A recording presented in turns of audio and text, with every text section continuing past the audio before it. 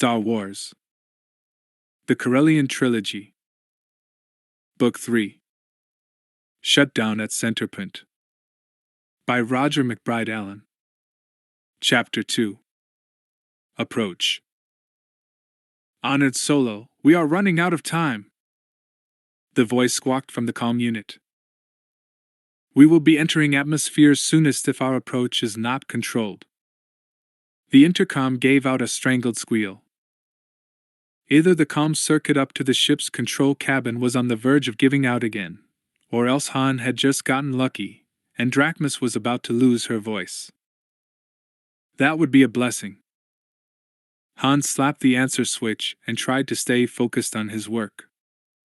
Keep your shirt on, Drachmas, he said, shouting just a bit. The comm unit sense circuits needed work as well. Tell honored pilot Salco that I'm nearly done. Why did the universe require all shipboard repairs to be on the rush? What I wouldn't give to have Chewbacca here, Han thought. What shirt? The voice asked worriedly. Should shirts be worn? Is this for safety? Han sighed and pushed the answer button again. It's an expression. It means be patient, he said, struggling to keep his own patience. Drachmas was a Cylonian, and most Cylonians did not like being in space. Understandable for a species that mostly lived underground, but having an agoraphobic being in command was enough to drive anyone crazy. Han Solo made the last hookup, closed down the last of the inspection hatches, and crossed his fingers. For luck. That ought to do the trick, he told himself. It had better. It was about time that something worked properly. If the cone ship he was aboard was a fair example of the breed, Cylonian spacecraft weren't much for reliability. Han engaged the power switch and waited for the inverter system to energize. Han was starting to question his own sanity in volunteering to help fly this particular cone ship down out of free space to the surface of Cylonia. He could have said so long and good luck and ridden down with Leia on the Jade's fire. But when a job needed doing, and no one else could do it, volunteering was not really all that voluntary. He hadn't had much choice in the matter. He couldn't have left Drachmas high and dry. He had obligations to her, and to her people. And Drachmas had made it clear they had to get this ship down. Her people couldn't afford to abandon any spacecraft, no matter what shape the craft was in. The nameless cone ship might be a piece of space-going junk, but Drachmas had assured Han that it was better than anything else the Cylonians had at the moment. Or, more accurately, it was better than anything that the Hunchuzik Den and their republicists had. Hurry, honored Solo. Drachmas called again. Why couldn't that intercom break down the way everything else did on this ship? Han hit the answer button again. Stand by, Drachmas. Pilot Salco, watch your power settings. Knowing he was with the Hunchuzik would have been a bit more useful if Han had had some clear idea about who or what the Hunchuzik Den was. All he knew for sure about them was that the Den was part of an amorphous faction of Cylonians who lived on CORELLIAN, and that, so far as Drachmas knew, they were still allied to a pro-New Republic alliance of Cylonian Dens called the Republicists, and that he was mixed up with them. Drachmas was a member of the Hunchuzik, and she had either kidnapped Han or rescued him from Thrak and Sal Solo or both. Han was still not sure. The Hunchuzik seemed to be having a fight with the Overden, the leadership on Cylonia proper, a fight that was going on in parallel with the Republic's battle against the rebellions in the Corellia system, though the two fights did not seem to be directly related to each other. The Overden was on the absolutist side, which wanted absolute independence for Cylonia. But even if the Ilinchuzik were Republicist and the Overden were absolutist, Han was coming to the conclusion that neither side much cared about principles, either way. Each was primarily against the other. But Han did know a few things for sure. He knew that Drachmus had saved his life, and that she had taken risks to treat him well. He knew that a member of his own family, Thraken Sal Solo, had treated Drachmus's people with the utmost cruelty. By Solonian standards, that alone was enough to brand Han himself as a villain, a killer, a monster. Yet Drachmus had given Han every benefit of the doubt. She had treated him with decency and respect. If that was all Han knew, it was also all he had to know. When will it be working? Drachmus called, her voice growing more strident. The planet is getting closer. That is the idea when you're trying to re-enter. Han muttered to himself.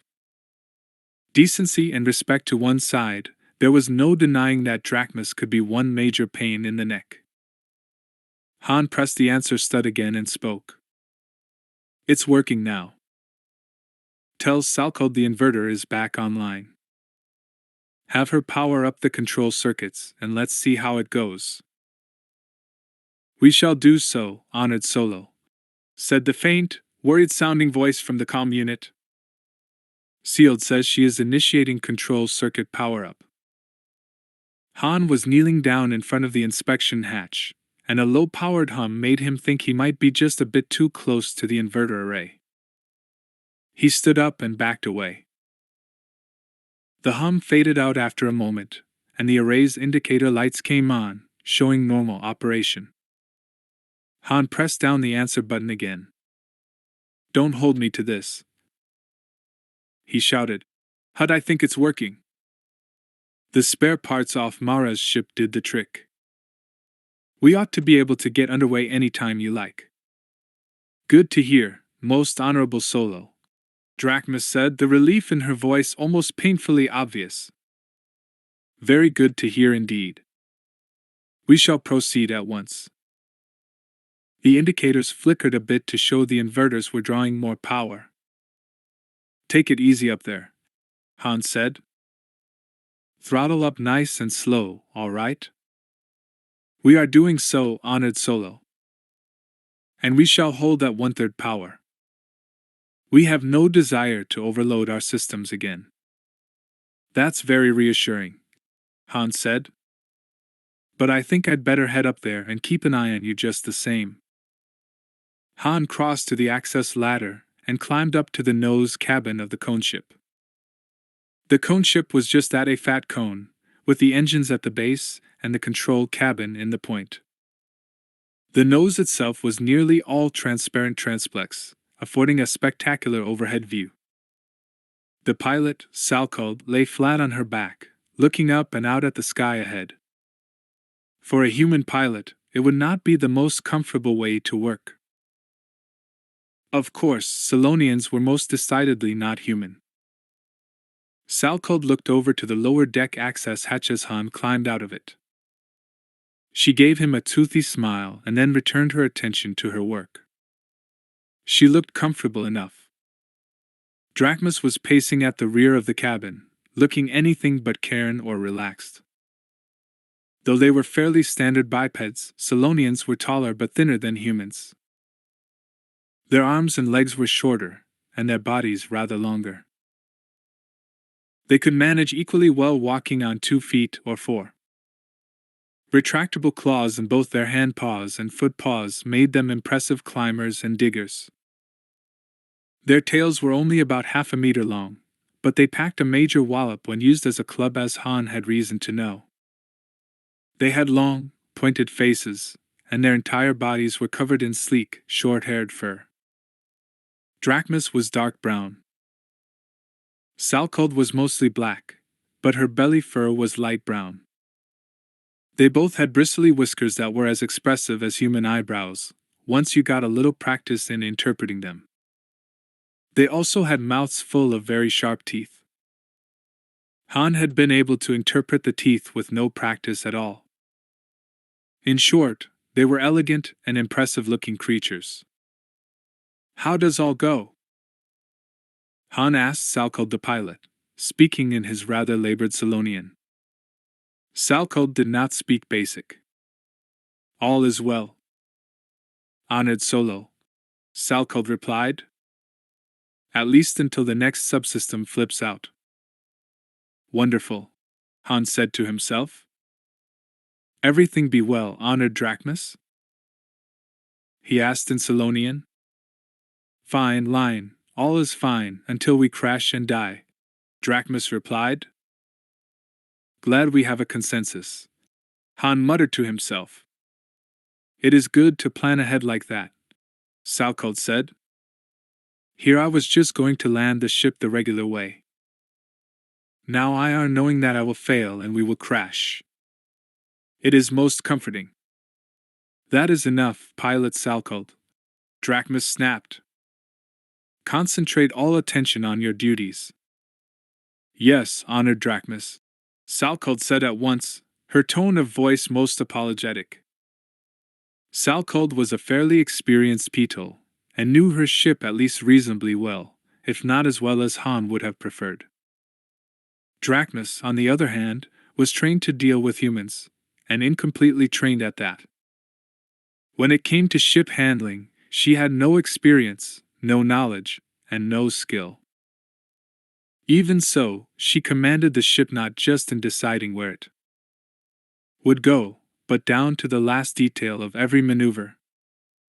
Salkeld could not, or would not, overrule her. Drachmas was of higher status, or seniority, or something, relative to Salkeld, and that was that, insofar as either of the Solonians was concerned. Neither seemed much concerned by the fact that Drachmas had only the slightest understanding of space operations, or by the fact that during the raid on Salonia she had repeatedly ordered the ship to do things it could not, and come alarmingly close to getting them all killed. Salkeld might have a smart mouth and an irreverent attitude, but she followed all of Drachmas's orders no matter how boneheaded with alarming dispatch. It took some getting used to. Han took his own place in the control seat next to Salkeld. He had done his best to adjust the padding to fit a human frame, but the seat would never be comfortable. Han lay back and looked up. The view out the transparent nose of the coneship was nothing less than spectacular. The planet Salonia hung big and bright in the sky, filling the middle third of the field of view. Salonia had smaller oceans than Corellia, and the land mass was broken up into thousands of medium-sized islands, more or less evenly spaced across the face of the planet. Instead of 2 or 3 large oceans and 4 or 5 continental landmasses, Salonia's surface was a maze of water and land. Hundreds of seas and bays and inlets and straits and shoals separated the islands. Han remembered reading somewhere that no point on land anywhere on Salonia was more than 150 kilometers from open water, and no point on the water was more than 200 kilometers from the nearest shoreline. But there was more to the view than the spectacular planet. Mara Jade's personal ship, the Jade's Fire, hung in space a kilometer or 2 away, her bow hiding a bit of the planet's equatorial region. She was a long, low, streamlined ship, painted in a flame pattern of red and gold. The ship looked fast, sleek, strong, maneuverable, and Han knew she was all of those things. He wished, not for the first time, that he was aboard her, and not just because the Fire was a better ship. Leia was aboard the Fire, along with Mara Jade. After Drachmas had managed to blow out nearly every system on board the coneship, the Fire had rescued them and provided Han with the spare parts he needed to repair the craft. Now the Fire was preparing to see the coneship to a safe landing. Han did not like Leia being on one ship while he was on the other, but the arrangement made too much sense. Mara, not yet completely recovered from her leg injury, still needed some looking after, and she needed a co-pilot, at least until she recovered. Space knew the Salonians, Drachmas and Salkeld, needed all the help they could get. Besides which, Leia spoke Salonian, spoke it better than Han. For that matter, and given recent events, it made more than a little sense to have at least one speaker of the Salonian language aboard each ship, in case of difficulties at the landing field. The plan was for the two ships to fly toward Colonia in formation and land side by side. But even if it all seemed perfectly reasonable and harmless for Leia to stay on Mara's ship while he flew in the cone ship, Han didn't have to like it. He didn't need to ask what could go wrong. So many things had gone wrong already. A bright light flashed on and off from the forward port of the fire. Leia was using the landing lights on the Jade's fire to send Mon Calamari blink code combinations of long and short flashes to form the letters of the basic alphabet. The technique was slow and clumsy, but the normal comm channels were jammed and it beat not being able to talk at all. Ready to begin entry, Han read. Signal when you are ready. They say they are ready. He turned to Salcald. Are we prepared? Yes, said Salcald. Very well, Han said.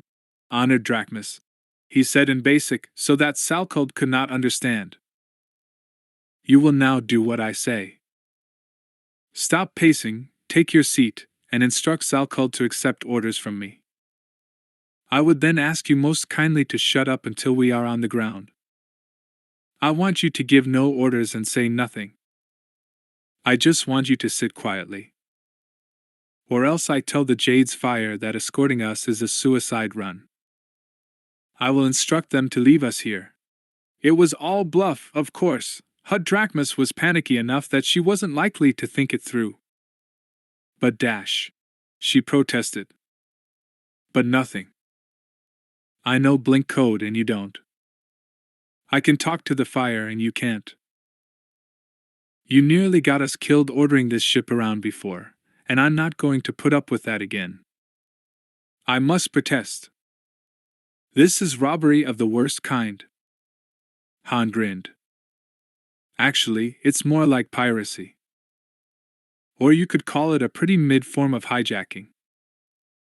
And I might add that if you don't know robbery from piracy, you have no business running a ship. Drachmas glared at Han, about to protest, but then she shook her head. So be it. I must accede. Even to my eye, my ship orders were none too good, and I wished to live some more. She shifted to Solonian. Pilot Salcald. You will obey the orders of honored Han Solo as you would Wyone, and do so until such time as we reach the ground. Salcald sat up in her seat and looked from one to the other before grinning even more widely than before. Yes, honored Drachmas, she said. I obey with pleasure. See that you don't find too much pleasure in obeying, Salcald. Drachmas growled. Honored Solo, if you would proceed. Take your seat, Han said to Drachmas in Solonian. We all must strap in and prepare for acceleration. Salcald, you will fly a standard approach to the intended field of landing, starting on my command. Is that understood? Yes, indeed, Salcald said. Absolutely. Han picked up the handlight placed next to his seat for the purpose, and signaled back to the fire. BDFO commence entry maneuvers, he signaled, managing to spot every mistake just after he made it.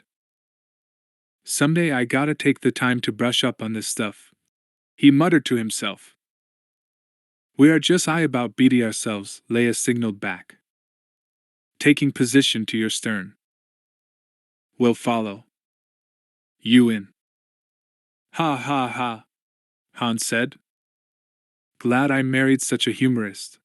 He shifted back to Solonian. Very well, Salcald, take us in. With much care. As he watched, the Jade's fire came about on her long axis, putting her stern toward the cone ship. Salcald edged the throttle upward, transferring minimum power to the engines. As the cone ship began to accelerate toward the planet, the fire drifted back, falling astern off the port side. As the faster, more maneuverable ship, and the one that was easier to control, it made sense for the fire to go in second, where she could keep watch on the cone ship. But even the spares on board the Fire had not been enough to patch up the coneship's stern detector grid.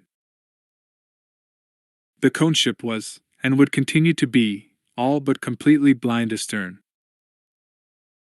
All she had was one wide-angle holocom set in the base of the cone, between two of the sublight engines. It would be useful during the final approach and landing, but even with the main engines off, its resolution was so poor that the Jade's Fire would be lost to view if she drifted only a few kilometers away.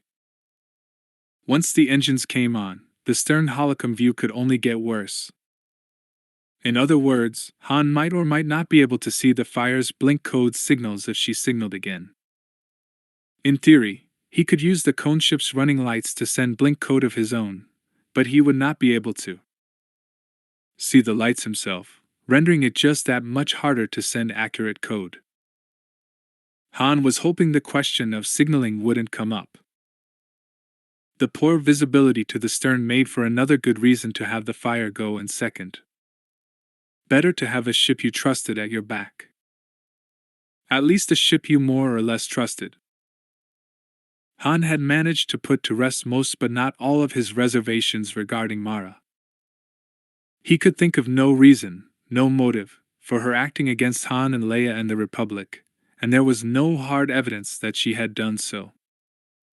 But she had never explained her actions to his satisfaction either. She had been in the right places at the right times and i.e. wrong places at the wrong times a bit too often in recent days. On the other hand, if she had wanted to do real damage, Mara was too much of a pro to let things be bungled. And the opposition had certainly done some bungling, thank the stars. Not everything had gone their way. Say whatever else you might about the woman, but Mara was competent. And that was a compelling argument. No, Han told himself as the Jade's Fire was lost completely to forward view. Leave to be. They really had no choice but to trust Jade. He watched as the Fire came into somewhat fuzzy view on the stern view screen. It was time to forget everything else and remember that the main thing was to get this crate down onto the surface. Now, Salkeld, it is your task, he said. Do well. I will, Salkeld said. Don't worry about that. The ship chose that moment to lurch to one side, and Salkeld grabbed frantically at the controls. Sorry, Salkeld said.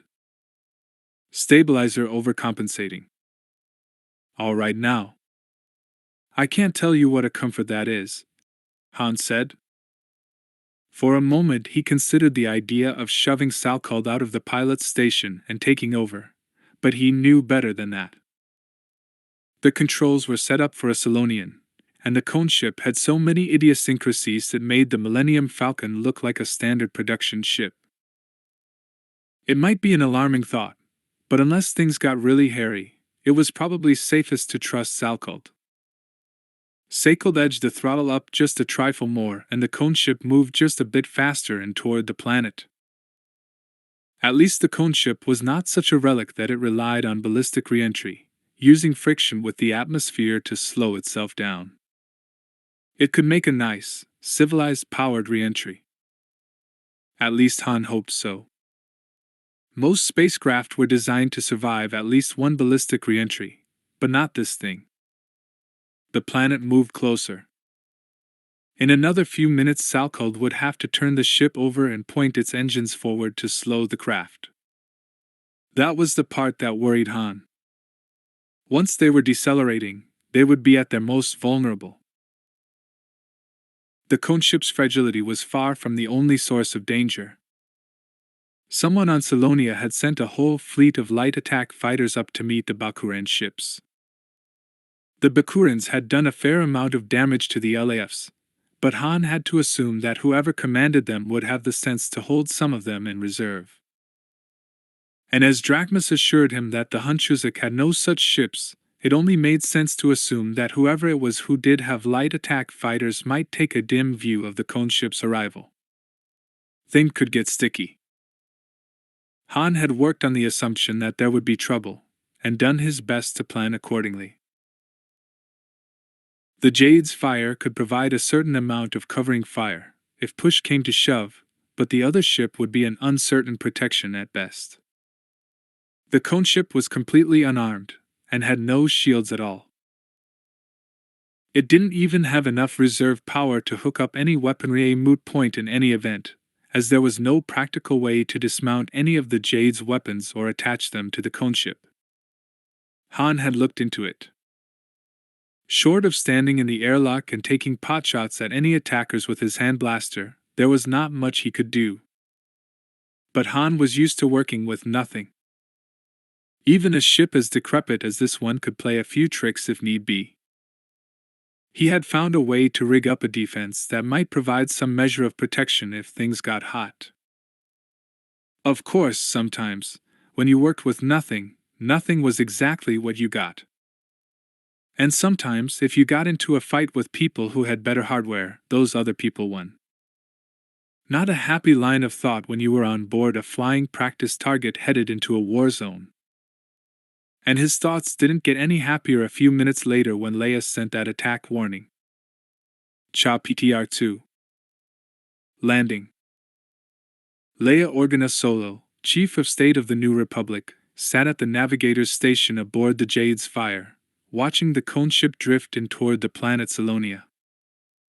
She had been a fool to let Han stay aboard that bucket of bolts. But she knew perfectly well that there had been no chance at all to get him off that ship, once he had decided he owed something to the Salonians on board. But what, exactly, was he getting them into? Leia was forced to think not just like a wife but like a politician. She could not see any way of avoiding it, but there was no question that Han was being drawn in by these Salonians and that Leia was being drawn in as well. It would be easy, all too easy, for the New Republic to find itself on one side or another of a light it had no business in. It would be even easier to get tempted into bargains with these Hunchuziks, bargains that had a few too many hidden strings attached. "He'll be all right, Leia," Mara said. "We'll stay right with them, all the way down. The fire can offer them more protection than you think." What? "Oh, yes," Leia said, pointlessly embarrassed. It was somewhat mortifying to be reassured by Mara Jade, of all people. Somehow to have Mara assume that Leia was worrying about her husband's safety when she was really thinking about the politics of the situation made it even worse. Was she so callous that calculation of political advantage even pushed aside worries about her husband? So calculating that even Mara Jade was capable of more concern for Han? But Leia told herself, rather firmly, that she had more sense than that. She had no choice but to think on more than one level. What good would it do Han if she got so tied up in sentimental worrying that she failed to foresee the dangers ahead? "Han will be all right," Leia said again, trying to convince herself as much as her companion. "If anyone can get that tub down to the surface, he can." "If anyone can," Mara agreed, none too reassuringly. Mara was at her usual post, at the pilot's station, guiding the Jade's Fire down toward the surface. She frowned and adjusted the thrust controls a bit, slowing them down again. "Trouble?" Leia asked. Mara shook her head without taking her eyes off the viewport. "Nothing we can't handle, but I don't like being behind the cone ship. That Siphonian pilot needs a flying lesson or two. If she hits the brakes like that too many times, she's going to get our nose assembly right up her stern. Can we back off a little? Not if we want them to stay in visual contact with us. That stern holocom has no resolution at all. We might be too far back for it to see us as it is, burning stars. She doesn't know how to fly." Mara pulled her joystick violently up and to the right. "She's doing the pitch-over maneuver way too early and without shutting off her engines. Nearly clipped her." Leia watched as the lumbering bulk of the cone ship began its turnover, flipping end over end to direct its sublight engines toward the planet and slow its descent. It was painfully obvious that the pilot was not managing very well. The ship was lurching abruptly from one attitude to the next, pausing at intermediate stages of the maneuver instead of moving smoothly from a nose-to-planet attitude direct to stern-to-planet. It only made it much worse that the pilot was doing it under power. Leia was a pretty fair pilot, and she would have been very reluctant to try doing it that way. Mara was forced to fly 2 more evasive patterns just to keep the fire from crashing into the other ship. Finally, she backed the fire off by 5 kilometers. "They're going to be nose-on to us anyway," Mara said. "They'll be able to see us reasonably well." "With a little luck," Leia said a bit doubtfully. The fire had first-rate detection systems, and could have tracked the cone ship halfway across the CORELLIAN system, but all the Eon ship had was straight visual. Leia peered out the fire's viewport and managed, with great difficulty, to spot the tiny dot that was the cone ship. The bright bulk of the planet's day side loomed up behind the ship, rendering it all but invisible. How easy would the fire be to see? A little spot of red against the blackness of space. Mara wasn't even using the main view screen anymore, but watching her detector displays. She wasn't relying on visual detection. Oh well. As long as at least one ship could see the other, things should be all right. "Trouble," Mara announced. "Leia, weapons and shields to stand by, fast." Leia ran the power-up routines as quickly as she could. She ran quick checks on the ship's turbolasers and shields. "All weapon and shield systems functional and online," she announced. "What's happened?" "Power up the defense tracking systems and tell me," Mara said. "All the NAV systems can tell me is that a bunch of blips just showed up out of nowhere."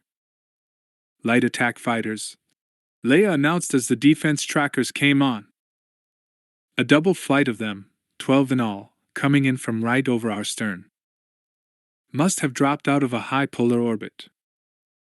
Mara shook her head as she stared down at the navigation display. "We can handle them, but it won't be easy. Not with the cone ship to cover.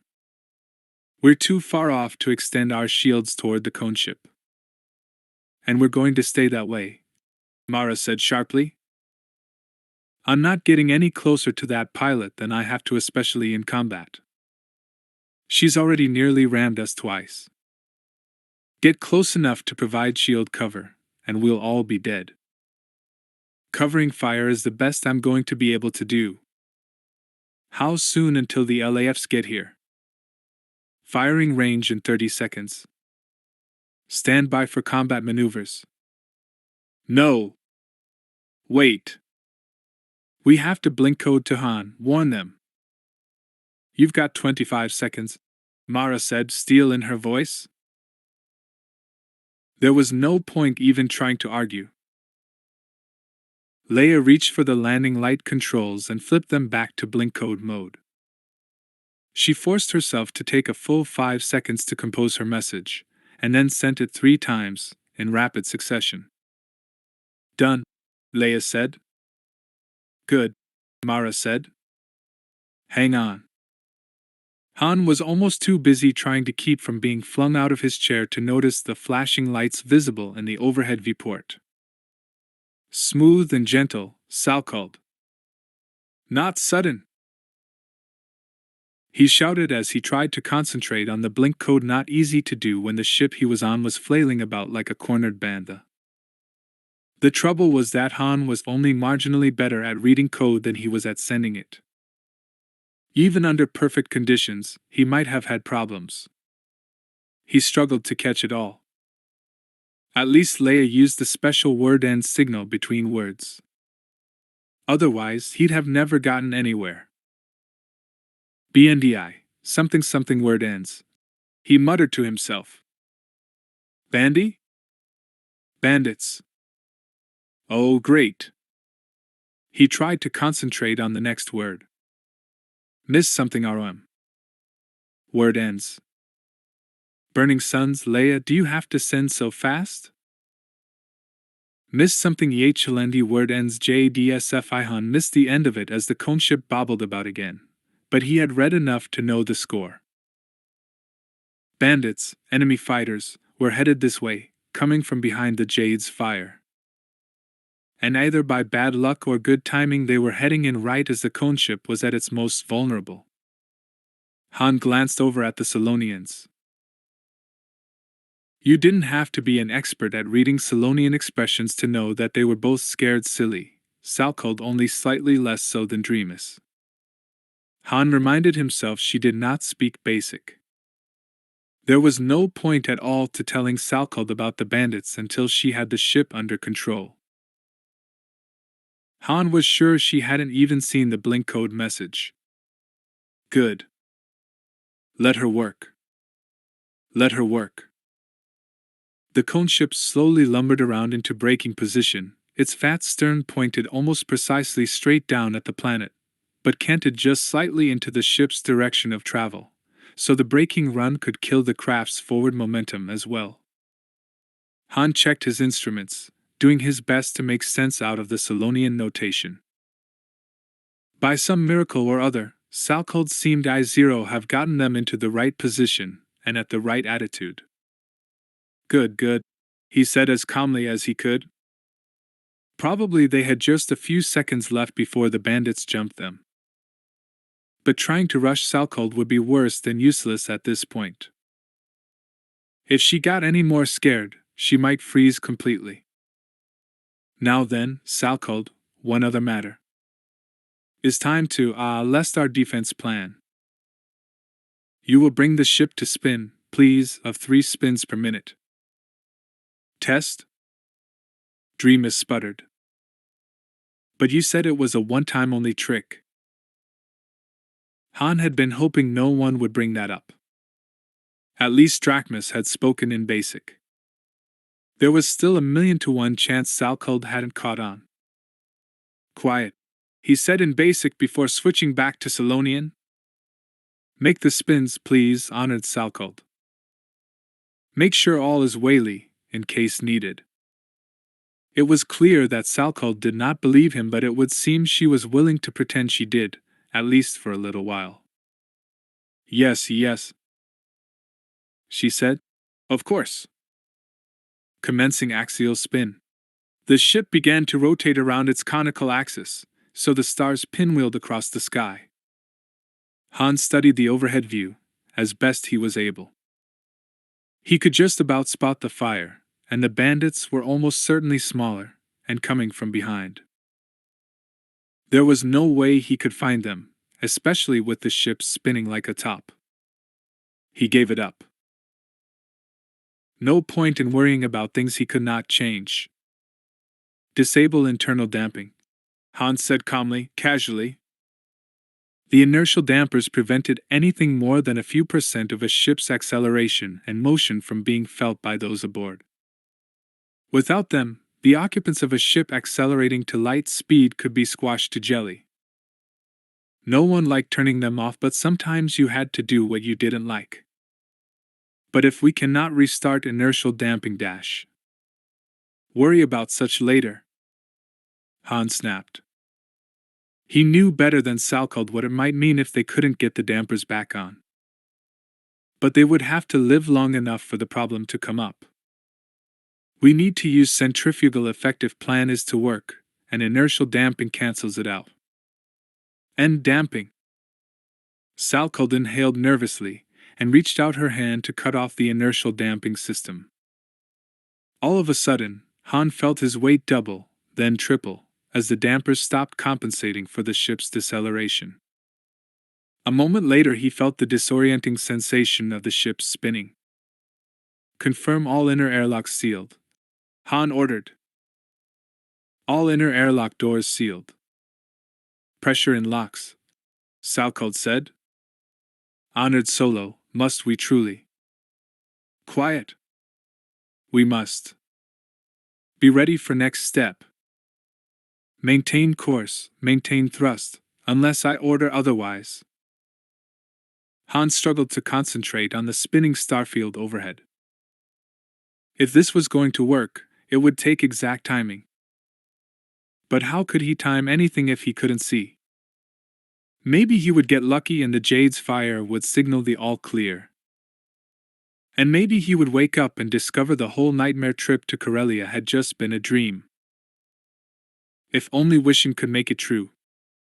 He had done his best. Now all they could do was hang on and see how it came out. Rear, ventral, and dorsal shields to full, forward shields to 1/4. Mara ordered. Divert shields as needed for ship safety. Leia worked the shield settings. Shields configured as ordered. Good, Mara said. Maintain turbolasers at standby. We aren't going to hold this course and speed. Act like they aren't there. They can't know how good or bad our detectors are. They've never seen this kind of ship before, but I know LAFs. They have the gear to detect turbos going online, but not shield activation. If we keep the guns off and stay on course, they might decide we can't see them. What good does that do us? Leia asked. They might blow right past us and zero in on the Eon ship.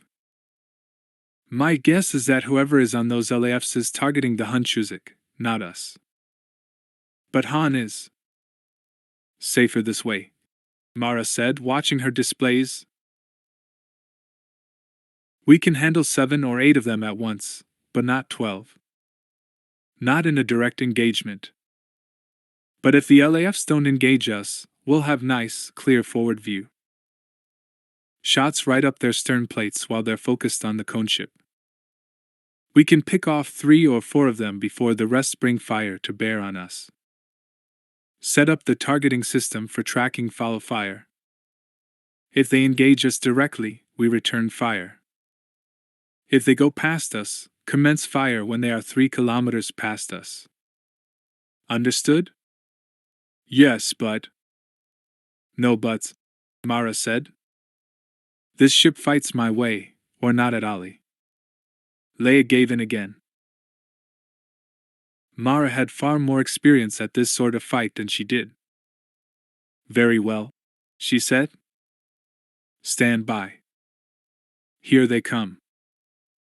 Leia watched the stern detector displays as the LAFs came in, directly behind the fire's stern, trying to hide in the detection shadow produced by the sublight engines. They were trying to sneak up. From that bearing they wouldn't even show up on most ships' detectors. The LAFs swept in, their images in the detection screen breaking up just a bit due to interference from the sublight engines. Leia tensed up as they swept through the optimum firing range, and felt herself relax just a trifle as they swept on, past the fire.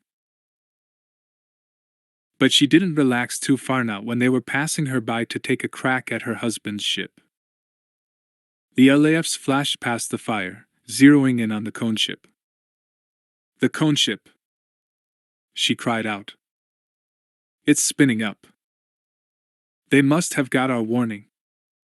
Let's hope Han's idea works better than it ought to, Mara said.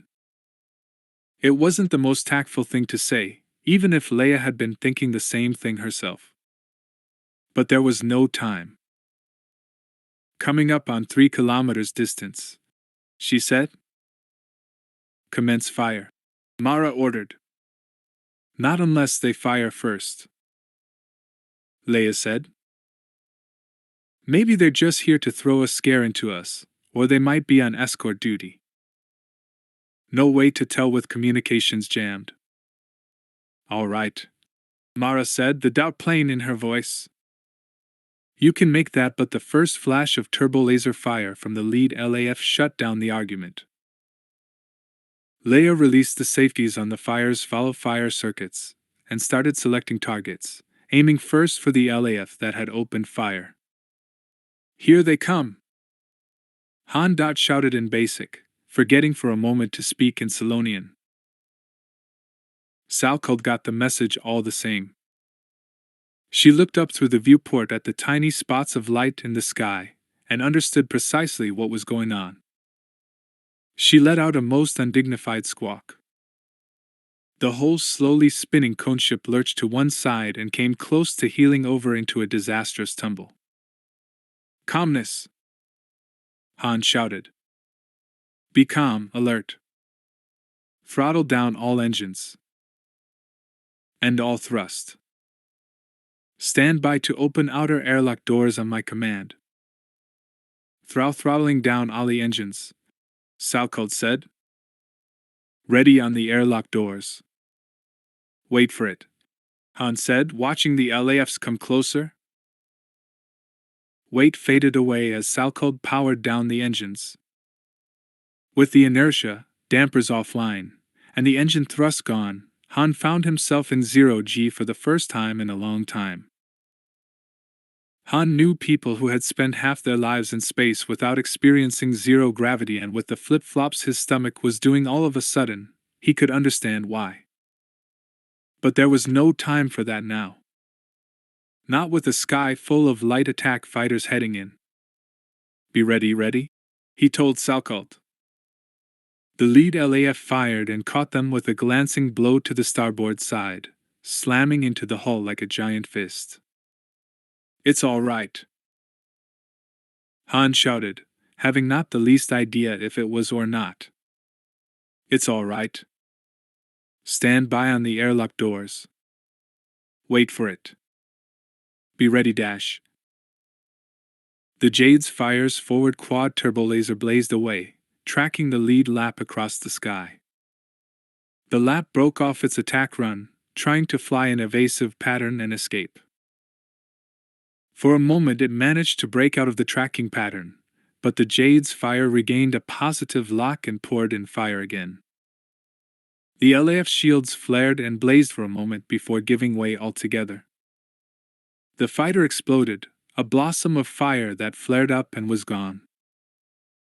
Leia fed 2 new targets to the follow fire system, and got busy herself with the manual guns, reading the detection screens for herself. But the rest of the LAFs were not going to be such easy pickings. They had their rear shields powered up to maximum, and did a better job of evasive maneuvers, good enough to completely bamboozle the follow fire systems. But not good enough to fool Leia. She settled in with the manual controls and began looking for targets. She concentrated her fire on the toughest shots, the LFs closest to the cone ship. She got a lock on one and fired, holding the guns on target long enough to burn through the shields and blow the fighter to bits. Just then the cone ship cut its engines, allowing it to drop straight for the planet's surface. It threw the LAFs off, if only for a moment or two. Leia shook her head and sighed. Not much of an evasive maneuver, but probably the best Han could manage with that clunky piece of junk. But suddenly her detector displays showed a cloud of debris blooming out from the cone ship in all directions. Fear stabbed at her heart. That one hit on the cone ship's hull couldn't have done that much damage, could it? Could the craft be breaking up before her eyes, with Han aboard? She had no desire to watch the death of her husband, but then something happened to one of the LAFs, and then another, and another. As they swooped in close to the cone ship, they bounced and skittered and wobbled off course. 2 of them lost power, and the third was rocked by a small explosion amidships. Leia got a target lock on one of the survivors and fired, catching a piece of him before he managed to get his shields up. Leia tried to track to a new target, but the LAFs had plainly decided to take the hint and accept the fact they weren't welcome. They scattered, hightailing out of there in all directions. But how in the blazes had, suddenly she understood. Of course. Of course. Mara. His trick worked. Get us out from behind Han, fast. New course, 5 or 6 kilometers to one side of him, and try to overtake him if you can. It's not going to be so safe to be behind him for a while. She smiled, relief flooding over her. She should have known Han wouldn't give up without a fight. Han listened closely as the last of the junk went lumbering out of the airlocks, banging and clattering and thudding and reverberating through the ship. There was no air in the locks left to transmit noise, of course, but there was on the other side of the interior bulkheads a fact that had made itself known with every bit of broken-down hardware that had slammed around the locks. Han had spent half a day policing the ship, looking for every bit of surplus or broken hardware he could. Buckets of bolts, worn-out spare parts, garbage from the galley, unidentifiable bits of machinery that had been sitting in the hold for who knew how long. He had thrown all of it into the locks. And all of it had tumbled out into space when the locks were opened, thrown clear by centrifugal force. Result: a cloud of slow-moving space junk left right in the path of the attacking LAFs.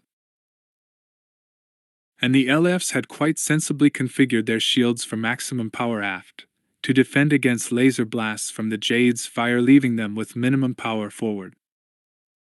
But plowing through a cloud of hits and pieces of broken metal and plastic at a closing speed of something like 1,000 kilometers an hour was very far from a good idea. However, piling a ship into a planet was an even worse one. Good, Han said. They're gone. But we are not out of this yet. Re-establish inertial dampers and cut ship's spin. At once, Honored Solo, Salkeld replied. There was an odd shimmering sort of vibration as the inertial field came back on and weight returned. The ship's ungainly spin slowed, and stopped and then started up again in the opposite direction and started low get faster. Salkeld, Han called out. This is no time for the playing of games. I am not doing so, Honored Solo. Failure in lateral attitude control system. I cannot shut it off. Oh, for dash. Han scrambled up out of his seat and dove for the main circuit breaker box. He yanked it open and tripped the lateral attitude control breaker by hand. That killed the thrusters that were producing the spin, but also killed the ones that fired in the opposite direction, and could bring it to a halt. He slapped the access door shut and returned to his seat. Hope everyone is liking low spin, Han announced in Solonian. We are to do it for a while. Salkeld. Restart to main sublight engines and nice, slow throttle up, please. At once, Honored Solo, Salkeld replied. She reached for the throttle controls and began adjusting them. Nothing seemed to happen. Not that slow, Salkeld. We need to do some braking. Salkeld looked at Han, and the panicked. Okay, that had seemed on the verge of fading away was therein. Full force, and no doubt. No activation, she announced. Engine initiator not responding. Horror, cried Drachmas. We incinerate for certain. Quiet, Drachmas, or I send you out the airlock. Salkeld, try again, Han said. Firstly, confirm you have power to all engine systems. Board shows all power systems fine and lovely, Salkeld said. Board says is working, but it not. Not helpful, Han said, jumping up. Off I go again. Keep trying, and listen to the comm. Han rushed for the ladder to the lower decks and clambered down as fast as he could. As soon as he reached the lower deck, he smelled smoke. There was trouble, big trouble.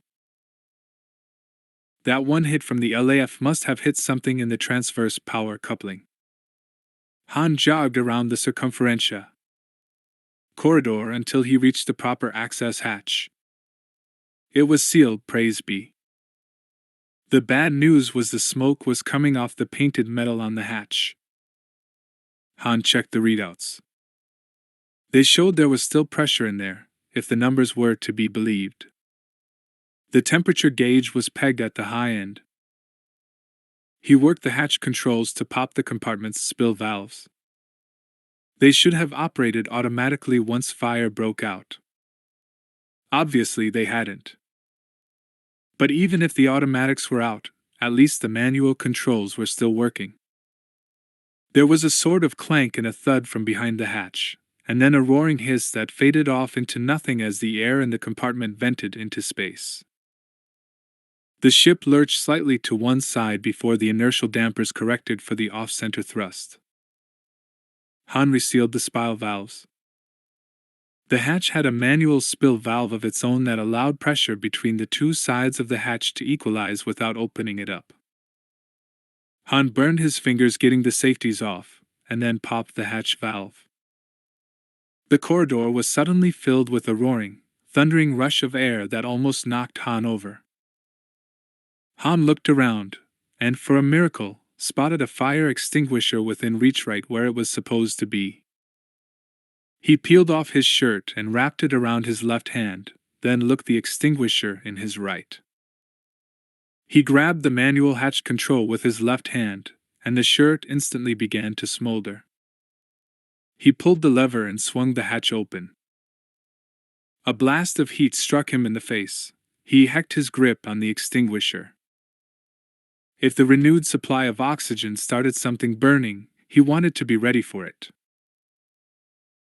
But he did not want to try doing emergency repairs on equipment that was covered with spray foam if he could possibly avoid it.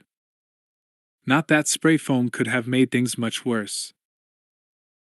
Han stood in the hatchway, stared at the compartment, and felt sick. The initiator was just not there anymore. There was no need for the extinguisher. Anything that could have burned already had. Han looked down at the blackened deck plates. The compartment was just under the outer hull. FT looked as if the LAF's turbolaser hadn't quite burned through the hull, but it had clearly come close. The entire compartment was still hot, but was cooling rapidly now, the metal pinging and clinging as it gave up its heat to space. But Han wasn't here to see what happened after an equipment bay fire. Think, Han told himself. Think as fast as you ever have. The cone ship had a very awkward engine start system, and one that had caused plenty of trouble already on this trip. More modern systems work differently, but on this bucket, the initiators served as massive capacitors, storing up huge amounts of energy and slamming it all out at once to get the sublight engines over the power threshold where their energy reaction was self-sustaining. With the initiators out, the sublight engines could not restart. And without those engines, the cone ship was going to drop like a Sloan, a shooting star aimed straight for the planet. They had to restart those engines. They had to. But there was no other system in the ship with anything like enough power to let the sublights reach their minimum startup energy. Even if they overloaded every single. Wait a second. Tai was it? It was unlikely it would work. But it definitely wouldn't work if he didn't give it a try. And give it a ITY fast. They were in free fall, heading straight for a spot that was going to have a new crater in a few minutes. Han stepped back out of the initiator compartment and sealed the hatch. Where would the repulsor feedback dispersal system be on this tub? Useless to ask Salcult. She was so close to the edge she probably wouldn't remember where the pilot's station was. She had given him a tour of the ship when he had first come aboard, that was it. Just on the other side of the main power room. Perfect. Han rushed back down the circumferential corridor the way he had come and found the right access panel on the wall. He pulled it open and traced the connections. Good. Good. For a wonder, they were all standard hookups. He tripped the breaker by hand. Cable. He needed power cable. Stores room. They had all but cleaned it out to fill the airlocks with junk, but there had to be something left. He charged down the corridor and threw open the hatch to the store's room. Nothing. Down to the bare walls. Utterly empty. Hans started to swear to himself and at himself with impressive fluency, but there was no time for such indulgences. Think. Life support. Main power to life support. No sense keeping it on. They were all going to be dead in about 5 minutes anyway if he didn't get some power cable. Life support. Where could he kill power to life support? Right. Cut it right at main power and yank the cable from there. Han rushed back to the main power room, threw the hatch open, and went inside. Not everything was labeled, and what was labeled was in Selonian, of course. He struggled to sort out what was what. There. If he was reading the labels right, that junction was main device for rube blowing of air. Meant for breathing, and tilt 1 was cleansing of air from pollutants for pleasant breathing. A little verbose, perhaps, but clear enough. He found the circuit breakers on the junctions and slammed them off. Han could hear the fans and blowers dying all over the ship. He yanked the power cables out of their sockets and pulled them down off their cable guides. He pulled the other ends of the cables, and then found a label reading power input HERC from the powerful initiators which are in another compartment. He pulled the cables running from the destroyed initiators and plugged in his borrowed life support cables. He snaked the cables out into the corridor, praying they would reach, and gave thanks when they did. He made sure the repulsors were offline, then yanked the lines running to the repulsor feedback dispersal unit, and plugged in his borrowed cables. He stepped back and double-checked his work. Okay, he said to no one at all. That ought to work. I think. He turned and ran for the ladder up to the command deck. Something's wrong, Leia said, watching her detector screens. The spin has reversed instead of stopping, and they haven't restarted their main engines. Maybe they took some bad damage from that hit, Mara said. Can we dock with the ship and get them off? Leia asked. Not before they hit atmosphere, Mara said. There's nowhere near enough time. Besides, that cloud of debris they threw out is still traveling with them. We'd get hit the same way the LAFs were.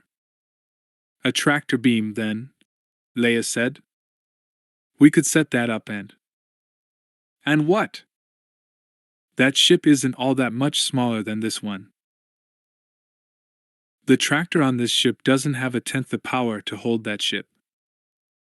If we tried it, more than likely they'd pull us down instead. I'm sorry, Leia. There's nothing at all we can do. Deep in her heart, Leia knew Mara was right. But it felt wrong to give up without a fight. They had to do some eyeing. Stay close, Leia said. Get as close as you can without getting into the debris cloud and take up station keeping. Leia, there is nothing we can. Suppose they get temporary control, or slow just enough time they can abandon ship? Leia asked.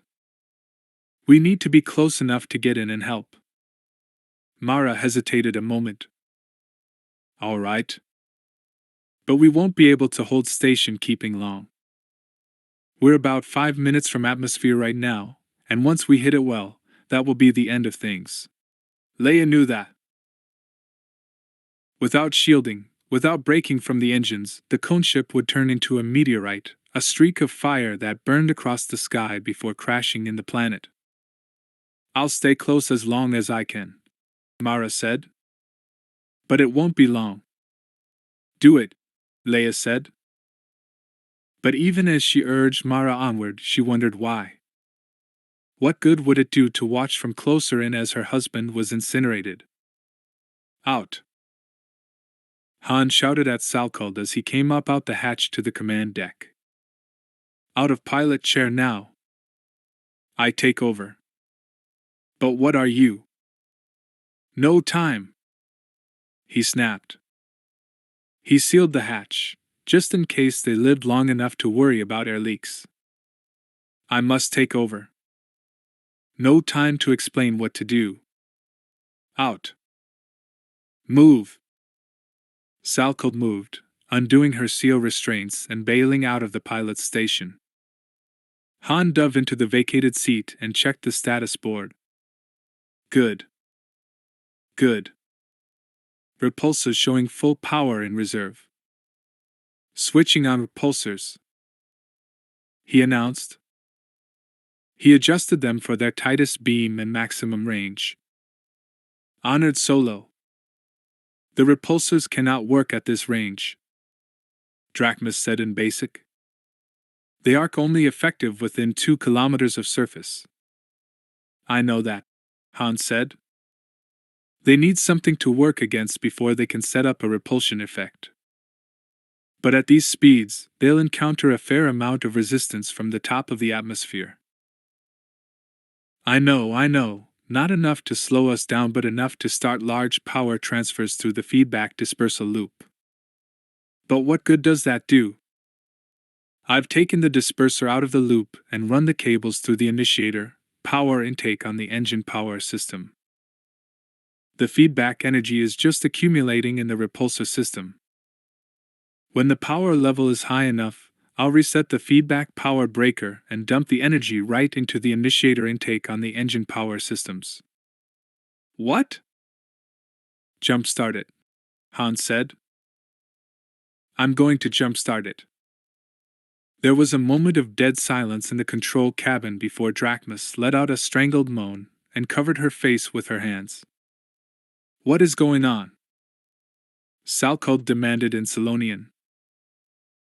I go to start engines by accumulating repulsor feedback power and dumping through initiator manifold, Han replied. But feedback buildup will destroy repulsors.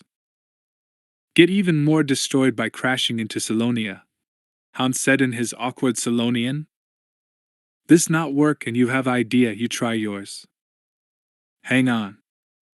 The idea was crazy. Han knew that.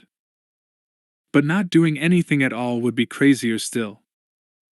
Even 1,000,000 to 1 shot was better than no chance at all. He watched the feedback charge accumulator display as the excess energy built up in the repulsor system. The more power, the better the chance of restarting the engines unless he accumulated so much power the repulsors simply blew out.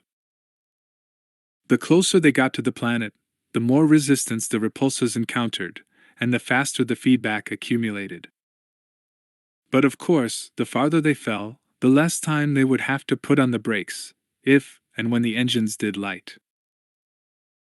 Han knew that even the maximum power output he could hope for would be borderline minimum to get the sublight engines going, and he was going to gel exactly one chance.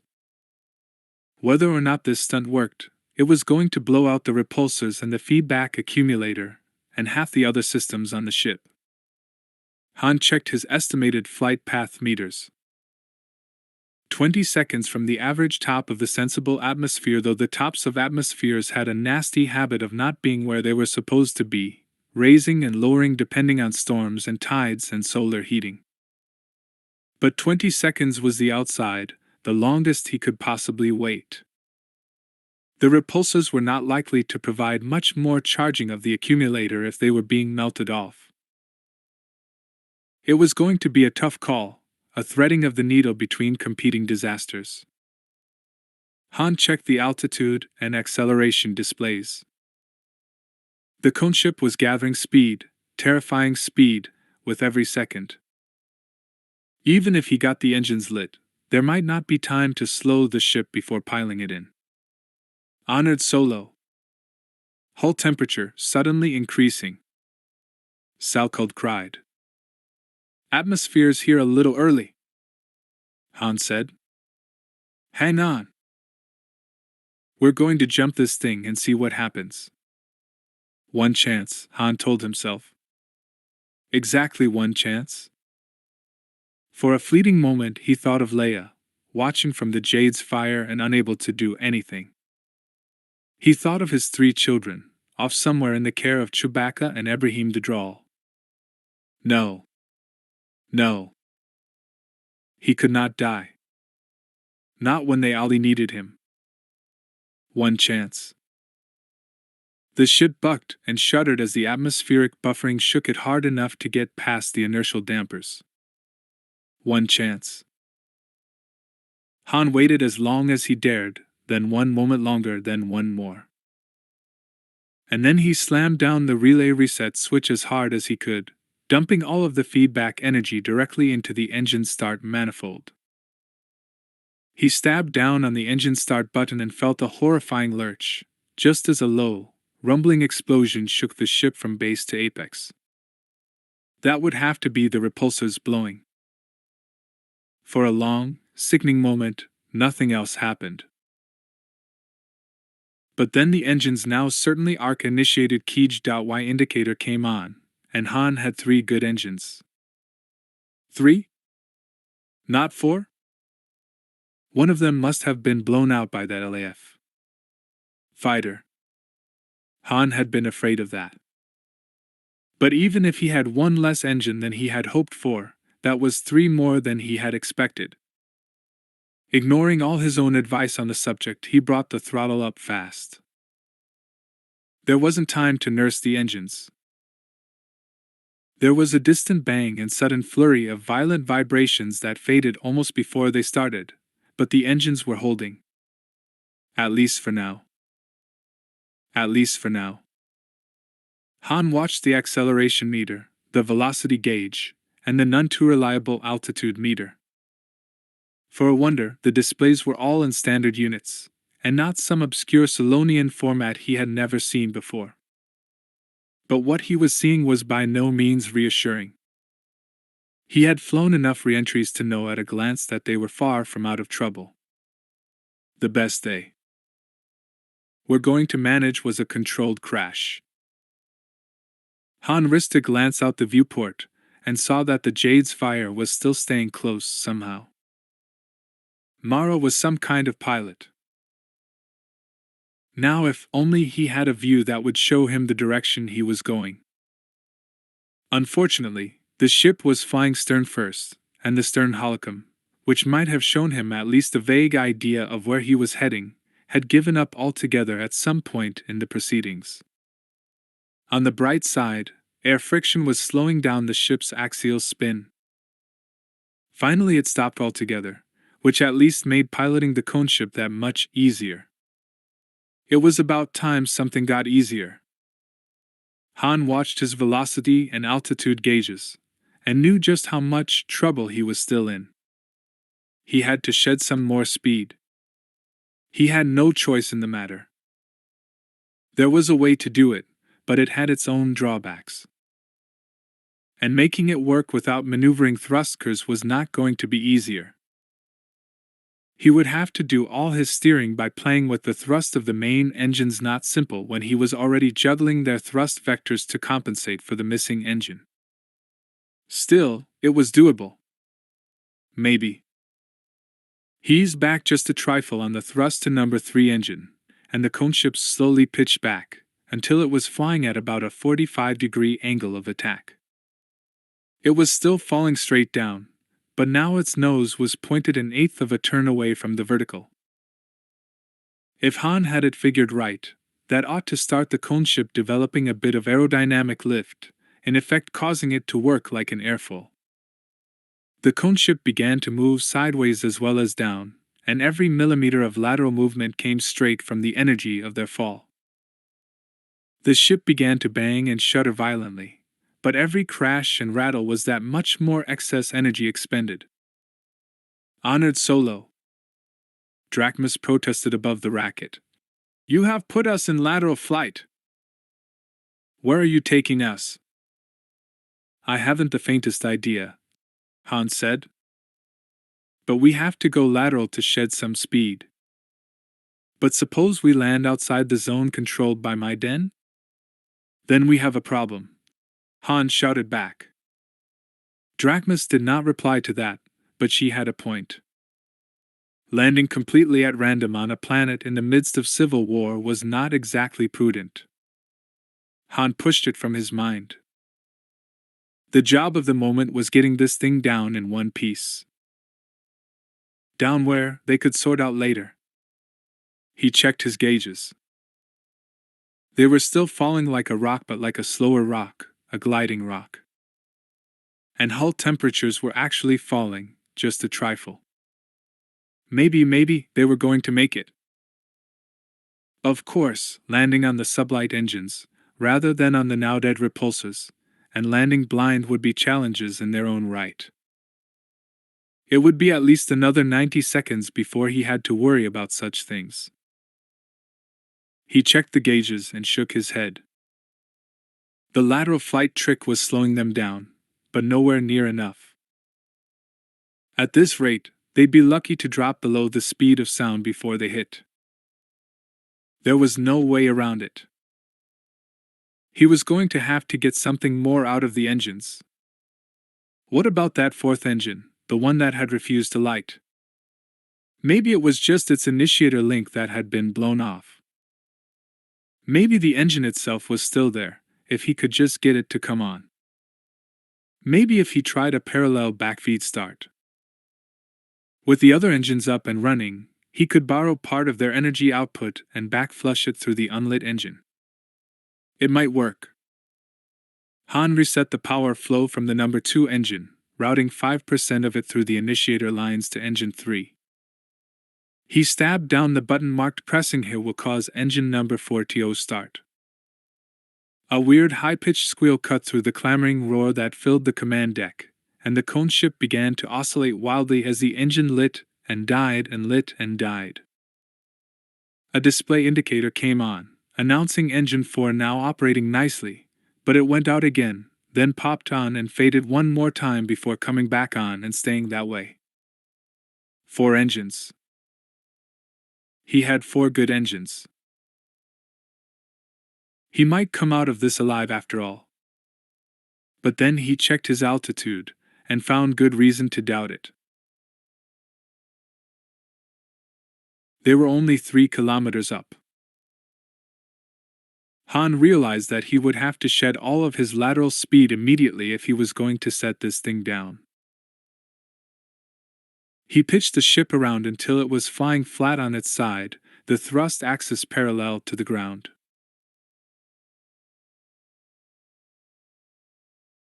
The planetary horizon swooped into view and kept going right past, until Han was flying exactly upside down, his feet pointed at the sky and his head pointed at the ground.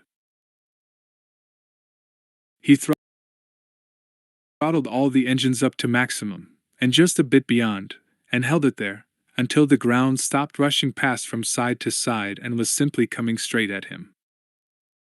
0 forward velocity, or close enough. But plenty of velocity in the direction of down. Han pitched the conch ship over again, until he was flat on his back, looking at the sky, and made sure the engines were cranked up to maximum power. There was nothing else he could do.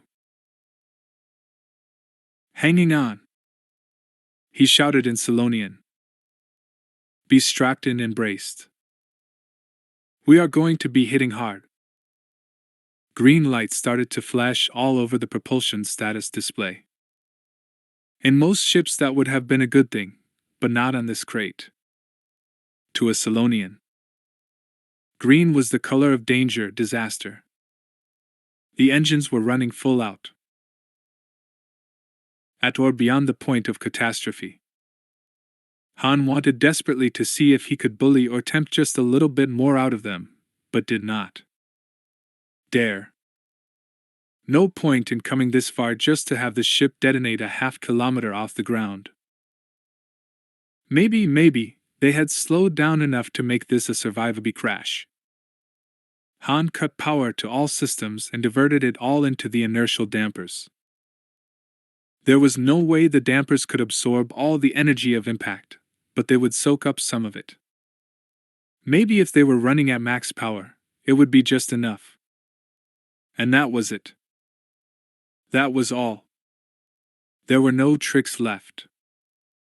Nothing left to do but hold on and watch the numbers in the altimeter evaporate. Han had not the faintest idea where they were about to land. There had not been time, in his one quick glance at the ground, to do anything more than see that it was there. He had seen water, flat land, and some good-sized hills, but which of them he was about to hit, he had no idea. 1 kilometer up. 800 meters. 700. 500. 400. 350. If only the repulsors were still working.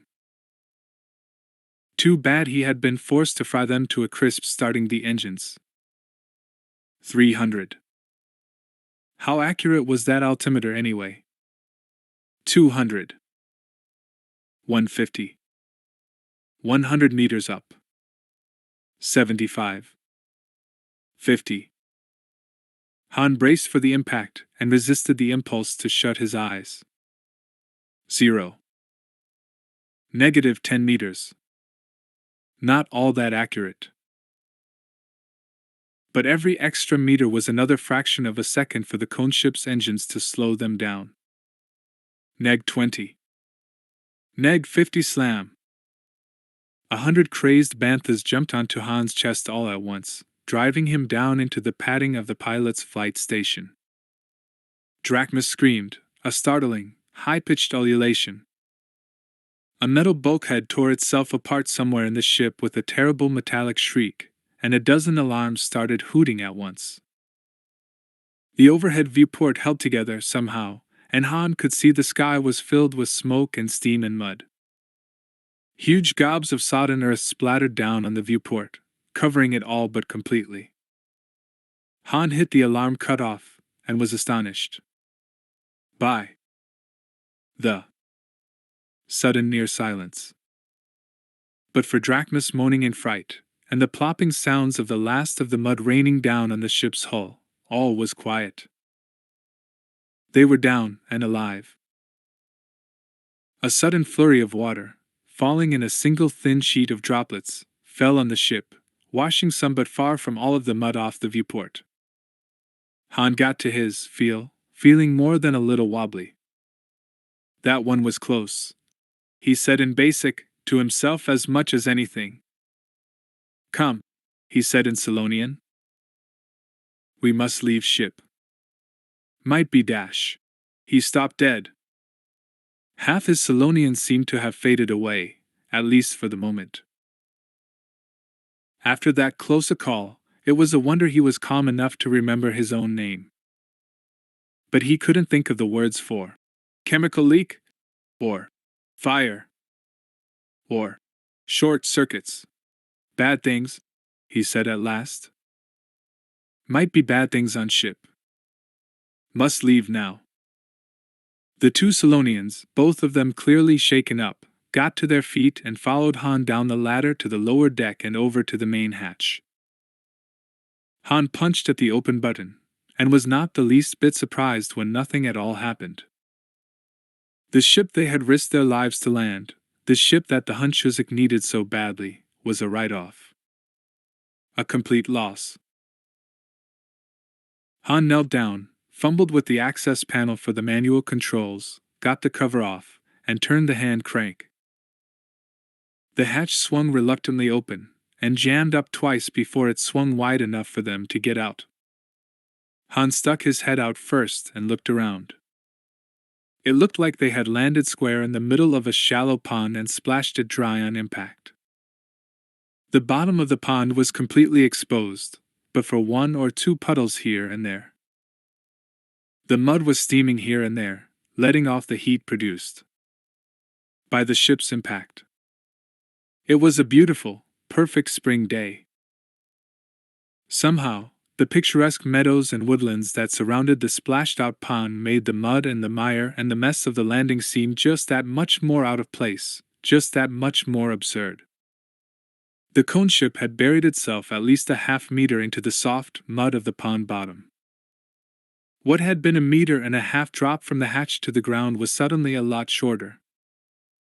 Hans sat down on the edge of the hatch and hopped down only to sink it over his ankles in the thick mud. He lifted his left foot up out of the muck, nearly losing a boot in the process, and planted it as far away from the ship as possible before pulling his right foot out. He squelched out of the pond basin toward dry land and saw a Solonian, an older-looking female with graying dark brown fur and a moody look in her eyes. "That's a hunch as a cone ship, be it not?" the Solonian asked, watching Drachmas and Salkeld stagger out of the craft. "That's right," Hans said, a bit distractedly as he slogged through the mud. "That was the Sklonians for you." A spaceship crash lands in a pond in front of one, and what was the response? Not shock, or surprise, or fear. Not, "Hello?" Not, "What an amazing escape!" Not, "Are you all right?" No. The first thing to worry about was what den was involved. Said the Solonian. "This is Shanzari land. We be Republicists, Hunchuzik allies." "Good," said Han, still struggling toward shore. "Glad to hear it." Han half climbed, half crawled out of the pond basin, and paused there a moment. The old Solonian looked at the ship and shook her head. "Cone ships," she said, her Tory derisive. "The Hunchuzik are foolhardy. Solonians do not belong in space." Han looked at the Solonian for a long moment. "You know," he said, "I just about worked that out for myself." He turned his back on the cone ship and staggered off toward the other side of the clearing, where the Jade's fire was settling in for a nice, calm, sedate landing. Chapter 3. At the source. Tendra Risen sat in the pilot's station of the gentleman caller, and wondered if it was going to be all right, wondered how it could be all right. She had done her part, however little that might be. In purely objective terms, all was well. She had used the radionics transmitter to tell Lando of the fleet hidden in the CORELLIAN system. His friends had gotten the news, and it might well prove vital to them. She knew Lando was alive, and well, and that he was glad she was in system. But none of that you changed the fact that she was stuck out here, and no one could get to her. She looked through the forward viewport at the bright star of Corel, dead ahead. Unless that interdiction field went down, it was going to take her months to cross the distance from here to there. It was worth it, she knew that. She had more than likely saved lives, many lives, perhaps even Lando's life. But the thought of more months alone on this ship was more than she could bear. But the people Lando was with, the Bakurans, had asked her to send them more information. There was not much she could tell them that she had not said already, but she would tell them what she could. She switched on the radionics transmitter and set to work. The Bakuran light cruiser Intruder fired her main forward turbolaser battery 3 times, and 3 times pocket patrol boats exploded. "Very well," said Admiral Hordal Ocelage. "You may hold your fire. Bring the turbolasers to their stowed position and power them down. Make sure our friends can detect what you are doing.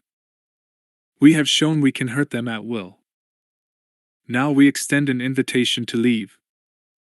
Let us see if our friends out there understand that we plan to play rough if they stay." A reasonable tactic, Luke Skywalker thought, feeling none too happy about it. A show of overwhelming force might convince the surviving defenders to withdraw.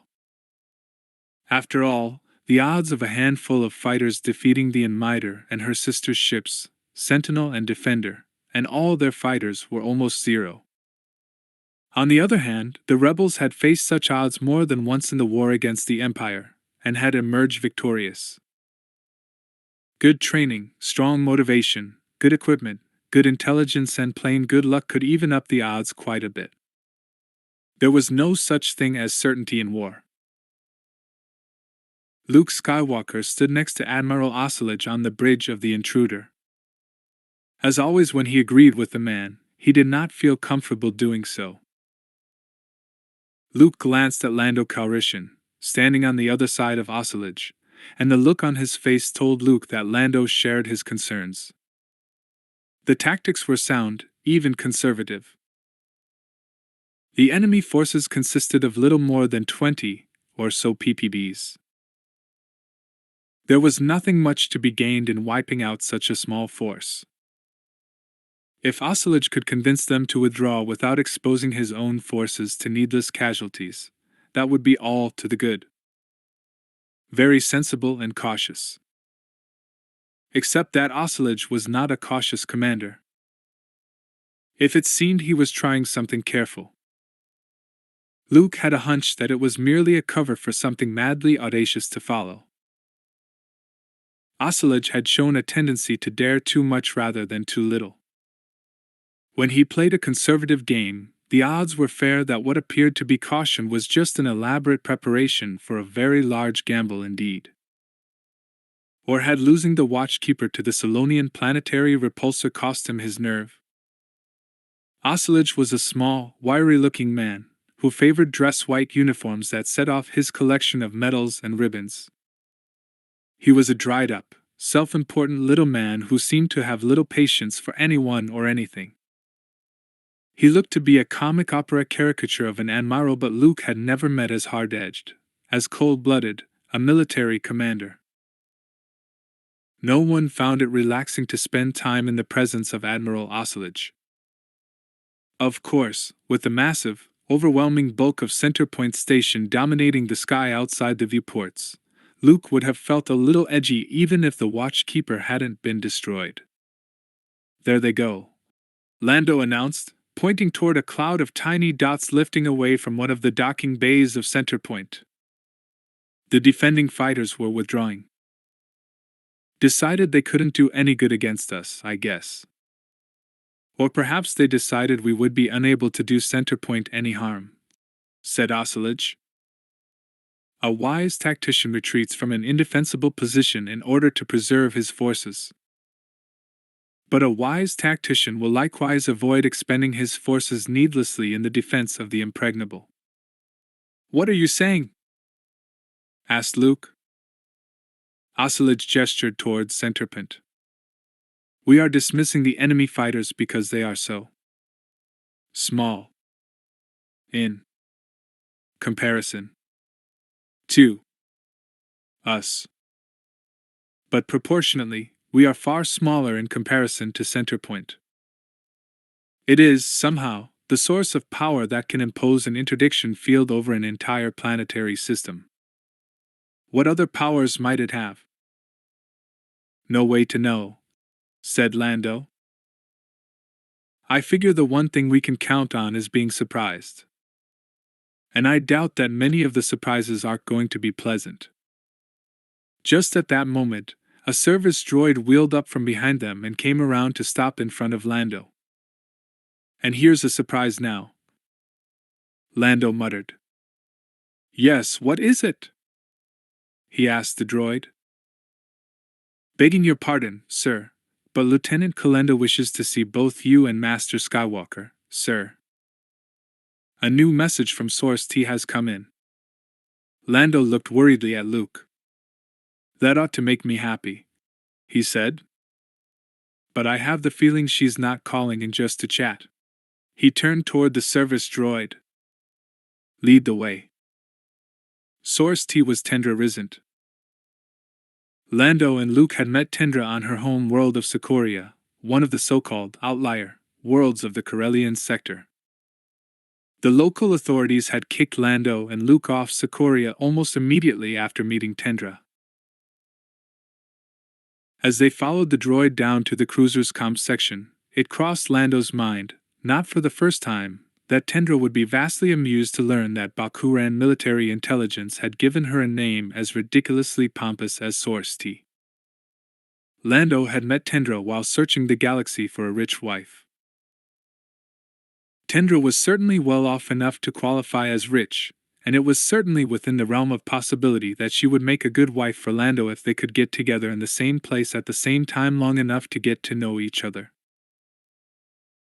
But even if they had not had the time to fall madly, passionately in love with each other, the two of them had very definitely made a connection with each other, established a solid bond, something that they could build on, someday, if the universe gave them that chance.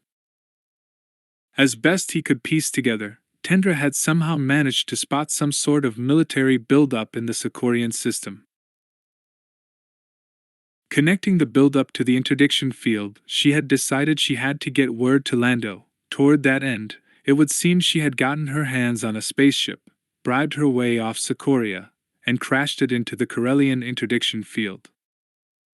None of that would have done anyone much good, but for one other fact, Lando had given her a radionics communication set.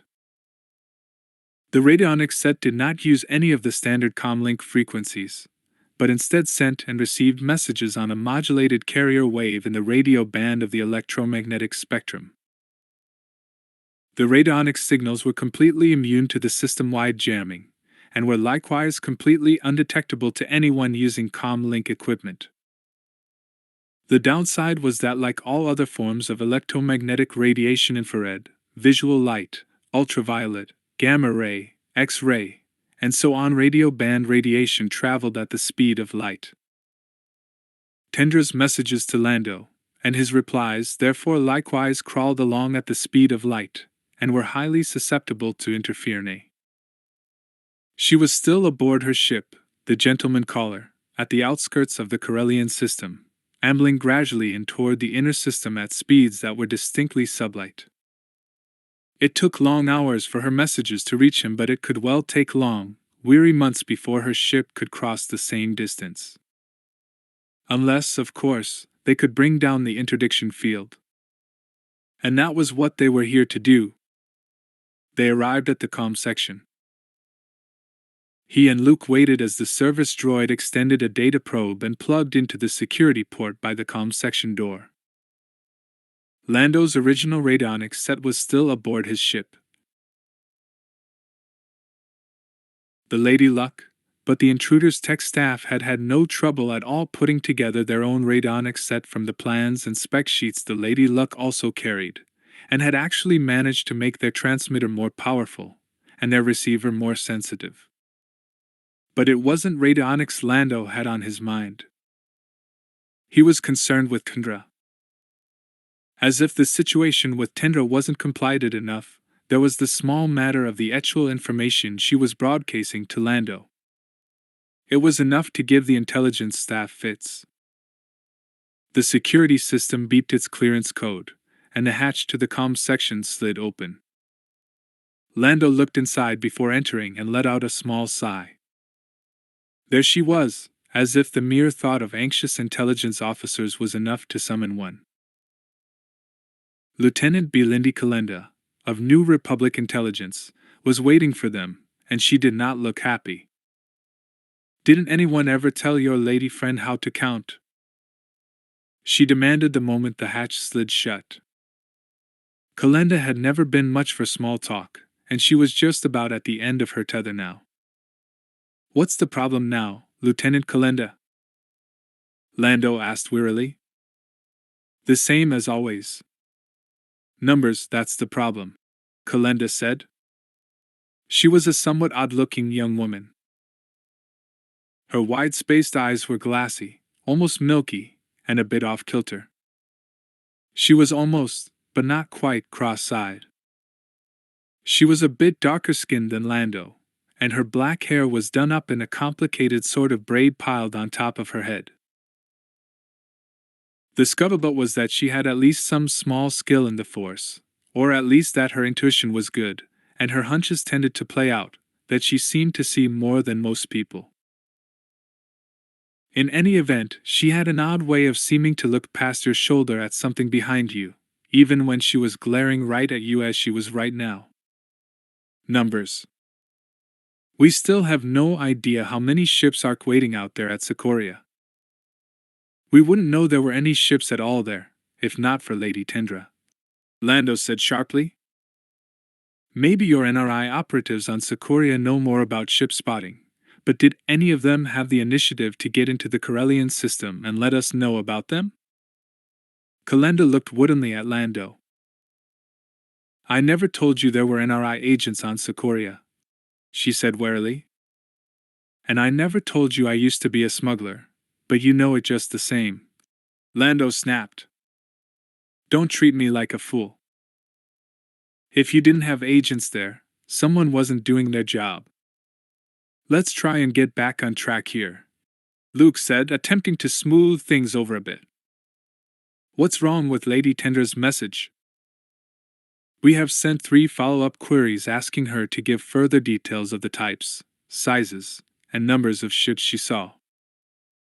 Her latest message seems longer and more detailed, but once you weed out all the qualifiers and caveats, we still have nothing but the vaguest sorts of estimates. She can't tell you what she doesn't know, Lando said, wondering how many times he would have to tell that to Kalenda before she would believe it. Or when he would stop being frustrated by the intelligence group reading messages intended for him and reading them first. But we have to know more than we do, Kalenda said. Whose ships are those? How many are there, and how well armed are they? Who commands them, and what are their intentions? You'll have to transmit again, and ask for more information. I won't, Lando said sharply. I don't care what your psych teams say about her responding best to me. She told you all she can, and I'm not going to help you harass her anymore. But we need more dash. The trouble is, she doesn't have any more, he snapped. You have all the details you're going to get. Did you expect Tendra to be able to tell you the fleet commander's middle name by looking at ships in orbit? Through macro binoculars? She's given us a warning, and a very useful one. She's given you all the information she can, and there are limits on how far we can press her. And there are also limits to how many messages you can ask her to send, Luke put in. Every time she sends us one, the odds of her being detected go up. Kalenda looked at Luke sharply. Detected? How? By whom? Think about it, Lando said. You're the intelligence officer. The way she's broadcasting is secret, but it's not hidden in any way. She's broadcasting in clear, without any coding or encryption.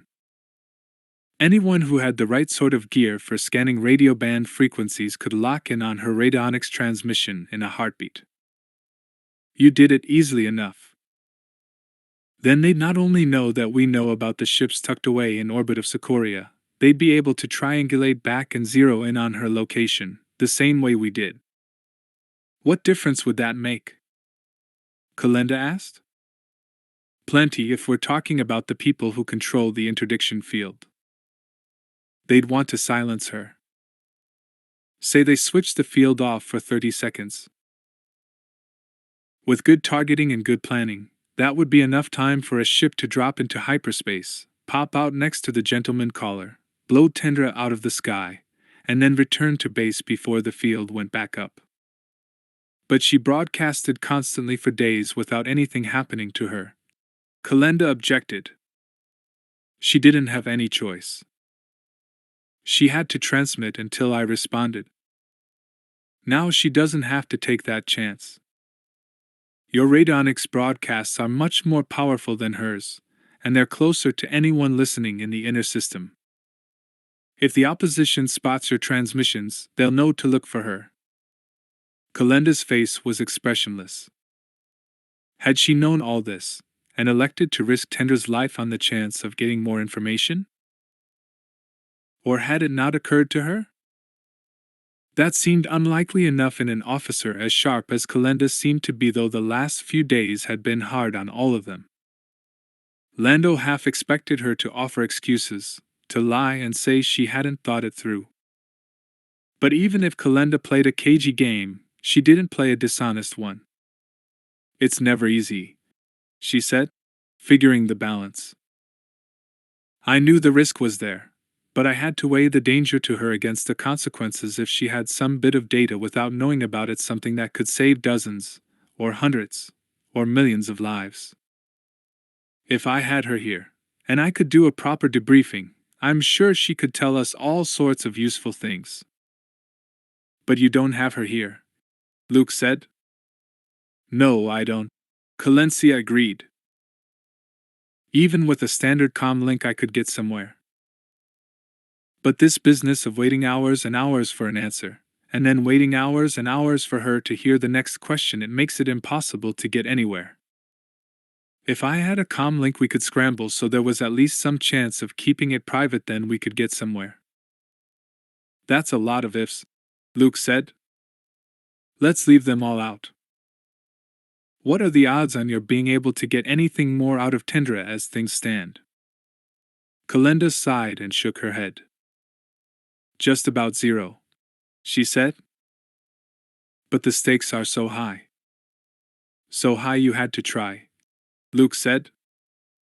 I understand. But if it can't be done, it can't be done. Kalenda smiled humorlessly. That doesn't sound like a Jedi attitude, she said. Even Jedi know their limits, said Luke.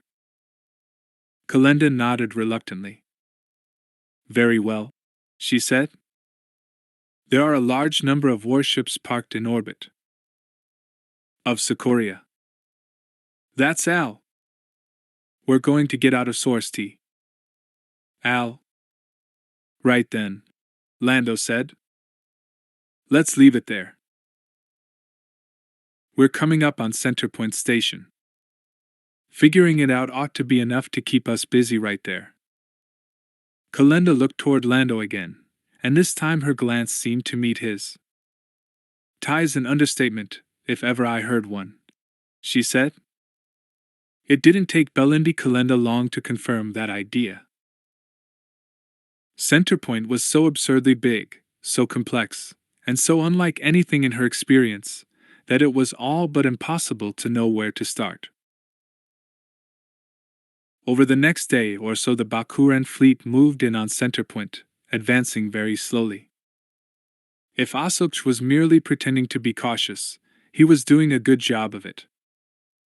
He moved his ships in carefully, pausing repeatedly in his approach to scan every bit of the station to the limits of the Bakuran detection systems. Not that Kalenda could blame him for caution. Not when Centerpoint could have swallowed the intruder whole through the smallest of its sally ports. But even from the closest range Oscillage was willing to risk, the scan results weren't good enough to satisfy Kalenda. She sat at a scan station in the intruder's intelligence section, sifting through the endless, inconclusive images of Centerpoint. It seemed as if the place was deserted, but go try to prove a negative. The enemy could have hidden a whole fleet of Star Destroyer-type warships in there, and a whole army of stormtroopers. If the ships were properly powered down to standby, and if the enemy was using the right sort of shielding, there would be no way to detect them. What made it even more worrisome was that the enemy had shown almost no large ships so far. They had to be hidden somewhere. That was part of why Kalenda had wanted better numbers from Source T. If she had gotten good, hard data from Source T about the types of ships she had seen at Socoria, she would have some idea of what might be lying in wait inside Centerpoint. For that matter, Centerpoint might not even need ships to defend itself. She had spotted 50 or 60 points on the exterior of the station that might be weapons ports. The station was an incredible amalgam of familiar and alien, modern and ancient. There was no way to know how long a given object had been there, or who had built it, or if it still operated. She ran the images across her scan screen, one after the other. Armored portals and hemispherical blisters, long cylindrical objects on what looked like aiming platforms, attached to complicated plumbing and wiring. Some of them might be massive covered-over turbolasker sites. and those phalanxes of dark circular openings. Some could be missile batteries, and some might be refueling stations or docking facilities for refreshment bars. There was no way to tell. They would have to send in a team. The Lady Luck launched itself out of the intruder's landing bay and lifted off into the blackness of the sky and towards Centerpoint. Why do I always get handed these jobs? Lando asked no one in particular as he guided his ship toward the station. Maybe it has something to do with the way you volunteered, replied Gariel Captison from the seat behind the co-pilot's station. Lando didn't feel too happy about having her along, but she had insisted. The ex-Prime Minister of Bakura had been granted full rights to speak for her government by the present Prime Minister, and she had been determined to join the scouting party, so that the Bakuran government was properly represented. Much to Lando's regret, 3PO was also along for the ride, in case any translation was needed. I had to volunteer, Lando growled. Once Luke volunteered, I knew he was going to need his wingman. Luke had launched first in his X-Wing. He was flying about 2 kilometers ahead of Lando, just close enough for easy visual tracking. Kalenda, in the co-pilot's seat of the Lady Luck, gave Lando an odd look. Of course, all of her looks were pretty odd, so maybe it didn't mean much of anything. Or maybe she was wondering why a man who had worked so hard to establish a reputation as a devil-may-care adventurer, the sort who only looked out for himself, was sticking his neck out. Again. Somehow, I think a Jedi Master would be able to take care of himself, she said. Maybe, Lando said. And maybe not. Let's just say that I owe him one. Who in the galaxy doesn't? Gariel asked. Actually, Lady Captison, said Kalenda, you're the one I most wish weren't here. Thanks for that compliment, Lando muttered. Kalenda winced. Sorry, that came out wrong. All I meant was that Captain Calrissian and Master Skywalker have military training.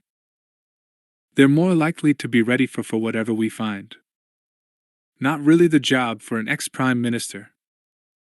There are other skills in the universe besides knowing how to shoot and fly and fight without getting killed, Gariel said. If we get lucky, there might be someone reasonable on that station. Someone we can negotiate with. If so, having a trained negotiator with plenipotentiary powers on hand might be a good thing. We're going to have to get really lucky for that to happen, Lando said. So far we haven't found many people who are particularly reasonable in this star system. Luke Skywalker felt good. He was back at the controls of his X-Wing, alone, except for R2-D2 riding in his socket in the aft of the fighter. Maybe Mon Mothma wanted to push him into a position of leadership. Maybe circumstances were pushing him that way, or maybe the whole universe was pushing him that way.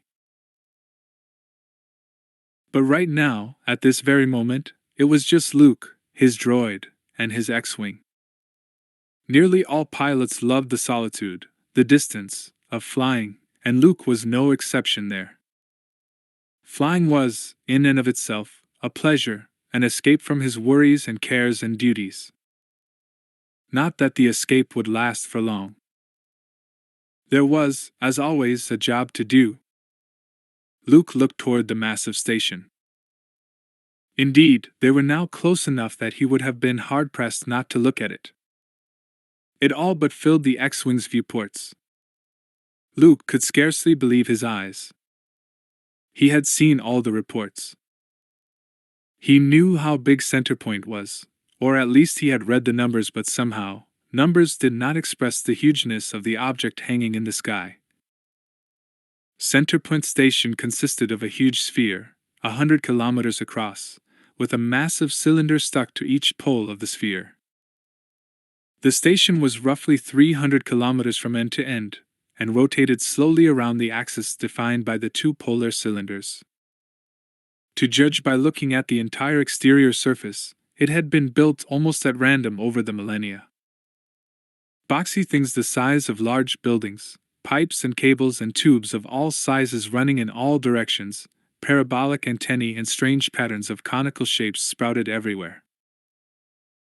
Luke spotted what seemed to be the remains of a spacecraft that had crashed into the exterior hull, and then been welded in place and made into living quarters of some sort. At least it looked that way. It seemed like a rather ad hoc way to add living space, and adding living space seemed more than a bit redundant for something the size of Centerpoint. And yet none of that spoke of the real size of the thing. It was, after all, the size of a small moon by some standards, maybe even the size of a largish one. Luke had been on worlds smaller than this station. This station was large enough to be a world, large enough to contain all the myriad complexities, all the variety, all the mystery of a world. Large enough that it would take a long time indeed to get from one end of it to the other. Large enough that you could live your whole life there without seeing all of it. Ta was Luke's definition of a world, a place too large for one person to experience in a lifetime. Luke had been to countless worlds, and yet he knew he had never seen all there was to see on any of them. People tended to label a world, and leave it at that, as if it could be all one thing. But that was wrong. Another part of Luke's definition was that a world couldn't be all one thing. It was easy to say Coruscant was a city world, or that Mon Calamari was a water world, or that Kashyyyk was a jungle world, and leave it at that. But there could be infinite variety in the forms of a city, or an ocean, or a jungle, and it was rare for a world really to be all one thing. The meadow world would have a mountain or two, the volcano world would have its impact craters, the bird planet would have insects. And Centerpoint Station was big, so big it was difficult to judge the scale of the place. Space provided few visual cues available on the ground to tell the eye how big things were. Apart from the questions of size, the idea of a spinning space station was disconcerting. Spinning was something that planets did, and they did it slowly. Centerpoint Station was spinning at a slow and stately rate, but you could see it moving. The techniques for producing artificial gravity on a station or ship without spinning the object on its axis had been old at the founding of the Old Republic. Luke had never seen such a thing as a spinning space station. It seemed, somehow, not part of the natural order of things. An absurd thought, of course. What was natural about starships and space stations? But there was something else, something more fundamental than size or spin, bothering Luke about the station. The station was old. Old by any human standard, old by the standard of virtually any sentient being. So old that no one knew how long ago it had been built, or who had built it, or why. And yet, it was not truly old at all. Not compared to the ages of planets, or stars, or the galaxy. Even 10 million years was not so much as an eye blink to the 4, or 5 or 6 billion-year-old planets and stars and moons that filled the universe. But if what seemed ancient to humans was all but newly minted in the eyes of the universe, then surely all the endless generations of remembered galactic history were nothing more than an eye blink of time. The birth, the rise, the fall of the Old Republic, the emergence and collapse of the Empire, the dawn of the New Republic, all shrank down into a single brief moment, compared to the immensity of time on a truly galactic scale. I'm here, Lando, but your signal is breaking up badly. Our signal caking up, T. Luke sighed. Another nuisance. With normal communications styli utterly jammed throughout the CORELLIAN system, the Bakurans had done their best to improvise a laser comm system that sent voice signals over low-power laser beams. It did not work well, but it did work. Maybe they would have done better to use a version of Lando's radionics system, but it was too late. To think of that now, Arlo, see if you can clean that up a little. R2 booped and bleeped, and Luke nodded. Okay, Lando, try it again. How do you read me? Much better, Anx, but I won't mind when we can go BA to regular comm systems. You and me both. Well, I'm not holding my breath. But never mind that now. Calcutta spotted something. Look at the base of the closest cylinder, where it joins the sphere. There's a inking light air. See it? Luke peered through the view screen and nodded. I see it. Hold on a second while I get a magnified view. Luke activated the targeting computer and used it to get a lock on the blinking light, then slaved his long-range holocom to the targeting system. An image popped into being on the fighter's main view screen. There was the blinking light next to a large outer airlock door that was opening and shutting, over and over again. If that's not an invitation to come on in, I don't know what is, Luke said. We all agree with that back his end, Lando's voice replied. Even Golden Boy understood what it meant, and he's incoherent in over 6 million forms of communication. Luke grinned at that. There had never been a great deal of love lost between C-3PO and Lando, and the last few weeks had not done much to endear the droid to the human. Glad it's unanimous, Luke said. The question is, do we accept the invitation? Chapter 4. Child's Play. Anakin Solo stared at the featureless silver wall for a full minute, and then thumped twice, hard, at one particular spot on it. Sure enough, an access door popped open, revealing another purple and green control keypad with a 5x5 grid of keys. Anakin frowned at the keypad, as if trying to decide his next move. The experimental droid Q9X2 watched Anakin carefully, which was really the only prudent way to watch him, when one thought about it.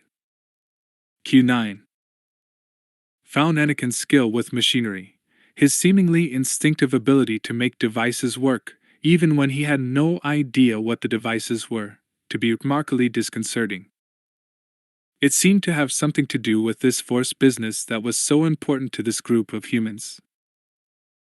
The theory seemed to be that Anakin's talent in the Force had somehow given him the ability to see inside machines, to manipulate them from the outside, down to the microscopic level.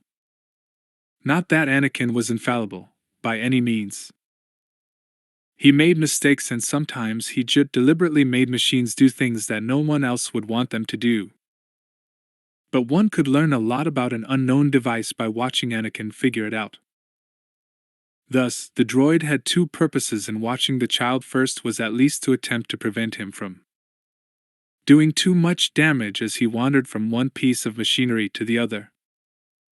His other duty was simply to record what the Chili did when he started fiddling with the hardware he found. It was a full-time job, a more than full-time job really. Q9X2 drew most of the duty, thanks to high, built-in recording systems. But even a droid had TC recharge once in a while, and besides, Q9X2 didn't want to spend all day, every day preventing this Moe's peculiar child from pushing the wrong button and melting the planet. If nothing else, the constant stare would be too much for his judgment circuits. At least two might be, and that came to much the same thing. Perhaps not the most straightforward thought process, Jussel there, but it was enough of an argument to get him tea break from Anakin watching once in a while, and Ty was more than good enough. Anakin punched a code into the access panel, and low chimes sounded. Past experience had taught QC that this sound was not a good sign. It seemed to be Jay's sort of warning bell. That will do, Anakin, said Q9.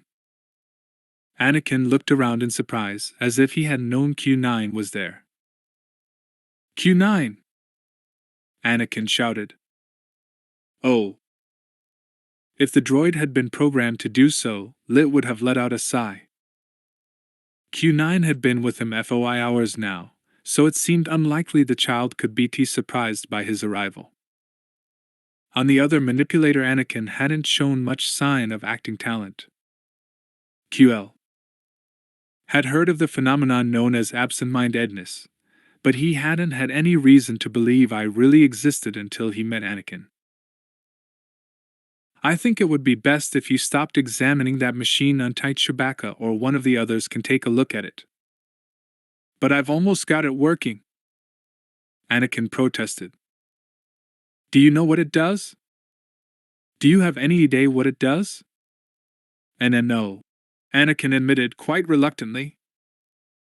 Do you remember what happened the last time you heard that chime and you kept going?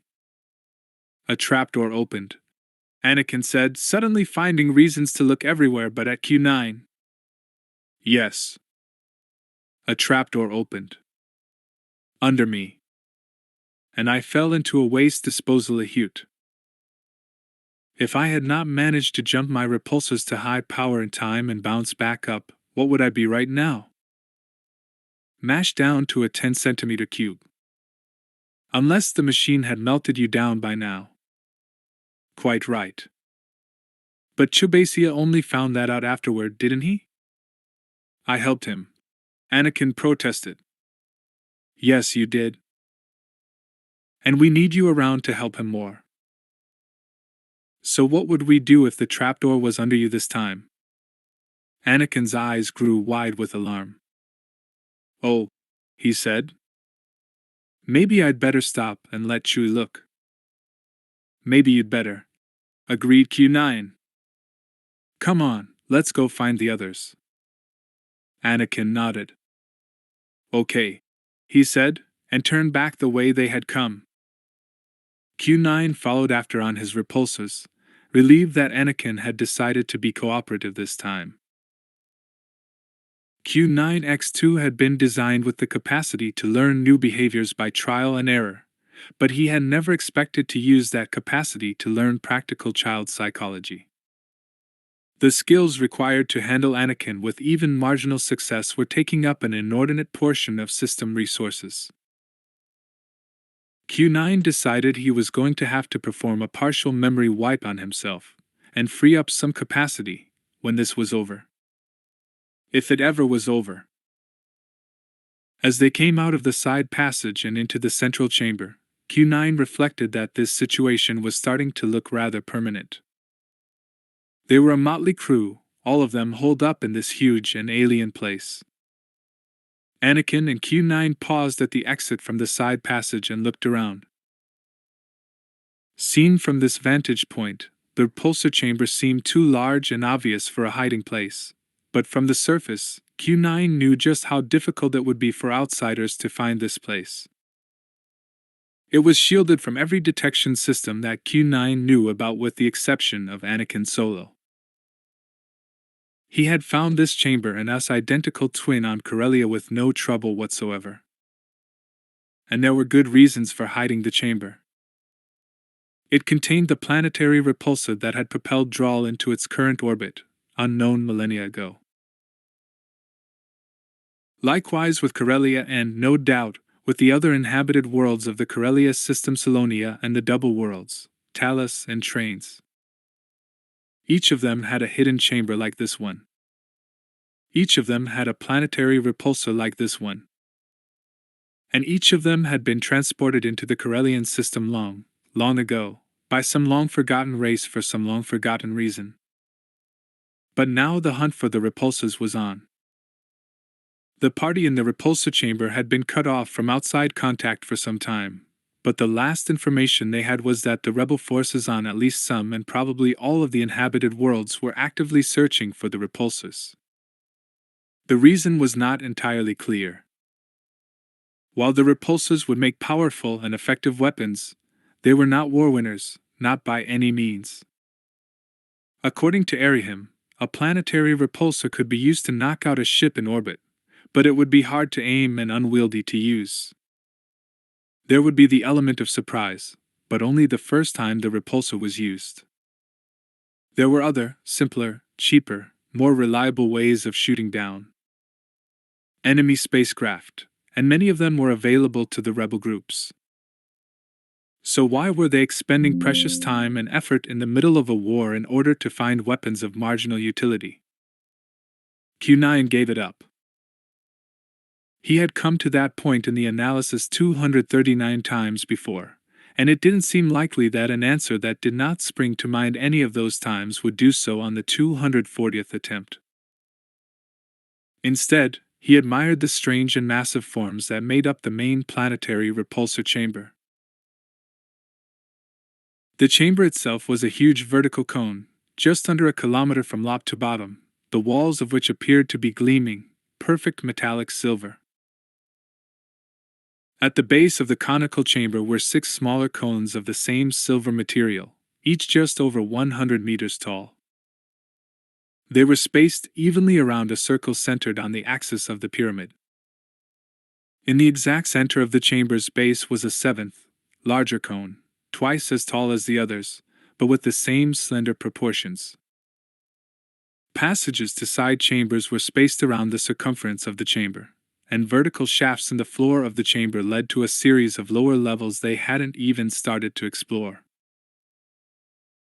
It was a huge, artificial, gleaming, impersonal alien place, and a ramshackle, improvised, crude, homely-looking campsite was sitting right in the middle of it. Right by the base of the central cone. No doubt to human or Dralish or even Wookiee eyes, the camp looked incongruous enough. To the droid's eyes, it looked absurd. The Millennium Falcon was there, and it had been a very close job flying it into tree-concealed topside entrance.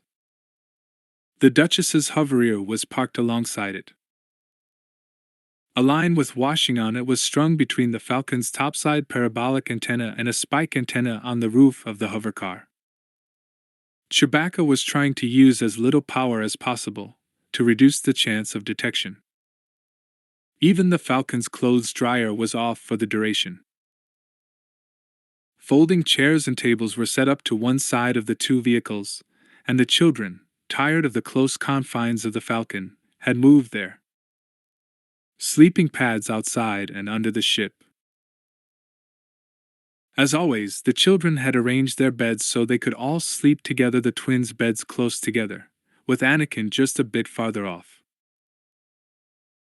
09 could see all the rest of the party from here, Jason and Jaina carrying some sort of gear out of the Millennium Falcon.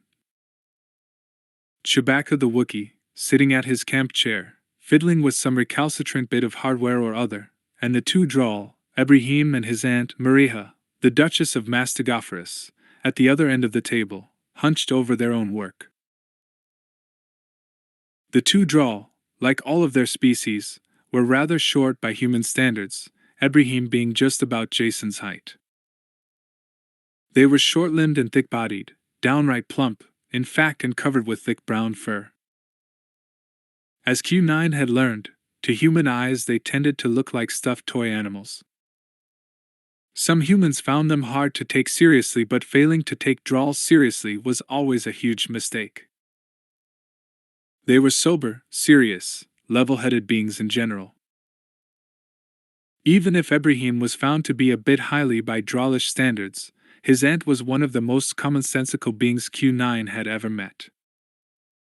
No doubt Anakin's latest somewhat unnerving discovery would give them something else to work on, give them another piece to the puzzle they were struggling to put together. They intended to develop a useful understanding of the repulsor's control system. All in all, Q9 felt, the 2 Drawl had the hardest job of anyone in the camp. The hardest job besides waiting, of course. And they were all doing that. "Come on, Q9," said Anakin.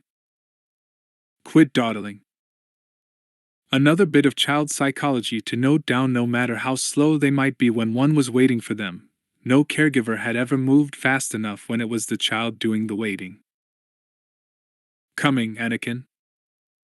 Jack set down the crate he was lugging out of the FA/con, looked up, and saw Q9 and Anakin heading back to camp. "Finally," he said. "I thought they'd never get back. Now we can eat." Darn. We can? Maybe we can get them to stay away a little longer. Jaina set down her own crate and waved to Anakin. Her little brother waved back. Come on, the survival rations aren't that bad. They aren't that good either. Especially the 9 millionth time in a row. I think they call them survival rations because no one knows if you'll survive eating them. Ha ha. Very funny. I think you've told me that joke 9 million times and it wasn't so good the first time. Sorry, Jaina said, sitting down on her crate. Not much new inspiration here. I know, Jason said. Things here don't change much. He could have gone and checked the Millennium Falcon's chronometer, but without that and Chewbacca's rigid insistence that they all eat and sleep at normal intervals, there was no value at all to how much time had passed. The light in the chamber was unchangeably bright, coming from some diffuse and undefinable source in the upper reaches of the cavern. There was no sound at all from the massive cavern, except the sound of their own moving around and talking. But every sound anyone made produced a series of faint, distant echoes, whispering down from the top of the chamber for long seconds afterward. And the echoes of every sound mingled with all the others, Anakin's laughter blending with Chewbacca's growl, or the whir of a machine, or the bang of a camp chair bumping into a table merging with the low, serious voices of the two Drail in conversation with each other. Whenever the camp was busy and active, there was a constant whisper of background echoes reverberating down from above, just enough to make the chamber seem less foreboding and empty. But 5 or 10 seconds after they stopped moving or talking, the chamber would fall silent again, and the stillness would seem to shout louder than any noise how strange this place was, how old its flawless gleaming silver walls, how alien and powerful its capabilities. Night, or what they pretended was night, was the hardest. With the silver walls still gleaming in the unchanging light, they would go to bed, the children to their sleeping pads in the shadow of the Falcon, Chewbacca to his usual shipboard bunk, the two Drawl to fold-out beds in Aunt Marca's hovercar, and Q9 plugged into a charge stand. Then, all would be so quiet that the slightest noise seemed to echo forever. A cough, a whisper, Ebrahini's muttering snore, or Anakin crying in his sleep seemed to carry up to heaven and come down again and again. It was not the best way to live, Jason reflected. But in a sense, it was not a way of life at all. It was a way of waiting. All of them, even Anakin, seemed to know things could not last this way forever or even for very long. There was a war being fought out there, and sooner or later, one side or the other would find this place, and after that, no one even pretended to know what would happen. Sit up properly, Anakin, said the Duchess Marca, and stop banging your foot against the table leg. The noise is bad enough, but the echoes will drive me to distraction. She shook her head and looked toward her nephew Ebrahim. Honestly, nephew, I do not understand these human children. What does Anakin gain by slouching over and making such irritating noises? I have not dealt with them long enough to obtain a clear answer, dearest aunt. However, I might add that it would seem that even human parents do not understand the purpose behind much of what human children do, and that in spite of having once been children themselves. Somehow, that does not surprise me. I suppose our own young ones can be some trouble, but I must say I have no recollection at all of your misbehaving as badly as Anakin does. Don't talk like I'm not here, Anakin shouted indignantly. These Drawl grown-ups were worse than regular human grown-ups for pushing kids around. I was just thinking about stuff. What kind of stuff? Jaina asked. All of them ganging up on him, even the other kids. Just stuff, Anakin said, frowning fiercely. Well, Anakin, there is certainly nothing wrong with thinking, said Aunt Marka. I'm sure the universe would be a better place if we all indulged in the practice a bit more. If you could do your thinking without the banging, that would be a great help. All right. All right, Anakin said, still feeling kind of grouchy. But he knew he was lucky they had stopped asking questions when they had. Because of all that Jedi stuff, he would have had to tell the truth if they asked more, or his brother and sister would catch him fibbing, and then he'd be in even more trouble. Sometimes Jason and Jaina acted just like grown-ups.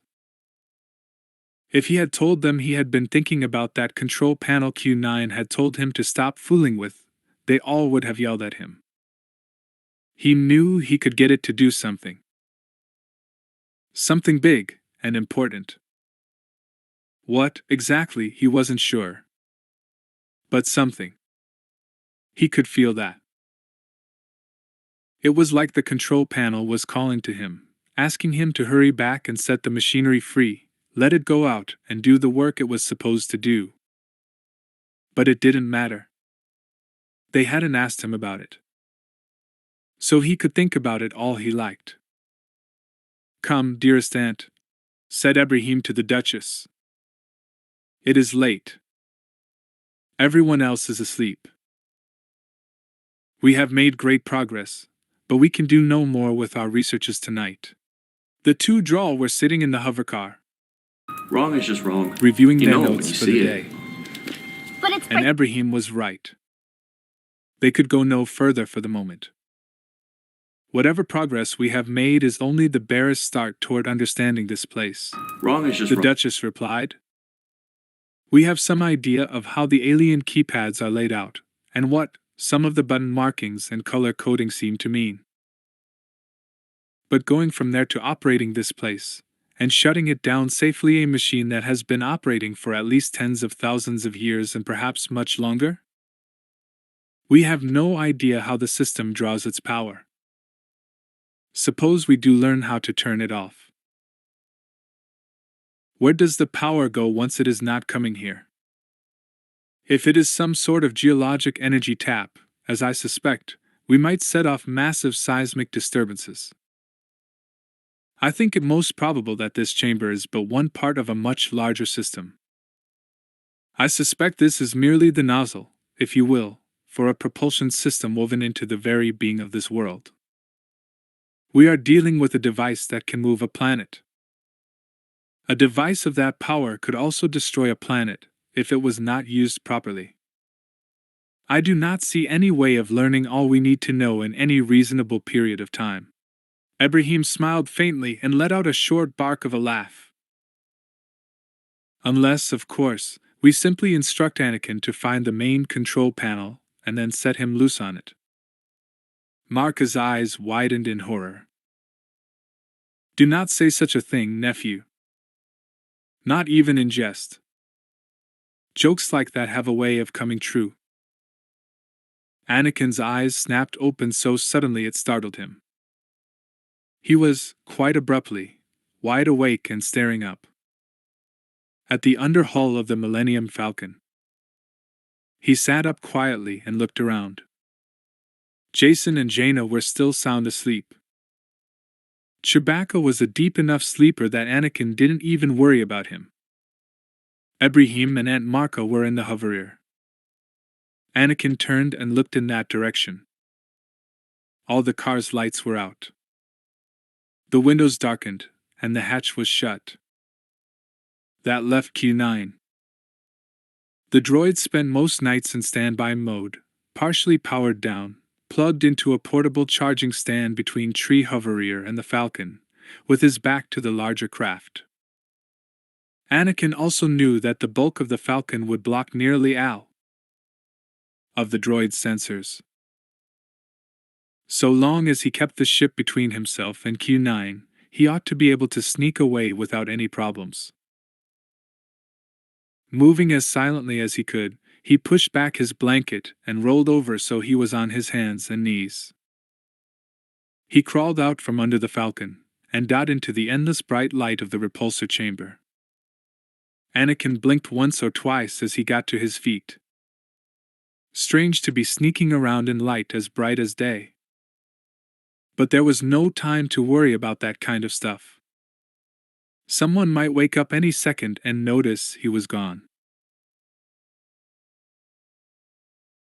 Padding along in his bare feet, clad only in his underwear, Anakin moved straight out for the perimeter of the huge chamber, glancing over his shoulder now and then to make sure that he was keeping the Falcon between himself and Q9.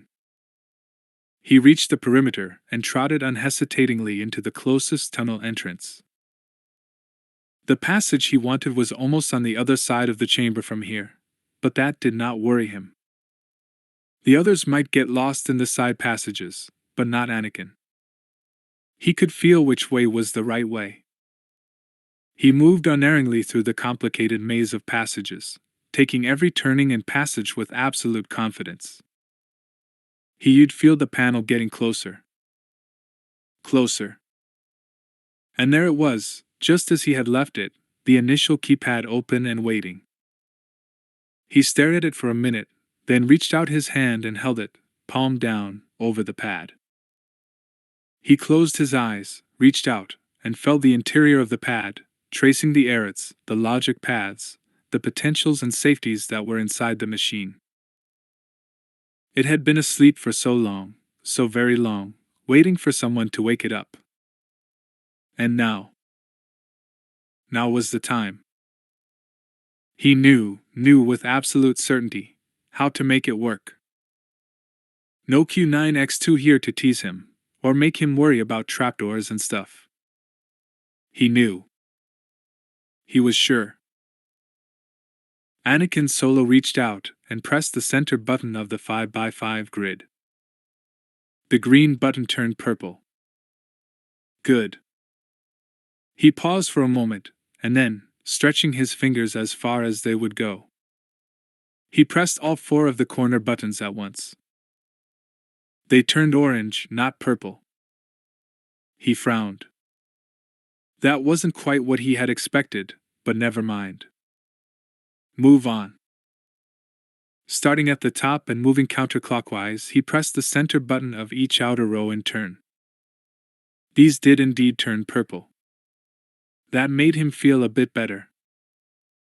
The keypad made the chiming noise again, but this time it wasn't just once. It kept going, over and over and over.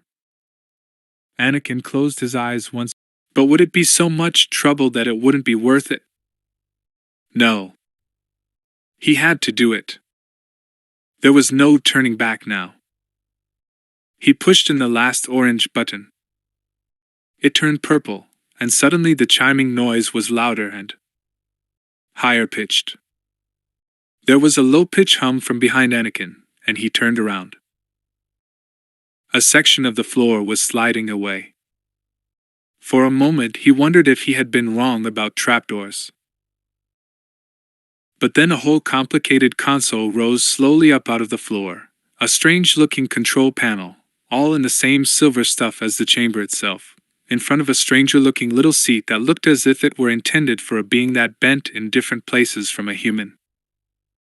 Hopping with excitement, all doubts forgotten, Anakin sat down in the odd little chair and did not even notice that it was adapting itself to his body, reforming itself, lifting him up and moving him forward so he would be able to reach the controls more comfortably. He stared at the instruments for a full minute, then extended his arms and spread his fingers out as far as they would go. He shut his eyes and reached out into the intricately, beautifully complicated universe of switches and paths and controls and linkages behind the knobs and levers and dials that covered the control panel. Power ratings, capacitance stowage, vernier control, targeting subsystems, safety overrides, shielding constraints, thrust balancing.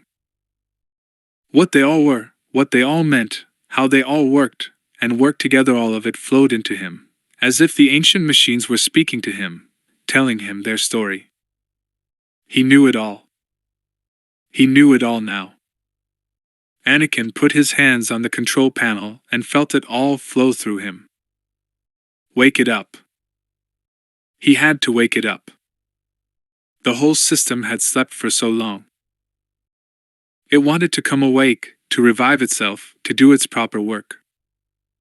He moved as if he were asleep, in a dream, moving to what his ability in the force told him he could do, not to do what needed doing, or what he ought to do. He knew, somehow, the compulsion, the desire to make the system come on, was within himself, that the machinery was nothing more than machinery. But it felt as if it were the machine whispering to him, not his own instincts and abilities urging him on. Pull that long lever to start the initiator process activator. Twist that dial to bring the geogravitic energy transfer system online.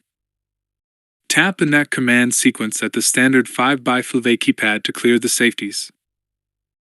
Somewhere, deep below him, the ground shuddered slightly, and a low, powerful hum began to build. The chiming noise grew more and more intense, becoming louder and louder, the chiming coming faster and faster. A flat spot on the control panel twisted and shimmered and then started to swell upward, to form itself into a handle like a spacecraft's joystick. Anakin reached out to it with his left hand, barely aware of what he was doing, not noticing that the handle was lorming itself, reshaping itself, to fit itself to his hand. A graphic display appeared in the air over the handle. A hollow wireframe cube, made up of a grid of smaller cubes 5 high, 5 across, and 5 deep. All the smaller cubes were transparent, but, as Anakin watched, one cube, in the far lower left corner, turned green. Slowly, carefully, he pulled back on the joystick. The solitary green cube turned purple, and suddenly the 3 transparent cubes it touched turned green. The corner cube turned orange, the second layer turned green, and a new layer of cubes turned purple. The colors spread out until the entire 5x5x5 grid shifted through green to purple to bright, glowing orange. The ground trembled again, and the hum of power grew deeper, and somehow, more emphatic, more solid, the sound of massive energies waiting to be unleashed. Anakin let go of the joystick. At the moment he did, the chiming stopped. The control chamber was suddenly silent as the power hum dropped away into lower and lower frequencies, until it was so deep a tone it was below the threshold of hearing. The joystick melted away, flattened itself back down into the control panel. And there, in the blank space at the center of the panel, a new button created itself, flowing up out of the panel surface, shaping itself into a disc about 6 centimeters across and a centimeter high. As he watched, the button shifted its color, changed from silver to green, green to purple, purple to orange, plain orange to a throbbing, pulsating orange, pulsing from the color of molten iron to the cyan near red of a dusky sunset. The chamber was silent. Anakin stared in open-mouthed fascination at the final button, his eyes wide, the light of the throbbing orange button throwing weird and shifting colors onto his clothes, his face, his eyes. The button. The button was there. It called to him, or else his own compulsion, his compulsion to make machines work, to make machines do, called from deep inside himself. He did not know. He did not care. He reached out his left hand. He held it poised over the button for a moment. And then he pushed it down. Lightning flared out from the apex of the central cone in the great chamber, lancing out toward each of the lower cones, slamming into them with sparks and fire. Thunder, deafeningly loud, the sound of the earth racking open and splitting itself apart, roared out through the great chamber. Blinding light exploded out from the lightning strike to reflect off every silver surface, flooding the chamber with brilliance. The lesser cones answered back, sending their own thunderbolts hacked to strike at the top of the center cone, blasting it into incandescence. Then, as suddenly as it had been there, the lightning was gone, and the cones were as they had been, unaffected by the massive power that had played around them. The sound of the thunder echoed through the chamber, reverberating back and forth like the angry war cry of some long-forgotten god. The chamber shuddered and shook with the thunder. Chewbacca, aboard the Falcon, was thrown from his bunk as the ship bounced and lurched along with the chamber. He was halfway to the ship's control room before he was fully awake and realized the ship was on the ground. Not just on the ground, but under it, in a sealed chamber, with no hope of escape. Shields. The Falcon's shields would provide at least some protection. He had to get everyone aboard, and fast. He turned and headed for the open access ramp. The twins had gotten out from under the ship. They were on their feet and struggling to stay that way as the ground bucked and heaved under their feet. Chewbacca shouted for them to get aboard, but the echoes of the thunder were so loud that even his voice did not carry. He waved his arms, gesturing for them to get aboard. Jason saw him and nodded vigorously. He grabbed his sister's arm and pulled her toward the ramp. The simple effort of trying to move at all was enough to knock them both off their feet. But they kept on moving, crawling toward the access ramp. The shaking of the around seemed to ease off, even as the echoing roar faded away. But Chewbacca had no illusions that things would stay quiet for long. He rushed down the ramp even as the twins were crawling up it. The others. He had to get to the others. Moving as if he were on the deck of a storm-tossed ship in the sea, he made his way to the far side of the ship. The hovercar had toppled over on its side. As he moved toward it, the side hatch popped open and Brahim came crawling out, half carrying, half dragging his Aunt Maria. She seemed to have a bad cut on the left side of her head. She looked half-stunned. Somehow, without even knowing how he did it, Chewbacca crossed the distance to the hovercar. He reached out and lifted Maria away from Ibrahim's side, then tucked her under one arm and lifted Ibrahim down to the ground with the other. He shouted at Ibrahim to get aboard the Falcon, and pointed toward the ship. Either Ibrahim could understand what Chewbacca was saying or else he understood the gesture. He nodded and started toward the ship. The ground had all but stopped moving, and Ibrahim was to walk more or less without being knocked over. Chewbacca looked toward the ship himself and saw QY, down and inert, slumped over next to his charging stand. Still carrying Marka, he moved to the charging stand and examined the situation. The droid looked completely dead and motionless. Chewbacca pulled at the cable connecting the droid to the charger, but the connection seemed to have gotten jammed somehow. Chewbacca yanked harder, and the cable snapped. He scooped the droid up in his free hand and headed for the Falcon. At that moment the lightning struck again, blasting out from the central cone toward the 6 smaller cones that surrounded it. Chewbacca looked up involuntarily to see the dazzling bright display, but then realized his mistake and looked away before he could be blinded by the light. The light he could look away from, but the sound, the overwhelming sound, there was nothing he could do to shut that out. He hurried toward the ship as the lesser cones answered back to the master, sending their own bolts of fire back toward the central cone. The noise redoubled, louder than ever, and the ground bucked harder, nearly knocking Chewbacca over. The Falcon was bouncing on its landing jacks, riding their shock absorbers. Chewbacca staggered around to the far side of the ship and got to the entry ramp. He had to time his rush up the ramp between the buckings and surgings of the silver surface of the ground. Judging the moment to be right, he rushed aboard ship. He hit the switch to raise the ramp, then got to the lounge. He set the Duchess Marka and Q9X2 down on the deck as gently as he could. Ibrahim had already produced a first aid kit from somewhere, and knelt down next to his aunt. The two Drawl, the droid, the twins. Chewbacca suddenly realized that Anakin wasn't there. He had half assumed the youngest child would be with the twins. He turned and headed toward the door. "Anakin's safe!" Jason shouted over the thundering din, clearly reading Chewbacca's thoughts from his action. He's in some sheltered side tunnel. I can feel him in the force. He's not hurt, and he's feeling more scared we'll be mad at him than scared he'll get hurt. I think he set this off.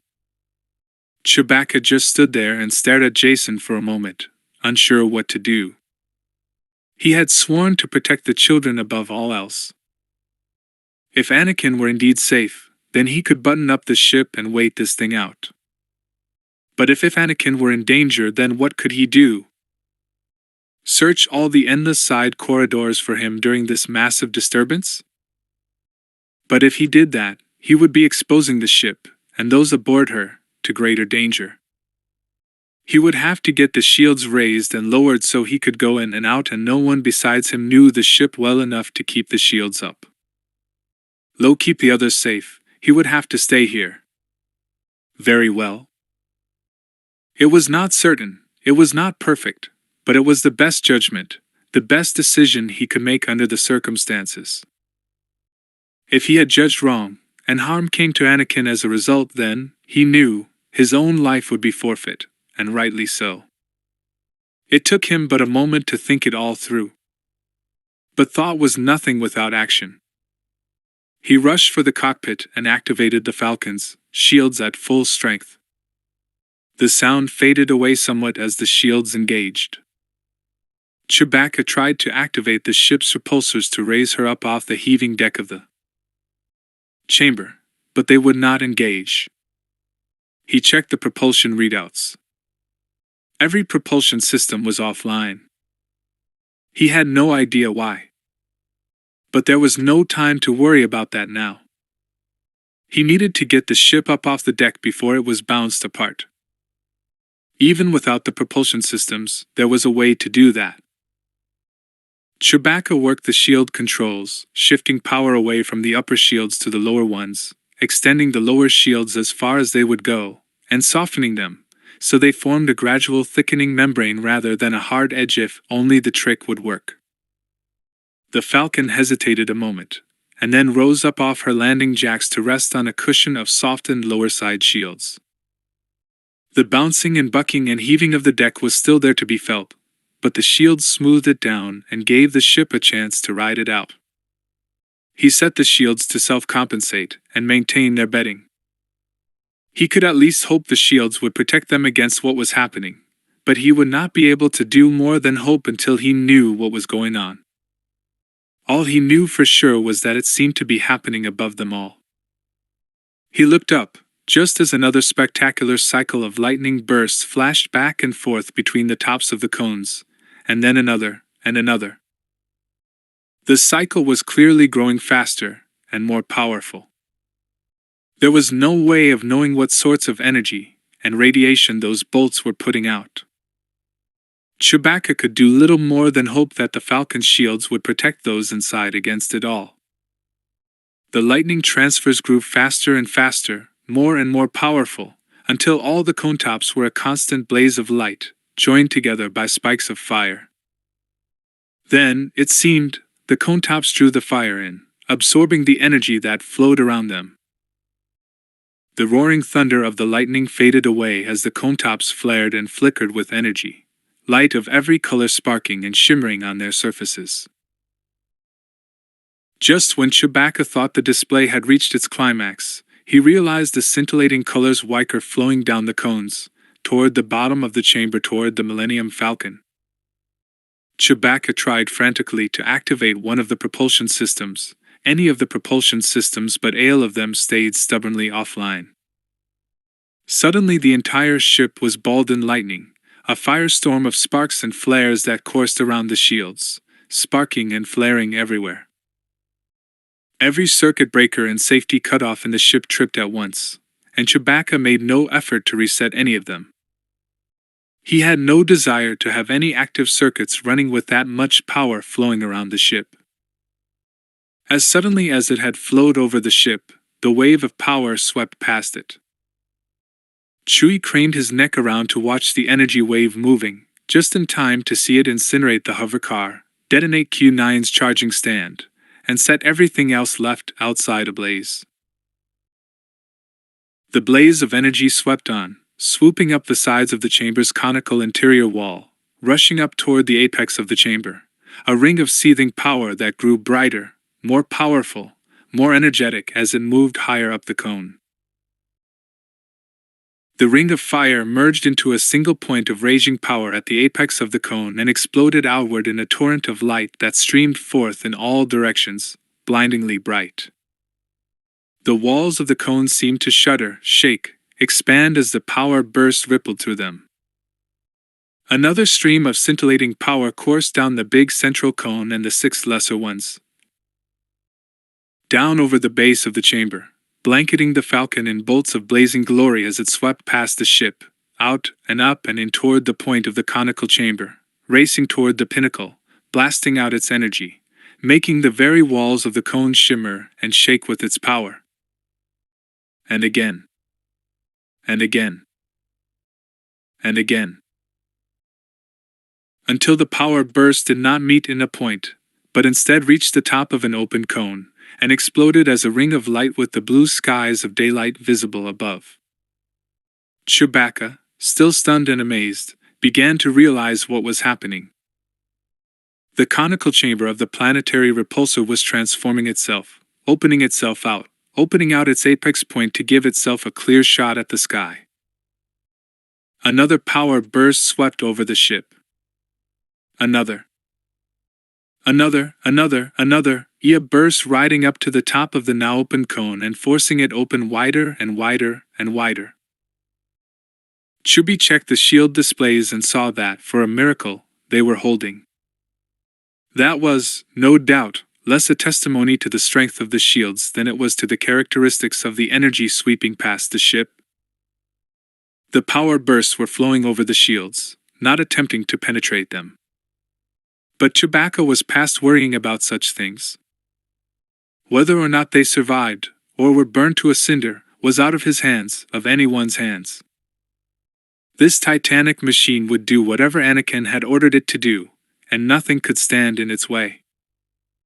Chewbacca thought of the endless megatons of rock and stone and dirt the chamber had to be slamming out of the way, the massive shock waves that had to be reverberating throughout the whole vicinity. There had been a whole series of underground tunnels leading to the hidden entrance to this place. Surely all of them had collapsed, along with the Dralist building that sat atop them. The Dralists had been searching for the planetary repulsor. By now, beyond doubt, the planetary repulsor had found them, destroyed them as they had attempted to destroy the New Republic's government. Chewbacca found a rough justice in that thought, and smiled to himself. Jason came into the cockpit and slipped into the pilot's seat, his father's seat, straining to see what was happening. The boy seemed very small, and very frightened and yet controlled, adult, serious. There was no time now to feel the terror of the moment. That could come later. That was what nightmares were for. The boy looked up and saw what was happening, saw the job that the roiling, seething energies were doing. "It's opening," Jason said, his voice full of wonder. "And it's getting higher." Chewie looked up. He hadn't noticed that, but Jason was right. The walls of the cone were getting taller, even as they spread wider. Perhaps that was to ensure the stone and earth it shoved out of the way did not tumble down into the cavern. Perhaps it was for some other reason altogether. Who could know what the makers of this stupendous device had intended? Chewbacca turned toward Jason and pointed toward the outside of the ship, then held his hand out, palm down, at the height of a smallie child's head as he let out a worried growl. "Anakin still, eh?" "All right," said Jason.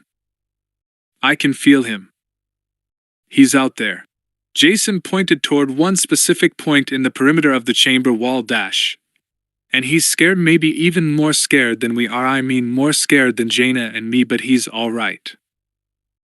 In the midst of his own fear, Chewie managed to find a little bit of a laugh. A clever recovery on Jason's part. The child knew that Wookiees did not like admitting to fear, and had found a way to avoid offending a Wookiee who was downright terrified. Any rational being would be terrified by all this. Chubby pointed to the back of the Falcon and made another interrogatory-sounding noise. "They're all okay back there," said Jason. "Aunt Marka woke up, and I think she'll be okay. Except Q9. He's still dead or off, or shorted out, or whatever. He's not moving anyway." Chewbacca nodded. They were lucky any of them were alive. If Q9 could be repaired, Chquai would attend to it later. If not, well, one casualty seemed a very low price indeed for riding out this storm. Another pulse of energy swept over the Falcon, a bit rougher ride than the last one.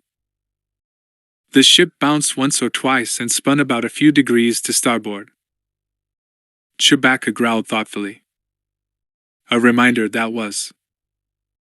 A reminder that they were nowhere near close enough to the end of this to talk about living through it.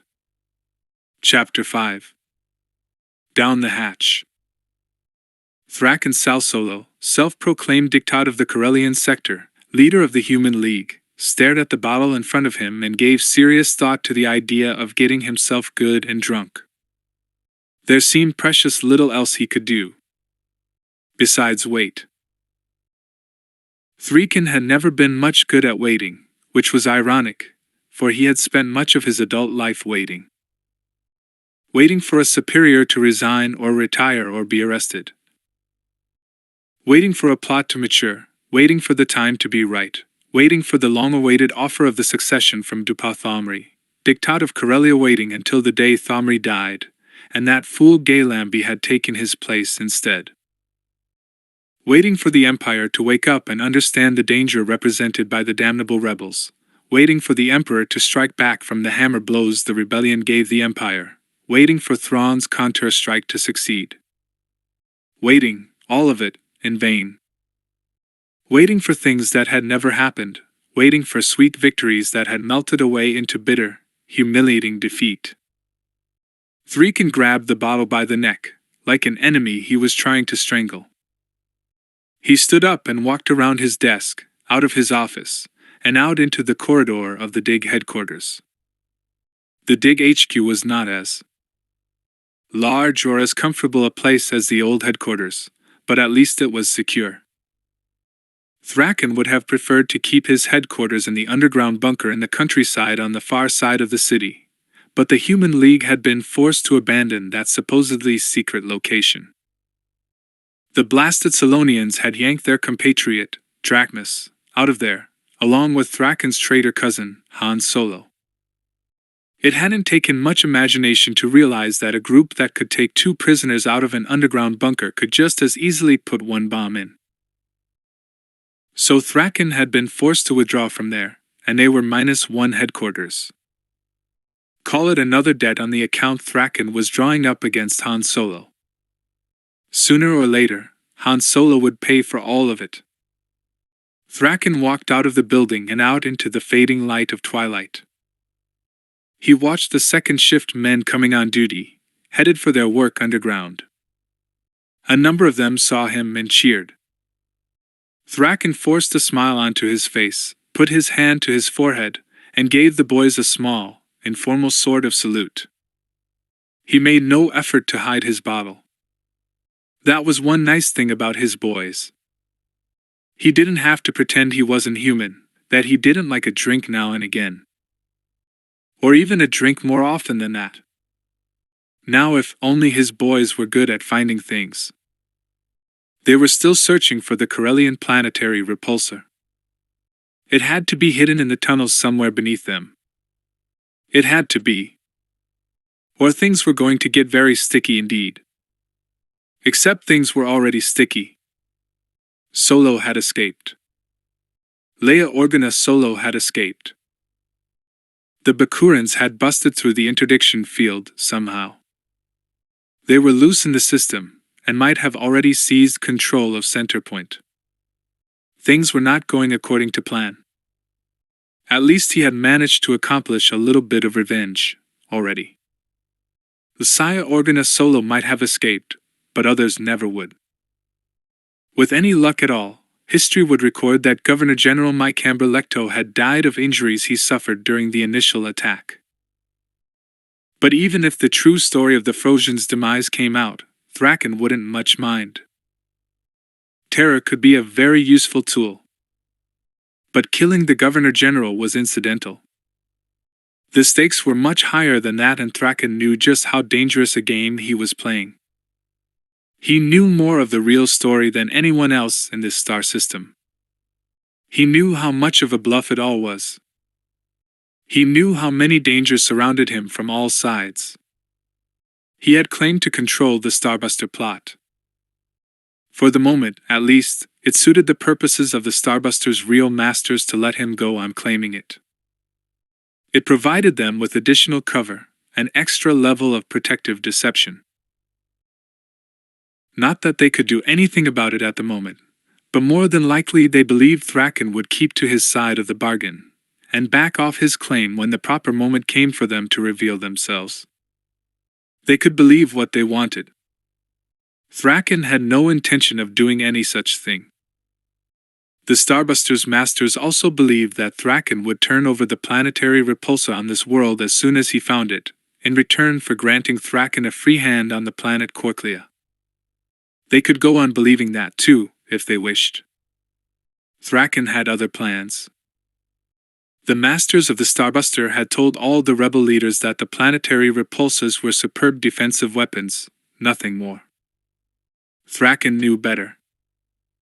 Thraken knew it would suit the Starbuster's controllers just fine if no one ever got the things working, so long as the controllers sat on top of them and kept anyone else from getting near them. But Thraken knew the repulsors were weapons of denial, blackmail weapons, weapons of threat that worked best if they were aimed, but never fired. Let the other rebel leaders, the dirt-grubbing Selonian Overden or those bumbling fools, the Dralists, think what they might. Let the scramblebrains on Talus and Trains believe what they were told about the repulsors. Thraken knew better. He knew the masters of the Starbuster plot had double-crossed them all. And Thraken also knew that a double cross was nothing more than the necessary first step toward a successful triple cross. But none of it would do any good unless his people could find the repulsor and get it operational. If the dirt-digging Selonians could do it, surely humans could do at least as well. Dictat sal solo. Dictat. Thraken turned around to see General Bremonier, the man in charge of the dig, jogging toward him. What is it, General? News, sir. Maybe big news. The Drawl planetary repulsor just came alive. What? Just now, sir. The jamming is still in place, of course, so we can't get any more information. But our sensors just picked up a huge jolt of repulsor activity coming from Drawl. Unfocused, uncontrolled, but it's there. The Dralists have got the thing working. I don't believe it, Thraken said. I can't believe it. The Selonians, maybe. They're good at underground work. The Overden has some good technicians. But the Dral HSDS? They were never anything. In moments of honesty, Thraken knew his own Human League forces were not exactly the cream of society. Thugs, most of them. Even with all the help he got from the Starbuster's masters, he had not been able to recruit many high-quality people. He had learned to accept that, and view his troops as the best tools he could lay hands on, if not the best tools for the job. But thugs or not, compared to the Dralists, they were perfect gentlemen and leading scientists, every one of them. Thraken had at least been able to buy himself a few disgruntled technicians, some ex-Imperial soldiers and administrators. Not the Dralists. Whatever else you could say against the Dralish species, the pompous little fools were relentlessly honest, upright, cautious people. There had actually been some sort of discontent on CORELLIAN, and probably on Selonia and Talus and Trailus, around which to build a revolt. On Drawl, the rebellion had been, out of necessity, completely artificial. Even the Human League wouldn't have taken on humans as low down as the Dralis, and Dralis' technical capability was no better than Dralisal behavior. The idea that they had been able to get a planetary repulsor up and running was simply incredible. Wait a moment. Wait just a moment. Maybe the Dralists hadn't gotten it running. Maybe someone else had managed that little trick. Suddenly Thraken had a shrewd idea who that might be, and if he was right, he might just pick up a nice little bonus from all this. Because no matter who had gotten the repulsor running, Thraken Salsolo was willing to bet they would not keep it long. He turned toward Yerer. Get the best of the repulsor tech crews together, along with the strike platoon. He lifted the bottle to his lips and took a big swallow.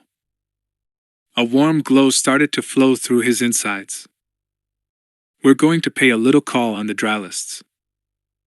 Luke watched the blinking light over the huge airlock chamber, and wondered who was on the other side, asking them in. Or more accurately, wondered if it would be wise to head on in.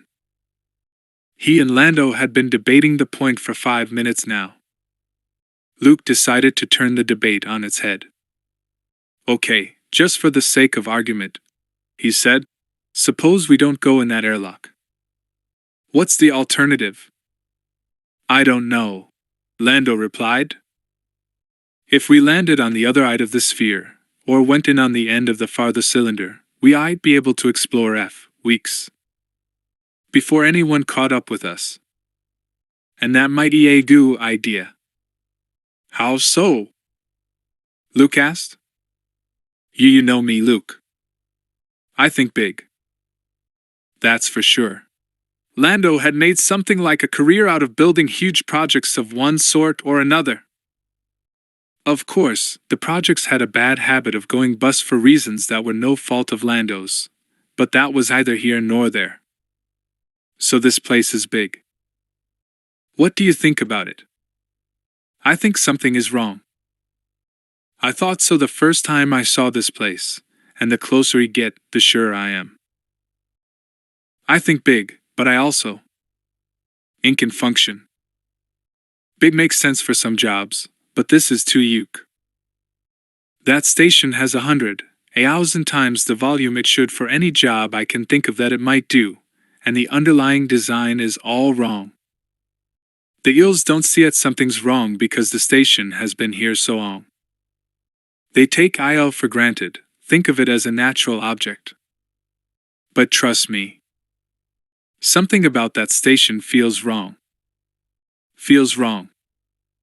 Lando had no talent in the Force. Luke was sure of that. But that didn't mean his intuitions couldn't be right. Luke shut his eyes and reached out, probing with his Force ability, searching for the fee of the station, of the beings aboard it. He could detect exactly one sentient mind, a human. Only one? Perhaps there were others, their minds shielded from him in some manner. He reached out and touched the one mind he could sense, touched as gently as he would. He discovered no sense of evil or bad intent. What he did find was a powerful sense of fear and uncertainty. He probed toward the blinking light, and the airlock door that was still opening and shutting. There was one mind there, a human one, a young woman. And that mind still seemed worried and afraid, but friendly enough for all of that. I say we accept the invitation, Luke said. You're right, we could spend weeks exploring on our own.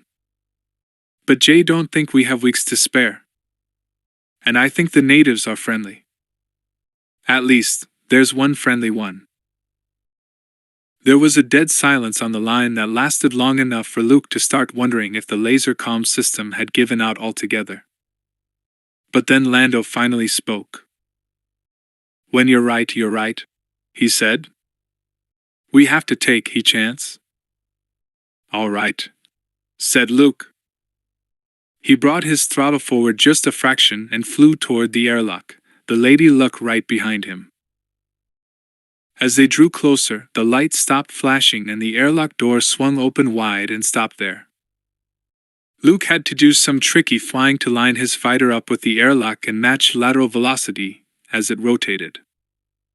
Doing so while flying inverted made it only slightly more difficult. Luke was used to flying in all sorts of attitudes relative to his target, and with the station spinning to simulate gravity, he had to make sure the X-Wing's landing pads were pointed straight out at the sky as he made his way into the airlock. The closer Luke got to the airlock entrance, the bigger he realized it was. From a distance, it had appeared of ordinary proportion, but in reality, the thing could have handled the Unabridged, the Defender, and the Sentinel flying side by side.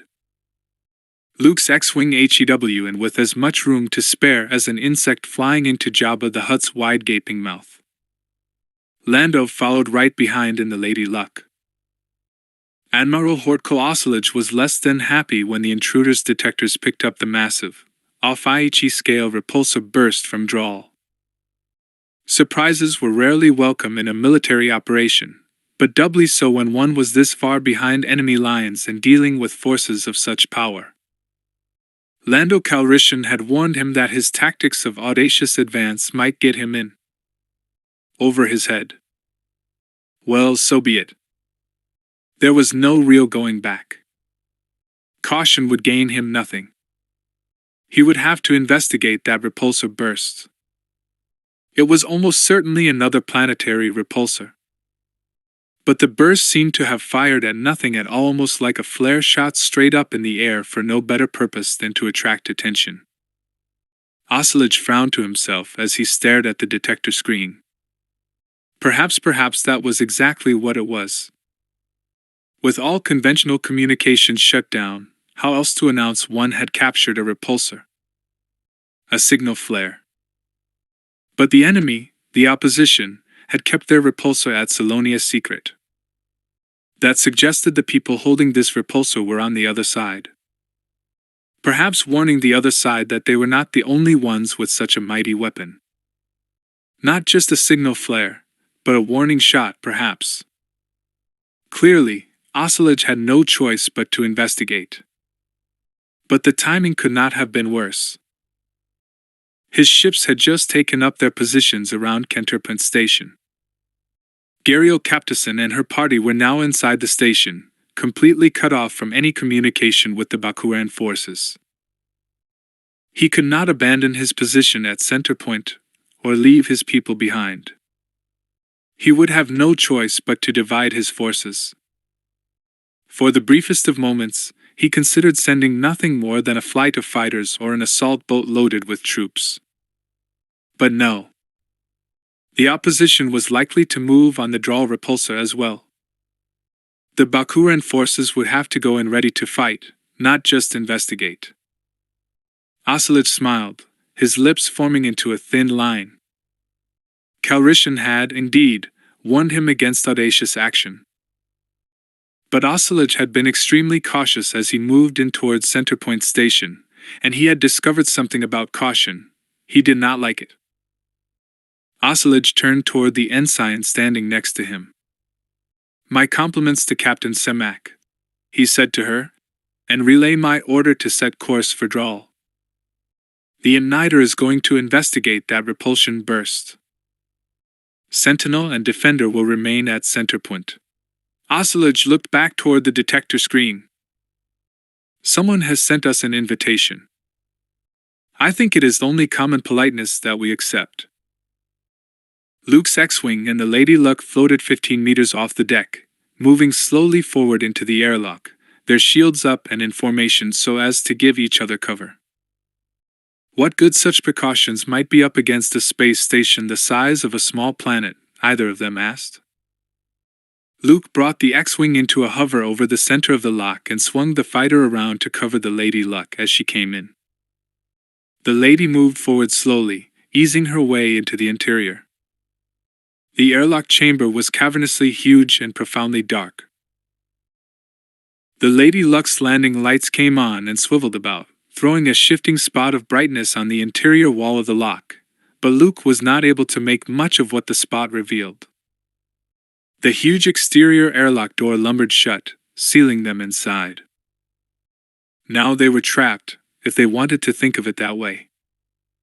Then the lock's own interior lights bloomed into life, coming up slowly enough that Luke's eyes were not dazzled.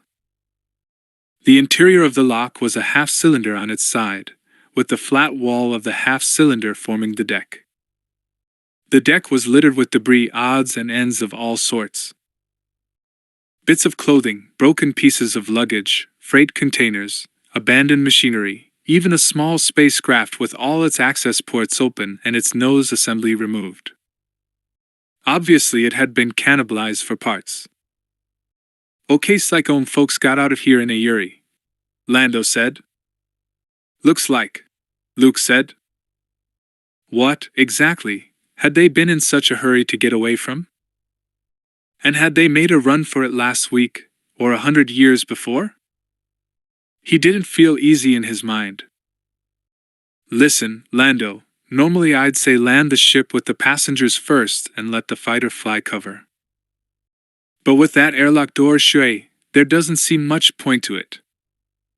I'll land first. Maybe if it's a trap, they'll spring it on me first and then dash. Then what?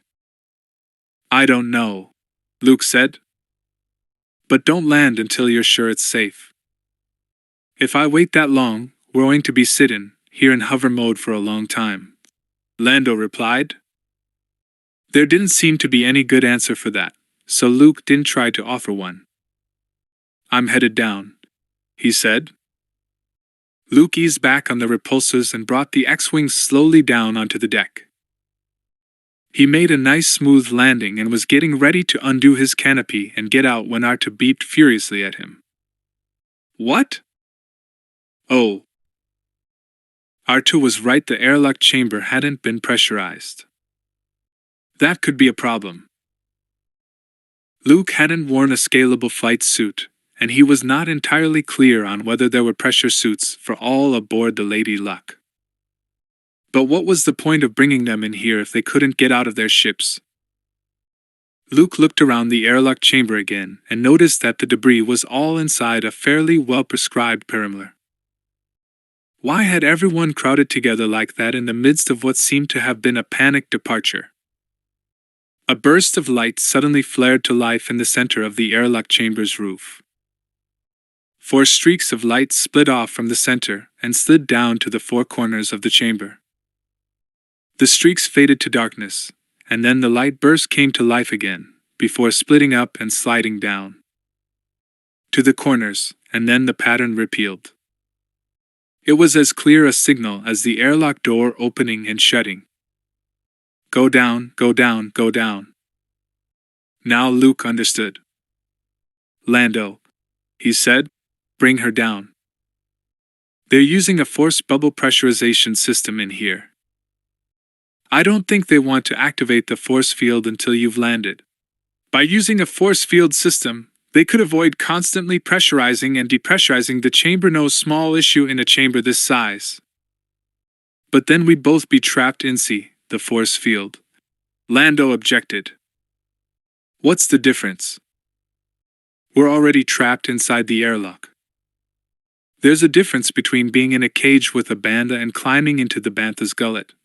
Lando muttered. But all right, here we come. The Lady Luck eased down on her repulsors and set down 10 meters in front of Luke's X-Wing.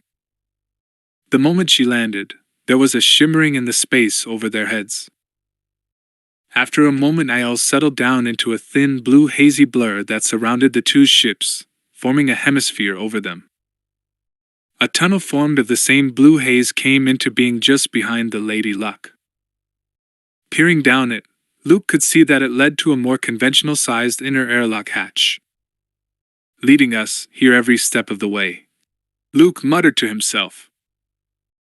He heard a far-off, high-pitched hissing noise, and the body of the X-Wing creaked and groaned once or twice as 2 adjusted to the change in pressure. The hissing dropped in pitch down to a low roar of noise, and the incoming air was whipping up some of the smaller bits of debris and throwing them around, until the inside of the force field bubble was swirling with bits of paper and dust and torn-up packing material. The X-Wing rocked back on its shock absorbers as the rush of air pushed at IL. Luke watched his exterior gauges as the roaring subsided. At least as far as his instruments were concerned, it was perfectly normal air at perfectly normal pressure. Of course, it could contain some deadly nerve gas the X-Wing's detectors couldn't sense. But if whoever was running the show here had wanted to kill them, they could have done the job about a dozen times already. Never mind. Time to get on with it. Luke popped the canopy of the X-Wing and let it swing up out of the way. He pulled his flight helmet off and stashed it, then climbed up out of the pilot's compartment. He slid down the side of the fuselage and dropped lightly to the ground. Relatively light gravity here, he noticed. Of course, they were fairly close to the spin axis here. The apparent force of gravity would be a lot stronger close to the equator line of the sphere. The hatches of the Lady Luck swung open, the egress ramp came down, and Lando, Gariel, and Kalenda walked down it, closely followed by a rather agitated-looking 3PO. "I don't like this place," the protocol droid announced. "Not one little bit. I'm sure we are all in the most terrible danger here." "Yeah, whatever," Lando muttered. "Besides, what was the last place you did like?" 3PO hesitated a moment and cocked his head to one side. "A most interesting question," he said. "I can't recall one offhand. I shall have to consult my onboard archives." "Do it later, 3PO," said Luke.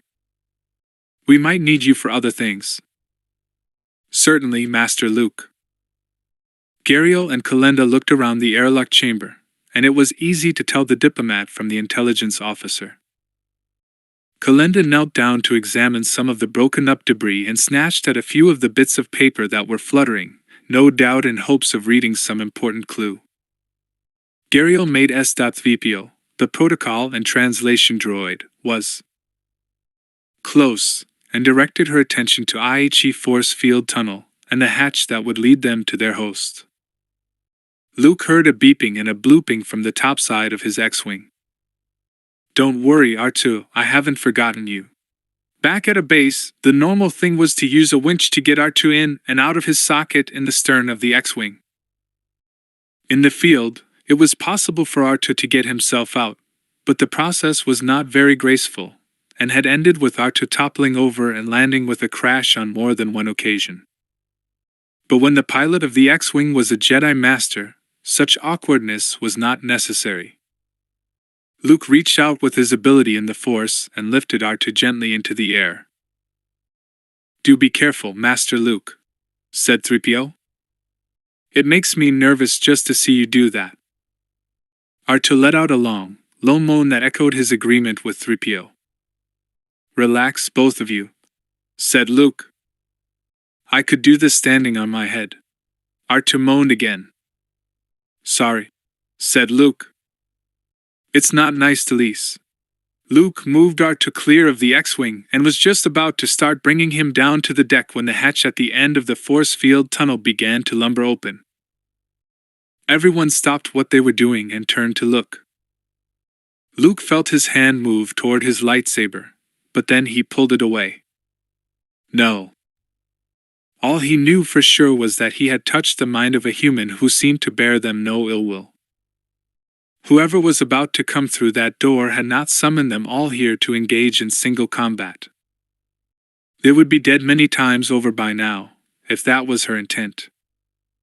He saw Lando and Kalenda make the same reflex reach for their own sidearms, and then pull their hands back.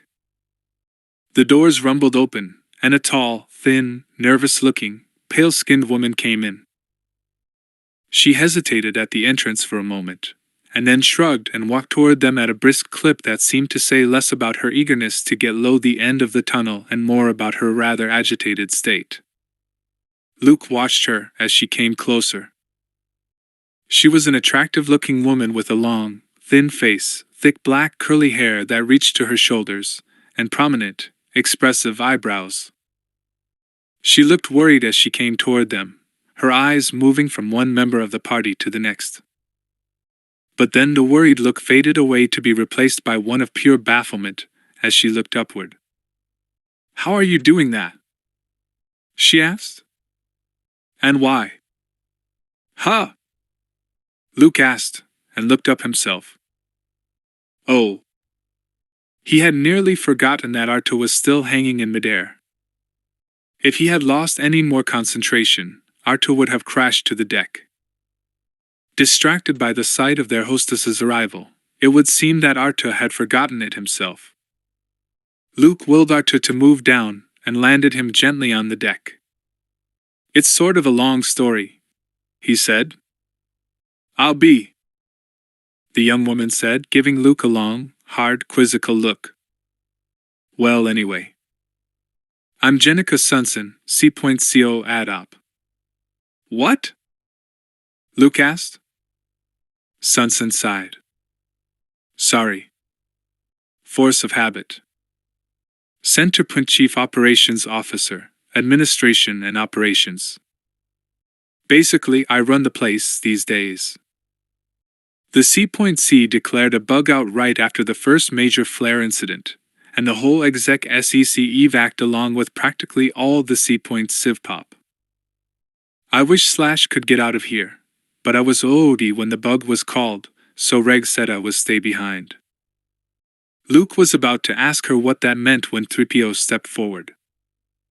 "Perhaps I might be of help, Master Skywalker," said the droid. "She is using many terms that are similar to the bureaucratic argot of Coruscant. I believe that what Administrative Officer Sunson means is that Centerpoint's chief executive ordered a full evacuation after the first flare disaster, and the entire executive secretariat left along with most of the civilian populace. Although she wished to leave with everyone else. Administrative Officer Sunson happened low B, he officer on duty at the moment when the evacuation was declared, and under those circumstances, she was automatically designated the officer low stay behind and serve as a caretaker. She didn't say anything about a disaster," Lando said suspiciously. "I beg your pardon," 3PO said, "but she did refer to a major incident. That is a common bureaucratic euphemism for a major catastrophe." "Hold it," Sunson said. "The tin box got it all correct, but I am right here. You could ask me what I meant. Only if you promise to speak basic like everyone else," Lando said. Luke had low smile. Lando never had much use for bureaucratic double talk. For a moment it looked as if Sunson were a bull to bite Lando's head off, bull then back down. "Maybe you've got a point. But I have to know what you're doing here. Your ships blew out of nowhere, and then those fighters bugged out too." "Were they your fighters?" Kalenda asked. "And what government do you represent?" "The fighters you were shooting at?" "They weren't FedDub." "FedDub?" "Sorry.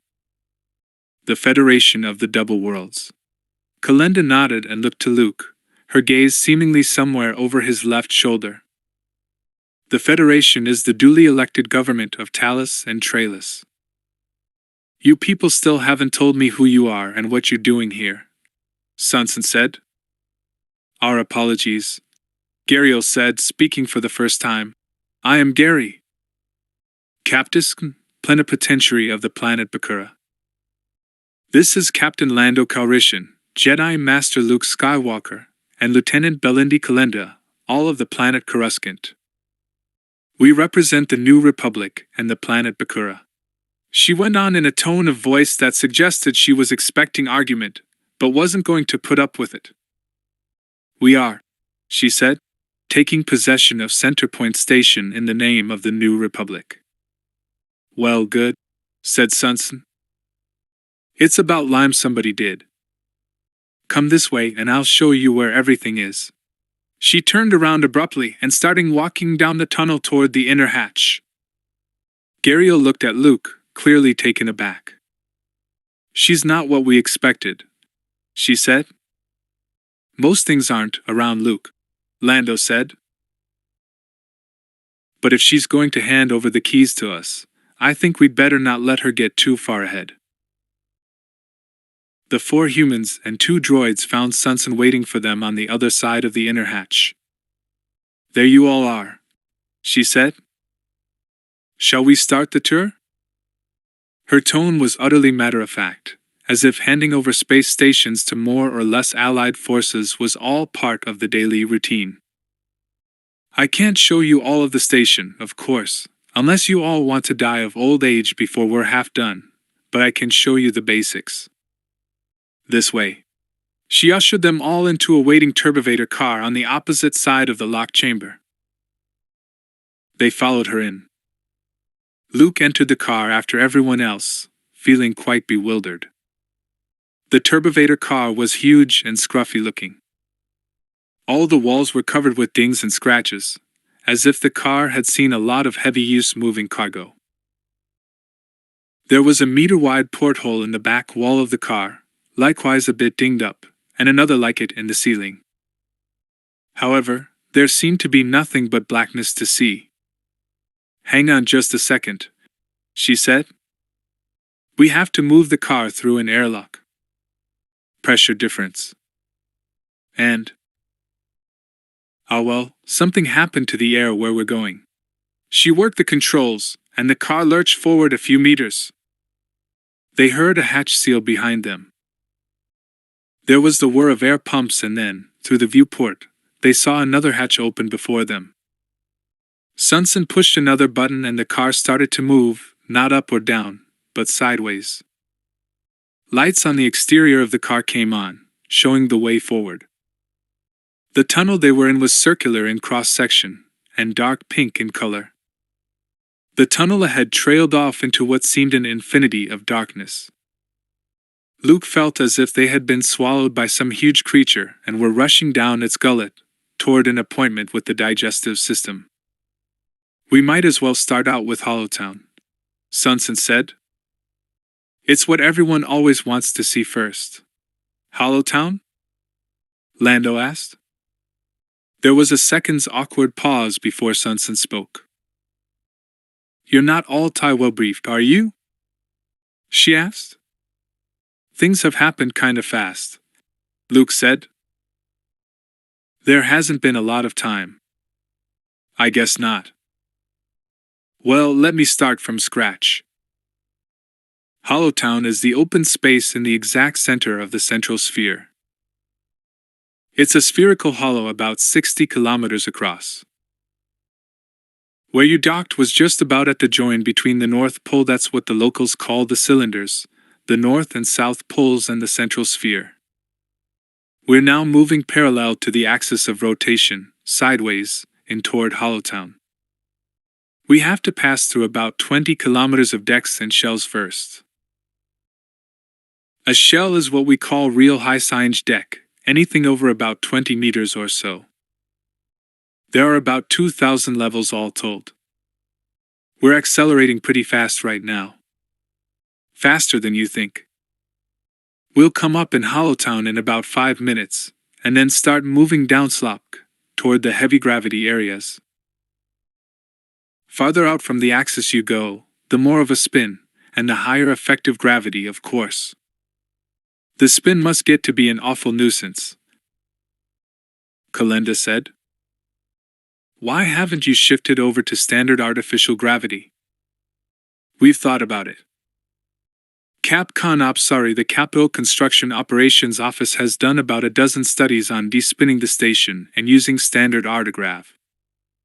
Luke managed low translate that last as artificial gravity, and tried to nod encouragingly. "So what do the studies come up with?" "Too expensive, too complicated, too disruptive, and too many unknowns. The station structure might or might not respond well to the shifted stresses. But it's your problem now. You can despin it all you want as far as I'm concerned." "I take it you want out," Luke said. "Do I ever? I was into real short time when the first flare went wump. I was almost down to counting the days on one hand, and then, well, you know the rest." "Lousy briefing, remember?" Lando said. "Wait a second. You people don't know about the FTRs. First we've heard of them, Luke said. We just broke through the interdiction field into the system a few days ago. Sunson let out a low whistle. Broke through the interdiction field? That's something, all right. I'll bet whoever is creating that field isn't real happy with you just now. Kalenda frowned. Hold it. You're generating the field. What? What are you talking about? The field. The interdiction field is centered on this station. Centerpoint station is generating the interdiction field. And the communications jamming, for that matter. Burning stars. It is? You didn't know that, Lando said. It was not a question. Nope. None of us here did. Looks like my briefing wasn't so good either. Luke was getting more confused by the minute. How could the people running the station not know the station was creating the field? And what were these flares Sunson was talking about? It was becoming plainer and plainer that things were not as they appeared. But it was also becoming progressively less clear how they appeared in the first place. I think we have a few things to talk about, said Luke. The turbovutor moved smoothly toward Hollow-Town. Chapter 6. The view from inside. What you've got to understand about this place is that no one understands it, Sunson said. We just live here. It's here, so are we, and that's about it. No one thought much about why things were the way they were. We didn't know why Centerpoint did most of the things it did, but we knew what most of them were.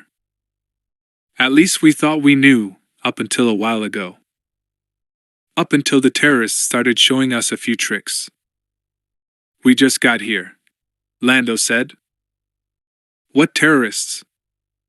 Sunson shook her head. I'd love to know the answer to that one. There have been attacks, nasty ones.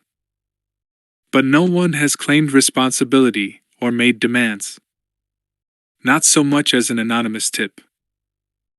We have suspects the TRILOGY, the two workers, and so on, but they all denied having anything to do with it.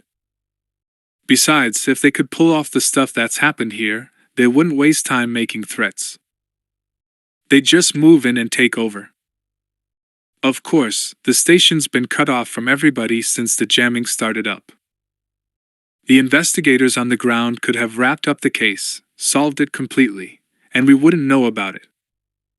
Luke made a guess that TRILOGY meant the Tralus and Layla's Liberation Party, or some such. Two Worlders probably meant some crowd that wanted separate governments for each planet. Guesses were good enough. He had an idea what Sunson meant, and he had a hunch the groups in question were not worth worrying about. Tell us about the Altacs themselves. Sunson went to the turbovator car's viewport. You'll be able to see for yourself in a minute or two. Hollowtown used to be quite a place. It grew enough food for the whole station, with a surplus. It had parks, and nice homes, and lakes and streams. Green and blue, cool.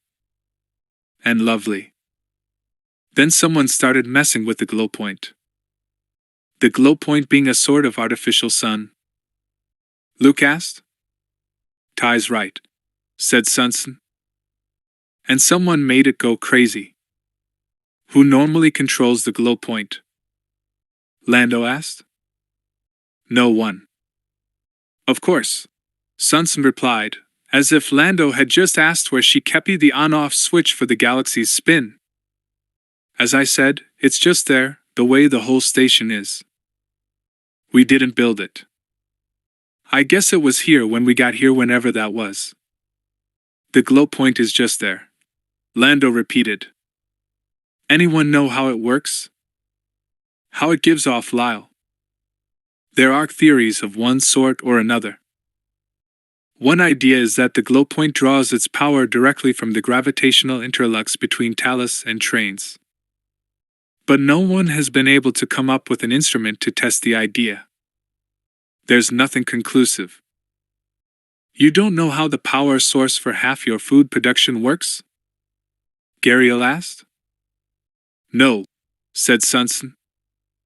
Do you know how the hyperdrive motors that got you here work? Luke had to smile to himself. Jenica Sunson had a point. There was scarcely a human being alive who completely understood every bit of technology he or she used. The Centerpointers, it seemed, were just a bit more obvious about it. Anyway, we're coming up on Hollowtown, if you want to get a look at it. The other humans joined her at the viewport, leaving the two droids off by themselves in the back of the year. A spot of light began to gleam through the end of the tunnel up ahead. That's the glow point, Sunson said. It's back to normal, at least for the moment. That's what it used to be like all the time.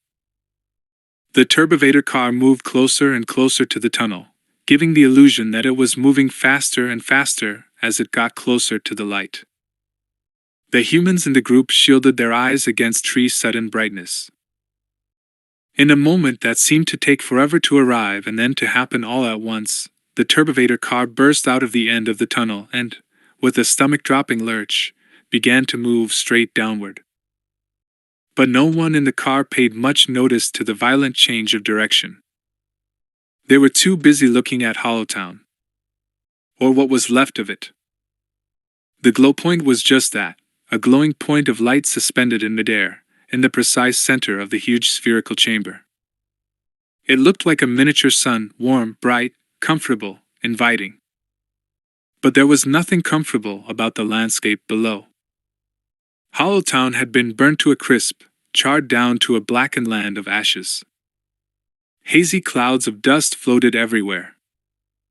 Luke could see the skeletal remains of burned-out buildings, what had once been neatly planted orchards that were now nothing but rows of incinerated tree stumps.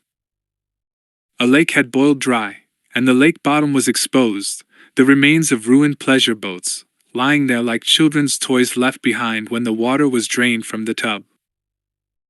It was a terrible place, a nightmare place, made all the worse because it had so plainly been lovely, well tended, not so very long before. Normally I'd stop the car at one of the intermediate stops and let you get out and look around, Sunson said. But there's just about no free oxygen left in there. All of it got consumed in the fires. I don't know how we'll ever get breathable air in there again. For that matter, it took some doing to get breathable air in this turbovator car. It didn't used to have its own air source, just a compressor that pulled air in from the outside. The air in the tunnel and near the spin axis was always too thin to breathe. After the first flare, the techs installed a full air system so I could still use the car. It's the fastest, easiest way from the equator to the docking zone and the tech sec, where I met you. The engineers yanked the compressor and hooked up some air tanks and a carbon dioxide scrubber. What happened exactly? Lando asked. The first flare was about 30 or 40 standard days ago, Sunson said, her voice suddenly sad and tired. Up until then, everything you see here now was parkland, or farmland, or luxury estates. It was beautiful to see. The glow point would shine down constantly. The farmers would use shadow shields to block the light and simulate seasons. From the inside of the shields, it could be as light or as dark as you liked, just by twisting a dial. From the outside, the shield could look like shadows, or like silver bubbles, or squares of gold, however you wanted to set them. People decorated their shields all sorts of ways. There was a special feeling, knowing it was always day here but that under every spot of gold was a secret little patch of night. All of it gone now. Gone. Gone when the flare hit.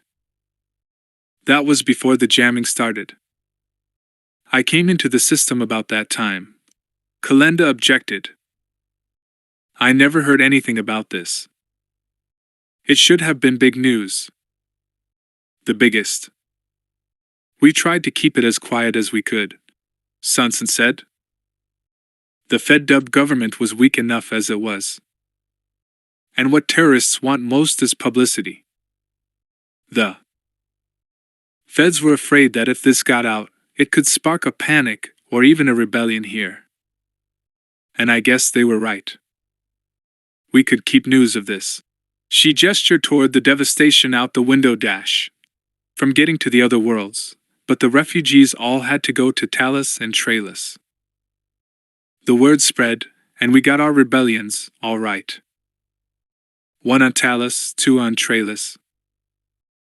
One group or the other, I don't even know which, landed a bunch of fighters somewhere on the South Pole a while back, claimed the station for themselves.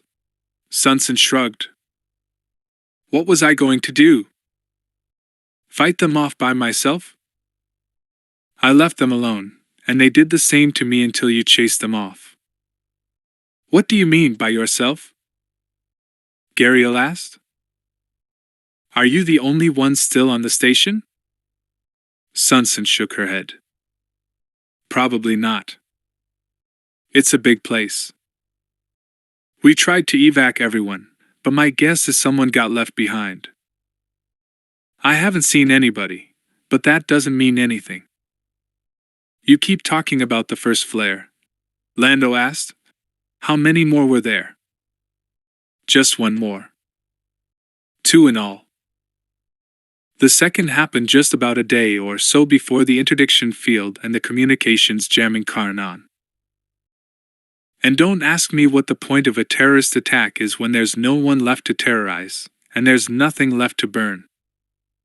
Lando said, a bit distractedly. This station is exactly at the Centerpoint, the barycenter between Talos and Trailus, right?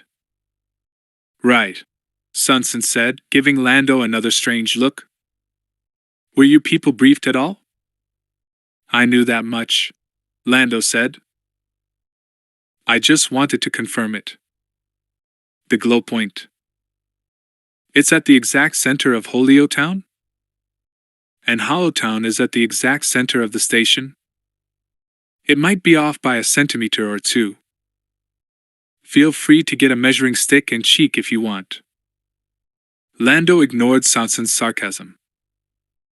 He pointed out across the huge spherical space, toward the far side of the rotation axis, and then tilted his head back to look through the overhead viewport. Those conical structures coming up out of the north and south poles, right on the rotation axis. What can you tell me about them? Luke looked through the overhead viewport, and then through the forward view. Up until just a moment ago, they had been too close to one cluster of cones to see it clearly, and the other had been lost in the glare of the glow point. But Lando seemed to have spotted them in the moment they became visible. Almost as if he had expected to see them. The two clusters seemed to be identical, a larger central cone surrounded by what looked to be 6 smaller cones, all with similar proportions of height to width. Sonson shrugged, a bit theatrically. I can tell you that one set is called the South Conical Mountains, and the other is called the North Conicals. I'll let you figure out which is which. People tried to climb them once in a while, but even in the near zero-G zone at the spin axis, it isn't easy. Anything else of vital interest you need to know? Like the names of the boats in the bottom of the lake bed? No, said Lando, his mind clearly somewhere else. I think that's all I need to know. Great, said Sonson. Sometime I'll have to spend 5 minutes learning everything important about your homeworld. What? No. I'm sorry. I didn't mean it that way. I mean, I think I know enough to understand what's going on. After 5 minutes? No offense, but our ITA people have been trying for just a bit longer, and we haven't worked it out yet. Ida? Luke asked. I believe in this context, The reference is to intelligence and technical assessment, 3PO said in a helpful tone of voice. I'm sure you've got good people, Lando said, and I didn't mean to sound rude or condescending. It's just a question of viewpoint. You've been seeing this thing from the inside out your whole life. I happen to be in a position to see it from the outside and dash. Just at that moment, R2 let off a low, unsettled-sounding whistle. His view lens swiveled up to take in an overhead view, and then he turned to 3PO and let off a series of beeps and whistles that were too fast for Luke to follow. Very well, R2, I will inquire. I huck it is very rude of you to interrupt. 3PO turned toward Gen.ICA Sunson. Pardon the intrusion, Administrator Sunson, but my counterpart wishes to know, rather urgently, if the two previous glowpoint flare events started suddenly, or if there was a gradual increase in the site source's brightness. It was plain that Sunson was less and less sure of this crowd of visitors with every moment that passed. Interesting droids you've got, she said to no one in particular. As best we're able to tell, the brightness came up gradually, over the course of about half an hour.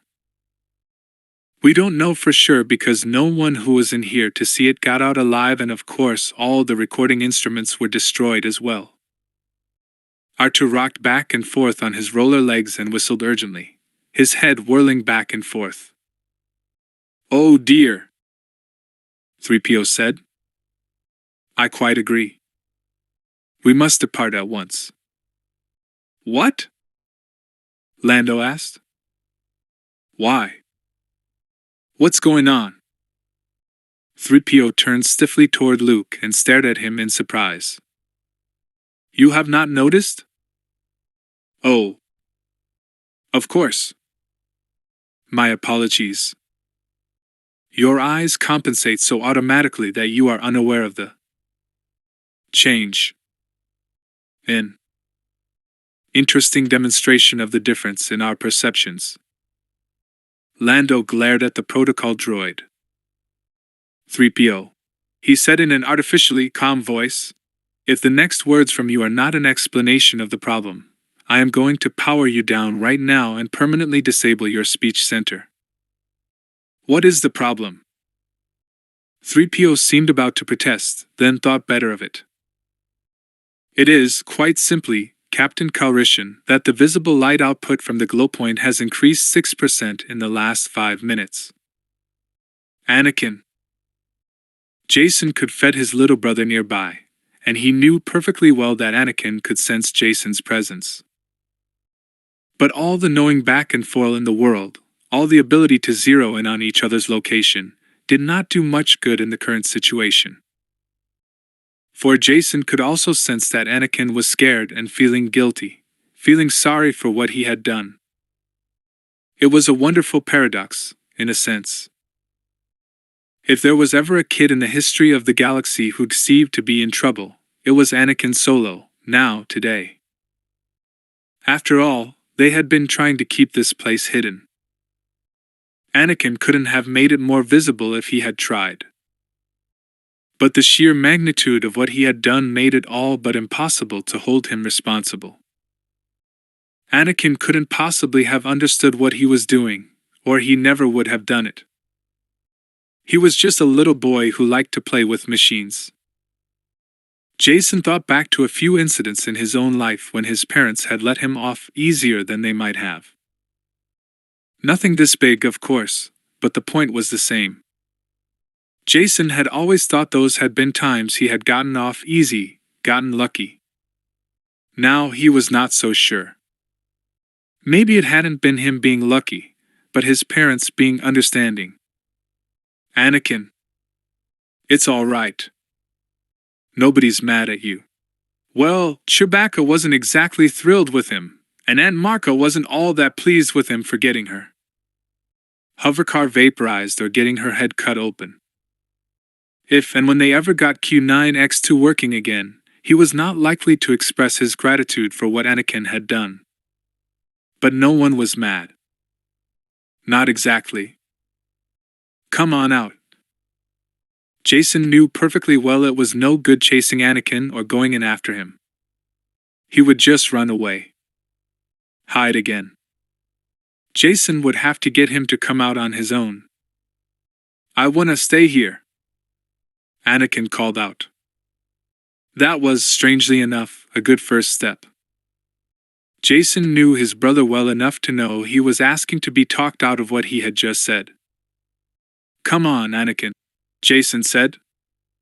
"You can't stay there forever / Can so. But it's getting dark. For reasons best known to the beings who had built this place, the steady, perfect illumination the chamber had produced from out of nowhere when it was cone-shaped wasn't there anymore now that it was open to the sky. And night was coming on. What about food?" Jason went on. "Aren't you hungry?" "Well, maybe a little." "Maybe a lot," Jason said. "Tell you what. Why don't you come get something to eat, and then if you want to go back to hiding you can." The suggestion made no sense at all, of course, but that was all right. It gave Anakin a way to save face, a way to back down. There was a long silence, and that was a good sign too. Anakin was thinking about it. Jason waited for a minute, and then gave it another try. "Anakin? Come on back to the camp, to the ship, and have some food." He couldn't really invite him to the camp. There wasn't much of a camp left.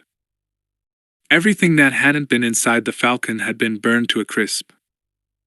"Can I really come back and hide later if I want to?" Anakin asked. "All you want," Jason promised, knowing how easy it would be to keep that promise. After all, Anakin hadn't needed permission to run away and hide the first slime. He wouldn't need it the next time, either, assuming they didn't pull around-the-clock guard on him, or lock him up and weld the hatch shut. And Jason wouldn't put it past Anakin to manage an escape even with a guard and a locked door. "Well, all right. Wait a second." After a moment, Anakin appeared at the entrance to the corridor. He paused there and looked toward his big brother. "It's all right, Anakin, really." Of course, though it was very little that was all right, but Anakin knew what Jason meant. Anakin came forward, slowly at first, then suddenly he was running as fast as he could. He threw his arms around Jason, and Jason hugged him back. "I'm sorry, Jason. I didn't mean to do anything bad. Honest. I know. But what you mean to do really doesn't count so much, sometimes. It's what happens that matters." Jason could almost hear his father telling him the same thing. Suddenly he found himself thinking not of what his father or mother would do but about them. They were probably in trouble too, out there somewhere. The last any of them knew about their parents was that they had remained behind, trapped in Corona House, when Chewbacca had gotten the 3 children, Q9, and Ibrahim out. Were they still there? Or had Dad's cousin Thraken locked them up someplace else? Or had they gotten away? Somehow Jason suddenly felt a wave of guilt pass over him. Why hadn't he worried about them more, thought about them more? "I miss Mom and Dad," Anakin announced, with his face mashed up against Jason's shoulder, his voice a little muffled and a little snuffly. Jason was surprised to hear his brother say that just then. It would seem Anakin's mind worked a bit more like Jason's than Jason had thought. "So do I," Jack said. "So do I. Come on. Let's go back to the others. I." The 2 boys walked hand in hand toward the center of the massive chamber. Anakin slowly settled down enough to take an interest in his surroundings. He looked up toward where the top of the conical chamber had been, toward where the sky was now. "Boy," he said. "Things have really changed." "Yeah," agreed Jason. "They sure have." He looked up himself and was astonished all over again by the sight. The sky was getting dark, and so was the interior of the chamber, but the silvery surface did a good job of reflecting what light there was. It was probably just about sunset, but there was no real way to know. All they could see was a perfectly circular patch of dark sky, exactly overhead, right at the zenith, with the gleaming shadows of the 7 silver cones stabbing into the edge of that perfect circle of night. Jason could see stars starting to peek through, here and there. They walked on, toward the Falcon, moving a bit more carefully as they picked their way through the heaps of burnt-up belongings. Everything that had been outside the ship was reduced to melted puddles and to ashes. Jason and Anakin paused again to get a look at the Falcon. "The ship's broken again," Anakin said. It was not a question. Uh-huh. It looks like all the propulsion systems blew out before Chewbacca could get the shields up. Anakin nodded slowly. "That isn't good," he said. Jason looked straight up, at the top of the cylinder, something like a kilometer or 2 over their heads. Unless Chewbacca could get the ship running, or unless someone could figure a way to walk straight up the side of the smooth, slick, sheer, impenetrable walls. They were stuck down here. "It sure isn't," Jack agreed. "Come on," he said. He almost told Anakin they were all wailing for him. But then it occurred to him that would not exactly encourage his brother to step lively. "Let's go in." The Duchess Marca of Mastagophorus sat in the lounge of the Millennium Falcon, feeling downright gloomy. The company was not enlivening. Her nephew, Ibrahim, was playing a dispirited game of sabacc with Jaina. The fact Jaina had lost several hands showed just how low her spirals were. Q9, or what was left of him, was propped up against the IHE far bulkhead of the compartment. He reminded Marca all too closely of a mummified corpse no one had gotten around low burying. She herself had a pounding headache, though she knew that she could count herself lucky to have no more serious complaints than that. It was a miracle that none of them had been killed. Well, maybe Q9 had been killed. At least Chewbacca had not been able to revive him. Of course, it might not matter that much who was alive and who was dead right now. They were trapped here, and most of their rations had been outside the Falcon, either stored on the hovercar or else in storage crates that had been stacked outside IHC spacecraft to make room. The Falcon? Emergency stores would lazzle for a while, but not forever. Marca's best guess, which she had not shared with anyone, was that they had perhaps enough water for 6 days and enough food for 10. And they might well be lucky if they were alive long enough to worry about such things. She agreed with Chewbacca that it was all bull certain that the repulsor's violent awakening had wiped out the Dralists, and good riddance, but there was bound to be someone who had been far enough away to survive the disturbance, and had noticed it. She saw 2 possibilities. Perhaps Drawl scientists would notice the seismic convulsions, or the electrical disturbances or whatever, and come take a look. However, Ty seemed a trifle improbable, as there was, after all, a war on, most public institutions had been shut down, and there were massive travel restrictions in effect. Unpleasant as it might be to concede the point, it seemed far more likely that a military group of some sort, equipped to detect repulsion activity, would have seen a burst of repulsor power bright enough to blow out their detector screens and corn to investigate. It seemed most unlikely that it would be anyone pleasant who arrived under those circumstances. And leaving behind the trifling problem of the sort of thing most of the military groups in the system were likely to do to captured enemy civilians, there was the question of what they could do with the planetary repulsor, once it was in their possession. Lots of unsavory people had been looking for the things for a long time. Marca did not know what they hoped to do with the repulsor, but she doubted it would be anything good. She knew was that the enemy regarded the repulsors as vitally, urgently important. It was not beyond the realm of possibility that by handing this one over to the enemy, Anakin had lost the entire war, single-handed. But these opinions, too, she kept to herself. Things were bad enough already, and there was no sense making them worse right now, when they would no doubt deteriorate on their own in due course. Their one hope seemed to be that Chewbacca could get the Falcon's propulsion systems working again. The Wookiee was working on the problem now, rooting around in all the access panels, knee-deep in cables and burned-out parts. She could hear him from here, banging and thudding about. He was doing his best, no doubt, but Marka had strong doubts that he would succeed. It seemed likely that what had knocked them out was the initial massive burst of repulsor power so strong that it had managed to jump across open circuits. In all likelihood, a similar electromagnetic pulse had blown out Q9. No, the situation was not good. Not one little bit good. And it seemed unlikely to do anything but get worse. She heard the sound of footsteps coming up the Falcon's entry ramp and looked up in time to see Jason and Anakin come into the lounge. Ibrahim and Jaina looked up as well. It would seem that Chewbacca heard them also, as he appeared in the door and stood there a moment or two after the two boys came in. "Hi everyone," Anakin said. "I'm back.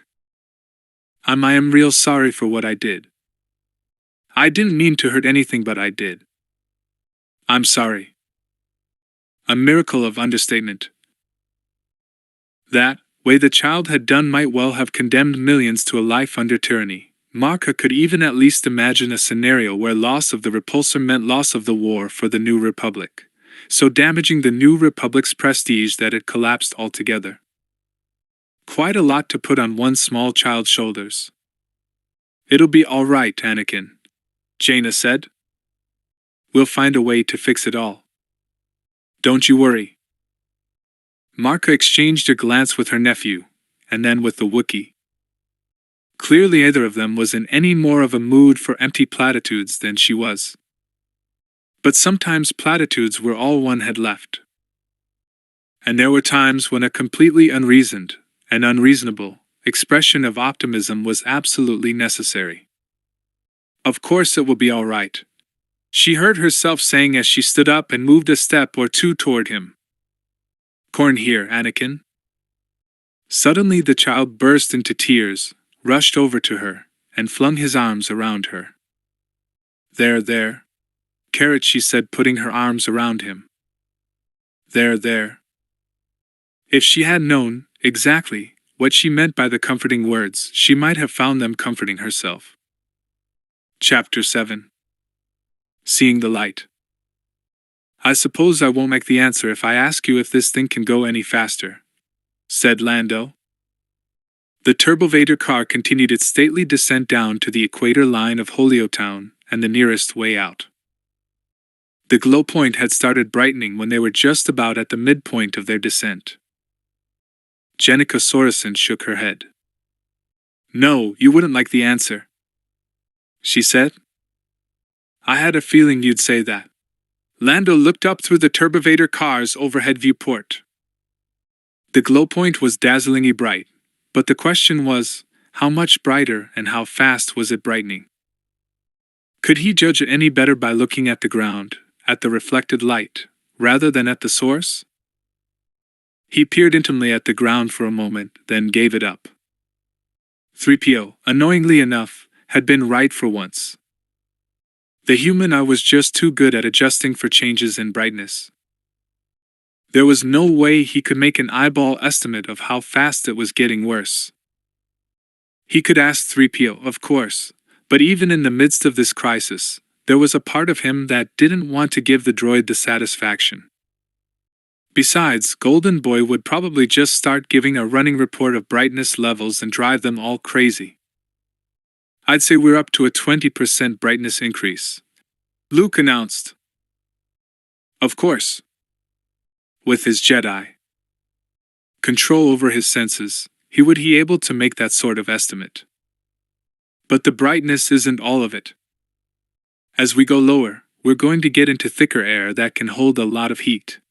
Luke turned to Sunsen. "How high a temperature can this car take?" he asked. Sunson shrugged. How should I know? I doubt if anyone ever bothered to figure it out. It's a glorified elevator, not a spacecraft. But it's definitely getting hot in here. There is indeed a significant temperature rise already, said 3PO. If you wish, I could gladly provide you with a running account of Dash.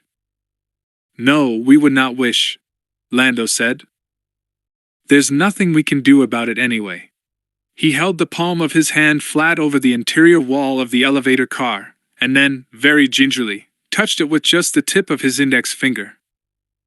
The skin of this thing is getting warmer though, and the heat is percolating through. No doubt about it. How long until we're out of here? Kalenda asked. Another 5 minutes or so, Sunson said. But there's a flaw. What flaw?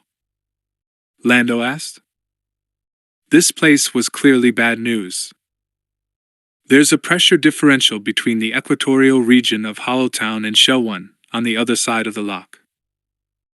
No big deal, maybe an 8% differential, but it's enough that you have to use an airlock. The main turbovator airlock jammed up during the second flare. It was never meant to do more than match the slight pressure differential between Hollowtown and Showdown. I managed to get it working again after the flare, but it wasn't easy, and I'm not so sure my repair is going to hold up. So we're stuck, Lando said. Heavens! We'll all be roasted alive, 3PO said. You speak when you're spoken to, Sunson said, obviously starting to share Lando's opinion of the protocol droid. We're not stuck, she said to the others. There's a personnel lock right next to the turbovator airlock. It's smaller and simpler, and it got a lot more use, so it's a real heavy-duty job.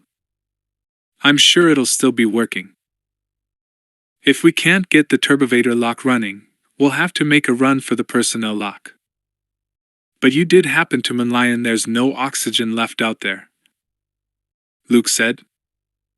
Even if there were any oxygen left, it would probably kill you to breathe out there. Very high COA levels, plus all sorts of toxic burn products. Can we all make it into the lock at once? Luke asked.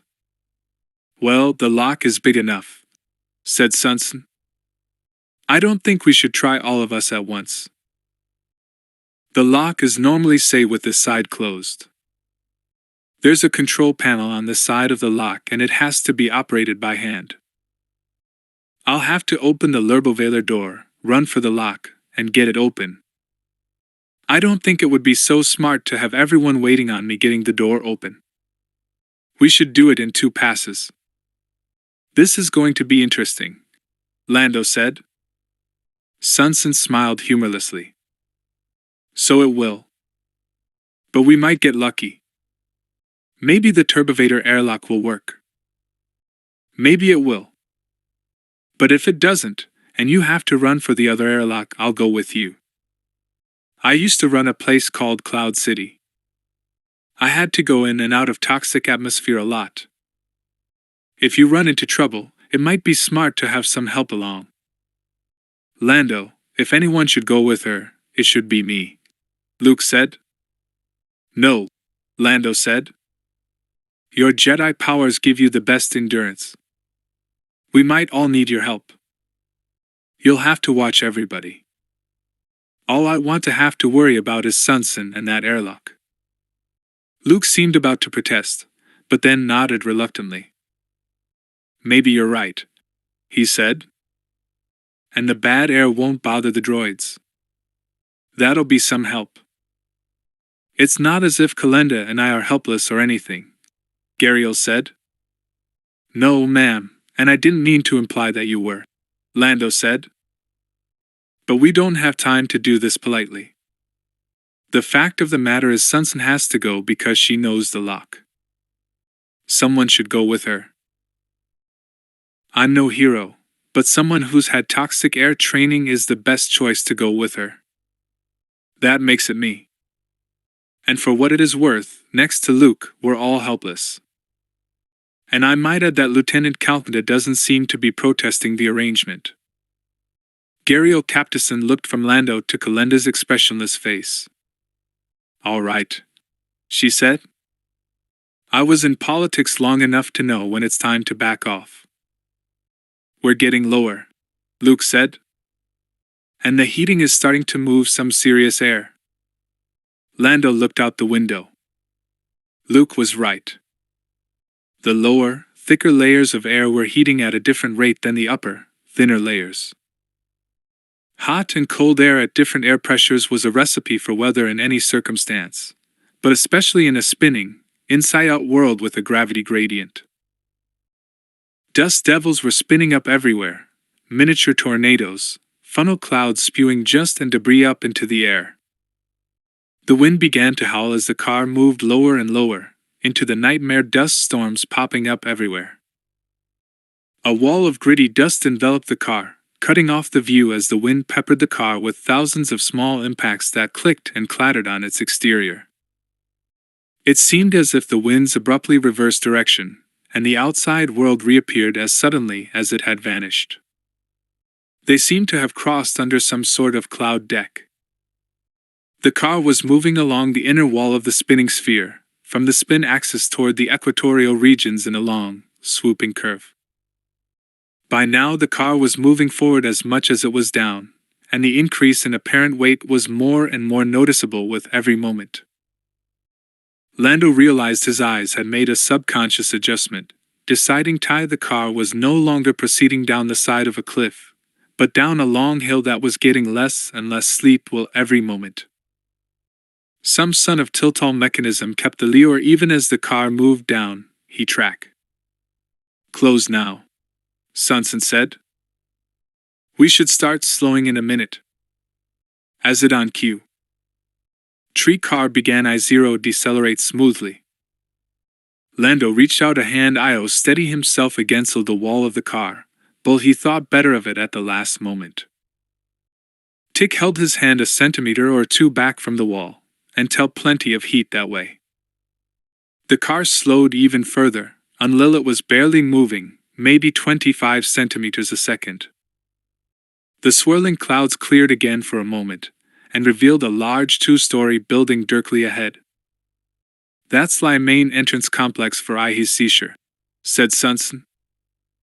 The turbovator's track led to a large cell of pressure doors, the sort that split down the middle, while the two have sliding apart to either side. So let's see what happens, she said. To let the automatics try it first.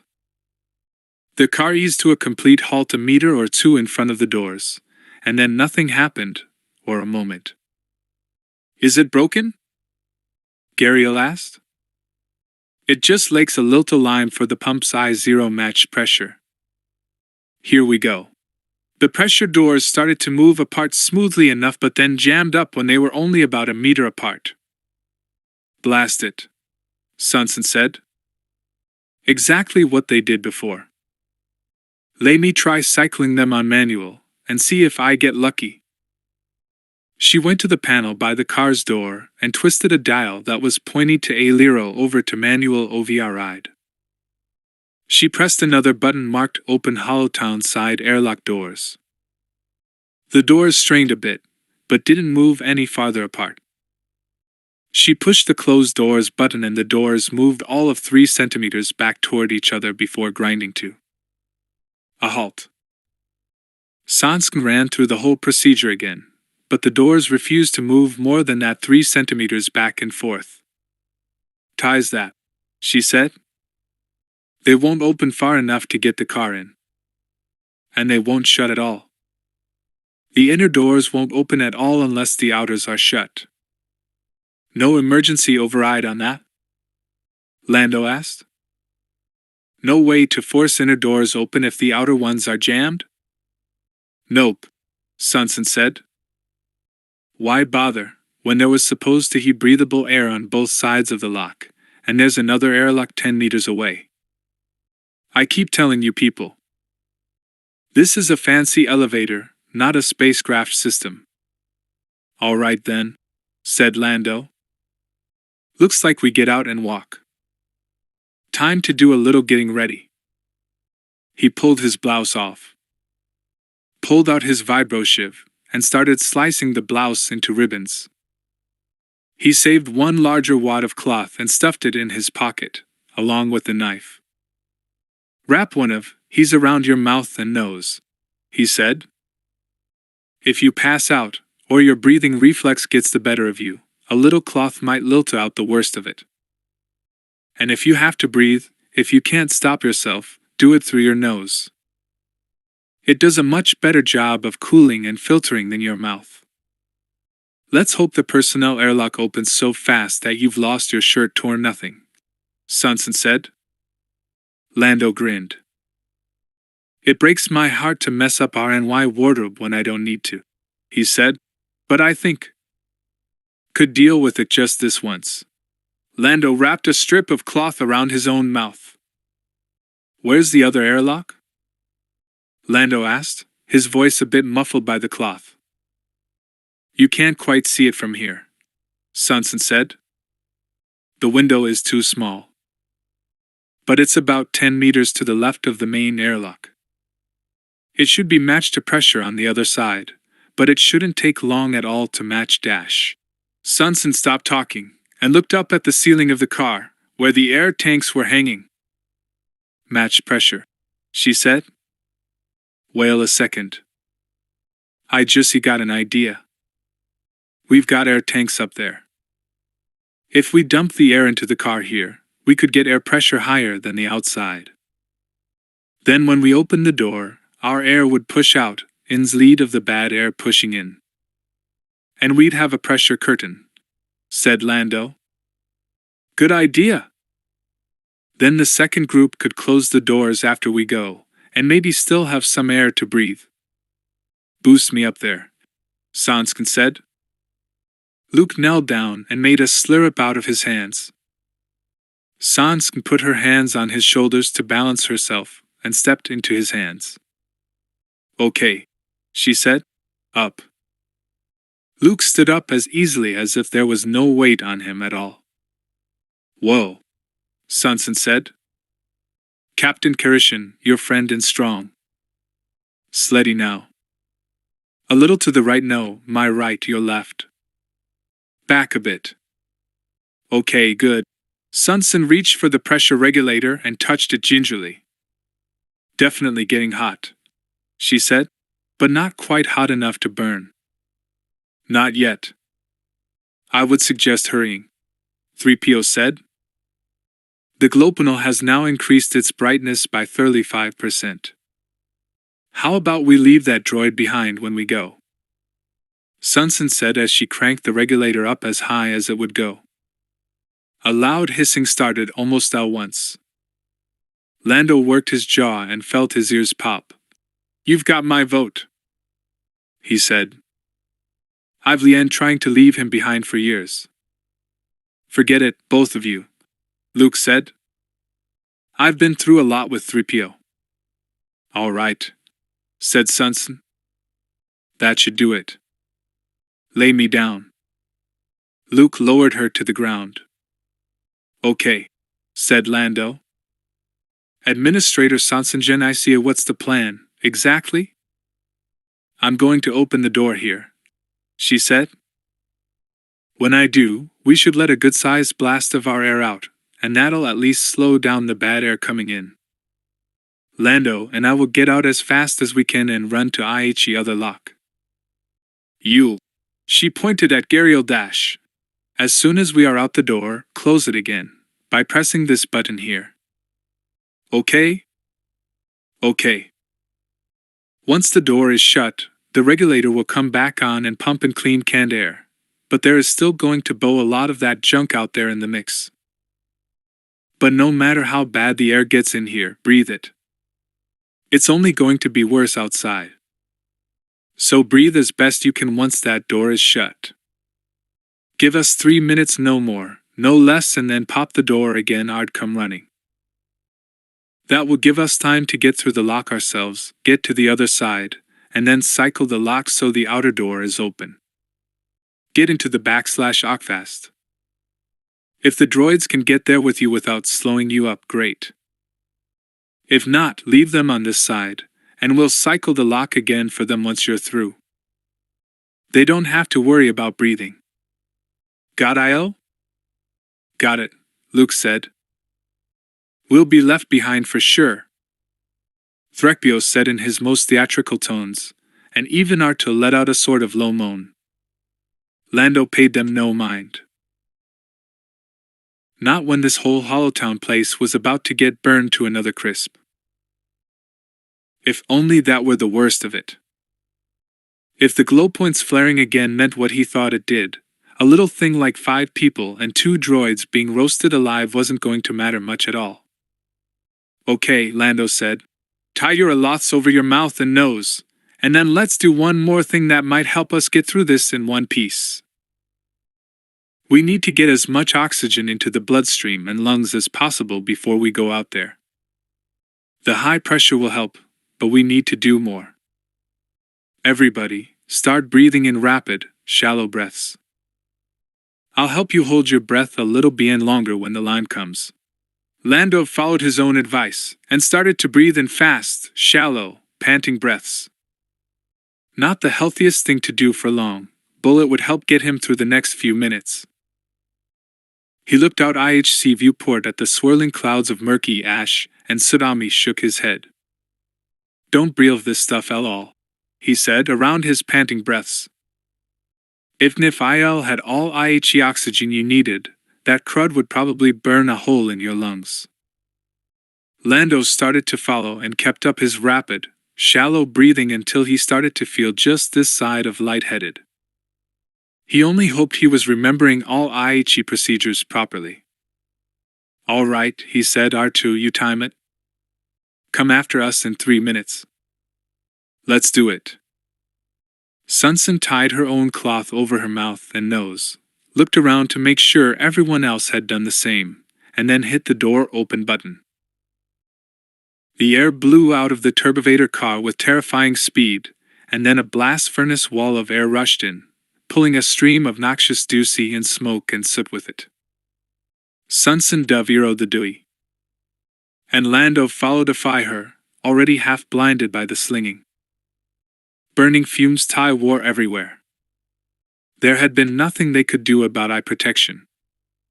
Where the devil was Sunsen? Had he lost her already? The air, if you could call it air, screamed past an IHE howling wind and cleared the view for just a moment. He spotted her, through watering eyes, heading toward the building. The heel was nearly as bad as the poisoned air and the dust.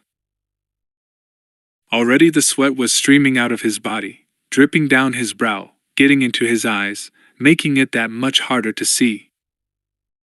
He resisted the urge to wipe his brow and the urge to breathe. Amazing how fast you wanted to start again once you stopped. Never mind. Sans Jenica was at the airlock, trying to work the very old-fashioned looking controls, but the metal buttons and knobs were already too hot to touch. Lando pulled the torn-up piece of cloth out of his pocket, being careful to keep his vibro shiv from falling out, and handed it to her. She nodded gratefully, not wasting breath on words, and wrapped the cloth around her hand. She threw back the spill lever, equalizing pressure between the interior of the lock and the outside. It would seem the pressure was higher on the outside, judging by the column of smoke and soot that got sucked into the lock. Jenica threw back a big lever and the door swung out and open. She waved her arm vigorously, urging Lando in, and he needed no urging. It was a big lock compartment, capable of handling 20 or 30 people at once. That wasn't good. The bigger the lock, the more air there would be to move, and the longer it would take. The dust and smoke swirled around in the wretched air as Lando stumbled into the oven-hot interior of the lock and suddenly realized that Jenica was not with him. He turned around to find her slumped over by the lock entrance, face down on the ground, coughing and retching. His own lungs feeling as if they were about to burst, Lando forced himself to go back outside after her. He grabbed her under the arms and dragged her in, wishing mightily for enough breath to curse the too high gravity here in the equatorial regions of Centerpoint Station. Half blinded by the caustic chemicals burning his eyes, Lando hauled Jenica Sunson into the lock.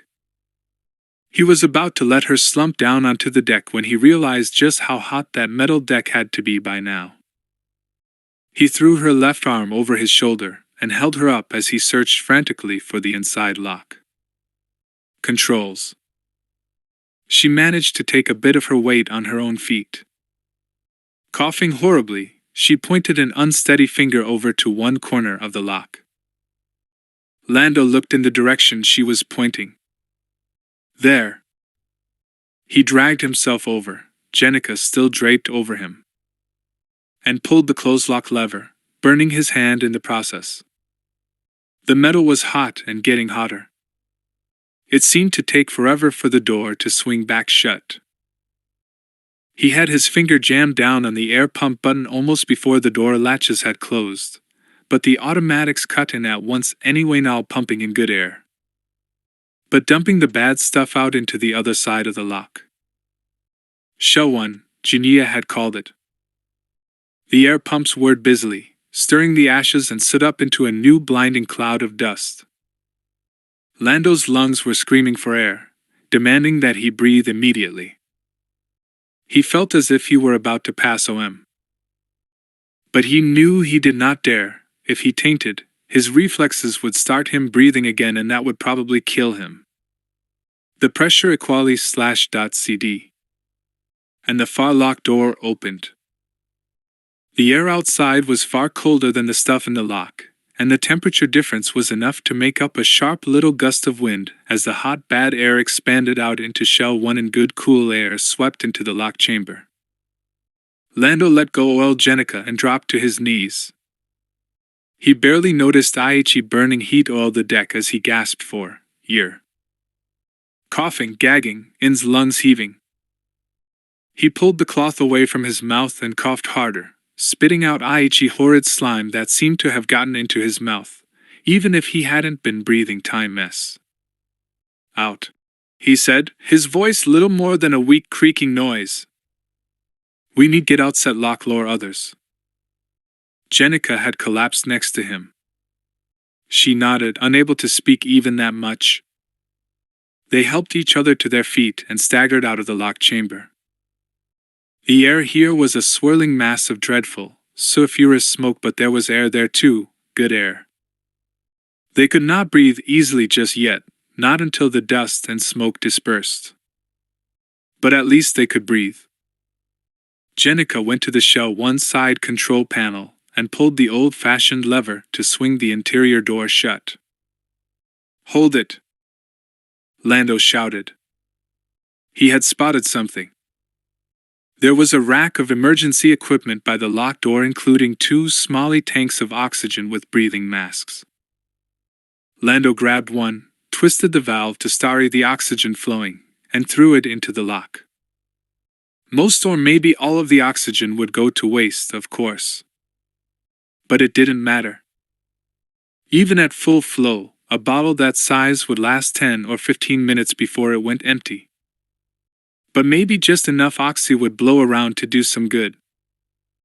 Or maybe if they were all blinded by the fumes, someone would still hear the hissing noise, and someone would find the mask and put it to his or her face. The door swung to. Jenica pulled the lever to open the hollow town side door, and that was that. She turned around and slumped down on the floor with her back to the wall. Lando grabbed the other oxy tank and sat down on the floor facing her. He opened the flow valve and handed her the tank. Jenica put the breather mask to her face and breathed in deeply and was subdued by another wave of racking coughs. She tried it again, with better success. Yuck, she said. I didn't mean to breathe any of that stuff, but something must have gotten in. She handed the tank to Lando. He put the mask to his face and breathed in deeply. The cool, alien oxygen felt wonderfully pure and sweet. Is there anything else we can do to help them in? He asked. She shook her head. Not really. There's a viewport in the airlock here. The safeties won't let me open both doors at once, but I might be able to set things to pop open the hatch on this side before the chamber repressurizes. That might get em in here a little faster. Ties about all. It had taken all of 90 seconds to get them in here. ing how much longer than that it felt. But if there was company coming, they had best get ready. Lando took another deep breath off the oxy tank and handed it back to Jenica. Come on, he said. Let's get the lock set so you can pop the inner door early. Yeah. We better. I have a nasty feeling your tryings might have it a little rougher than we did. Jenica stood up and rubbed her face. Her hand seemed away even dirtier than it had been. Burning stars, but I must be a mess. You did look belter before, Lando said with a smile. Your face has about a centimeter of dust on it. Oh, a little soap and water will fix that, she said. But I don't even want to think what this has done to MV hair. Luke Skywalker watched R2 intently, waiting for the 3 minutes low be up. Me forced himself to calmness, to clarity. Letty were now impatient. Except sometimes. This situation was gelling out of hand. The temperature in the car had jumped dramatically when the outside air had come in. All of them were sweating profusely. And all of them, even IHE Greel Jedi Master himself, were having trouble breathing. Kalenda coughed again and swore under her breath what little breath she had. How much longer? She asked. Either the smoke or the cloth over her mouth made her voice seem a bit murky, a bit throaty. About another 30 seconds. I think, Luke said. Let's get ready. Both of you out before me so I can keep an eye on you, he said. Gariel seemed about to protest, but Luke called her off. It's no time to be modest, he said. My Jedi powers give me an edge you two won't have. If they didn't, I've wasted my time with all that training for all these years. R2-3PO, you come after me. You watch me. Watch all of us. We might need your help, but maybe we can move faster than you two can. If we get there first, we're going to have to leave you on this side of the lock, but we'll cycle the lock again as soon as we're through. All right. R2 whistled and beeped and swung his head back and forth. I quite agree with R2, 3PO said. We might be immune to the poisonous atmosphere. The corrosive airborne chemicals and the rising temperatures could easily do us harm. Please do not delay in getting us. I won't, Luke said. I promise. 3PO nodded happily. I am glad to hear it, he said. Apparently the word of a Jedi Master was good enough even for a protocol droid. Kalenda Gariel, are you ready? I. No, not really, said Gacrical, coughing just a bit. But I doubt I ever will be ready for his sort of thing. Let's go. Kalenda nodded and let it go at that. Here we go, Luke said and hit the button. A new blast of burning hot air struck at them as the door opened. The winds were blowing more and more fiercely as the glow point dumped more and more energy into the system. Gariel stepped out into the storm and was nearly blown off her feet before Kalenda could grab at her. Luke stepped out into it and was nearly bowled over himself. The heat was incredible, and the noxious gases seemed to eat into his skin, his eyes. For a Jedi there is no pain, Luke lulled himself. There is awareness. There is calm. The three humans stepped around the side of the turbovator car and discovered they had been in the lee of the wind. The full force of the corrosive gale blasted straight into their faces, utterly blinding them, forcing them to jam their eyes shut. The wind carried fine-grained sand, and that slammed into them as well. Luke got one fleeting moment of good visibility before a roaring wall of dust and cinders enveloped them. One moment, when he saw where the airlock hatch was and saw that it was swinging open for them. That one moment would have to be enough. It would be worse than useless to open his eyes in this storm. Not only would he unable to see, his eyes would be destroyed. He would have to do it by dead reckoning and drag the others with him.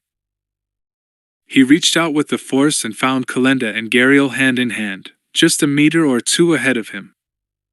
They were headed in the wrong direction. They must have been turned around by the wind already. Luke lunged forward into the wind and, using the force to guide him, grabbed Kalenda by the hand and yanked hard in the proper direction. Kalenda came willingly enough, and Luke could feel Gariel in the force, feel her hesitate a moment, and then follow along as well. Luke became aware of a burning sense in his chest. Air. He needed air. And if he felt the urgent need to breathe, the others must be in an agony to do so. Closer. Closer. In his mind's eye, he could see the hatch. He knew, with all the power and precision of his Jedi senses, exactly where it was. But tide did not get him there any faster, did not give him the power to move effortlessly against this deadly wind. There. They were there. He still did not dare open his eyes, but he knew they were at the entrance to the lock. He pulled Kalenda forward, pushed her in ahead of him, and shoved Gakrakal in as well before stepping in himself and running smack into something metal, something hard and angular and tall. He suddenly realized it was 3PO. It would seem Arthur and I got here before you after all. Master Luke. 3PO shouted over the howl of the sandstorm. A droid could speak in this mess without wasting air or getting sand. His mouth. Luke couldn't, and he settled for a nod instead. Luke nodded and moved farther forward into the lock, out of the stinging wind. He wiped the worst of the dust from his eyes and risked opening them, just in time to see the lock swinging shut. There was a sudden mark of orange from behind him. He turned around. Gariel and Kalenda were standing, eyes still shut, in about the midpoint of the locked chamber, holding to each other, coughing miserably. And Garasai's long flowing height dress was on fire, and Gariel did not know it yet. Luke lunged for her and threw his body on the blossoming flames, trying to smother them. His tight suit was insulated and fireproof. He felt a brief bloom of heat on his chest, and that was all.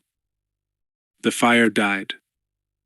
He stood back up and helped Gariel to her feet. A red-hot hit of debris, blown from someplace where things were hotter still, must have gotten itself lodged in the fabric of Gariel's dress. How could it burn, with no available oxygen? Luke heard a hissing noise from behind him and looked around. An oxygen mask? Lando and Kalenda had thrown an oxygen mask into the locked chamber, and Gariel had been standing right on top of it. Her dress must have trapped the oxygen. 1,000,000 to 1 shot, but one that had almost killed Gariel. All of that flashed through his mind even as he was grabbing for the mask. He tore the cloth strip off her mouth and put the oxy mask over her mouth and nose. Still half blinded, and probably still unaware of why Luke had knocked her over, she jerked away from the mask at first, until she realized what it was. Then she grabbed for it greedily, opened her mouth, and took in a deep, urgent breath. She started coughing almost instantly. Luke handed the mask to Kalenda, who took 2 deep breaths herself before handing it back to Luke. Luke pulled down his dust cloth, exhaled the last breath he had breathed in back in the turbovator car, and sucked in as much air as the mask had to give. He realized that he had been seeing spots before his eyes there toward the end. Even Jedi Masters have to breathe, he told himself. He was just handing the mask on to Gariel when the inner door swung violently open, and the air in the lock blasted out into the chamber beyond in a layside choking, blinding but now harmless cloud of dust. They had made it. I was on fire, Gariel asked, looking down at the remains of her dress. Jania had led them all to a small infirmary near the shell one side of the airlock. Everyone had cuts and bruises and scrapes and minor burns that needed attention of one sort or another. They all needed baths and clean clothes as well, but those could wait just a bit. I was on fire and I didn't know about it. A claim not many can make, Luke said, laughing. I apologize for knocking you over. And / apologize for throwing that oxy mask in there, said Lando. Don't either of you apologize /e, Gariel said a bit tartly. She went over to the sink and started scrubbing her hands. The mask probably saved all our lives in there. I was near passing out, and if I had fainted and breathed in much more of that stuff than I did by accident, well, at best I'd have been in here whitey something a lol worse than a sore throat. And I'd much rather have a bruised dignity than third-degree burns. I think we were all pretty lucky in there, Kalenda said in more serious tones as she sprayed some quick heal salve on Jenica's burned hand. The way the temperatures were rising, I don't think we'd have gotten out another live minutes later. What's it like in there now, Artu? Luke asked as Lando sprayed antiseptic solution into the sand burns on his feet. Ow. That stuff stings. Hold still, Lando said, dabbing ointment onto the worst of the burns. Almost done. Artu, who had plugged himself into a data port in the infirmary wall, squeaked and whistled and buzzed and beeped in an agitated fashion. Dear me, said 3PO. Things are rapidly getting worse in there. What did that and the thing say, for those of us who don't speak bird whistle? Jenica asked. Temperatures where we were 10 minutes ago are up over the boiling point of water and headed higher, said 3PO. The surviving detectors show hot spots closer to the glow point well over 500 degrees, and there are probably temperatures much higher than that, except the detectors are not there anymore to tell us. Not good, said Lando. Not good at all. Jenica Sunson nodded her head. And it's also no terrorist attack, she said. Even twice didn't make a great deal of sense, but 3 times? I think you're very wrong there, Lando said. Very wrong indeed. But I'm afraid your people here weren't the intended victims. I think you were more like innocent bystanders who got in the way. Jania turned and looked sharply at Lando as she flexed the hand with the burned salve on it. Captain Calrissian Lando, you said a few things earlier that made it sound like you had an idea what this was all about. Maybe now would be the right time to explain yourself. Lando let out a deep sigh. I think maybe you're right, he said. But no one's going to like it much. You might even be wrong, but on the other hand, it's all staring us in the face. What is? Luke asked. Centerpoint, Lando said. Centerpoint is right in the middle of it all. Think about it. There are 3 big, impressive, inexplicable technologies at the middle of this crisis. The first, and the easiest to explain, is the system-wide jamming. Impressive, but all you really need for that is a whole lot of power. And where does the jamming come from? Centerpoint, Jenica said. Without FedDub even knowing about it, and we ran the place. Or at least you thought you did, Lando said. Second up is the interdiction field. Nothing incredible about it, beyond ILS size. But if you had a powerful enough gravitic generator, you could do it. Where does it come from? Centerpoint, Jenica said again. And from what you were asking about earlier, you thought it had something to do with the way we're right at the balance point of gravitic potential. Right. I have no idea how. But it seems to me that Centerpoint taps into the gravitic output of the double worlds. Now it seems someone has found a way to convert that power into an interdiction field. And the third unexplained technology? Luke asked. Lando looked straight at him. The Nova Maker, of course. The Starbustler. We all wondered how it was done. We all wondered where the Starbuster was. I'm just about positive we're sailing in it right now. I think the glowpoint flare means it's Jussel about to go off again. Chapter 8. Meeting in progress. It was a lovely morning. The star coral was rising in the east. The lovely rolling hills and clean blue sky of Salonia were laid out before them. The Hunchuzak Den had put them up in a splendid hilltop villa, clearly purpose-built for the use of visiting human dignitaries. They had been comfortable and well cared for from the moment Mara Jade had set the Jade's fire down. I am tired of waiting. Drachmas, Han said. Patience, honored Solo. Waiting is not yet tired of you. Whatever that means, Han growled. Have you ever given a straight answer in your life? What exactly? Are you meaning by straight answer?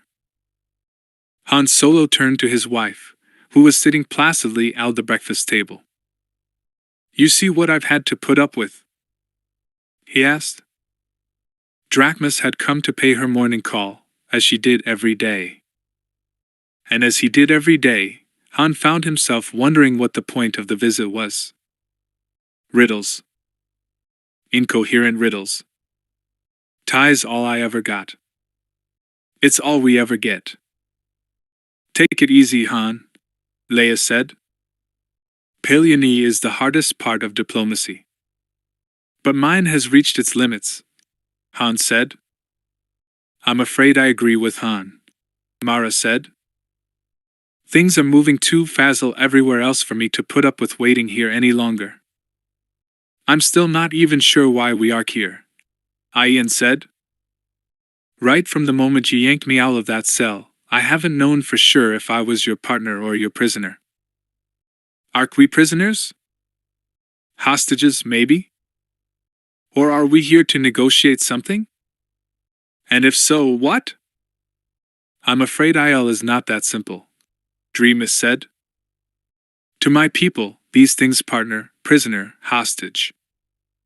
Negotiator are not so separate from each other as they are with your folk. To my people, one might lie only one of these or all of them at once, or some of them hangingly over time. So which is it? Han asked, a very clear warning note in his voice. A note Dreamus plainly missed. It is not yet determined. You must understand that to my people consensus is being all. Ambiguity has much use for us. If the issue is uncertain, then the meeting can go on.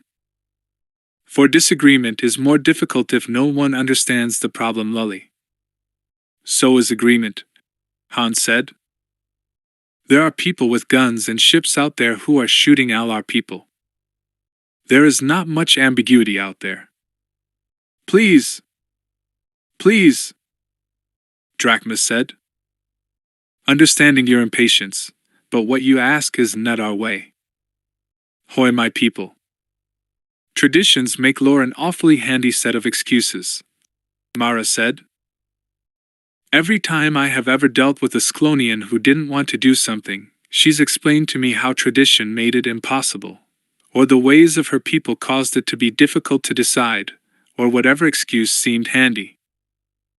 And my people always had to be respectful of your ways, and accept the structure of your culture. No more. This isn't some trade deal for luxury goods where you can leave us hanging for 6 months on the off chance that your convenient traditions will get us so frustrated that we give up and offer a better price. This is war. This is survival. There is no time. It is time for you to accept the ways of our culture before we are all wiped out. It is our way to speak plain, to speak true, to choose a course, and to follow it. Please, said Draconus. You must endure. Things are being complex. Take time to solve all. But there is no time, Mara said, putting a hard-edged emphasis on her words. We cannot take what no longer exists, and we have run out of time. Or rather, you have. I may be many things, but I will not be your prisoner. What is the meaning of your words? Drachmus asked. Inform whoever it is you should inform that I am leaving. JN 1 hour. I am going to walk around to the landing pad on the other side of this villa. I am going to get aboard the Jade's Fire, and I am going to Ly away. My companions are welcome to join me if they wish, but I will be leaving in any evening.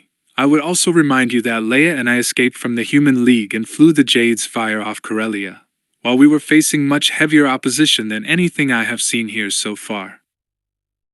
Besides which, as my ship is the one that brought the Chief of State of the New Republic to this planet, the case could be made that an attack on it constitutes an attack on the New Republic that you claim to recognize and support. In short, I would not suggest trying to stop me. You will not succeed, and I will not be responsible for any damage from the attempt. But, the only way to prevent my departure is to have our group meet with someone in authority, someone who will provide clear answers to our questions, someone with the power to make decisions before that hour is up. If such a person does not appear, I will leave. And I'll be with her, said Han, and turned toward his wife. Leia looked troubled and angry, but she nodded. And so will I. Drachmus looked from one of them to the other. But you have 1 hour, Mara said. Vanish. Go make things happen.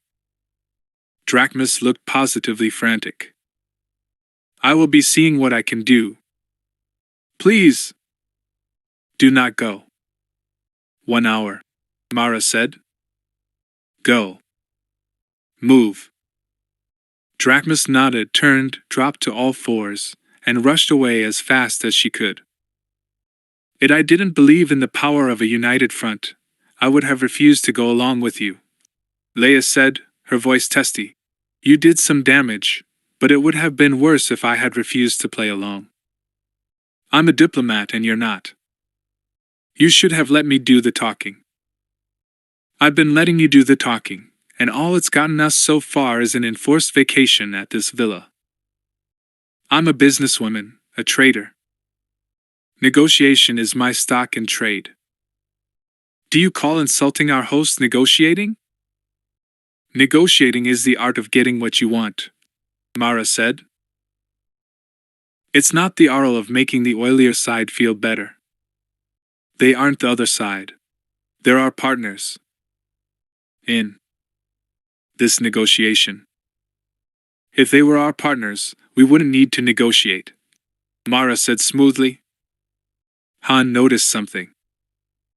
Mara's sharp tone, her apparent anger, her impatience, had all vanished at the same time Drachmus did. They had all been performance, posturing, for Drachmus's sake. Now she was calm, relaxed, as she spoke. Partners or opponents, I still don't think we'll get anywhere pushing them around like that, Leia said. We'll find out in about 57 minutes, Mara said as she poured herself another cup of tea. I've dealt with the Selonians before. Have you, Orhan? I speak the language, and I've dealt with them socially. But I haven't done any real negotiating, said Leia.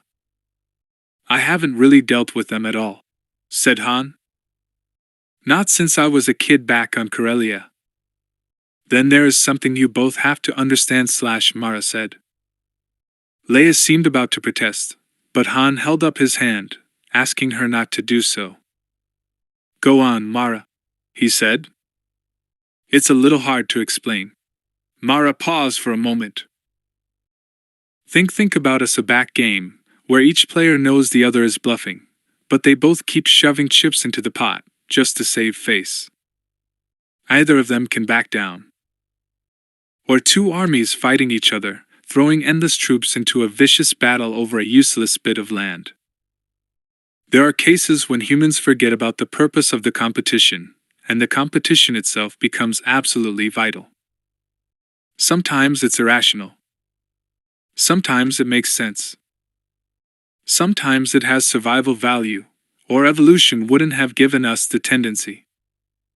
Maybe sometimes you're thinking about the next hand in the game, the next battle. Maybe if she knows you just won't quit, your opponent will decide the fight isn't worth the cost. She'll give up and you'll win the next fight without even having to fight. Of course, most of the time, it's not even a conscious decision. We do that sort of thing without even thinking about it. It's a blind spot. None of that sounds much like Solonians, Hans said. No, it doesn't, Mara agreed. I was talking about a human blind spot. We're much more competitive and individualistic than the Solonians are.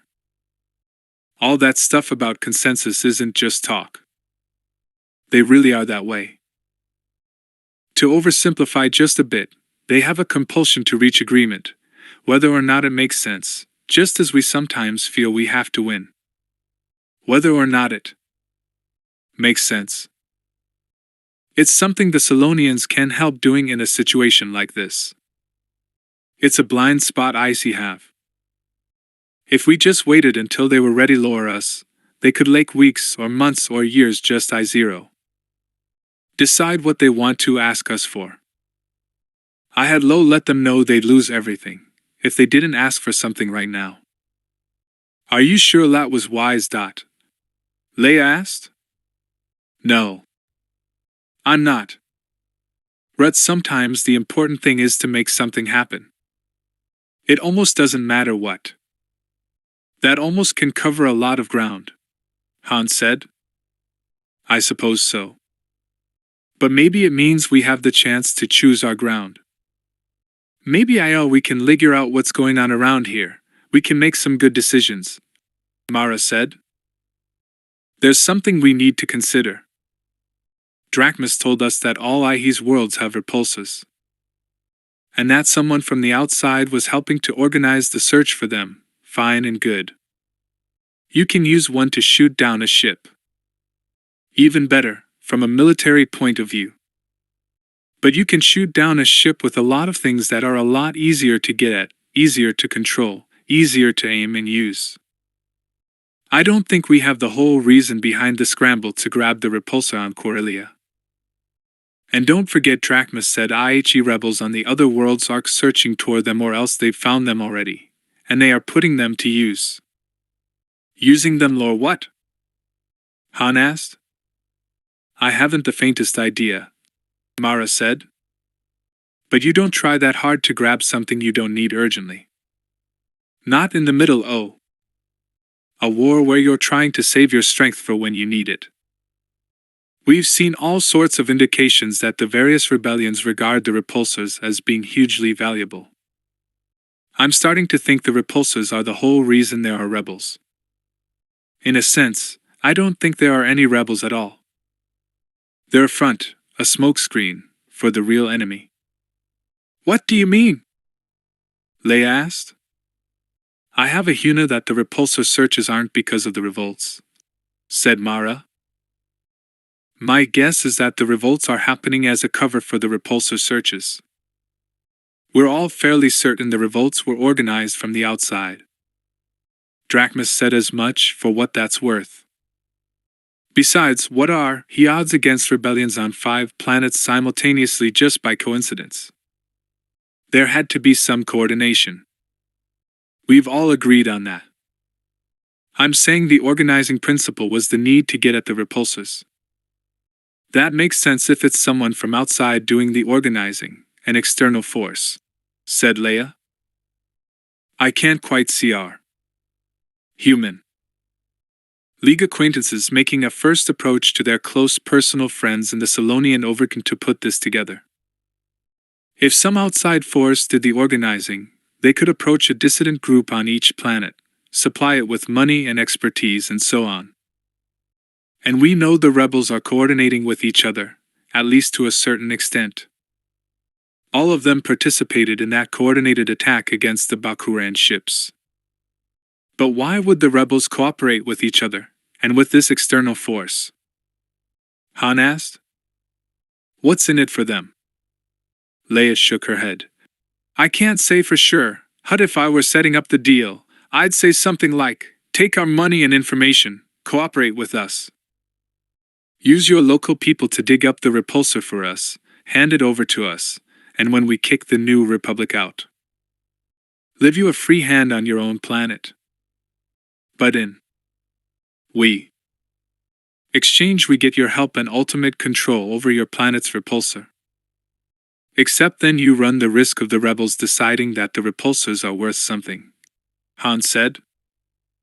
At a guess, something like that is what happened with the Human League, Mara said.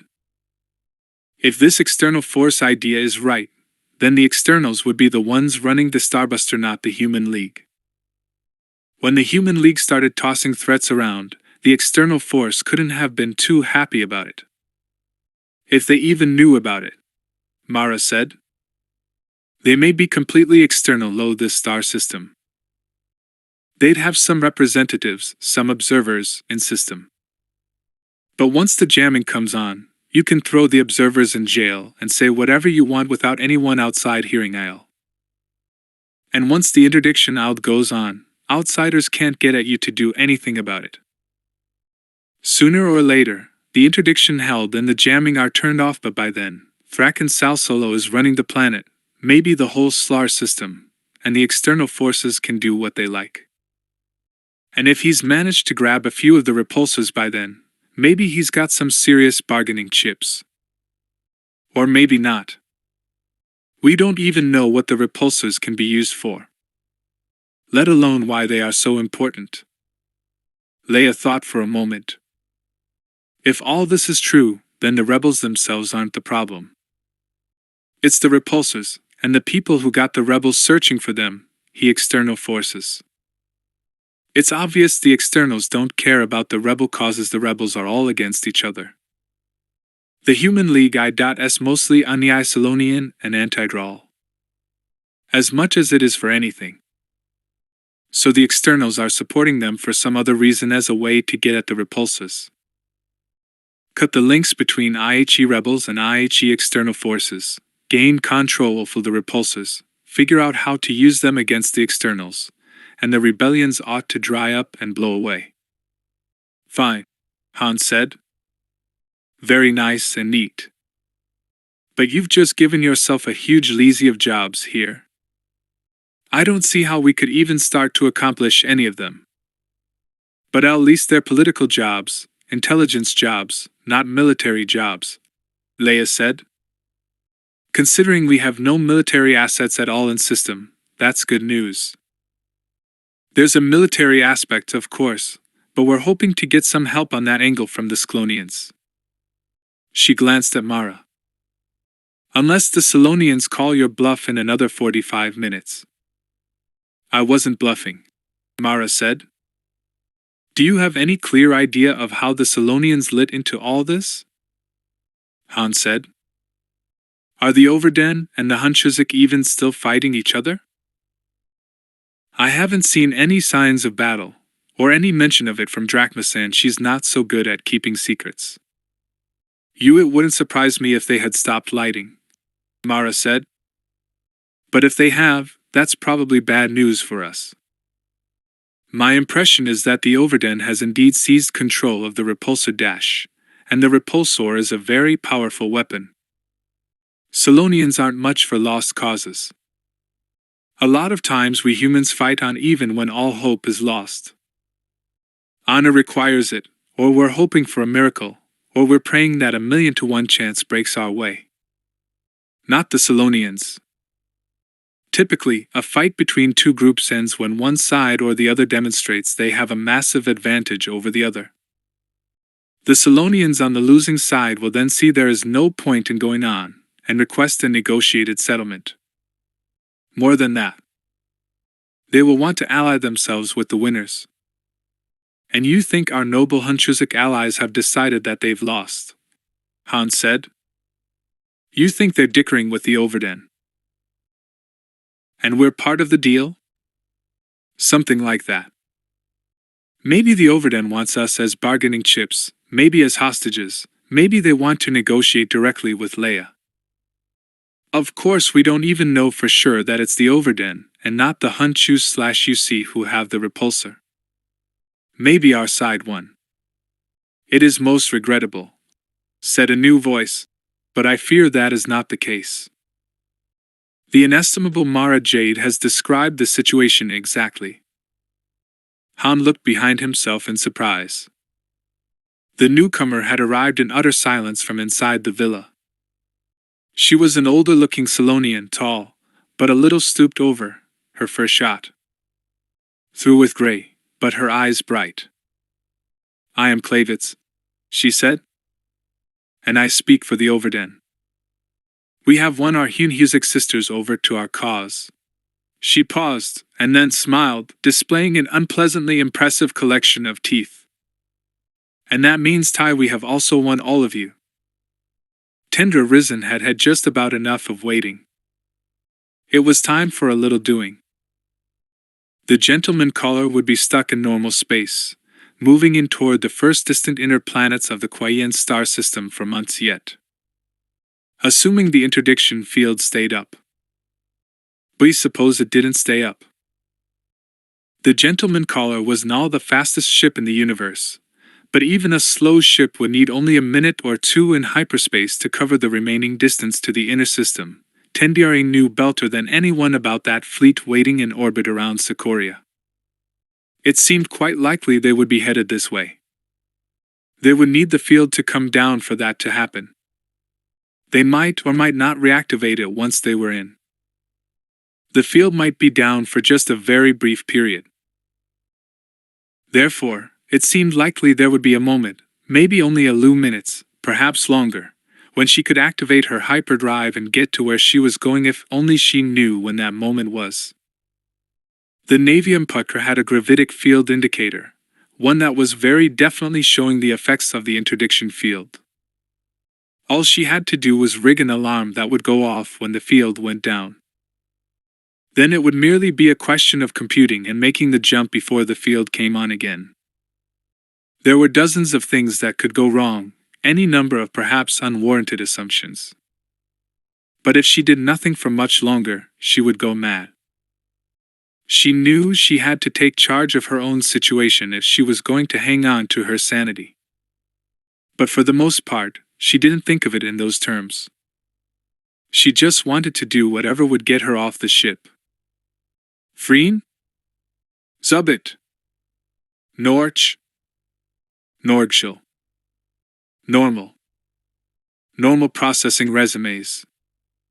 Resumes? Reset. Reset. Normal processing resumes. Wowzer. Freen. The stream of babble continued as Q9X2's head spun around 3 times, and a perfect forest of probes and sensors and manipulator arms popped in and out of their compartment. Comma. Not quite, Anakin said, frowning a hit.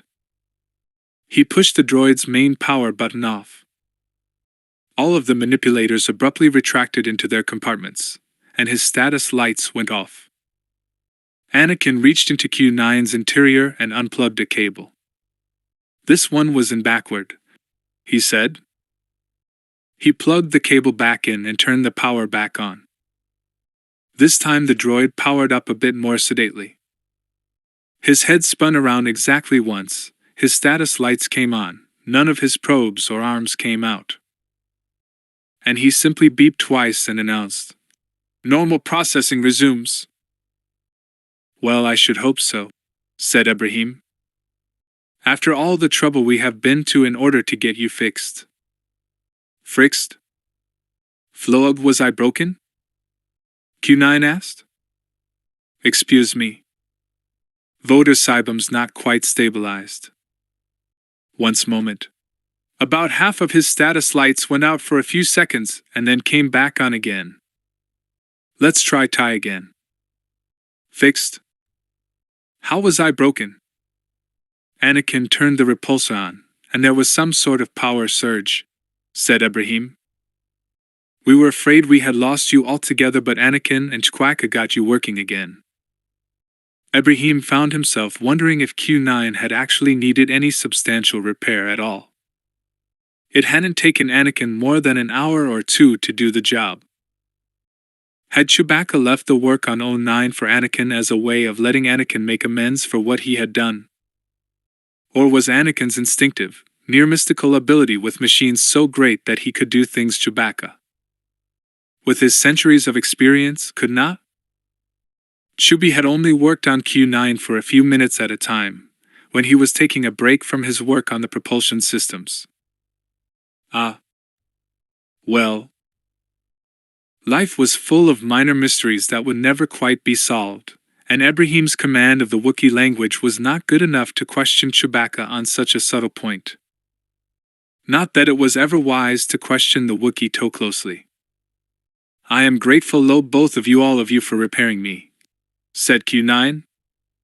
But what is he's about turning the repulsor on? That seems a most foolhardy act. Whose idea was it? My idea, Anakin said, looking down at the deck of the lounge compartment. I'm sorry. I didn't mean to cause so much trouble.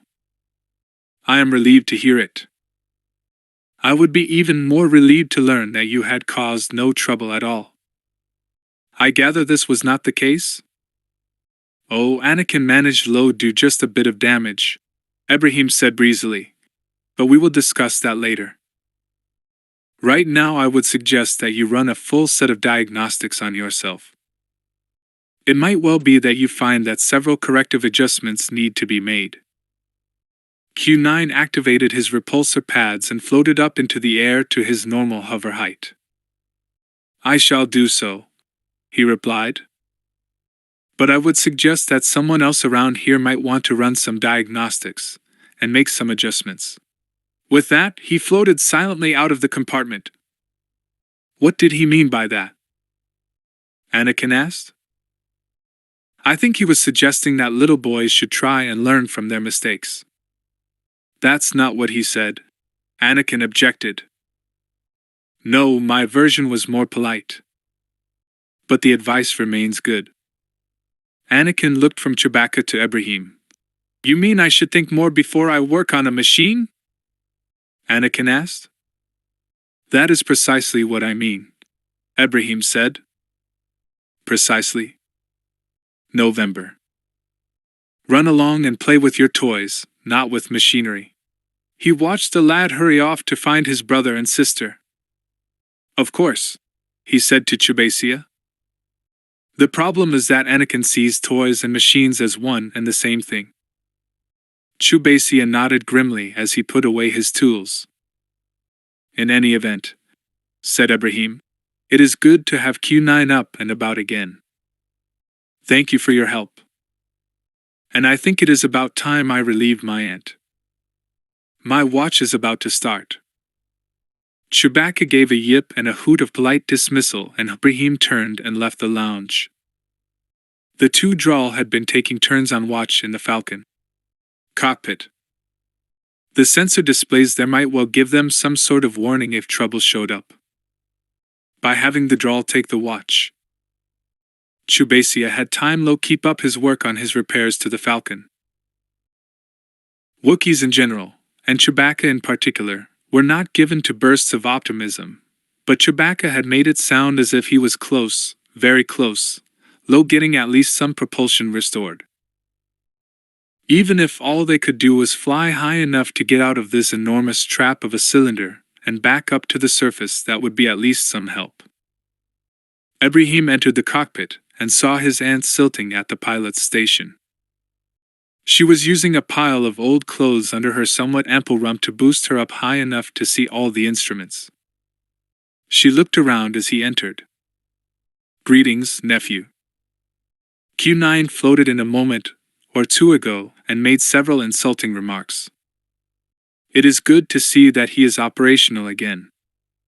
It is indeed, dearest aunt. Is there anything to report? She shook her head. No, there is not. And for that let us be profoundly grateful. She stopped speaking and looked at the overhead detector display. She stared at it.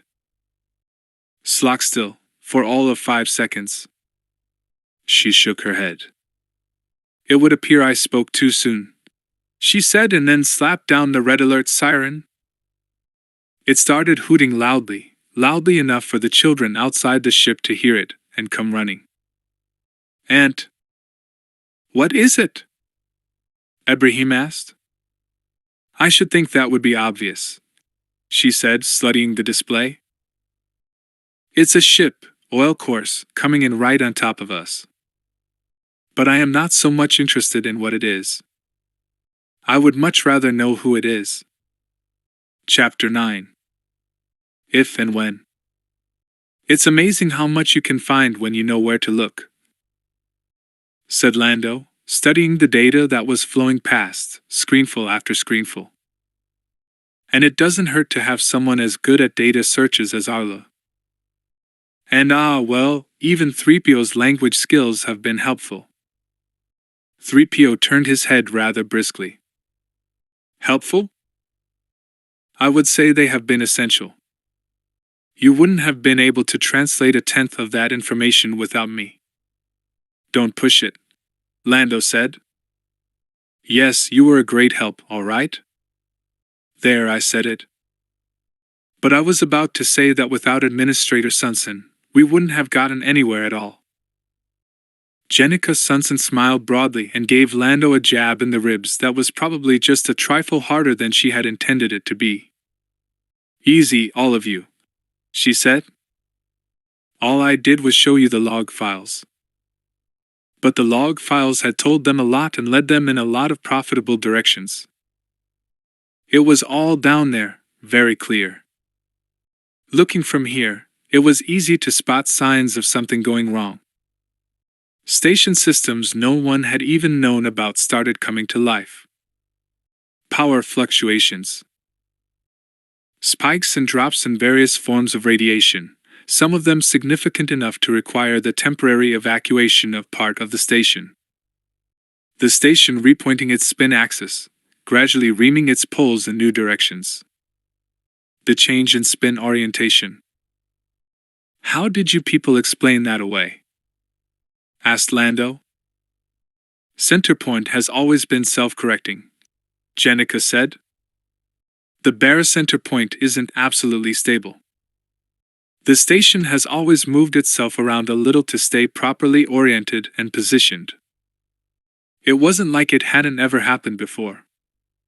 That low one side, said Lando.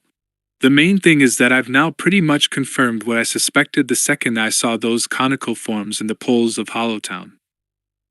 That form of 6 small cones around the larger one is the exact geometry you need for a particular kind of old-style repulsor. Actually, if you get down and take a look on the microscopic level, you'll see exactly the same pattern, repeated over and over and over again, on the surface of modern repulsor systems. Crudely put, we don't make one big repulsor element like that anymore, because the bigger the repulsor, the heavier the object has to be for the repulsor to work efficiently. Lando brought up a wireframe diagram of Centerpoint and pointed to the image of the repulsors. These are pretty big, but on the other hand, planets are pretty big too. But all the inhabited planets have their own repulsors. Kalenda objected. What did the builders of Corellia need this place for? Because this isn't just a repulsor, he said. This is a hyperspac repulsor. This station was designed to open up a gate, a tunnel through hyperspac. Grab a planet, and pull it back this way. It acts as more of a tractor beam than a repulsor, really, but that's the idea. How? Luke asked. How does it work? Lando shrugged. I don't know. But as Administrator Sunson has pointed out a time or two, knowing how it works isn't always that important. It's knowing that the station to report the events, but the automatic logging reports I've found indicate there was more of the same. Then there was a different sort of power flow shifts from the automatic recording instruments that have kept up right until the present moment, and they start at exactly the time the jamming and the interdiction field come on. Then we get the second glow point flare, and shortly thereafter, the second induced supernova. But how could it be we didn't feel any of that, or see anything? Jenica asked. You're talking about a hugely powerful pulse of energy being shot off from this station. No one saw anything. There wasn't any huge vibration or any burst of heat. This station is putting out a hugely powerful interdiction field and a powerful jamming field right now. Can you feel either of those? The pointing, Kalenda said. What does the repointing show? Lando brought up a holographic projector and threw up an image of the stars near to Corellia. The red spot at the center of the display is our position. This is the pointing of Centerpoint's south pole relative to the starfield before things started happening. A blue line streaked out from the center of the display and pointed toward nothing at all. This is the pointing after the first shift in spin orientation. A line of red lanced out and stabbed straight through the heart of a star. That is TDI 0036EM I-27I, Lando said. The first star to go nova. Lando punched in another command, and a shaft of gold streaked out and touched another star. Thanta Zilbra, Lando said. The second star on the list. A population in the tens of thousands. My guess is most of them are dead. I know logistics, and I don't see how they possibly could have gotten everyone out in time. And this, he said, is where we're pointed now. A line of violet fire flashed out and hit another star, square and true. That is the third star on the hit list we got in the initial warning message. Bovo Yagan. I looked it up. One source says 1 planet with 8 million. Another says 2 planets with a total estimated system population of 12 million on the planets, and who knows how many stations and habitats and mining camps and so on. Centerpoint is the starbuster, and it is getting set to blast that star and those planets and all those people down to cinders and dust. When? Kalenda asked. Lando hit another control button and a countdown clock appeared. Artur ran the problem. We have to backtrack a little to account for how long the pulse will take to travel through hyperspace, and how long it will take for the chain reaction to take hold inside the star and build up to an explosion. Centerpoint is going to have to send a tractor repulsor hyperspace burst in exactly 123 hours, 10 minutes, and 13 seconds from now in order to keep to the schedule in the original warning message. 12 hours and 12 minutes after that, the chain reaction induced by the energy pulse will bloom out of the star's core, and up it will go. Burning stars. Centerpoint, my home is a weapon, Jenica said, her voice full of shock. And whoever controls it is going to have the power to control the CORELLIAN sector and maybe the whole galaxy, Gariel said. Do what we say, or we blow up your star. Wait a second, Luke said. There's a piece that doesn't fit. If Centerpoint is the starbuster, then it's the prize, the most important place in the CORELLIAN system. Why the fuss over the planetary repulsors? Why didn't the plotters worry about Centerpoint? 3 reasons, Lando replied. The first is that they didn't try to get it because they already had it, or at least had found a way to control it. I figure there is some well-shielded, well-hidden control room on this station. Someplace we wouldn't find it if we looked for 100 years. Probably there isn't anyone in it anyway. All of it automated, set to work off timers and remote control. Second reason might be plain old misdirection. If you get everyone worried about the repulsors, no one's going to have time to go looking for the starbuster. And the third reason has been staring us right in the face, Kalenda said. I think I just figured it out. I haven't really worked with repulsor field theory since school, but part of what makes repulsors work is that they can interfere and resonate with each other, right? And you can use that interference between two or more repulsor cells to provide steering and control. Power to a small side repulsor cell can deflect the beam from the main repulsor. Lando nodded. Exactly. The planetary repulsors can jam Centerpoint's hyperspace tractor repulsor beam. They are the only repulsors strong enough to do it. But it goes deeper than that. The planetary repulsors can work as amplifiers, not just as jammers. In practice, it would be the devil to manage, but in theory, you could tune all the planetary repulsors into a single network slave to Centerpoint.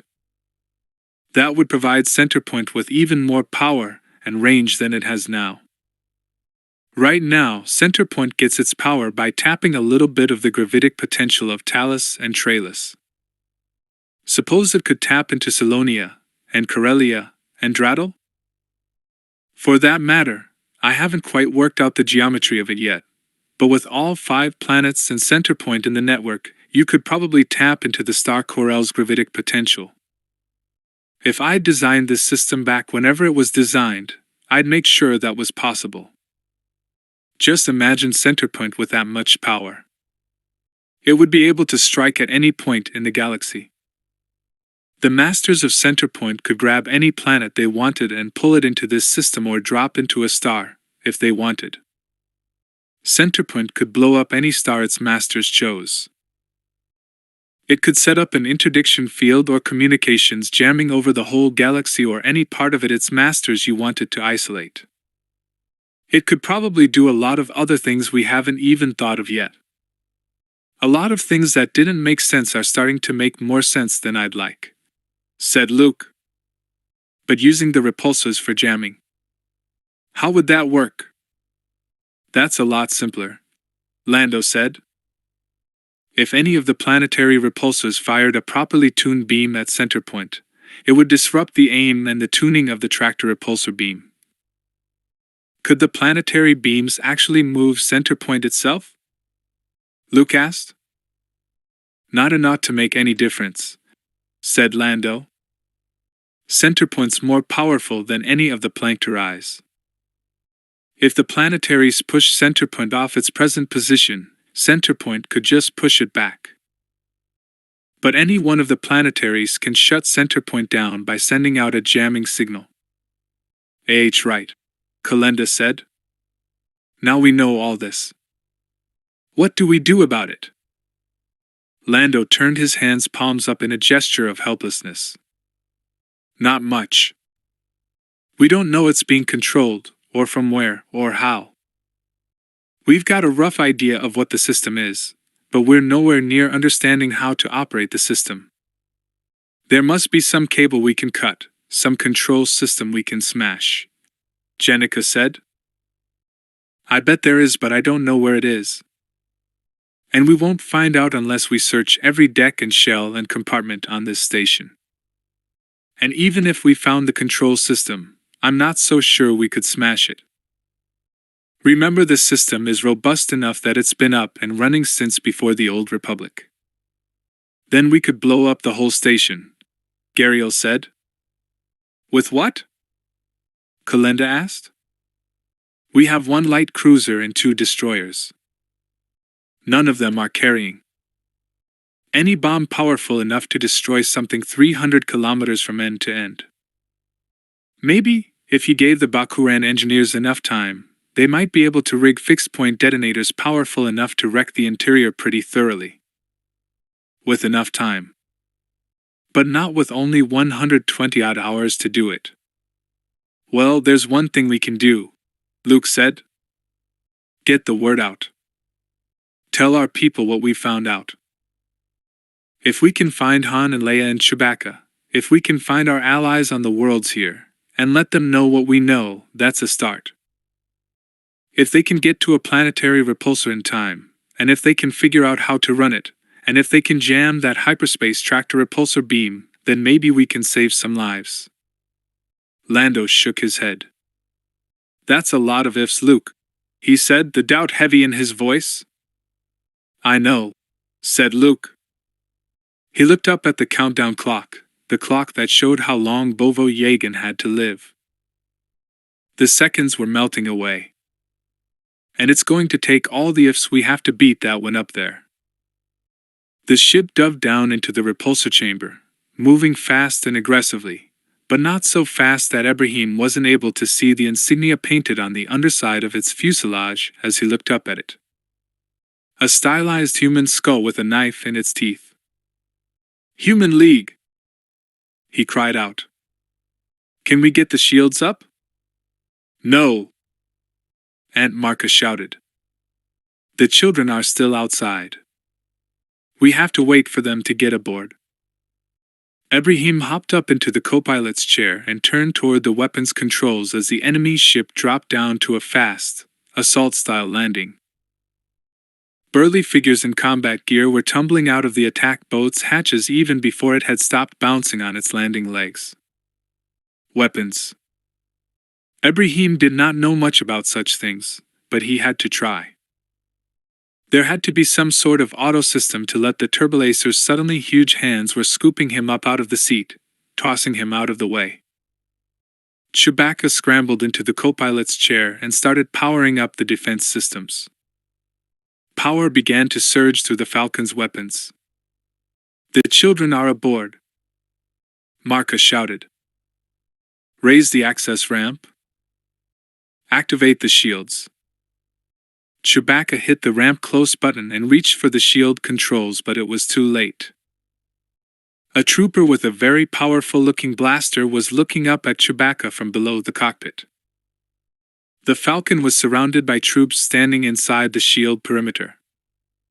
Chewbacca tried the shields anyway. The lights in the cockpit surged for a moment as power went to the shield generators, but nothing else happened. Chewbacca roared in frustration. Shield jammers. They must have attached shield jammers to the hull, preventing the shields from forming. A tall, heavy-set, bearded figure stepped out of the assault boat and walked toward them, a most unpleasant smile on his face. Sal Solo, Ibrahim said. It's him. That's our dad's cousin? Anakin asked. Ibrahim turned around and realized for the first time that the children had crowded their way in. All of them, the entire party, were there, in the cockpit. That is his cousin and yours, child, said Marka.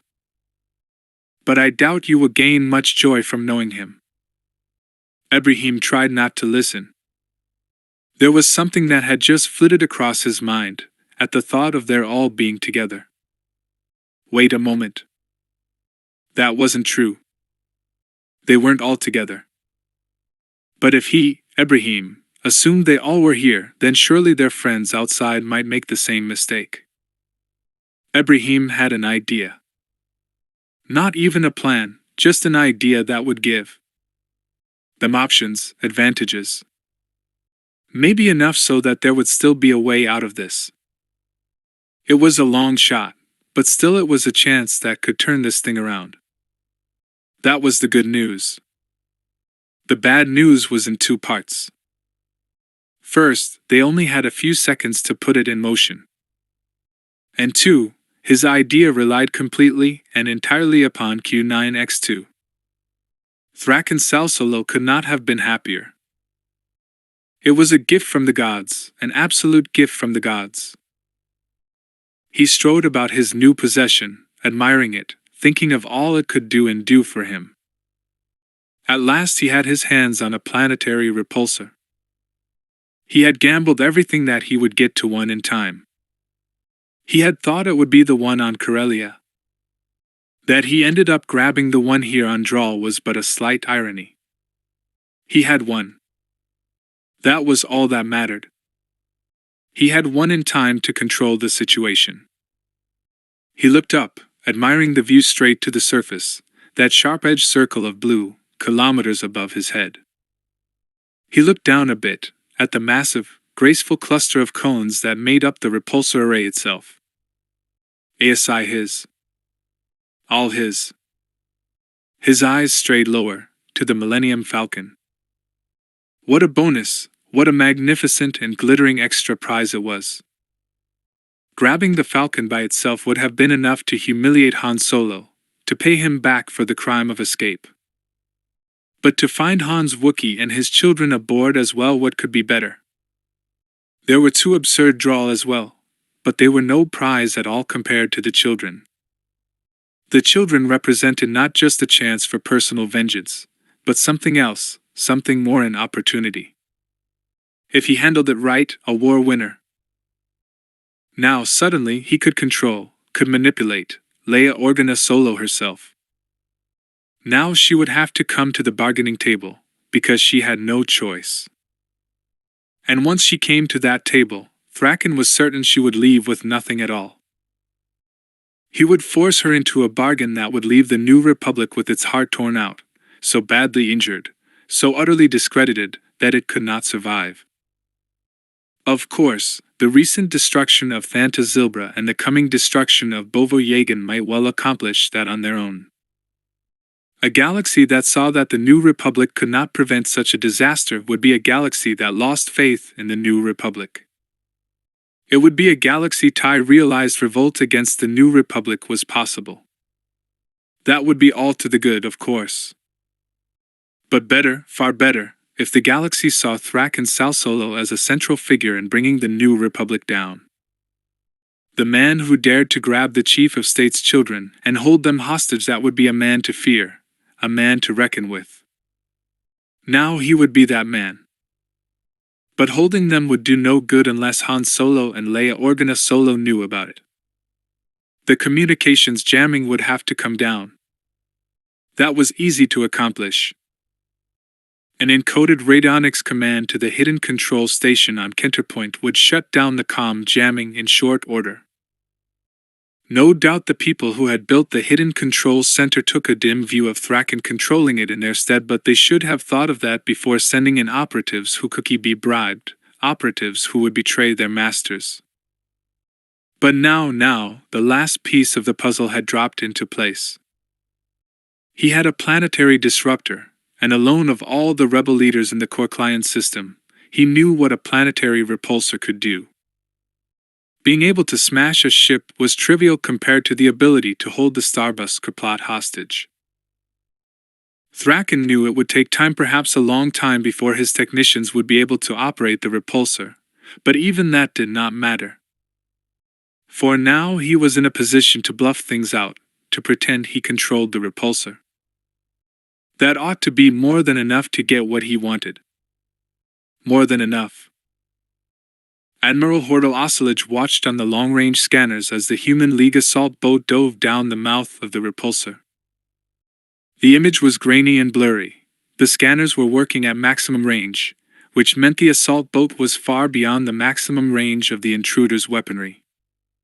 It was galling to be beaten to the punch. Frustrating. Infuriating, but it would not do to show it. It would not do at all. And one had to admire the nerve, the audacity, of the assault boat's commander, quite literally diving his whole ship down the barrel of a weapon that could have reduced his craft to dust and rubble in milliseconds. Even if the intruder had been capable of atmospheric operation or planetary landing, he could not have risked it with a move like that. Not when the intruder represented such a huge fraction of the firepower on the Republic's side of the equation. Ocelage envied his opponent's freedom to take chances. But speaking of taking chances, he faced a repulsor precisely like the one that had smashed the Watchkeeper down to nothing at all. He had to assume this repulsor would be just as powerful within a short period of time if it was not so already. After all, someone had turned it on. More than likely, that someone knew how to aim it and fire it as well. And it occurred to him, more than likely, that someone was an ally of the Human League. If that was so, then the assault boat hadn't been taking chances, but had flown in to take possession of a planetary repulsor that had been located and activated by Human League agents. And yet, that was a fast, hard assault landing, not a slower, safer arrival at a secured base. Almost as if the other side had been as surprised as Ocelot himself. Almost as if they had been trying to do what he had been trying to do, take advantage of an unexpected opportunity. Ocelot had the feeling the story was not over. Something else was going to happen here, something more was going to change. And change could usually be exploited. Besides, it was just one small assault boat. There could not be more than 20 or 30 people aboard it, at most. Surely the intruder ought to be able to lay on a force that small, no matter how powerful the weapon they controlled. Ocelot had always been a great believer in the idea that weapons mattered far less than the people who used them. The intruder carried a small force of assault troops, and she carried her own assault boats. Perhaps the intruder would not be able to attack the repulsor in a frontal assault, but there were other forms of attack. Forms that took a bit more time, and a bit more fines.se, but could work just as well, if one was audacious. Ocelot turned to the ensign at his side. My compliments to Captain Semi. The intruder will move into an orbit synchronous with the planet's rotation, well out of line of sight from the repulsor's sight. We will await developments here while we commence preparations for a ground assault. The ensign saluted and scurried away. Ocelot stared at the image of the planetary repulsor in the scanner screen. He raised his hand and offered up a small, mocking salute to the commander of the assault boat. You have won the first round, he said to the screen. But let us not forget the main event is still to come. Chapter 10. Casting the Stone. Luke stepped out into the huge airlock where the Lady Luck and his X-Wing were waiting, and breathed a sigh of relief. Chknika had taken them on a roundabout route, but they had gotten here faster than he had thought possible. And with that clock counting down toward the death of Bovo-Yagan, there was no time at all to waste. He thought he knew what he had to do next, but he had to be sure. He had to check. The others watched as Luke found a packing crate that had been abandoned on the airlock deck and sat down on it. He shut his eyes and concentrated, forcing himself to take it slow, to be sure, to extend his senses as far as possible. Leia is on Selonia, he said at last as he opened his eyes.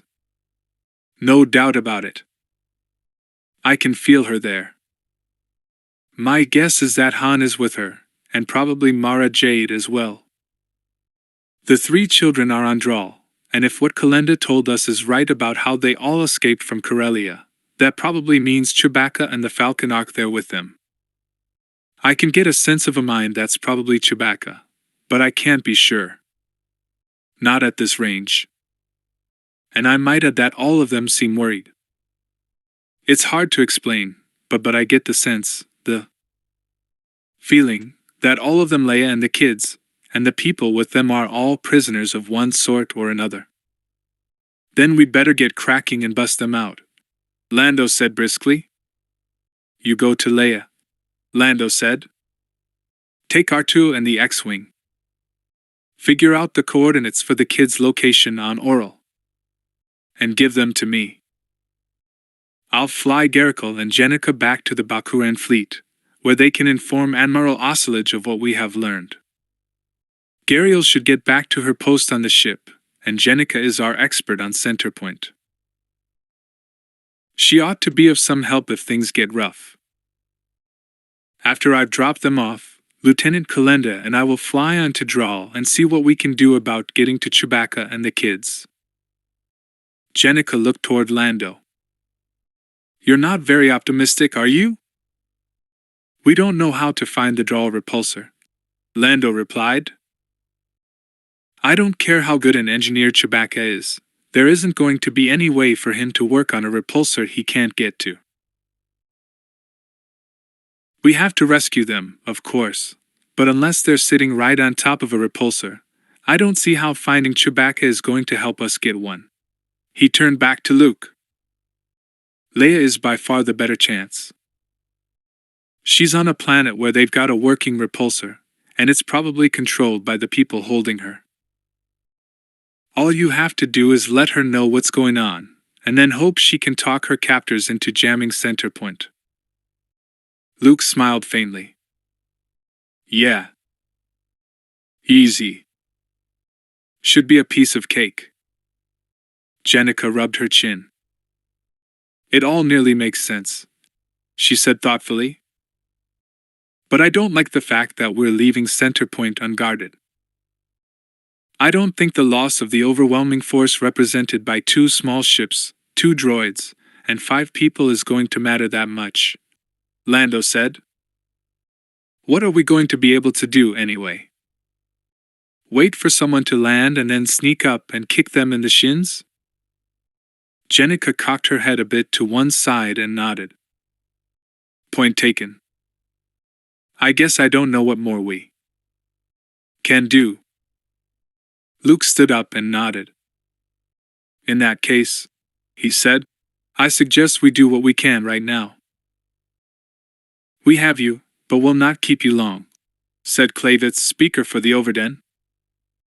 She sat at a table opposite Mara, Leia, and Han. Drachma sat at Clavitz's side, demonstrating simply by her presence that her clan had submitted to the victors. She did not look happy to be there. We need merely come to certain straightforward agreements, and then all may be on their way. We're not going to come to your agreements, Leia said wearily. The morning had lengthened into late afternoon, and they were in the sumptuous interior of the prison villa. For prison it had proved to be. The Overden had thrown a force field around the Jade's fire, and guards around the force field. Leia could see the ship on the landing pad, just outside the door, but there would be no escape aboard her this time. Even if we did wish to reach agreement, we could not do so while you were detaining us. Even if we did, it would be pointless. My government would never ratify any agreement made under duress. How can you be under duress when you will be free to go as soon as we are agreeing? We are under duress now, Leia said, her voice and manner calm, imperious. And we will not agree in any event. Therefore, the point is moot. I ask you again to be reconsidering, Clavitz said. All we ask is that you are acknowledging reality. We are free. We are no longer of the New Republic. We have thrown you off. We are our own place, our own planet. We ask merely that you are recognizing this fact. You are no freer now than you were under the New Republic, Mara said, her voice cold. There was no dictator over you, no one telling you how to think and feel and act. You have thrown off no tyranny. It is not freedom for Salonia you ask her to recognize. It is the dominance of the Overden. Hey, I'll tell you what, Han said. Let's give them what they want. Complete freedom. Complete freedom from trade, from interstellar commerce, from imports. Complete freedom from travel off-planet. Total embargo. How does that sound? It sounds quite pleasant to us of the Overden, who wish to be free of anti-Salonian influence. Is that not so, my dear friend? Speak for the Hunchuzuk. Do you not agree that complete isolation would be the greatest of blessings? Oh yes, Eminent Clavitz, Drachma said in a mournful tone, clearly feeling miserable and humiliated. There could be no doubt that all the people of Salonia long to be isolated from the outside universe. What about all your friends and relations on Corellia, where you lived all your life? Han asked. They will rejoice with me in knowing we are free of all outside influence, Drachma said, staring down at the table. I'm afraid you're no good at lying. Honored Drachmas, Han said. I've seen dead people who were more convincing. Drachmas looked up worriedly, and risked a quick look over at Clavitz. Please be in no doubt at all about my sincerity, honored Solo. Don't worry on that score, said Han. I have no doubts at all. I insist that we return to the main point, Klavitz said, clearly a bit put off by Draconis's performance. Recognize the freedom of Salonia under the guidance of the Overden, or never leave this planet alive. You've got yourself a deal, Leia said. Klavitz looked toward her eagerly. Then we have persuaded you? Absolutely, said Leia. We picked the second choice, the one about not leaving alive. Go ahead and kill us all right now. Klavitz sighed wearily, and extended her claws to drum them on the tabletop, making a rather unsettling clicking noise. It was hard to miss just how sharp those claws were. I can see, said Klavitz, that we are going to be here for a while.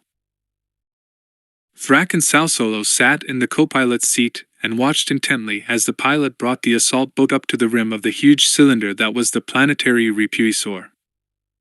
Slowly, slowly, slowly up and over. The assault boat hung motionless in the air for a moment, then spun slowly about, until its nose was pointed directly at the two bright spots of light on the evening horizon. Talus and Tralis. Thraken could not spot it with the naked eye from this distance, but he knew that, with just the slightest of magnification, he would be able to see Centerpoint there as well. All was in readiness. All he had to do was press the button, command the radionics system to send its signal, and then order the pilot to bring them back down into the repulsor. Then it would simply be a matter of waiting for the radionics signal to cross the distance between here and Centerpoint to reach the control center. The automatic control center would shut off the jamming, and that would be that. He would not even have to come up here again to transmit the broadcast over comm channels. The comm signal wouldn't be blocked by the repulsor or require line of sight. Most convenient. Simple, really. Thraken was not generally of a poetic turn of mind, but it occurred to him that what he was about to do was to cast a stone into a pond, square into the mid-eye. The ripples would move out from where the stone struck, out in all directions. Some of the consequences he could predict, but he knew, if anyone did, just how risky a game he was playing. The ripples might well spread out in directions he had not considered, touch on shores he did not expect.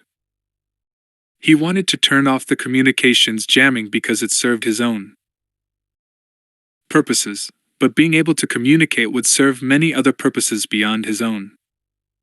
Sonic consequences he could predict.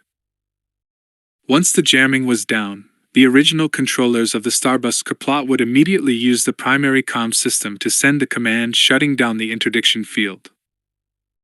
They would move into the CORELLIAN system and run right up against the Bakuran ships. That suited Thraken fine. Lay the two sides battle it out. Let one side defeat the other. The winner, whoever it was, would be weakened by the fight, and Thraken's own forces would have an easier time of it in the final confrontation. He was also just about certain the system's original controllers would lock out the subsystem Thraken had been using, preventing him from manipulating the system any further. They would not want the jamming back on. So be it. That meant Thraken's enemies here in the CORELLIAN system would suddenly be able to communicate with each other, exchange information. They would learn things about each other, and about Thraken, but they would learn them too late. He was not worried about that. But what of the consequences he had not imagined? What unknown risks was he about to take?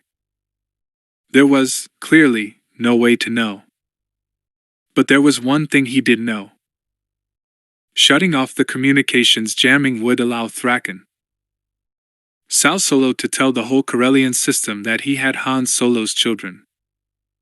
Han Solo would hear it, and know it, and he helpless to do anything about it. What sweeter revenge could there be?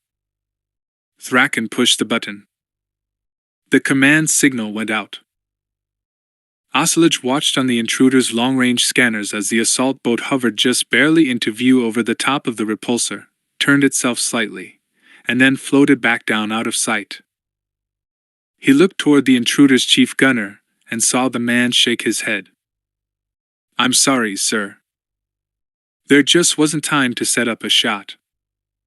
Not at this range. Especially with atmosphere in the way." If he had stayed there another 30 seconds, the chief gunner left the thought unfinished, but Ocelege understood. He sighed. If that assault boat had stayed there long enough for the intruder to set up the shot, then this war might be over right now. "Boy, you get out of touch for 5 minutes and everything changes," said Lando as the Lady Luck flew clear of the mammoth Centerpoint airlock. "Where's the intruder?" "What's the intruder?" Jenica asked. "Big-ish sort of thing. A ship. A Bakuran light cruiser. It should not be hard to miss, but I can't spot it." "Have you looked in the last place you had it?" she asked. Lando smiled. "I did just now, and it wasn't there. But I bet I find it in the last place I look." "So where is it?" "At a guess, something has happened, and Admiral Ocelege has charged off as bravely as possible to do something about it, whether it needs doing or not." "I'm not sure I appreciate your tone, Lando," said Gariel. "I'm not sure I appreciate the way Ocelege takes chances," said Lando. "But the question is, what do we do now?" "I'm not sure," Gariel said. "Life is going to be a lot easier if and when we get communications back." She thought a moment. "Can we get a laser comm link with either of the two destroyers?" "Not easily," Lando said. "It'd probably be easier and faster just to eye over to the closest ship, dock, open the hatch, and ask what's going on." "Then let's do that," Gariel said. "We can decide what to do when we know more." "A very sensible attitude, that," said Lando. "We're on our way." Jaina let out a sad sigh. Things were very bad. The prisoners sat, sad and forlorn and rather crowded in the mobile stockade, unable to do anything but watch as the Human League troopers and technicians unpacked their gear, obviously getting ready to settle in for a long stay. The mobile stockade was really nothing more than a force field generator designed to stay outside the force field itself, so that those held in the field could not get at the generating machinery. The force field was transparent, however, and those inside could see the generator, plain as day, straight in front of them. This did not sit well with Anakin, to put it mildly. The idea that he used SEC but could not touch the device that was holding them prisoners seemed to upset him far more than the fact that he was a prisoner. The other two children tried to keep him as distracted as possible, but it was not easy. On the bright side, struggling to keep Anakin cheered up distracted them from their own worries. The two Drawl, Ibrahim and Marka, seemed to have decided that being locked up gave them a chance to catch up on a decade or so of family gossip, and they clearly had an enormous family. They sat there, for hour after hour, discussing the doings of this cousin, the money problems of that uncle, the scandalous failure to divorce of that great-aunt twice removed and her fifth husband. Chewbacca paced back and forth, from one side of the hemispherical force field containment to the other. He was forced to watch the Human League techs poking around the Millennium Falcon, wandering around on the upper hull, opening the access panels, and studying the interiors. Once or twice, a League tech would open a panel and laugh out loud at what he saw. It was difficult to restrain Chewbacca at those moments. He would pound his fists on the force field and roar his frustration, but doing so gained him nothing more than slightly singed fur on his hands and upper arms. Perhaps only the two Drawl were calm and settled enough to deal with the situation rationally when Thrak and Sal Solo marched over from the assault boat. Jaina certainly wasn't in any mood to be reasonable. A Human League tech was by his side, carrying a holographic recorder. "Good afternoon to Al." "Of you," said Thraken in that voice that was so close to her father's, and yet so far away. Cousin Thraken, strange and unpleasant to think of him that way, Jaina told herself, but that was what he was. "Hello," said Jaina, and Jason muttered a hello as well. Anakin took one look at his father's cousin and burst into tears, and Jaina couldn't blame him. It was upsetting just to look at Thraken. He looked so much like their father, just a little darker, a little heavier, the hair a different shade. The beard helped make him seem at least a little different from Dad, but somehow that only made the similarities more upsetting. It was like looking at a dark-side version of her father, the way he could have been, if anger and resentment and suspicion had taken hold of him. "Make that child stop crying," Thraken said, as if Jaina could make Anakin quiet with a wave of her hand. "I can't," she said. "He might calm down in a minute, but he's scared of you." "There's no reason to be scared of me," said Thraken. "Not yet." That was less than comforting. Jaina knelt down and gave her little brother a hug. "It'll be all right, Anakin." "Honest, I-7," she whispered to him, hoping that she was telling the truth. "Why aren't you here?" Jason asked, glaring at Thraken. "What do you want?" "Not much at all, not much at all," Thraken said. "I merely need some pictures of all of us together." Chewbacca roared, growled, and bared his teeth, then gestured for Thraken to come into the stockade containment. Thraken smiled. "I don't speak your barbaric language, Wookieek, but I understood that." "No, thank you. I can get quite close enough to you for my purposes from outside the force field." "Why do you want holos of us?" Aunt Marka demanded. Thraken smiled. "I should think that would be obvious, even to a member of your species.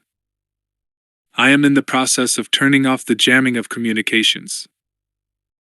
When the jamming is off, I will broadcast the holos to demonstrate that you are my prisoners.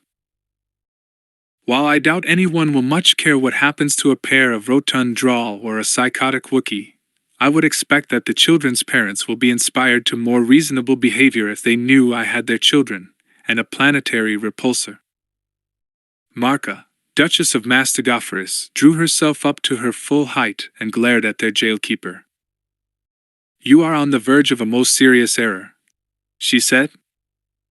"For your own safety, I urge you to reconsider this act / Thraken laughed out loud.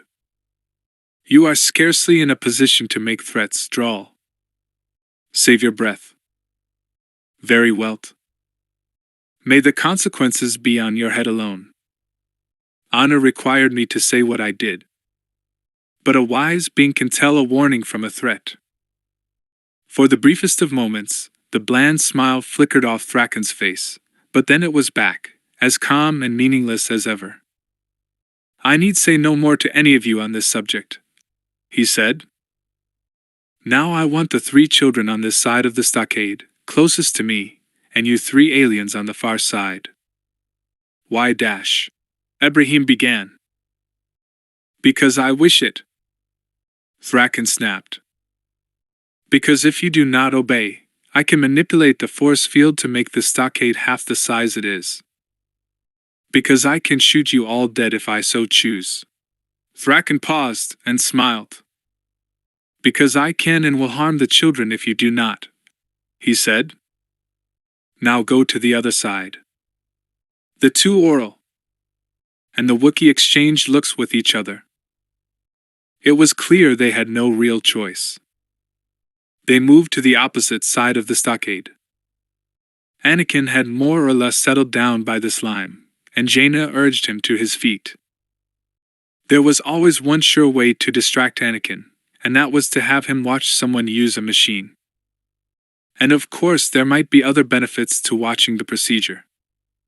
"Look, Anakin," she said. "Watch what the man does." Anakin nodded and wiped his nose. The 3 children stood as close as they could to the edge of the field and watched intently as the technician knelt down by the stockade's force field generator. He pulled a very old-fashioned metal key out of his pocket, shoved it into a slot on the generator, and turned it a quarter turn to the left. Then he changed several of the settings on the device. A new force field, a vertical wall running across the middle of the stockade field, and separating the adults from the children, came into being. He turned the key back a quarter turn to the right and pulled it back out. Diktat, sir. It might also be wise to intensify the fields somewhat, so that they are more plainly visible on the holographic recording. Will it make the prisoners themselves harder to see? Very slightly, SI, but they will be quite recognizable, and the sight of the force field will make a very clear visual statement that they are prisoners. It will make your words stronger. Very well, Threekin said.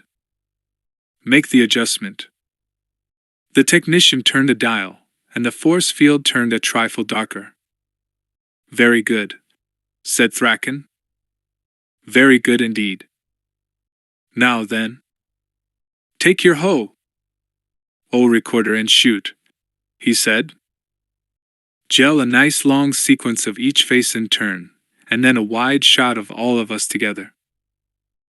I don't want there to be any chance of someone not being sure I have the children, or of someone thinking that it's been faked in some way.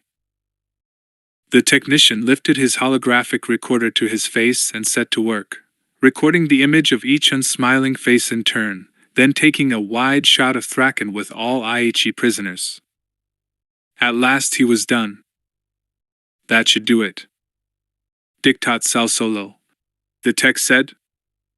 Very good, said Thraken. I'll go get the transmitter set up and get ready to send that out. What about setting the force field back, sir? Thraken looked at the stockade for a moment. Leave it, he said. It might be wise to keep the children separate from the aliens. It might make it harder for them to scheme together. With that, he turned and walked away, the technician following behind. Jaina watched as the two of them walked away. Did you see enough of what the tech did? She asked Jason. Not really, he said. I don't think I could manipulate the controls with the force, anyway. I don't have that kind of fine control. And besides, the tech had that key. Anakin, what about you? I could do something if I could get at it, he said. Change some stuff. But you need that key to turn a field on or off, or cut all power. You saw him. Have to have that key to turn it off. No hope there then, Jaina said. Hush, child, said the Duchess Marka from the other side of the vertical force field wall. There is always hope, particularly against an opponent who believes everything can be won with bullying. Jaina went over to the vertical wall, the other children trailing after. Has he really made a mistake, Aunt Marka? She asked, wanting comfort and reassurance as much as information. Oh. Yes, she said. Very much so, child. Chewbacca laughed gently, a small growly noise, and then let out a yip and a hoot. The Wookiee looked around to make sure no human League trooper was close enough to watch. Then he moved up as close as he could to the vertical wall and opened the palm of his hand.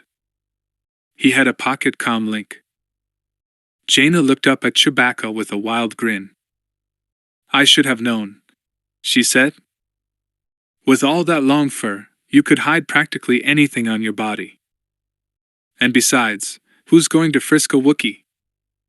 Chewbacca chuckled again at that question. But what good does that do us? Jason asked. That thing doesn't have any range at all. Not more than a few kilometers.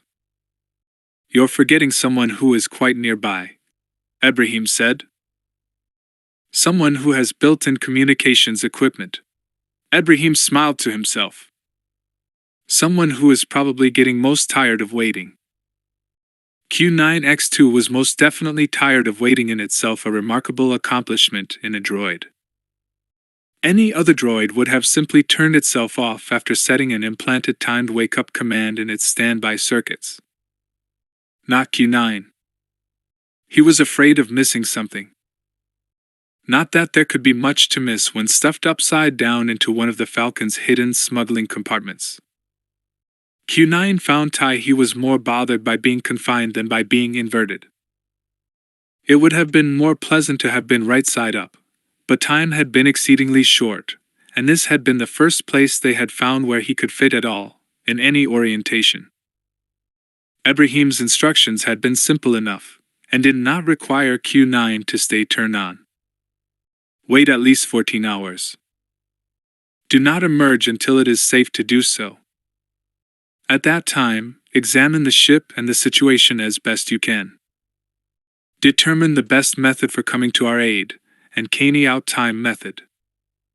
Rather on the vague side, but the intent was straightforward. The execution would be tricky, as most of Q9's sensors had to be extended out of his body before he could use them, which meant they were less than helpful while he was upside down in a tight-fitting storage bin. He could have stayed powered down, but he was simply too agitated for that. Q9 had run some diagnostics and analyzed his onboard service log. He knew exactly how close he had come to being destroyed by Anakin's activation of the repulsor. Droids were rarely reminded of their own mortality in quite that way. Now, shortly thereafter, 09 had ample time to consider the notion of his own destruction. It had nearly happened in the recent past, and the odds seemed fairly high that it would happen in the near future. Under the circumstances, deliberately shutting oneself off seemed the height of folly. Suppose one component had failed, or was on the verge of failing, and his diagnostics had missed it. Suppose he loaded a timed wake-up event, went into standby, and then the wake-up command was never implemented. In short, he had no desire to turn himself off when he was not confident he could turn himself back on again. Clearly, it was an absurd state of affairs, but there it was. Q9 was afraid to go to sleep. He settled in to wait some more. Gariel Captason stood on the hangar deck of the Sentinel, next to the Lady Luck. "I don't think there's any argument about what we should do," she said. "We go on to Drawl, and rendezvous with the intruder." "You absolutely," 5 said Lando. "If someone has already found a repulsor there, that is the place to be." "Not for me it isn't," said Jenica. "Sentinel and Defender are keeping watch on Centerpoint Station, and I'm the closest thing to an expert on Centerpoint they're going to get. I stay here." Lando nodded. "You're right," he said. "Lieutenant Kalenda, what about you?" Kalenda cocked her left eyebrow up a bit and shook her head slightly. "A tough call," she said. "But at this point, I'd say my place is with Admiral Oscillage." "So you can keep an eye on him?" Lando wondered. "Good enough," he said. "Get aboard then." "What about me?" 3PO asked. "Shall I continue on with you? It is more likely that my language skills will be more useful on a trip to Drawl than here." Lando was sorely tempted to refuse and leave 3PO behind. But the irritating thing was that the droid might be right. Suppose they got to the repulsor and encountered Drawl who didn't speak basic? "Get aboard," he growled. 3PO trotted up the access ramp. Gariel and Kalenda said their farewells to Jenica and boarded the Lady Luck. Lando waited just a moment before going aboard. There was something more he wanted to say to Jenica Sunson, something he might not get the chance to say again. And by the amused look on her face, it seemed as if she was expecting him to say something. "In fact," she said at first, "is this the part where you tell me how you never met anyone like me, and how you want to get to know me better? That sort of thing? Maybe something about how we've been through a lot together, we've made a connection, and we shouldn't just let it drift away. Some nice, smooth line a lady couldn't help but fall for?" Lando couldn't quite tell if she was mocking him or daring him, warning him off or urging him on. The strange thing was it didn't matter. He had been shot down in romance plenty of times before, but there was a little piece of him that felt quite sure this would not have been one of those times. But this time, there wasn't going to be a this time. Lando sighed and shook his head. There was a time, not very long ago, when I would have said those words, and meant every one of them at least, while I was saying them, even if I sort of forgot them later. The problem is, I did say something very like them to another lady, very recently, and I did mean it at the time. The funny thing is, for the first time in my life, I'm catching myself JY // meaning it. I might even mean it for a long, long time. So I'm afraid I'm going to have to back off. Jenica looked surprised, though not half as surprised as Lando felt. You know, she said, that might be the classiest speech of its kind on record. I think you've got yourself a very lucky lady out there, and I don't mean the lady luck. She stuck out her hand to shake, and Lando took it. Take care of yourself, Lando. I must admit I almost wish you had made a play for me just so I could know for sure what I would have done about it. Now I guess I'll never know.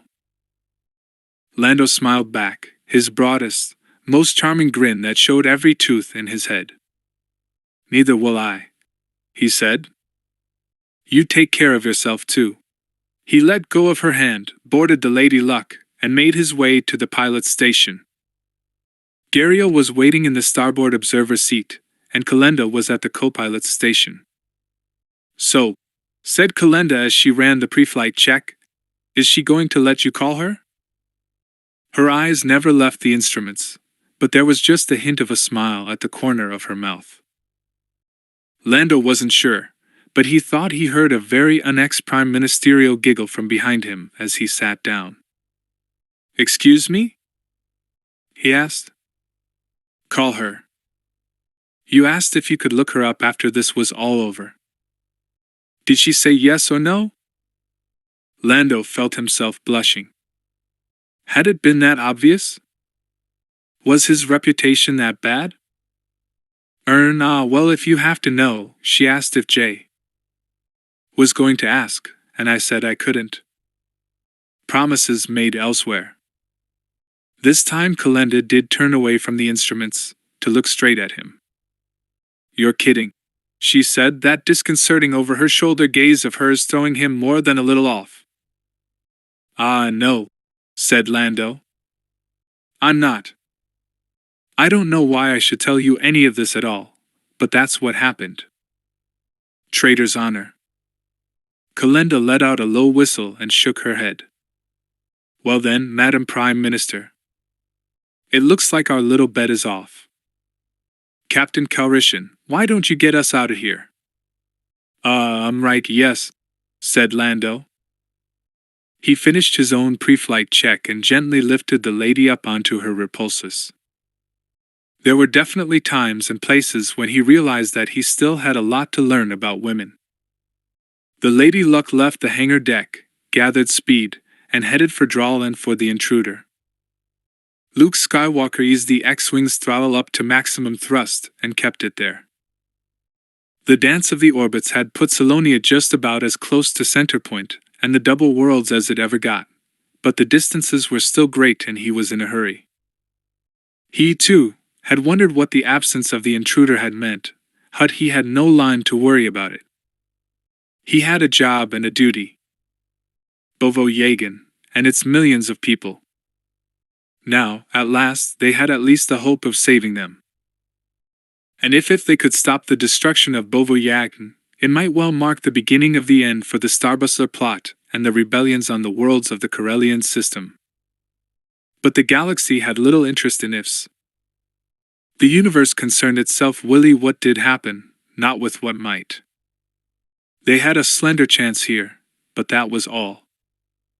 And the survival of those 12 million people might well depend on how fast Lai got to Salonia, and Leia. 12 million people. Luke remembered thinking, not so long ago, that in the galactic lime scale, What happened here scarcely mattered at all. All of recorded history, all the days of myth and legend before that time, were a blink in the cosmic eye. But 12 million people, 12 million lives. That many hopes, that many dreams and pasts, that many families, that many memories and histories that would vanish as well, as if they had never been. All the unborn generations that would never be born, all the promise, all the potential, that would be gone, stolen from the galaxy's future. Surely it was wrong to destroy a star, something that old. That big, that powerful and complex and beautiful, just for the sake of some transient political advantage. Luke smiled. No one was going to use supernovas as weapons. Not during his eye blink of history. Not if he could help it. R2 beeped and whirred in tones of warning, and Luke checked his display screens. Oh boy, he said. Company. A flight of 8 light attack fighters was climbing out of orbit to meet him. It was not the sort of trouble Luke needed just now. Maybe he could scare them off without getting too involved. Luke eased back the throttle of the X-Wing and zeroed out his shields completely, shunting all the surplus engine and shield energy to his weapons system. R2 let out a twittering squeal of protest. Take it easy, R2. I'll have the shields back up before we're in range of their weapons. Luke had flown against LAFs not so long ago. He knew what they could do and what they could not. The LAFs were overmatched by the basic X-Wing, but not to the point where he cared to take his chances against 8 LAFs single-handed. The best way for Luke to win this fight was to avoid it altogether. The trick now would be to convince them that Luke and his enhanced X-Wing fighter put together were unbeatable rather than just very good. Luke reached out with the Force, extending his senses as far as he could, touching the minds of the Solonian fighter pilots, seeking not to manipulate their emotional state but to judge it. The Solonian temperament, with its desire for group consensus, was not one much given over to the strains of battle. They did better when fighting alone, on behalf of a group, rather than as part of a group fighting side by side.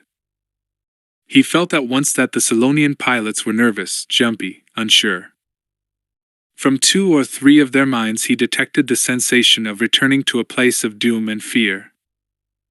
At a guess, those were veterans of the recent fight against the Bakurans, veterans who had just barely come back. It was enough. If Luke did this right, then everyone would come back from this one. They might not enjoy it, but they'd be alive. Luke checked his power displays.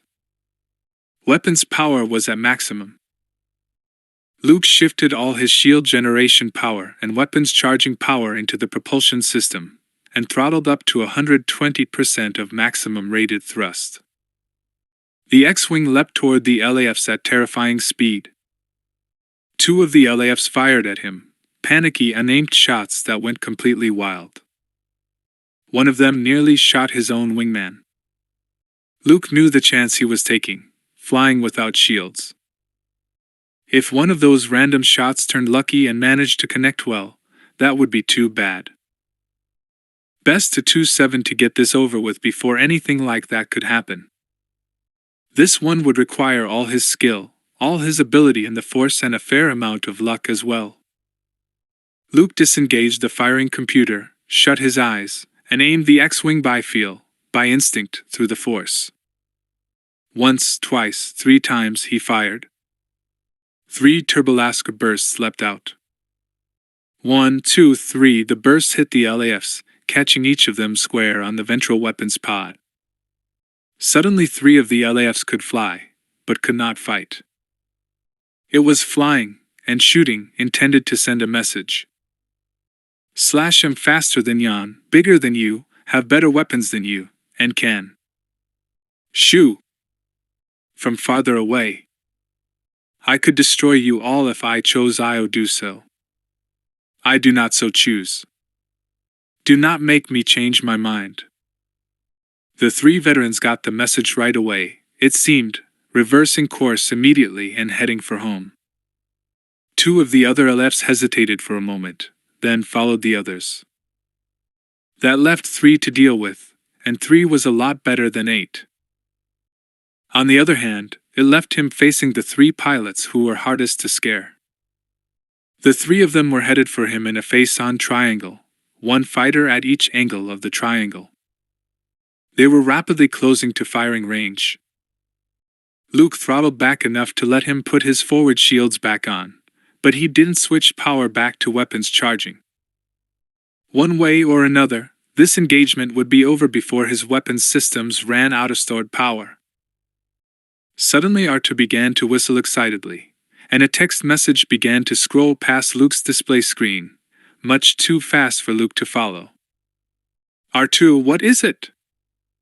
The droid's half-frantic beeping and whistling sounded in Luke's headphones.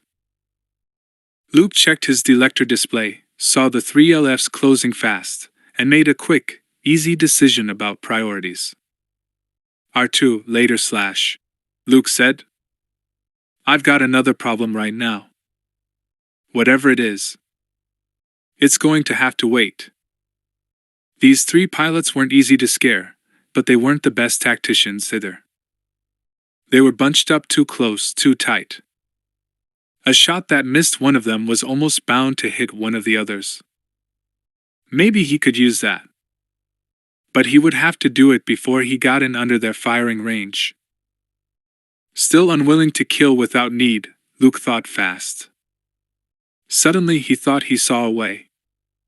He switched the fire control selector from laser to torpedo, and rapidly punched in a series of commands, reprogramming 1 proton torpedo for distant proximity fusing. Suddenly all 3 LAFs fired at once, concentrated volley fire. It would seem the LAF pilots were managing to coordinate their fire in spite of the communications jamming. Maybe these pilots knew their business better than he thought. The laser blast slammed into the X-Wing, and Luke gave thanks that he had thought to reactivate the shields when he did. The X-Wing's forward shields handled the multiple hits, but just barely. Luke knew he had to get out of here, and fast, if he was going to live through this. One last trick. He fired the reprogrammed proton torpedo square into the center of the LAF formation. The X-Wing shuddered slightly as the torpedo leapt away. Part of what Luke was counting on was the element of surprise. No one used proton torpedoes in fighter-to-fighter encounters. They were slower and less accurate but more powerful than turbolasers, intended for use against bigger targets. The 3 LAFs fired in volley again, the incoming laser blast streaking past the outgoing torpedo. Luke's X-Wing shuddered from stern to stern as the second laser volley slammed into it. Luke checked his shields and shook his head. The next volley would punch through his shield for sure. Luke cut his engines, letting the X-Wing move on its own forward momentum alone. Let them think he had lost engine power. It might make him that much harder to find when the proton torpedo exploded precisely in the middle of the LF formation, lighting up the sky. No doubt blinding the pilots, at least for a second or two, and with any luck scrambling half their instruments as well. Luke re-engaged his engines, accelerating at maximum power, right into the blast of the proton torpedo, right through the middle of the opposing fighter formation. The X-Wing bucked and slammed and shuddered as it flew straight into the explosion's shock wave, its weakened shields offering just barely enough protection. Luke flew into the blast of the torpedo, hanging on for dear life as he rode the maelstrom. Then, suddenly, it was over. He was through, clear, safe. Luke checked his detector screens. 2 of the LAFs were tumbling, clearly disabled, at least for the moment, while the third seemed to be in only marginal control. One of the disabled fighters seemed to be starting to recover as he watched, but Luke knew better than to stick around to see how it all came out. He came about on a new heading, straight for Salonia. Luke breathed a sigh of relief. That one had been just a bit too close. There were times when the advantages of being a Jedi Master could turn around and bite you, no doubt about it. A regular fighter pilot without the power to use the Force wouldn't have felt any moral obligation to risk his own life while using the Force to spare his enemies. Luke smiled faintly to himself. One of these old days, his moral obligations to spare life were going to get him killed. Artu whistled again for his attention. Luke reconfigured his power levels back to normal distribution and leaned back in his pilot's seat. "Alt right, Artu," he said. "What is it?" Artu took control of the main status display screen and showed him the display page to communication status, and Luke saw it there for himself. "The communications jamming is down," he said.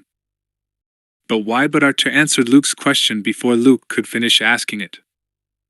The screen cleared again, and Artu began playing back a message he had recorded even as Luke was chasing off the LAFs. A grinning, stylized human skull with a knife between its teeth appeared on the screen, with a blaring shout of triumphal music behind it. Luke recognized the skull, the symbol of the Human League. The skull faded out, to be replaced by the only somewhat more pleasant features of a smiling Thraken Sal Solo. But Luke was not smiling as he listened to what the man had to say. Chapter 11. The ripples spread. It was evening, and Kivitz and Drachmas were just on the point of leaving. Han had lost count of the number of times they had come to Ely, asking if Leia had changed her mind yet. This had to be the third or fourth visit already today. Clearly, they did not know when to give up. Leia, Han, Mara, and the Salonians were all in the living room of the prison villa, standing up, saying their pointless diplomatic goodbyes, when suddenly the comm system in the corner came to life, all on its own. A blare of static filled the room. Han was startled enough to jump half a meter in the air, but the others took it all a bit more calmly. "Relax, Han," said Mara. "Someone out there has just used the auto-on system. That's all. It was possible to turn most comm systems on by remote control, so that the authorities could make an emergency announcement." The flat field screen came on, showing a crazy quilt of shifting, scrambling color. Then the image settled down to show a grainy image of a huge grinning skull. It appeared to a thunderously loud and distorted musical accompaniment. The graininess and distortion told Han that the signal was being broadcast by a transmitter that wasn't quite up to the job, some piece of equipment that was being pressed into service. Even as he judged the technical quality of the broadcast as a matter of reflex, it took Han a moment to realize the full implications of the system's power on. "Hey! Wait a second," he said. "This means the jamming is down. Now we can." "Sure," quiet Leia said. "If it's worth it to Thraken to shut off the jamming just to make an announcement, it has to be important. I want to hear it." She hit a button on the comm system's control panel, setting it to record the message, then sat down in front of the comm screen. "How are you knowing it is Sal Solo who dash?" began Drachmas, when the skull image faded away, and sure enough, there was Sal Solo himself, seated in what looked like the control room of a small military craft of some sort, smiling with every bit of the warmth and kindness of the skull his image replaced. There was something awkward, a bit clumsy about the setup, as if it had been improvised. The image wobbled a bit, as if it was coming from a handheld holographic recorder. "Greetings to all of you throughout the CORELLIAN system," I Thraken said as a bit of static scrambled his image for a second. "I am Thraken Sal Solo, Dictat of CORELLIAN. I have ordered that all communications jamming be turned off, so that I might inform all those in the CORELLIAN system, our friends and enemies alike, of two very important new prizes that Human League troops, acting under my command, have won. First, let it be known that we have gained control of Draal's planetary repulsor. The New Republic kept even the existence of this extremely powerful device secret from you, the people of the CORELLIAN system. Because we didn't know it existed, Han muttered. SHHHH. Hissed Leia. But now it is our possession. Soon we will control the repulsor on the planet Corellia as well. I understand that these devices are unknown to all of you. Suffice it to say that with these powerful weapons we shall be able to protect ourselves from all our enemies, whoever they may be. Drachmus turned to Clavitz. The League now has the Drawl repulsor? She demanded. What will this mean? The second prize that we have won is of a more personal nature. Thraken went on. We have rescued the 3 children of Leia Organa Solo, chief of state of that same new republic.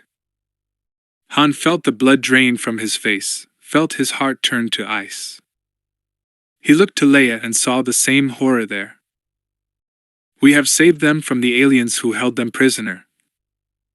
Thraken went on. They are safe here, with me now. I look forward to my chance to return them to their mother. First, of course, she must make her whereabouts known to us. She herself must come out of hiding and confirm her recognition of the Corellman sector's freedom. I offer this video imagery to prove that I have the repulsor, and have the children safe. Of all the lowdown, dirty, rotten dash, Han growled. The lies that man tells. The screen went dark again, and then showed a vast, silver cylindrical interior space, as seen from the bottom. The image was a bit wobbly still, and the resolution was not all it could be. But the picture was clear enough for all of that.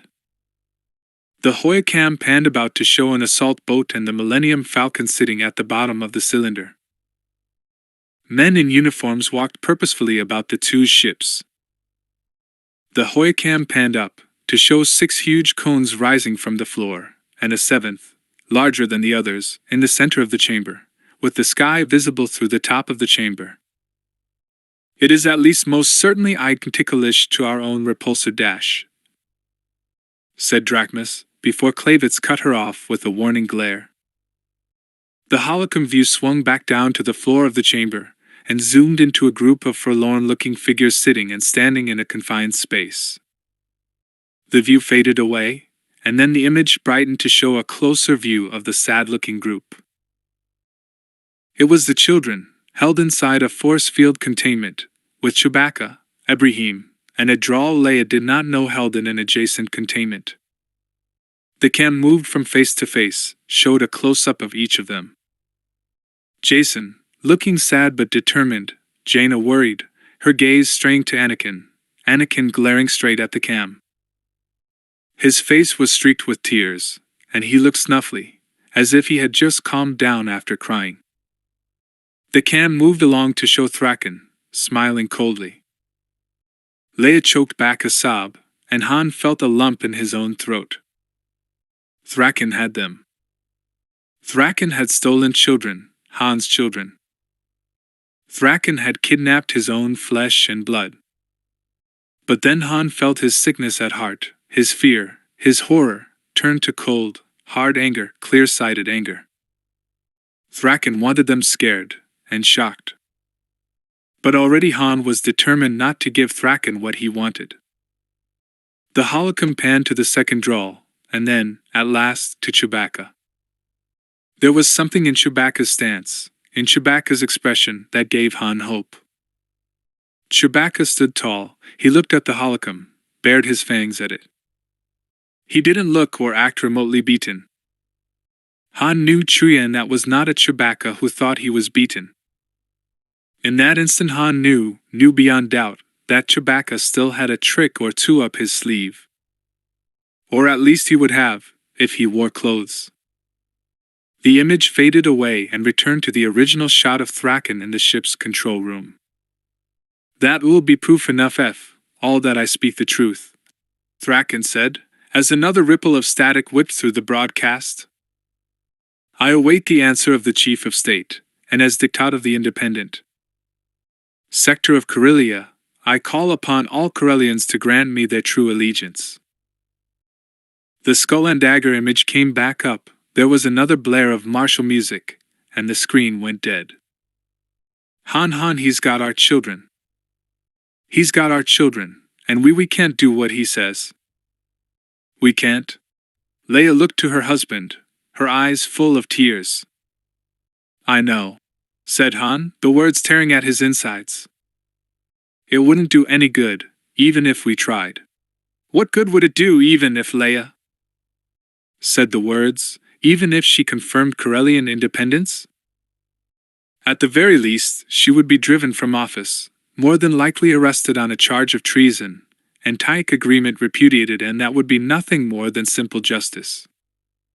It was plainly obvious Corellia could not be allowed to break away, or else the whole new republic might well collapse.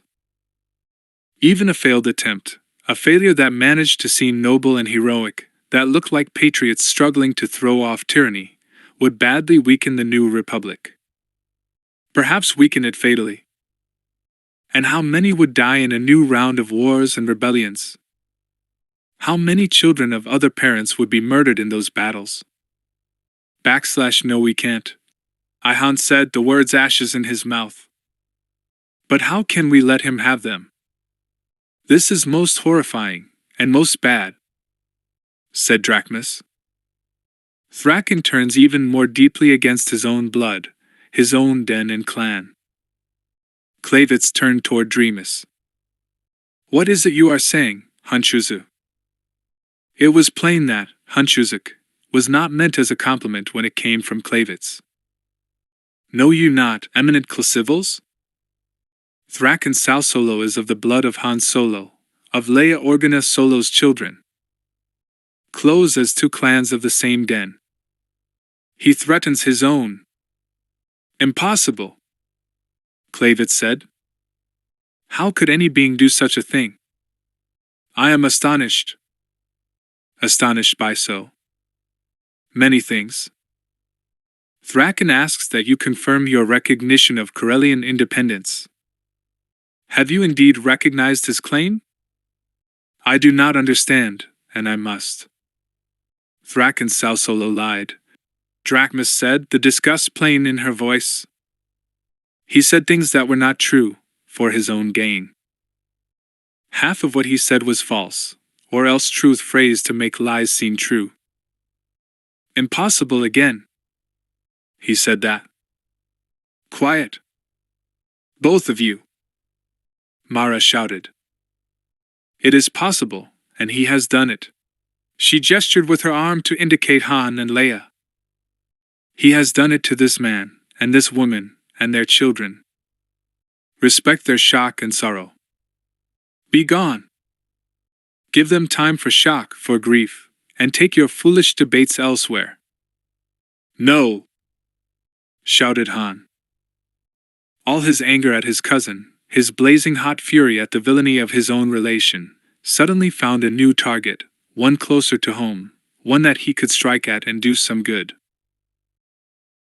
Suddenly he found words that were weapons, weapons that could strike at the bumbling, seemingly reasonable, manipulative, dissembling enemy who stood before him. Stay where you are. You, Clavitz. How dare you sneer at Thraken Sal Solo, because he holds those of his blood hostage for gain? You do the same. You hold us. But you are not of my family, not of my blood. Han stabbed his finger at Drachmus and spoke. She is of your blood, and you hold her spirit hostage by holding us, by forcing her to collaborate with you in goading us, harassing us. She has saved my life, and I hers. She has risked her life for mine, and I have risked mine for hers. She has vouched for me with your folk. She has granted me her protection. We have lived and fought together. No, it is not blood, but it is family. We have claims on each other, of duty and respect. We were allies against you and your overden. Now you force her to spit on her allies against her will, for your own amusement. Honored Solo, please no more. Drachmus said. There is much more, Han said to Drachmas. Your people speak the truth and have no skill in lies. Can you say, with honesty, that anything of what I say is wrong? Drachmas suddenly seemed smaller, sadder, pushed down. No, she said. I cannot. Suddenly Han was inspired. Suddenly he had an idea, a hunch, an instinct. It might be wrong, but if it was right, and he understood the Selonians properly. Yes. Yes. Then let us have more truth, Han said. You, Clavitz. Speak now of your repulsor. Who operates it? Whose handpaws are on the controls? Clavitz looked suspiciously at Han. Why, those of good Selonians, of course. But whose Selonians? Han demanded. Are they yours? Are they of the Overden? There was a moment's deadly silence, and Clavitz stood stock still, only her eyes moving, back and forth from Han to Drachmas. Then her whiskers twitched once, involuntarily, and the claws of her hand-paws extended just a hairbreadth before retracting. I must say no more about that, she replied. Han felt an angry jubilation, a moment's brutal glee. He had won. He knew it. But he could not play the next card in this hand of Sabak. Only Drachmas could turn it over. This was the crucial moment. Drachmas could choose not to hear what she had heard, or else. You are wrong, Eminent Clavitz, Drachmas hissed from behind clenched, fully exposed, needle-sharp teeth. You are wrong down to the depths of your dishonored soul. You must, indeed, say more about it. You must say a great deal more. I must say no more. Who? Drachmas demanded. Who controls the repulsor? We capitulated because you had shown your power. But the power was not yours. It is dishonor. Who? I must say no more. I will be Ansariti. Bellowed Drachmas, a Drachmas who suddenly seemed the size and spirit of an enraged Wookiee. Her eyes blazed, her fur bristled. Her claws were out, her teeth were bared, and her tail stump eye-ashed with anger. Who? It is they are the cast-outs. The Sicorians. The Selonians of the Triad, I. Sweet burning stars, Mara whispered. The Sicorians. The Triad. I don't believe it. The room was silent again, but the silence seemed to echo from every corner, to shout at them all, to fill the room with its deadly emptiness. If an outworlder, a human skilled in lies, had told me such a thing, I would join with the honored Jade and refuse to believe it. Drachmas said, speaking at last, speaking in a voice as low, as quiet, as threatening and ominous as far-off thunder. But you, a Selonian, speak the words, Clavitz. And I am forced to believe. The words sicken me. The truth fills me with revulsion. Clavitz dropped to all fours and cringed at Drachmas's feet.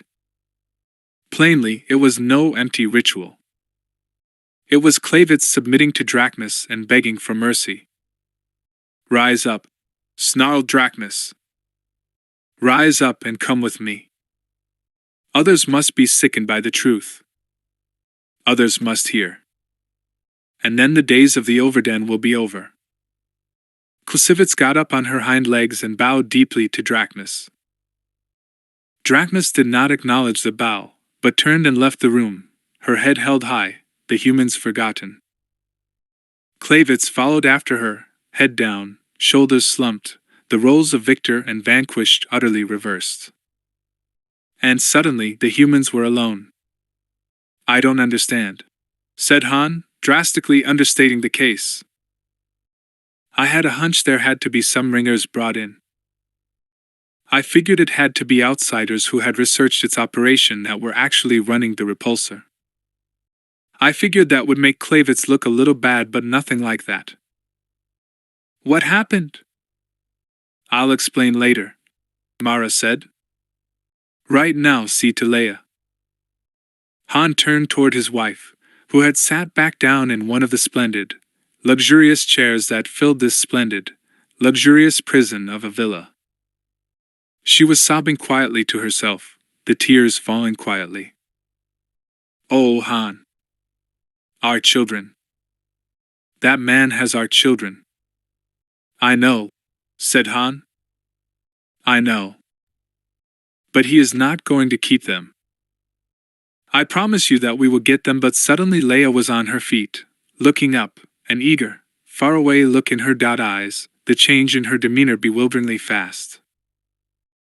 Han exchanged a glance with Mara, and it was plain they were both wondering, for a fleeting moment, if Leia had suddenly become unhinged. But Han should have known better. Leia was made of sterner stuff than that. It's Luke, she said. Luke is coming this way. I can feel him reaching out with the Force to me. He's homing in on me. How soon is he coming? Han asked. How fast will he? Han's question was answered even as it was drowned out by the roaring thunder of a fast, low-flying aircraft. The tremendous noise filled the room, rattled the windows, and knocked several knickknacks off side tables. The sound receded as suddenly as it had arrived, as Luke's X-Wing buzzed the villa. Han rushed out the open doors and saw the X-Wing flying off into the distance before swinging around to make another pass. The X-Wing came in low and slow this time, circling the villa. Leia and Mara had joined Han outside, and all of them were frantically waving their arms, as if there was some mad chance that Luke would miss them, after flying in directly on top of them with pinpoint accuracy. The X-Wing made one long, slow circuit around the perimeter of the villa, firing 1 or 2 bursts of turbo-laser fire to encourage the guards to be on their way. The guards took very little convincing. By the time the X-Wing set down next to the Jade's fire, they were all headed straight for the nearest spot on the horizon. The canopy of the X-Wing swung open, and Luke climbed out as fast as he could and jumped to the ground. He threw his arms around his sister, and then around Han. Mara hung back from these more effusive greetings, but at least managed a sincere-looking smile for Luke. Oh, Luke, it's been so long, and so much has happened, said Leia, giving him yet another hug. That it has, Leia, that it has, said Luke. I don't know that it's been all that much time, said Han, but I'll go along with the part about a lot happening. The last time they had seen Luke, he was bidding them all farewell on their way to a nice, quiet family vacation on Corellia. Han hadn't expected to encounter anything more exciting than a walk down memory lane, or anything more deadly than an excessively dull diplomatic reception. Things had not turned out as expected. It did seem a lifetime ago since they had seen Luke, but how long had it really been? A few weeks? A month or 2 at most? The constant changes from planet to planet, the differences in length of day and time zone, all made it hard to keep track. All he knew for sure was that it seemed as if everything had been happening at once for a long, long time. Luke looked up from his embrace with Han and Leia, and nodded to the other party present. Hello, Mara, he said. It's good to see you. Good to see you too, Luke, she said, and it seemed to Han as if the hard edge of her voice was just a trifle softer than usual. I wish the occasion could be happier, Luke replied. I saw Thraken's broadcast. I don't know what to say, except I'm sorry. We'll get them back. Leia. I promise we will. I know we will, Luke, said Leia. I know. But thank you. Look, said Mara. No offense to anybody, but Luke's chased off all the guards. I'll bet we can crack open the force field around ///J. Jade's fire pretty quick if we tried. Shouldn't we be escaping along about now? Luke shook his head. Let's get your ship clear, by all means. But I think it might be smart if you stayed right here for now.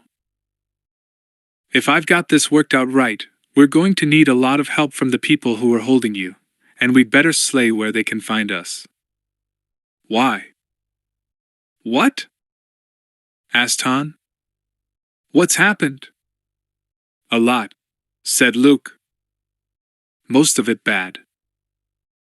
Though maybe there's some good news, as well, buried underneath it all. And that's where our Solonian friends come in. Han looked at Luke, and sighed wearily. It never is simple, is it? Come on, kid. Let's head inside. I think it's just about time we all sat down and compared notes. Q9. Q9. Come in. Q9. Are you there? Of course I am here, Q9 replied. I'm here, right where you left me, upside down in a storage bin. Where else would I be? The droid had grown quite tired of his hiding place, and become quite irritable as a result. An interesting rhetorical question, said Ibrahim, his whispered voice coming in via the droid's CORELLIAN system. But never mind. Suffice to say that we would like you to come over here now, if you would. With pleasure, replied Q9. Or more accurately, I will take great pleasure in getting out of this smuggling compartment. However, I will come to you, assuming I can get to wherever it is you are being held. We are quite nearby, within sight of the ship. Very good. But let us discuss a point or two before I come. My built-in surveillance gear detected the cessation of jamming quite some time ago. It is 2 hours since I monitored Thrak and Salsolo's broadcast. Parenthetically, I must add that none of you were looking your best in that. But in any event, why have you waited until now to call me? We have been waiting for the Human League troopers to go to sleep. The last of them turned in about an hour ago. It would seem they are now all quite soundly asleep, on board the assault boat. Why have they not posted a guard? Why are they so lax? I-7. Ibrahim laughed. We are at the bottom of a sheer-sided, kilometers-deep pit. We are being held inside a force field, and of the 2 ships available, one is non-functional, and the other is full of enemy troops. I expect they simply felt rather secure in their situation. It could be a trap, I said Q9. They could be trying to lull you into a false sense of security. They are the ones with a false sense of security. They do not know we have a comlink, and they are unaware of your existence. Where did you get the comlink? Q9 asked suspiciously.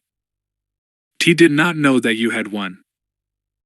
How do I know you are Ibrahim? How do I know you aren't a Human League agent posing as Ibrahim? How do I know this is not a trap to lure me out of my hiding place?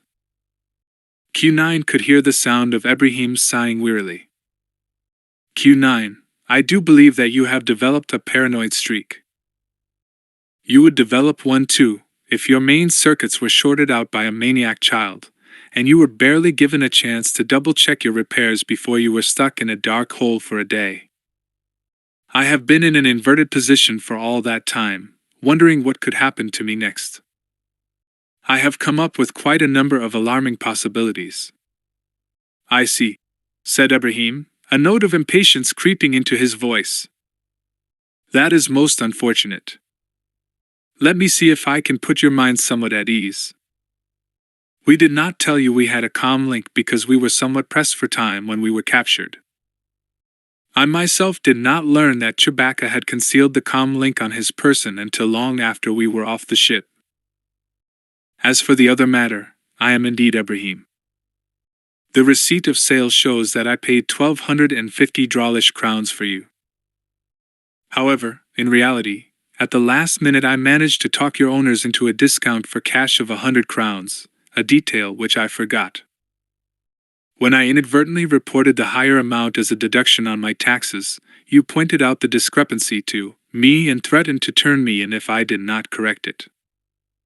At the time I seriously considered selling you for the 8 extra crowns I was forced to pay in taxes as a result.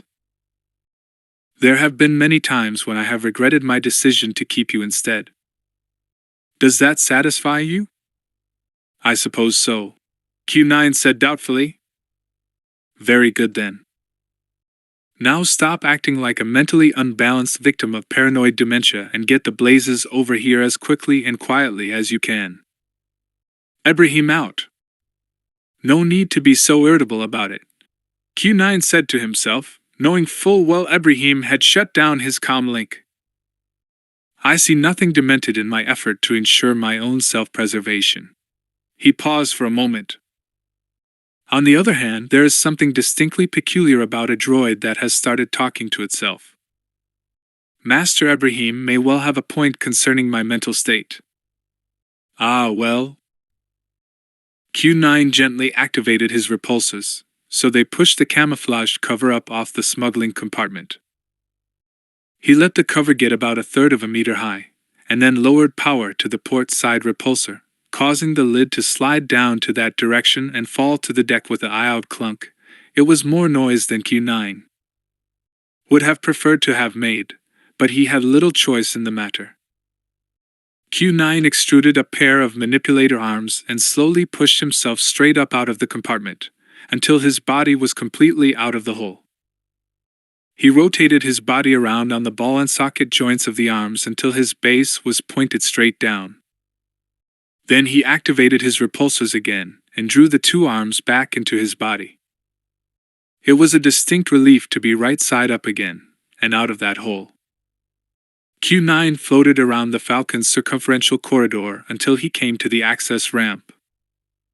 The ramp was open and down, which saved him the trouble of opening it himself, and saved that much more noise as well. However, it did represent lax enough security that Q9 could not help but worry anew that it was all an elaborate trap. But if it was, he had already revealed his position, and he was as good as caught, anyway. He might as well press on. He moved down the ramp and out onto the wide expanses of the repulsor chamber's interior. It was dark, the chamber lit only by the dimmest of starlight. Q9 switched over to infrared, and suddenly the chamber was ablaze with illumination. He moved forward about 30 meters from the Falcon, and then stopped. He spun his upper dome in a complete circle, scanning the interior. As Ibrahim had promised, the prisoners were indeed easy to spot. 6 warm bodies inside a force field were a fairly obvious target. Obvious enough that Q9 was not exactly thrilled to be moving toward it. He consoled himself with the notion that he himself was probably a first-rate target in infrared anyway. He completed his scan, and got a good range and bearing on the assault boat as well. Just as well to keep a sensor pointed in that direction.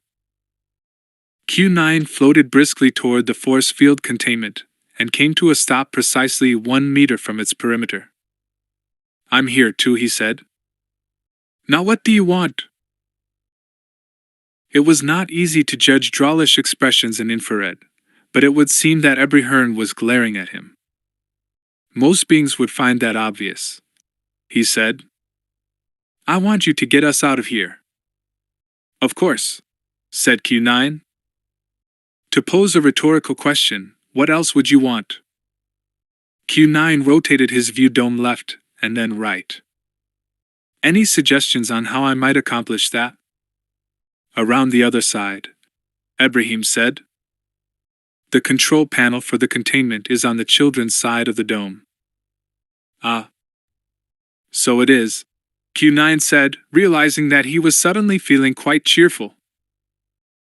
He floated briskly around to the other side of the containment, and saw the control panel on the outside, and the children on the inside, watching him.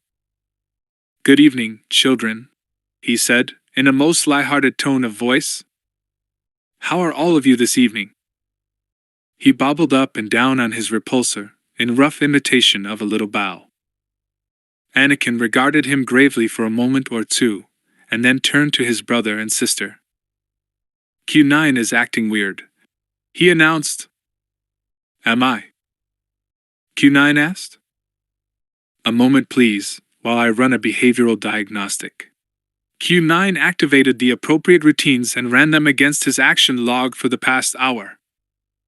"You're quite right, young Anakin. I am behaving somewhat erratically.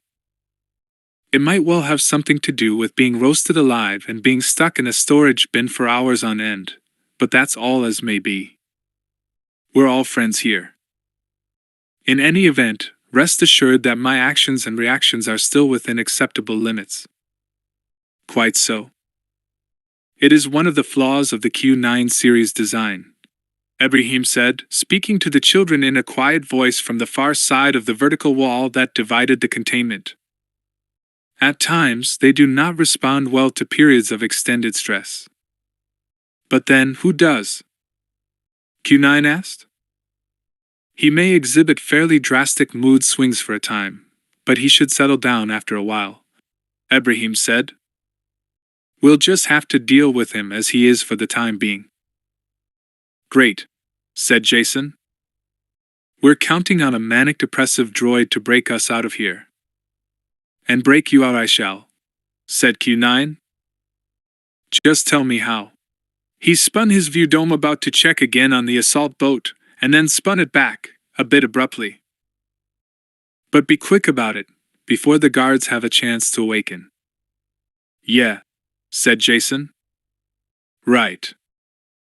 Anakin is the one to ask." "Ah, yes," Q9 said. "Anakin, master of all machines. Just tell me what to do, and I shall do it. So long as pushing the wrong button doesn't drop the planet into the sun, or any such trivial inconvenience." "Q9, said Ibrahim. "You must control yourself. Settle down. It is most important." "My apologies," said Q9. Strange how they were all fussing over him now, when most of the time they barely gave him a moment's notice. That is, when they weren't actively against him. "Interesting," he said. "I already seem to be slipping back into a depressive paranoid phase. Just try and keep your thoughts ordered and balanced," Ibrahim said soothingly. "Anakin, get him started." "Ah, okay," Anakin said. "The control panel's turned away from us, but I think there's a big slot for a sort of metal key right in the middle of it. Can you see it?" "How did you know that was there if you can't see it?" Q9 asked suspiciously. "I saw the other guy using it," Anakin said, glancing toward Jason a little doubtfully. "It's there, right?" "Yes, it is." Ibrahim said that sometimes you can use your manipulator arms to pick locks and stuff. "Do you think you could pick that one?" Q9 extruded a close-up view cam on the end of a flexible arm. It carried a small illuminator light at its end, right next to the cable. He switched on the illuminator and brought the cam to bear on the lock. He examined it carefully, from several angles, then turned off the illuminator and retracted the close-up cam. "No," he said. "Oh," Anakin said. "That's not good." "Is that it?" Q9 asked. "Can I go now?" "No," Anakin said. He shut his eyes and extended his hand out toward the control panel. "I can almost do it, but I can't see the controls the way I can see the inside." He shook his head and opened his eyes. "Read me what the labels say. Read me all the buttons and switches." Q9 extruded the close-up cam again and turned on the illuminator to examine the display. "It is a most archaic system of controls," he said. "The first dial is labeled main power select, that's the one with the lock on it. The selector can be set to off, single containment, double containment, or quad containment. It is set to double. Below that is a dial marked overall intensity. It is marked off from 1 to 11, and is set to 8.5. Twist that one down as far as it will go, Anakin said. Q9 extruded a manipulator arm and twisted the dial to the left as far as he could. It will not turn any lower than the point marked 2. I would conjecture that it cannot be turned lower without the key. Right, said Anakin. The boy reached out his hand and probed cautiously at the force field. He seemed to be able to push his hand slowly into it, but only by a few centimeters. No, said Anakin. Still too strong. Read me the other controls, he said. There are 3 dials. The first is lit up. It reads double containment left side relative intensity. The dial is marked from 1 to 11, with the dial set at the center point 6. The other 2 dials appear to control quad mode settings. As we are clearly in double mode, the quad settings are not of any consequence. Twist the double level to one side as far as it will go dash. Q9 did so, and the force field forming the children's containment promptly darkened, so much that the effect was plainly visible even in the near darkness of the repulsor chamber. Turn it the other way, Anakin said. Q9 did so, and the field faded away again, until it was completely invisible, even in infrared. Anakin pushed at the field again, and it gave a bit more this time, but even pushing as hard as he could not get out. Any more controls on that thing? Anakin asked. That is all, Q9 replied. Thought so, Anakin said. Couldn't feel anything else. Then why did you ask me? Because I wanted to be sure, Anakin said. Don't act so weird, okay? Am I still behaving strangely? Q9 asked. Or do you just want me to think I'm behaving strangely? Is that your plan? Q9, we don't have time for this, said Jason. Later. Whatever it is you're doing, do it later. All right. Q9 looked at him suspiciously. I am not doing anything besides following orders. Never mind, Anakin said. Q9 is it all as low as it can go? So it makes the field as weak this side as it can be? As low as it can go without the key, yes. All right, said Anakin. Hope it's good enough. Here goes. He extended his arms in front of him and spread out his stubby fingers as far as they would go. He shut his eyes and stepped forward until his hands were in contact with the force field. Gotta move slowly, he reminded himself. Pushing slowly, gently, he thrust his hand deeper and deeper into the weakened force field. The field around his hands began to shimmer and spark, brightly at first, but then fading away, until Anakin was standing in a pushed-out bubble of the force field, a bubble that was marked by dim, shimmering flickers of power. Anakin pushed farther on, but seemed unable to make further progress. Help me, he said to his brother and sister. Jason and Jaina stepped cautiously forward into the extruded bubble of the force field. Jason shut his eyes and stretched out his hands. He frowned and shook his head. I don't see what you are. Oh, I get it. He pushed out his hands farther, and Jaina did the same. The bubble lit up again with shimmers and sparks that did not light up quite as much as they did the first time, and that faded away more quickly and more completely. Try again, Anakin, said Jaina. Anakin pushed on the force field with just his left hand this time, with slow, steady pressure that stretched the field farther and farther. And then, moving quite slowly and gently, he bunched up his fingers into a fist and extended just his index finger. He pushed forward with his finger, stretching the field farther and farther until, at some gradual and indefinable moment, the tip of his finger was through and outside the field, on the other side. "Jason, take my hand," said Anakin. "Jaina, take his." Jason grabbed his brother's right hand in his left, and Jaina took Jason's right in her own left hand. Anakin pressed onward until his whole finger, his whole arm, his shoulder, his head, his chest, were through. He leaned forward, pushing slowly, steadily forward. He lifted his left leg up, forcing it gently up and through the field. The field sparked and shimmered for a moment as his leg slipped clear of it, and he set it down on the outside. His right leg seemed to move through more easily. And then, but for his right arm, he was through, and on the outside. He kept moving forward, very slowly, leaning forward as he pulled, dragging his brother's arm out through the field. The field sparked and shimmered with greater violence when Jason's hand touched it. Jason winced, and almost flinched backward. There was the crackle and spark of static electricity as his hand moved forward through the field. It was as if the field was resisting him more than his brother, and it was plain to see from the expression on his face that it was far from a pleasant sensation.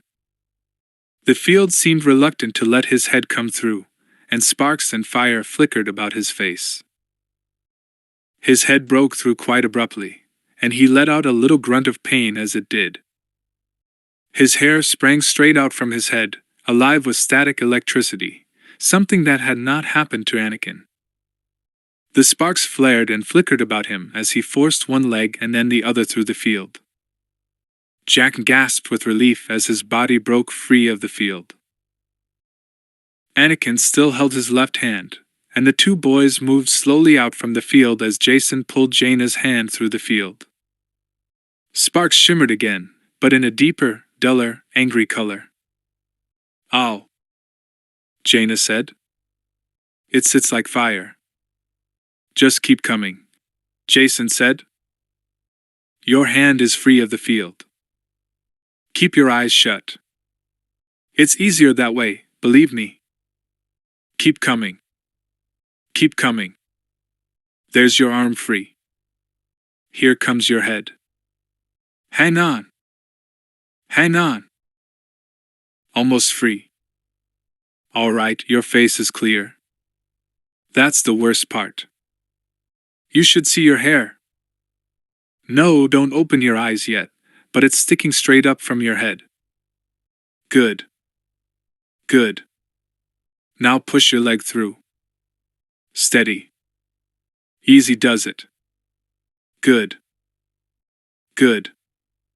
Now the other one. Up, over, through. Good. Just a foot to come, whoops. Jaina tumbled down onto her brother as she broke free of the field, and Jason went down, taking Anakin with him. The stretched out part of the force field shimmered and sparked one last time, and then retracted, shrank, pulled back, merging smoothly back into the rest of the field, as if there had never been such a thing as a distortion in the field's surface. "Boy, that hurt," Jaina said. "Like getting a shock all over my body." "I think it was worse for you than me," Jason said as the three children disentangled themselves from each other and helped each other up. "Did it hurt you at all, Anakin?" he asked his brother. Anakin shook his head. "Nope. It sort of tickled a little bit." "Well, it didn't feel nice like tickling, but sort of like that." "That was impossible, of course," said Q9. "What you just did was quite impossible. No one can walk through a force field that way." "We didn't go through it, really," Anakin said. "It was more like we went between it. Stretched it out until there was room between the field, sort of. Then I just pushed the parts apart, and went through. That's all." "Ah. That's all. Thank you. That makes it all quite clear, I assure you." Anakin, what about Chewbacca and Ibrahim and Aunt Marka? Asked Jaina. Anakin shook his head. I don't think I can do it from this side, he said. Not to pull people through. It's harder to do, the bigger and heavier you are. Can you do anything with the control panel? Jaina asked. Anakin went over and looked at the panel, put his hand over it, and shut his eyes. He concentrated, focusing his attention deep inside the device.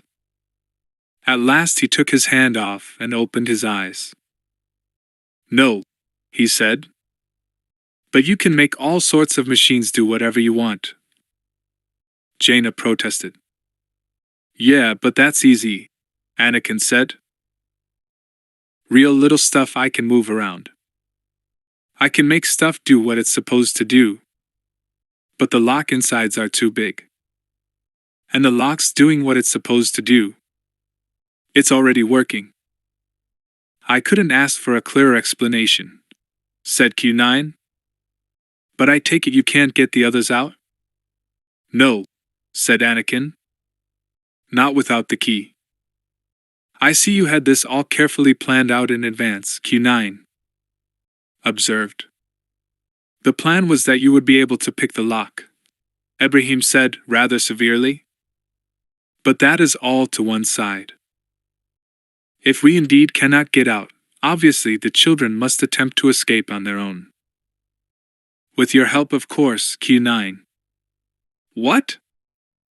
Q9 asked. How? How are we supposed to get away? By flying away in the Millennium Falcon, of course. Wait a second, said Jason. You want us to fly the Falcon? Chewbacca looked at Ibrahim, made a yawping sound, and then bared his teeth and shook his head. I agree that it is foolhardy and dangerous, Ibrahim said to Chewbacca. He turned to the three children. But it is nonetheless the best of many bad choices. Chewbacca, you yourself said the repairs to the Falcon were all but complete. I feel quite certain that you would have no trouble explaining to the children what still needs to be done. And I have no doubt at all they could perform the repairs. As for the rest of it, we three in here have far, far less value as hostages, and Thraken knows it. The 3 jewels are already outside this force field stockade. Anakin, Jason, Jaina, the danger would be great if you tried to escape on your own. But I sincerely believe that the danger to you, and to ourselves, and to others, would be much less than if you stayed. Thraken is a cruel and heartless man, and I do not wish you in his clutches. As I see it, there are only 2 possibilities. The first is that your mother goes along with what he tells her to do. She'd never do that, Jason said. I quite agree. But if she did, I believe your uncle would decide you were too valuable to give up. He would keep you, in hopes of extracting further concessions. And every time she gave in, he would have more reason to hold on to you. I believe you would be permanent prisoners. And if Mom did give in to him because of us, a lot of other people would get hurt, said Jaina. And killed, added Jason. Precisely. The second, more likely possibility is that your mother would refuse his demands. She would do so fully knowing the consequences, and it would break her heart. But she would refuse him, all the same. Sooner or later, your cousin Thraken would either become so angry and frustrated that he would take it all out on you, or else he would threaten to torture you, or actually do so, in order to get what he wanted out of your mother. Torture? Jaina said. I hadn't thought of that. Would he really? Jason asked. I think it quite possible. Even likely. Q9 looked from his master to the children, and back again. There was something unstated here, something he nearly said himself, before thinking better of it. No one was saying that it would be better for the children to have a clean, quick death in a crash rather than be the unwilling pawns in a cruel game. A cruel game where many others would suffer, a game that could only end with the pawns being destroyed at the exact moment it suited their master. How noble, how brave of them all to say nothing at all about it. How odd that he, Q9, was having such peculiar and emotional reactions to everything. Just that moment a new and terrifying thought crossed his mind. Half a moment, he said. What about me? Ibrahim looked toward Q9 and chuckled to himself. Oh, you'll go with them, of course. What else could you do? What, exactly, do you expect Thraken Salsolo would do to you if he woke up in the morning to find the children gone and you here? Q9 thought that one through, and did not care one little bit for the conclusions he reached. I might have known, he said. It's clear now that it's all been a plot against me. It seems to me there are other beings worse off than you in all this, Ibrahim said. But never mind that. Go, and go now. The longer you delay, the greater the dangers will be. But we don't know what's wrong with the ship, and we don't know how to fix it, Jaina protested. Ibrahim held up his hand with the comm link in it. We have this comm link in here, and you children can use Q9's built-in comm link to communicate with us until you re-establish the link to the Falcon's comm system. I'll have the comm link.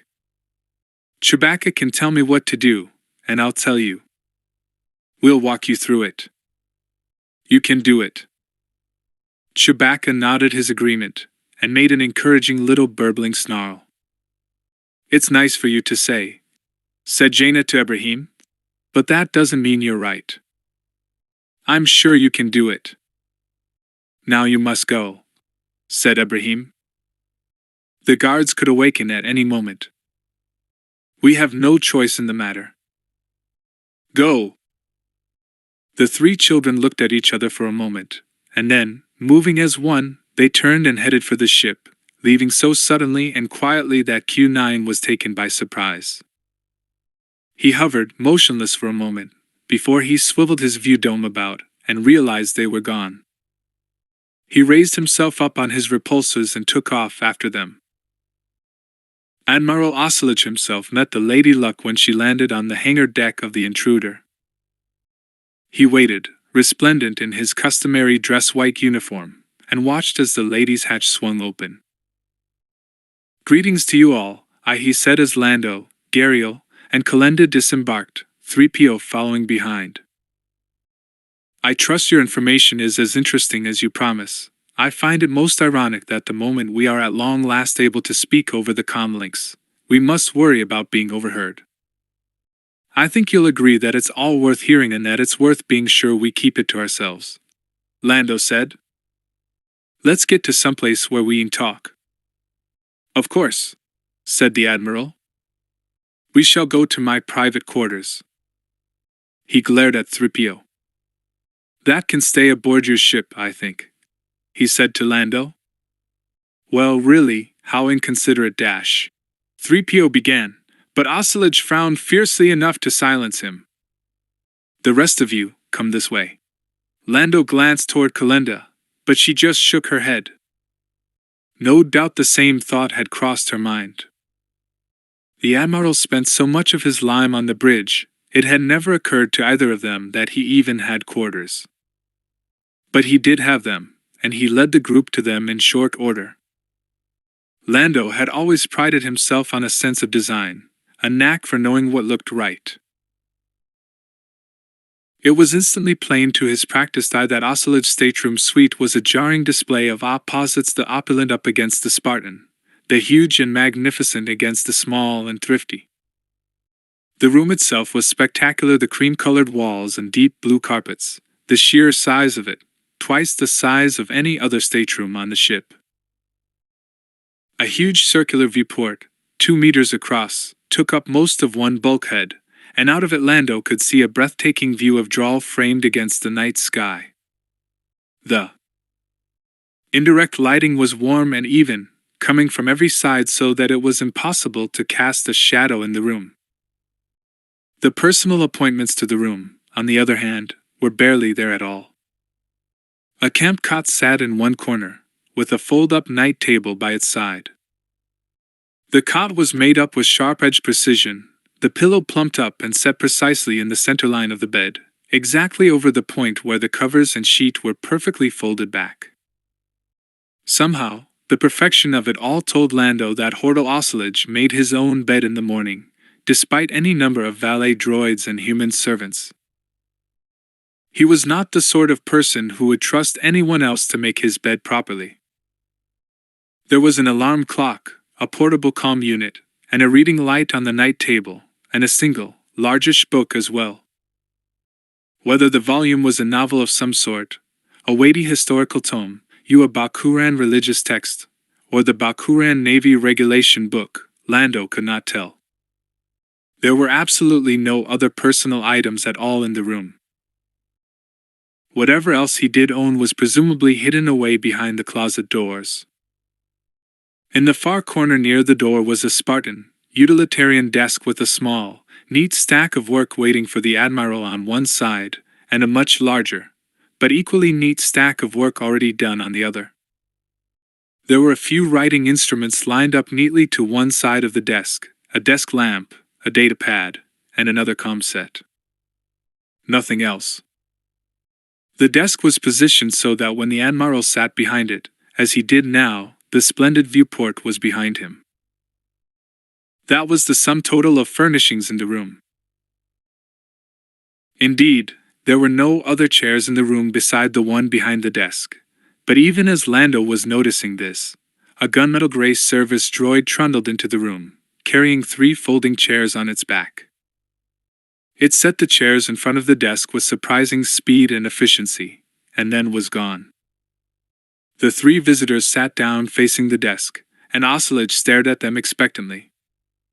"Tell Rennie," he said, "all about Centerpoint." Lieutenant Kalenda cleared her throat and spoke, a bit nervously. "The long and the short of it is that Centerpoint is the starbuster. It is the device used to make stars go nova." "I see," said Oscillage, in about the same tone of voice he would have taken if Kalenda had just told him the evening dinner menu. "And we also are pretty sure that the planetary repulsors are the way to shut Centerpoint down." "Indeed?" he asked in the same calm tone. "Most interesting. Perhaps," he said, "you could provide me with a few details." Chapter 12. Incoming. The alarm buzzer squawked wildly in the tiny sleeping cabin of the gentleman caller. Tendra Risen leapt up out of bed, her heart pounding. She scrambled to her feet, getting herself entangled in the sheets, and nearly falling flat on her face before she got herself sorted out and headed for the control room. She didn't recognize the alarm.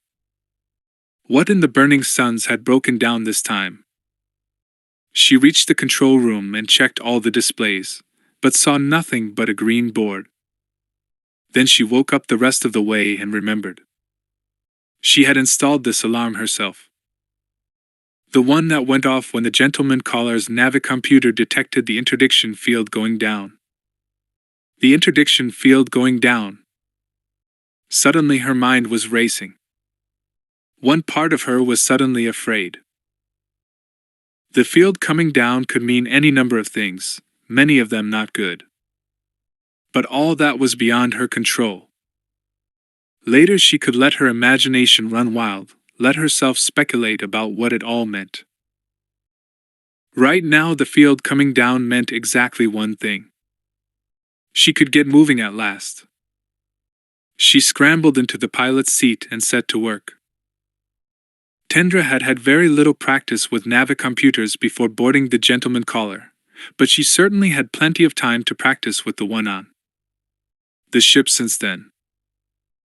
Working as fast as she could, she set up the problem, getting a fix on her present location and a precise grid reference on her intended target point, letting the navicomputer massage the numbers and come up with the proper values for the jump in and out of hyperspace that would get her there.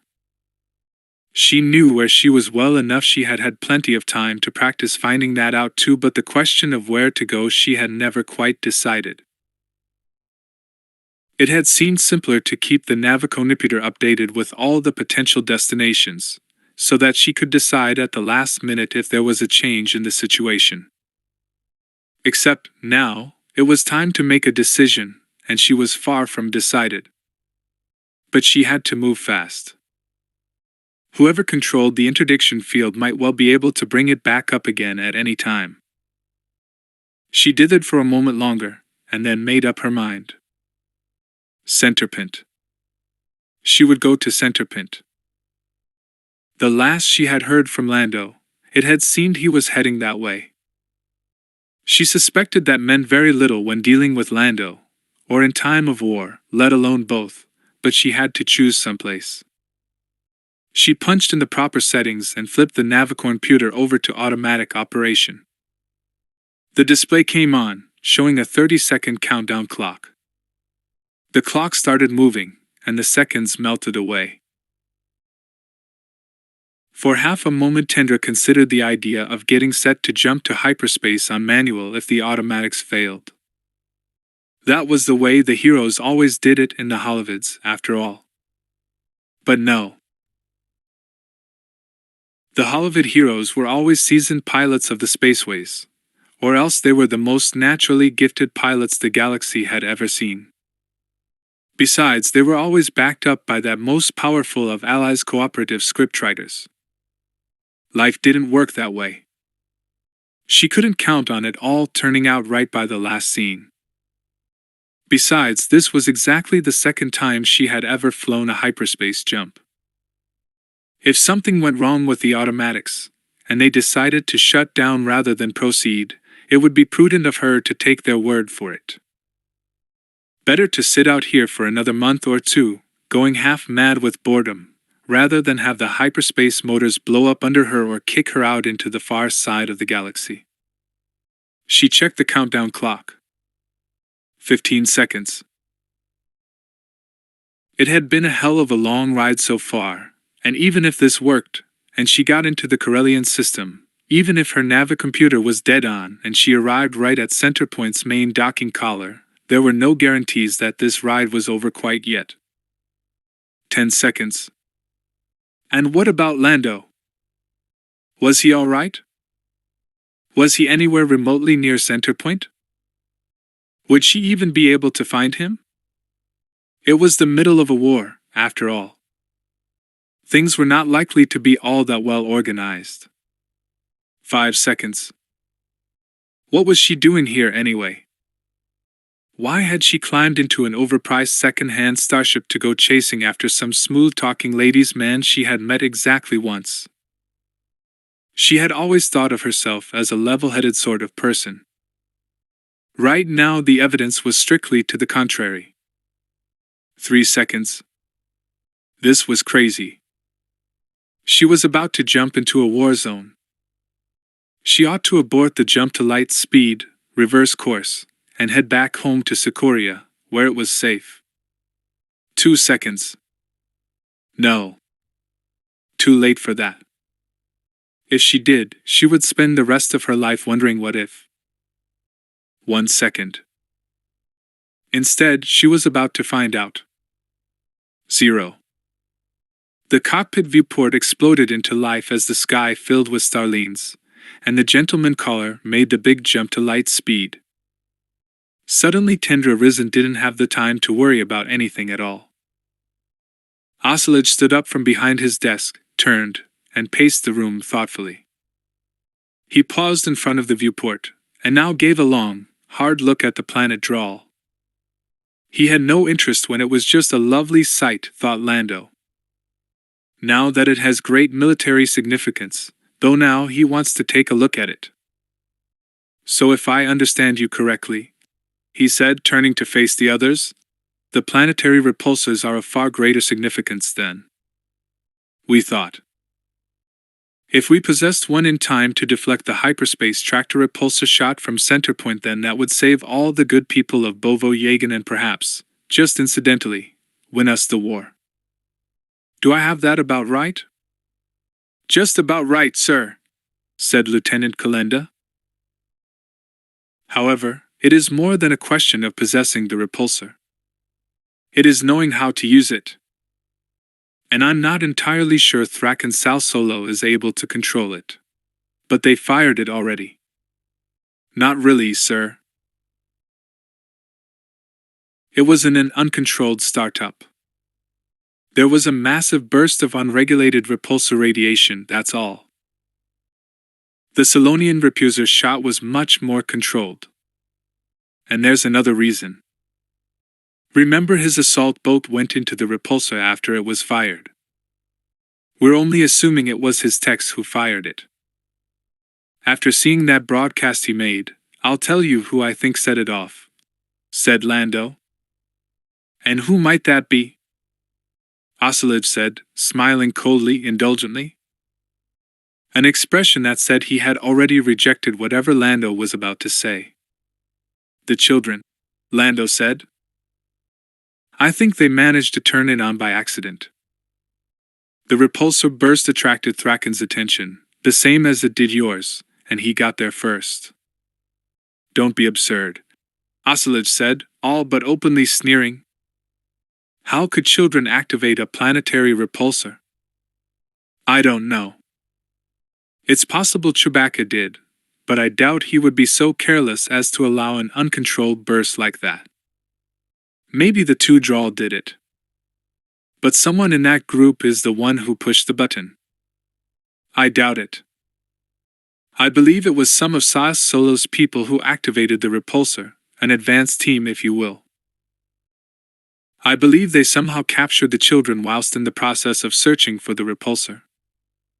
But all this is beside the point. Sal Solo has the repulsor now. And I have a Marine assault force preparing to go in and take it from him. It is just before local dawn at the repulsor site now. The Marines plan to go in just after sunset tonight, though I may push that forward if circumstances merit. They are holding tactical exercises and running simulations right now. Why not go in now? Lando asked. I asked Commander Putney, the assault troops commanding officer, that same question some hours ago.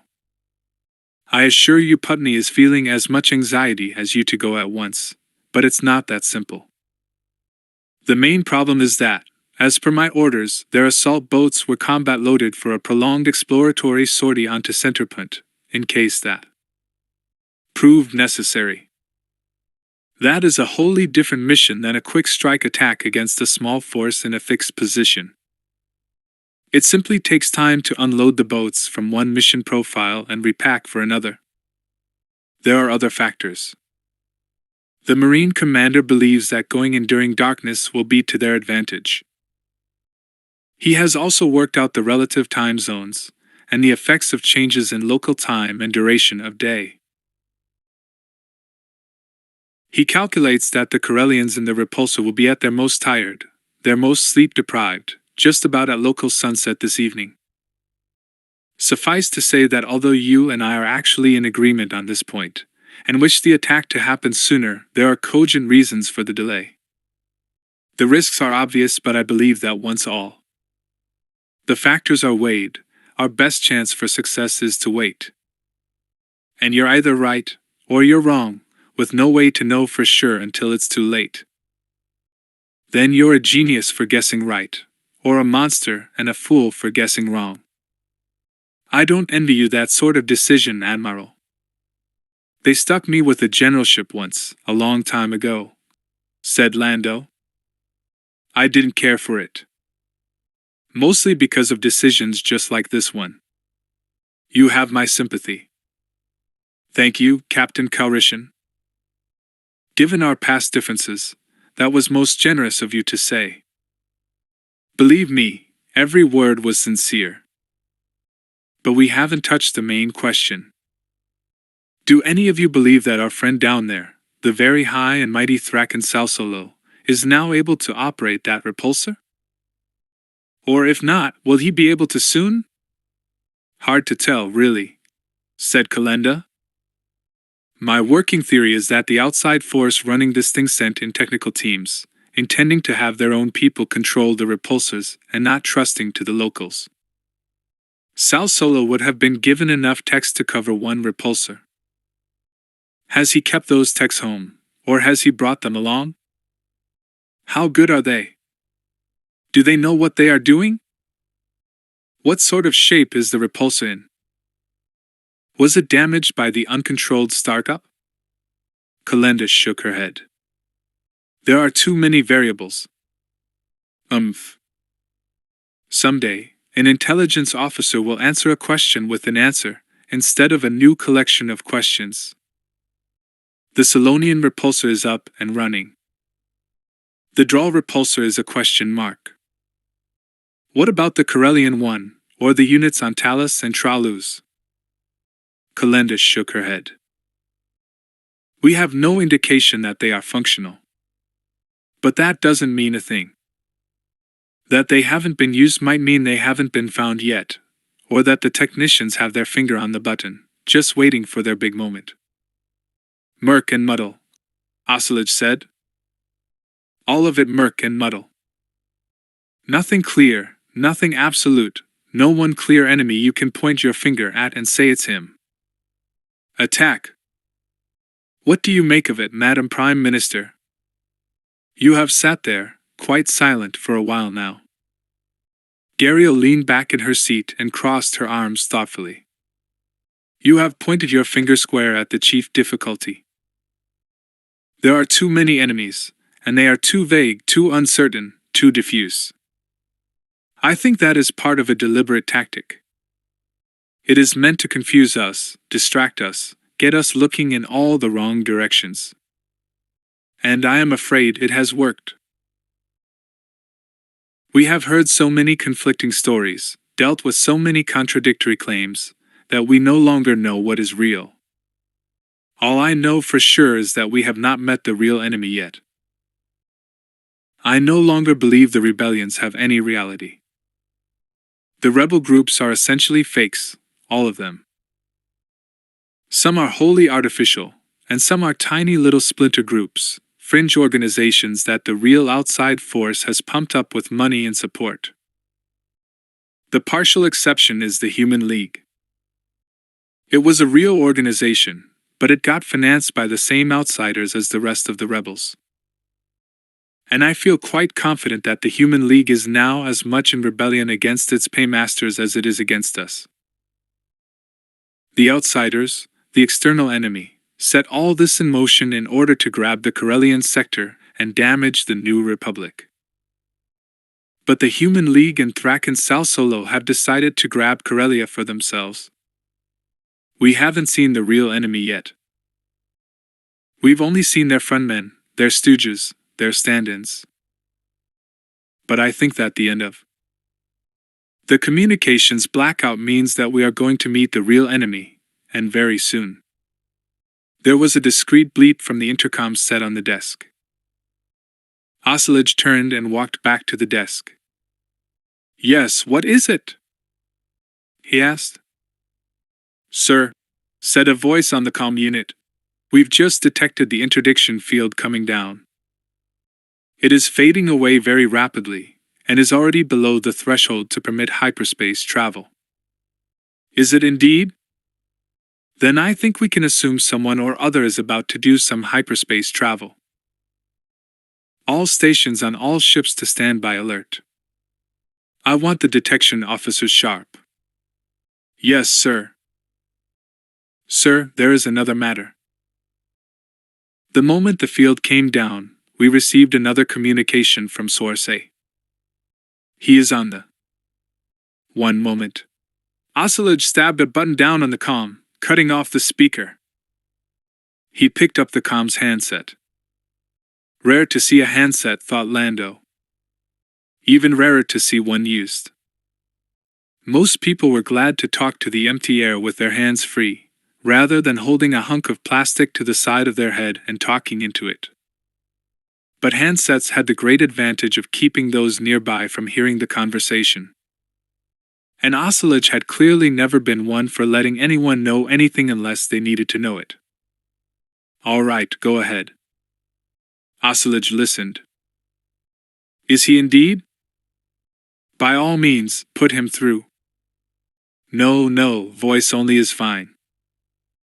But one moment, please. Ocelot put his hand over the handset speaker. My apologies to you all. If I had not promised otherwise, I would gladly include you all in this. But I gave my word to keep discussions with this source private. Gariel stood up, and Lando and Countlet took their cue from her. Of course, Admiral. We understand. Your word must be your bond. Thank you for your understanding, Madam Prime Minister. Lieutenant Kalenda, Captain Calrissian. We will continue this discussion later. I wish I could head up to the bridge and watch the show, said Lando as the three of them stepped out into the corridor. Why can't you? In fact, I think I'll go myself, said Gariel.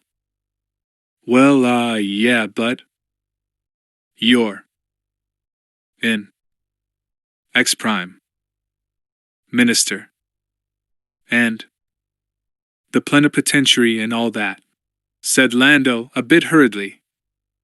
You're a very official person. I'm just some guy who's along for the ride. Lieutenant Kalenda? Gariel asked. Are you coming? No, ma'am. Not just now. I see, said Gariel, though it was clear she did not. I seem to be missing something. I should think you'd both be most eager to get up there and see what's going on. Well, yes, we are, Lando admitted. But the last thing a bridge crew needs during a crisis is off-duty personnel playing tourist, or uninvited high-ranking guests breathing down their necks and jiggling their elbows, he thought, though he never would dare say such a thing to her out loud.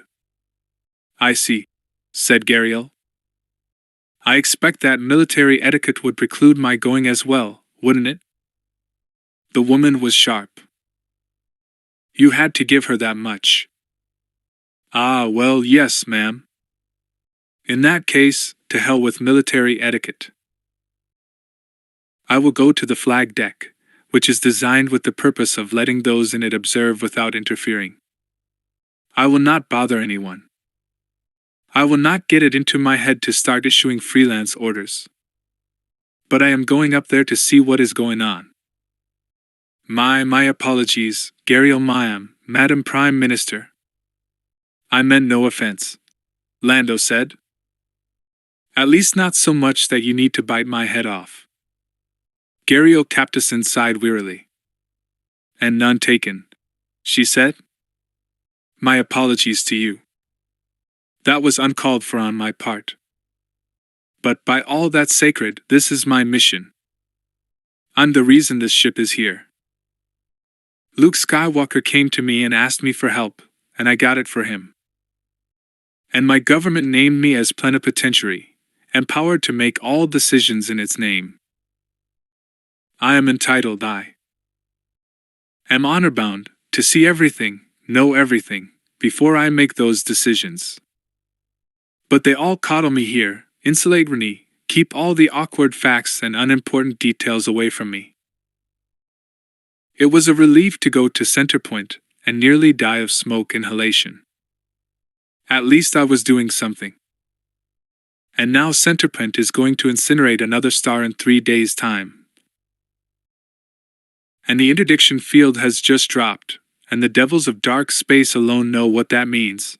And I'm supposed to just go to my cabin and sit quietly in polite ignorance because going to the flag deck isn't the done thing? You've got a point, said Lando. And you two should see it all too, but you're not going to, because it would be rude? Yes, ma'am.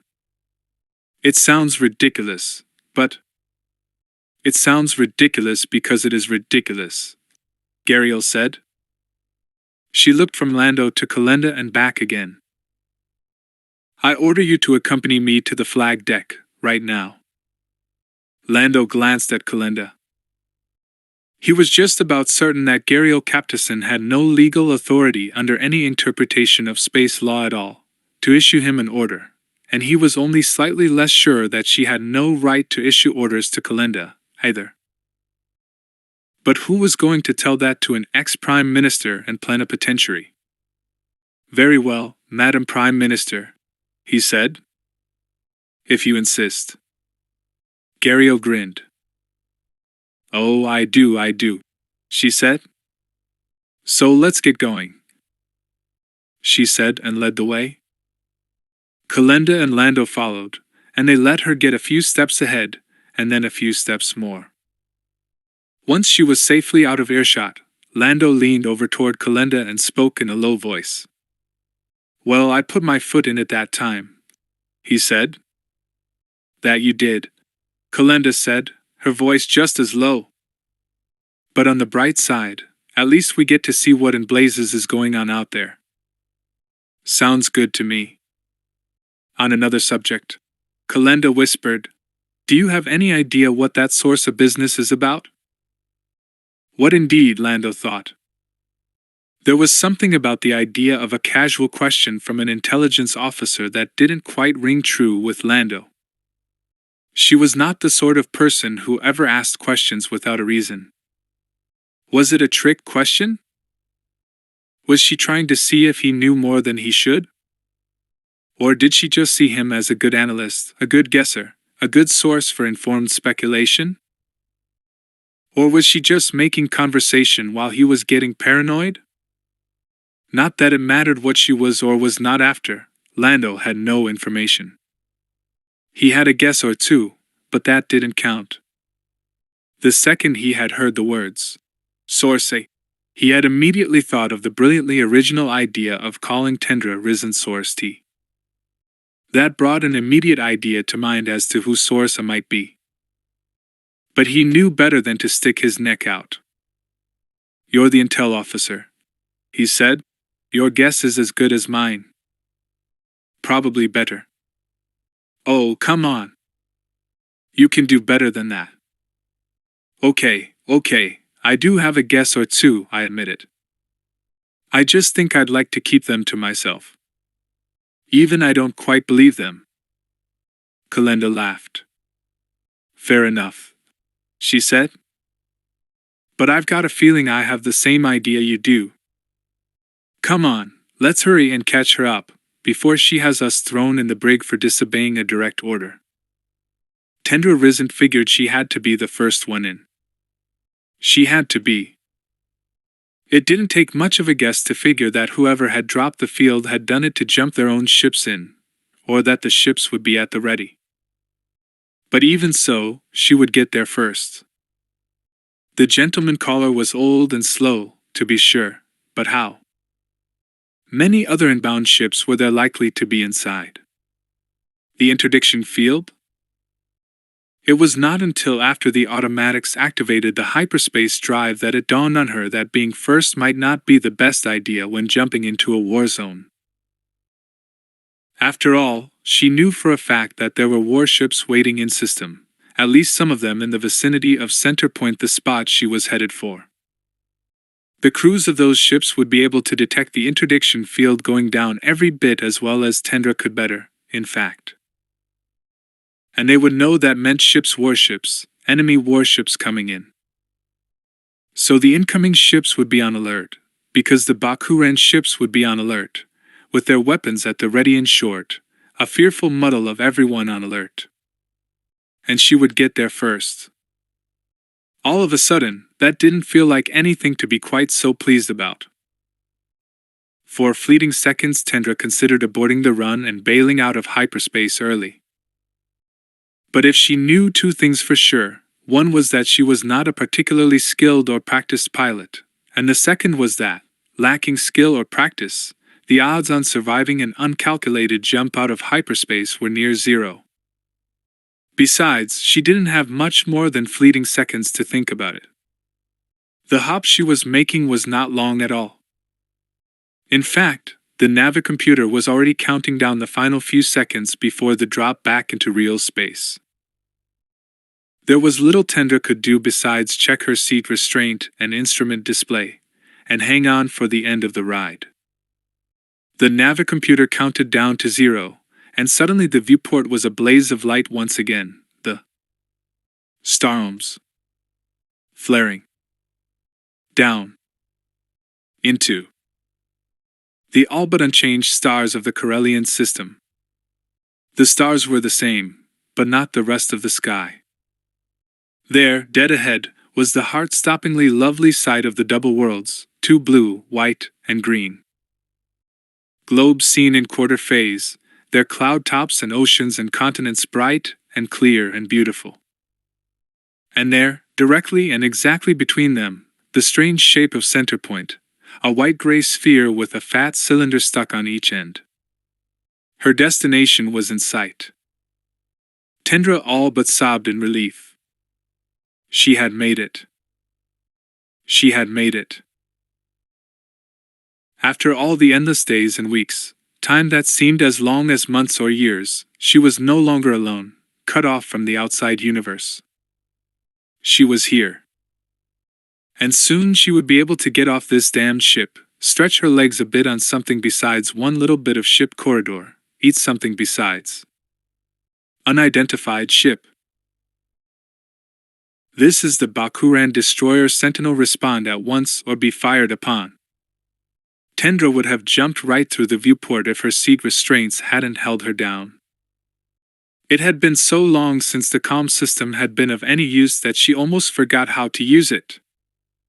But that almost had best not come true if she wanted to live through the situation. She concentrated for a moment, remembered what button to push, and spoke. Hello, Sentinel, this is, Tendra risen aboard the gentleman caller. Stand by, gentleman caller. Please activate your standard identity code transponder. What? Oh. Tendra reached over and flipped the appropriate switch. The transponder would transmit the gentleman's identity whenever queried by a standard traffic control system. I forgot that thing was off. Hasn't been much use for a while. True enough, gentleman caller. You are cleared to proceed, but are cautioned not to approach within 100,000 kilometers of Centerpoint Station. There will be no warnings if you approach closer. Sentinel out. That sounded ominous, and it definitely put a crimp in her travel plans. But it didn't take much thought to realize there was not much point in arguing with a destroyer. Nor did it seem the moment to call them back and ask if they knew where Lando was. But then how was she going to find Lando? And where should she go, if not to Centerpoint? But, at that moment, the gentleman caller's detection system chimed for her attention. Tendra paged her main display to the appropriate screen to see what was up. And suddenly where to go was the least of her problems. Getting away from where she was, in any direction at all, had just become a top priority. All of a sudden she had company out here. Lots of it. The view from the Hag Bridge was certainly informative. There was no doubt about that, but what he could see from there did not exactly make Lando happy. The main screen was showing the tactical schematic display from the Sentinel, relayed back to the intruder. It showed the Sentinel, the Defender, the relative positions of Talus, Trailus, and Centerpoint and at least 50 unidentified ships, with more appearing at every moment. The Sicorian fleet, Lando said to Kalenda. The Triad fleet that Tendra warned us about. But what are they doing here? Kalenda demanded. Whose side are they on? I think a better question might be, who is on their side? Said Admiral Oscillage, who seemed to have appeared from nowhere at all. I expect they will change their minds in a hurry, but right at the moment, that fleet is in search of the people who have caused them the most trouble in this system, and I'm afraid our little squadron does not meet that qualification.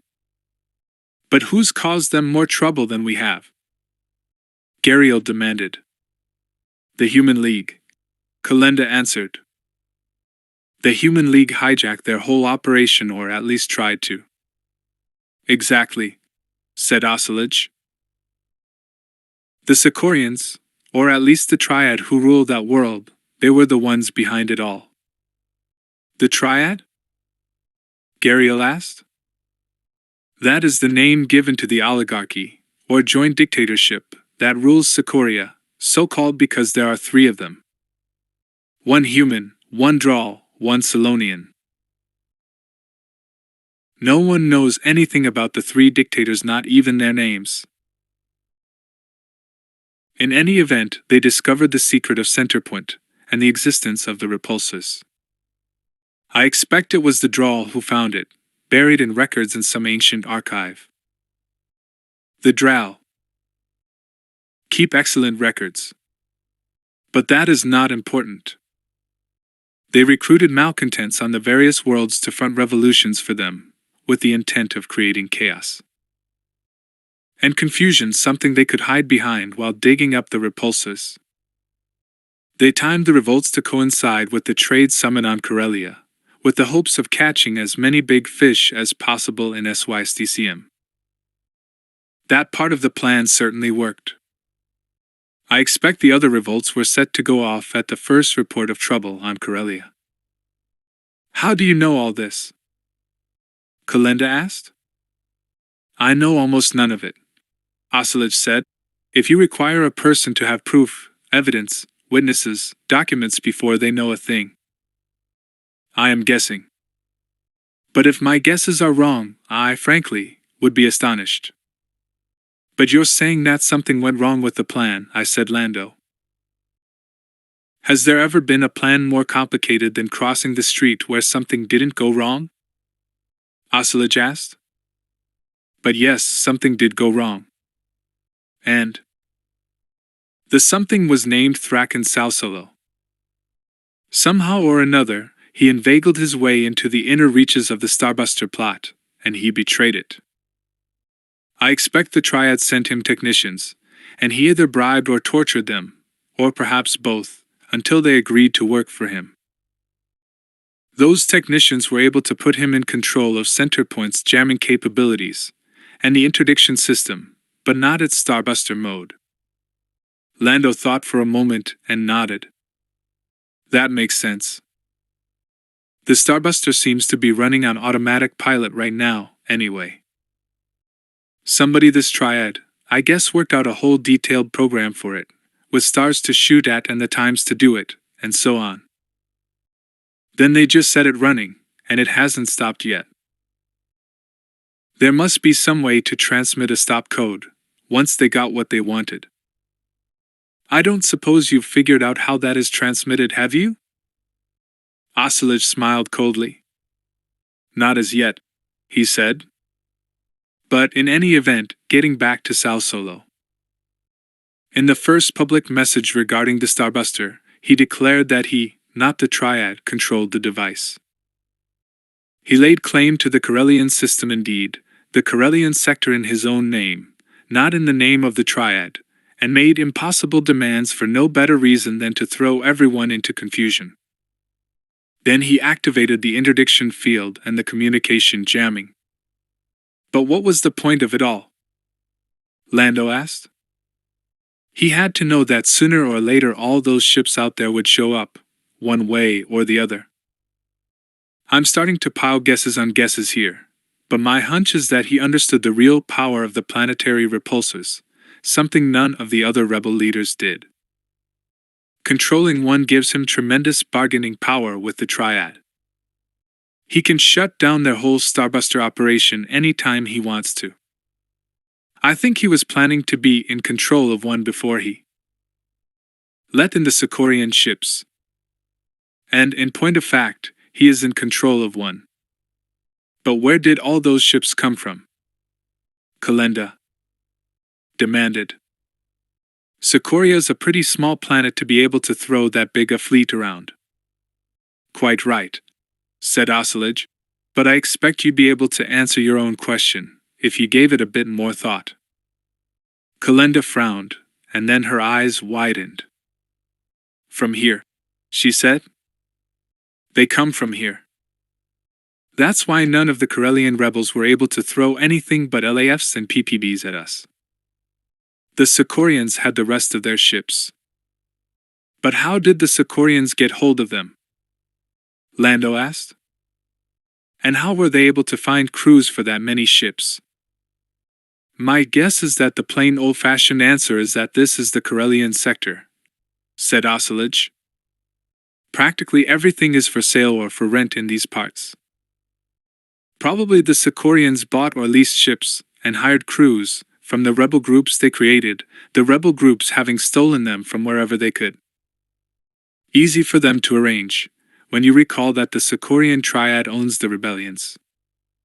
But probably the majority of the ships and crews out there are ex-Corellian defense forces sold out to the highest bidder, Kalenda said. The space-side CDF betrayed Governor General Mike Camberlecto wholesale, the first chance they got after they shot up my ship and threw a scare into Han Solo. And most of the CDF ships used to be Imperial ships. Probably a fair fraction of the crew too. They're older ships, but that doesn't mean they aren't good. And what are you going to do about them? Gabriel asked Oscillage. They've been continuing to arrive while we've been talking here. There must be 75 of them out there. Shouldn't we be getting back to Centerpoint to help out Defender and Sentinel Carrot? No, said Oscillage. We will do no such thing. What? Gabriel said. What do you mean? The intruder must complete her mission here before rejoining the other ships. The assault on the repulsor is still our top priority. But Defender and Sentinel are outnumbered 75-2.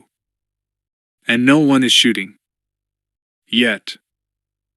Moving this ship toward the fleet could be seen as an aggressive act. And if it comes down to a shooting war, I doubt that 75-3 gives us much better odds. Frankly, 75 ships is a lower number than I expected. Either our friend Tender isn't miscounted, or the Sicorians have left a substantial reserve of ships back home. But if those ships move on Centerpoint, 2 ships, or 3, it will be impossible to stop them. Please try to understand. If we lose all our ships and control a repulsor, we win. But if we completely wipe out the enemy fleet, and Thraken Sal Solo still controls this repulsor, we have lost. And then the 8 million people, or 12 million people, of Bovo Yagan, on their one planet or two, depending on what report you believe, will all die. Gabriel seemed about to protest further, but she said nothing. Lando understood how she felt. It seemed as if there should have been some way to answer Oscillage. Unfortunately, of course, there wasn't. Chapter 13. Evasive Maneuvers. Han Solo paced the ground, back and forth, the gravel crunching underfoot. He almost tripped over R2 once or twice, until he managed to shoo the droid out of the way. Go over this one more time, he said, turning to Drachmus. The Solonian had joined Han, Leia, Luke, and Mara for dinner on the grounds of the villa. By all rights, they should have been lounging about the table, relaxing in the gentle breezes of perfect twilight, after a first-rate dinner. But Han just couldn't do it. It seemed utterly criminal just to be hanging around, lolling in the lap of luxury, while the whole star system was falling to pieces. Everyone kept telling him that there was nothing they could do but wait, but Han had had enough of waiting about 5 minutes after Luke had told them about Centerpoint. I know I need to understand the situation, said Han, but I also know I'm completely lost. So please, explain to me why it's in our best interest to just sit here and wait. Explain to me what it accomplishes. Yes, said Luke. Please do. I'd like to hear this. Very wellness, said Drachmus. Let me be trying it again. You have to start with knowing the idea that the 3 things that matter most to Solonians are honor, consensus, and the den. All Elsecorns behind those three. Everything, and far behind. All right, that much I get, said Han. But what's that got to do with why having the Triad Solonians on repulsor duty was such a big deal? Merely everything, that's all, said Drachmus.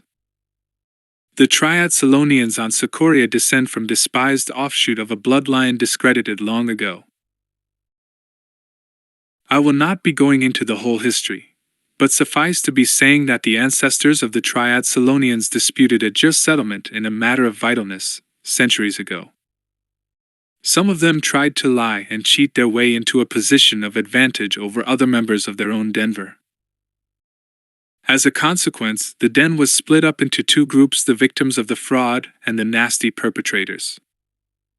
The perpetrators were kicked off Corellia by my ancestors, the ancestors of the Hunchuzak, and also removed from Solonia by the Overden. So bad was the scandal that the victims formed a new den under a new name, because the old name was utterly dishonored. Even now I must not speak it. It is obscenity, only to be used when time is right for splendidly rotten insult. This name-losing had never happened to any other den ever before, and it has never happened again since.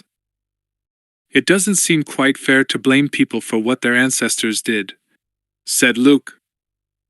Is muchly more fair for Solonians than humans, I am believing. Remember that the den is all. The den lives on while the individuals die. Also recall that the new individuals are virtual clones of the old ones. You humans tend to think of a den as a collection of individuals. But we are not like humans. In many ways, we are more like highly intelligent social insects. We are individuals, but the individual is completely in service of the Denver. Well, nearly complete. We are something closer than your families, but not quite as close as the cells in the body. That's going a bit far, isn't it? Asked Mara. And it still doesn't seem fair to kick everyone out for the sins of the ancestors, said Luke. Leia and I would be in very big trouble if humans did that. Drachmus bowed very slightly to Mara, an almost imperceptible movement. Maybe analogy is too far. Maybe yes and maybe no. But Master Skywalker, when you bleed, do you worry how blood cells that go out of you feel about leaving? If some of your blood cells are diseased, do you think about what is fair to cells that are still healthy when you treat the illness, or do you get your blood changed completely, just to be on the safe side, just to make sure illness cannot come back? Han resisted the urge to start pacing again. It's the story of my life with you, Drachmus, but we've wandered off the point again. Thought we were talking about how humans different from us, Drachmus said. Han paused a moment, resisting the temptation to lose his temper again. He collected himself, and then spoke. I've got a feeling we're not going to get anywhere until we're all agreed on this, so okay. I'll tell you my reaction, and then maybe we can move on. I grew up with Solonians, and I never knew any of this. I admit it's embarrassing, but be not muchly embarrassed, honored Solo, Drachmus said in a soothing voice. Don't be forgetting the Solonians you met were trained and bred for sole purpose of dealing with humans. Is our job to make you feel comfy with us. I know.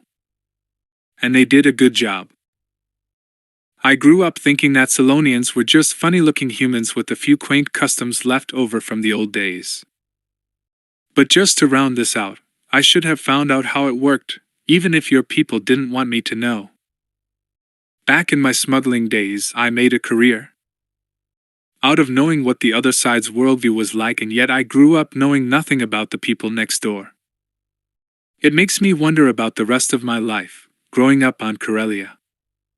How much else did I not see? Probably quite a bit, said Leia. None of us ever really sees our own culture all that well. Han rolled his eyes. Gee, there's an original thought. But even all this is off the point. What I was going to say was that it was embarrassing to find out how little I knew about you. But that right now I don't care about being embarrassed. Treat me like a complete idiot, but make me understand what's going on. If I've got this straight, now that Klavitz has admitted to being in the pay of the Triad, and admitted to smuggling some of them back onto the planet, that changes everything, right? Right, said Drachmus. Excellent. Great. I'm glad. But how? Begging pardon? How? How does Klavitz confessing change everything? Because it means my Hunchuzuk were tricked. We gave in under false pretenses.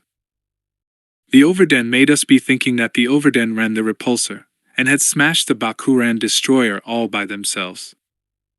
All was fraud, she said, her voice growing genuinely angry. The Overden achieved a consensus favorable to themselves by trickery and deception, and by involving themselves with the dishonored and nameless Denver. This is depth of crime. Even worse, the nameless Den was linked to Triad, and Triad linked to Salsolo, who kidnaps his own, steals children. Guilt by association, Han said. How advanced and sophisticated. Mara looked up at Han. Think it through. In a group society run by consensus, guilt by association makes some sense. Anyway, said Drachmus, Overden and bad. No way could it be worse for them. You saw how Klavitz caved in once the truth came out. That will be happening every time Hunchuzuk demands the truth of Overden Salonian.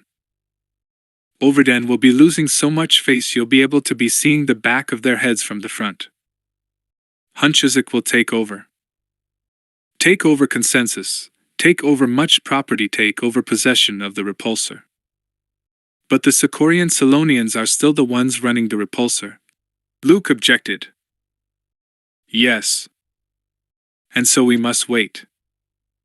I know that human way, at least one human way to deal with such problem would be to give the Sicorian Salonians one chance to give up. If they didn't, and you go with all guns blazing nicely. But maybe everyone gets killed. You seize the repulsor, but have no idea where on switch is. Drachmus shook her head. This is not Salonian way. We will talk with Sicorian scums, nasty though job will be. We are talking with them right now. And we will talk to them. And talk to them. Finally, peer pressure on Sicorians to give up will be too much, and they will give up. And do more than giving up. They will cooperate with Hunchuzuk, tell us how to run machinery, as part of their penance for being on the losing side. This is how it will be. We just have to sit back and wait. Sounds terrific, said Han. So what's the catch? The catch is all takes time. Everything I tell of will happen. Is inevitable. The trouble is like an old Salonian saying. The agreed to we do at once. The inevitable can take a little while. How big a little while? Asked Luke. Drachmus shook her head. An hour. A day. A month. A year. Luke frowned. An hour we have. Maybe even a day. But not much longer. Centerpoint Station is going to fire at Bovo-Yagan in just over 84 hours. Unless we fire a planetary repulsor beam at Centerpoint at just the right moment, a whole solar system dies.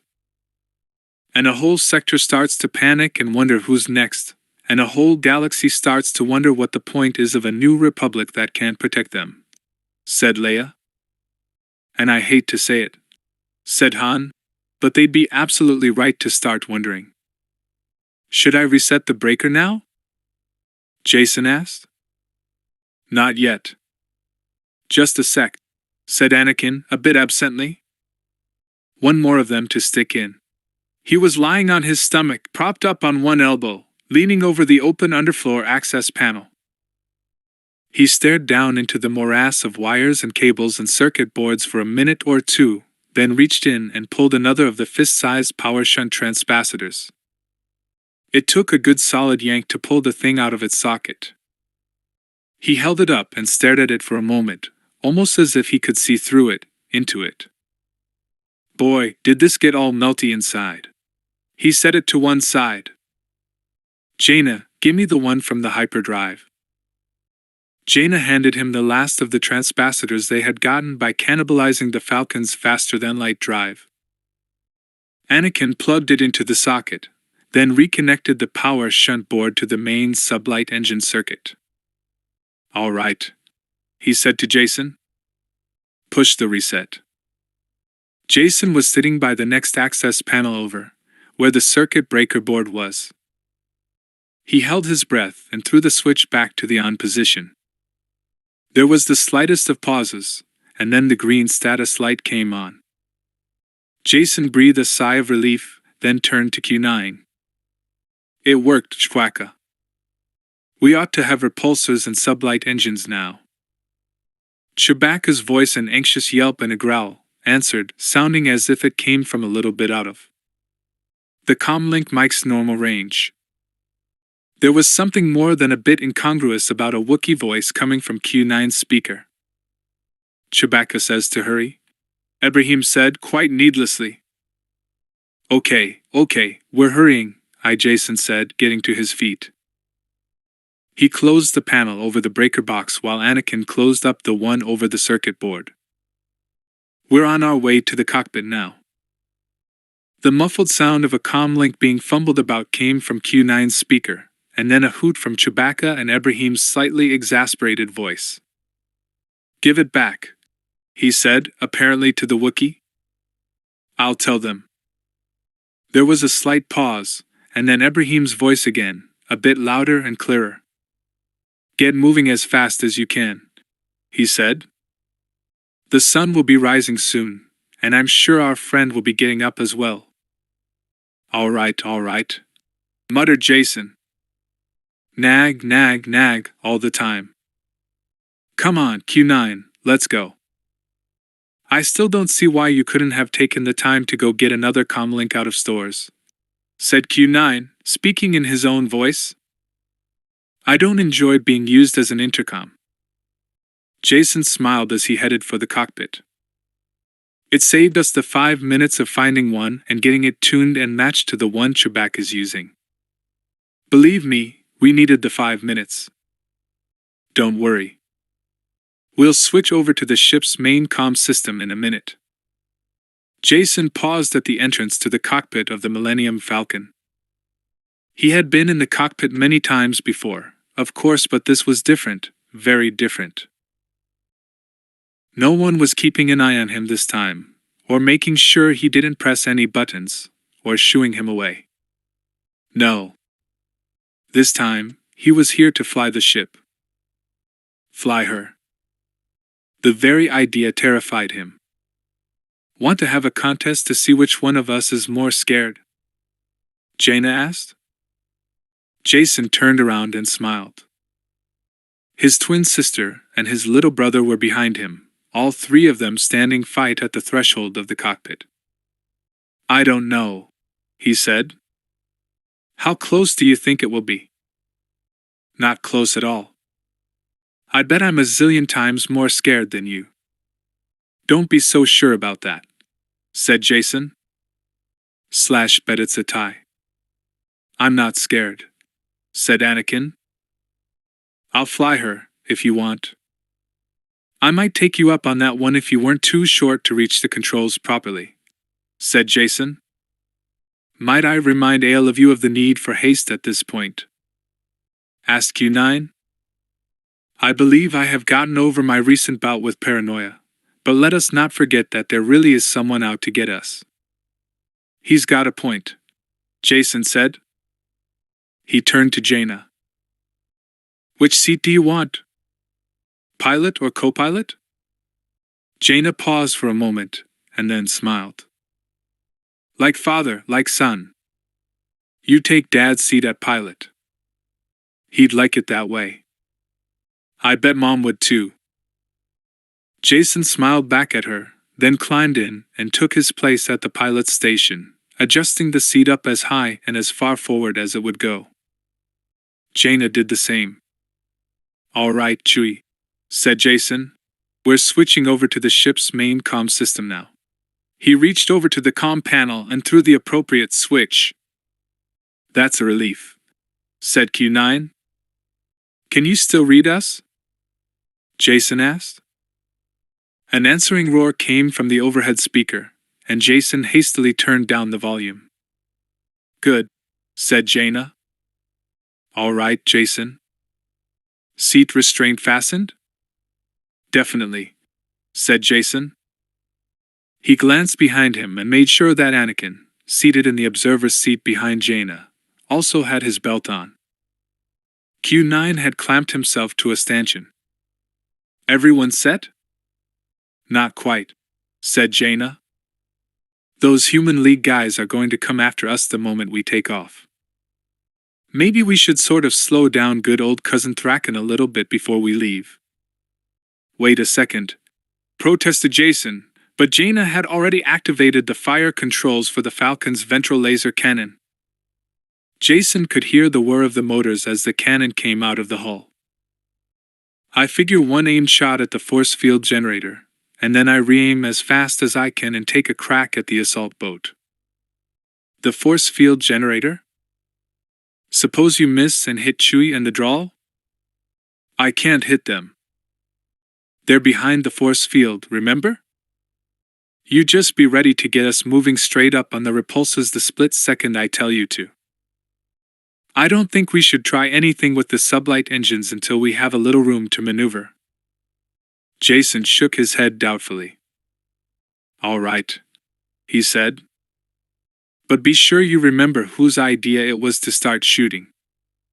Hold on a second.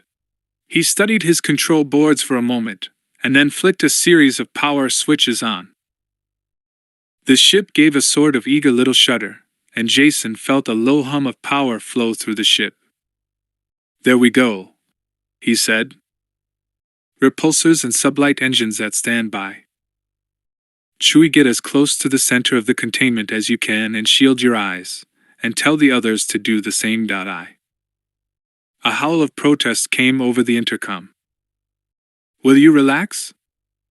Jaina said. This will work, trust me. You guys just get ready to run and hide as soon as the force field goes down. Here we go.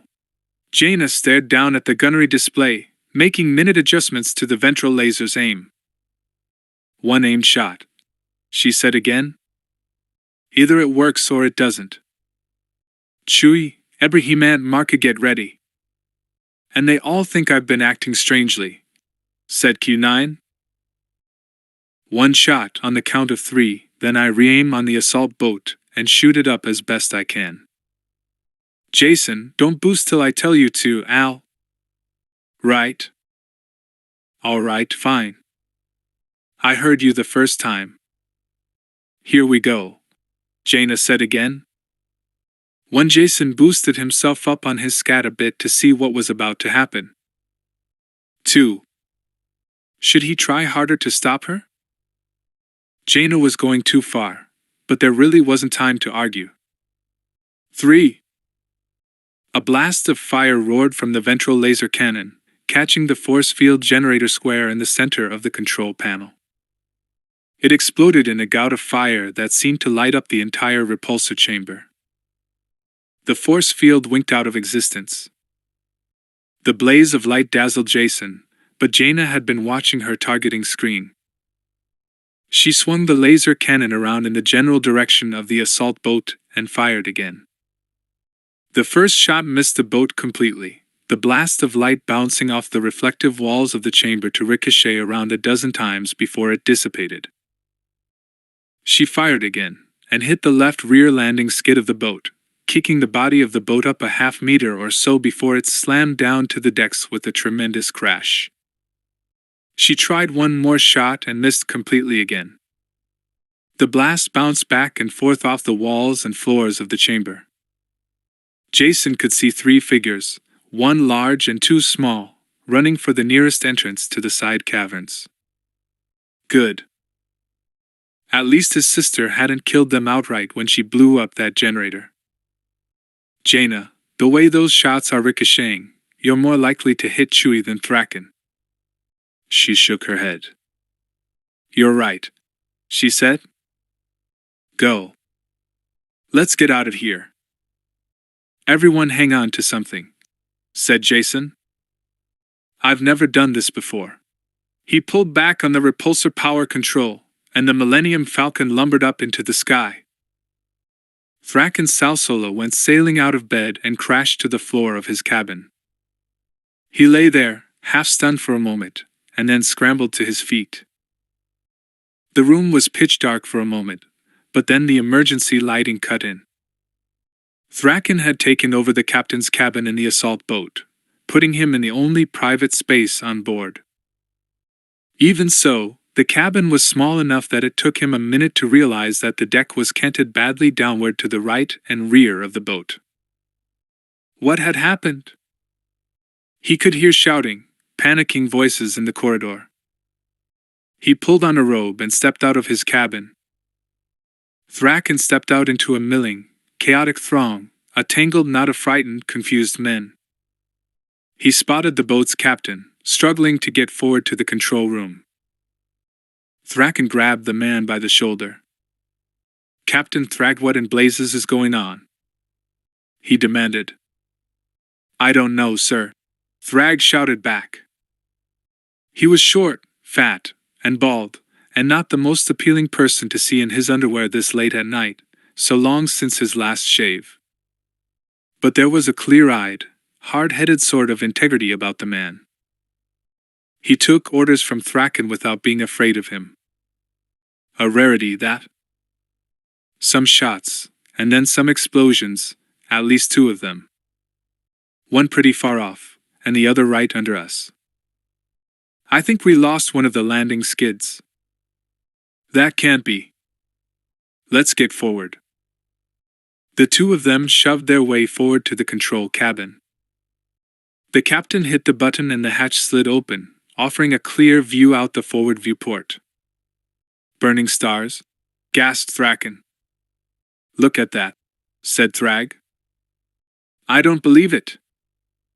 The force field generator was a pillar of fire, the reflection of the flame glittering and gleaming from every corner of the silver walls of the repulsor chamber. The force field itself was gone, and the prisoners had vanished. There seemed little doubt about where they had gone, either. There was the Millennium Falcon, rising straight up off the ground, headed for the sky. After them. But the ship was hit by laser fire. Thrag protested. We have damage. We have to check it first. No. If the ship is damaged, we fly with damage. Fly. Go. That would put the life of every man aboard at risk. Every man aboard is at risk of execution right now anyway, for dereliction of duty. Thraken snarled. What about the man on watch? He should have been here. He should have raised the alert. Where is he? The captain laughed bitterly and hooked his thumb toward the rear of the boat. With the rest of the sleepy drunks back there, would be my guess. What are you saying? I'm saying look at the crew your people send me. Dregs and scum, all of them. By the time men get posted to low-life duty like tending an assault boat, a lot of other people have turned them down. What do you expect when you recruit thugs? While if they've all been rejected, then they won't be much missed when they all get killed. Launch this boat now. Thrag looked Thraken straight in the eye, and then saluted.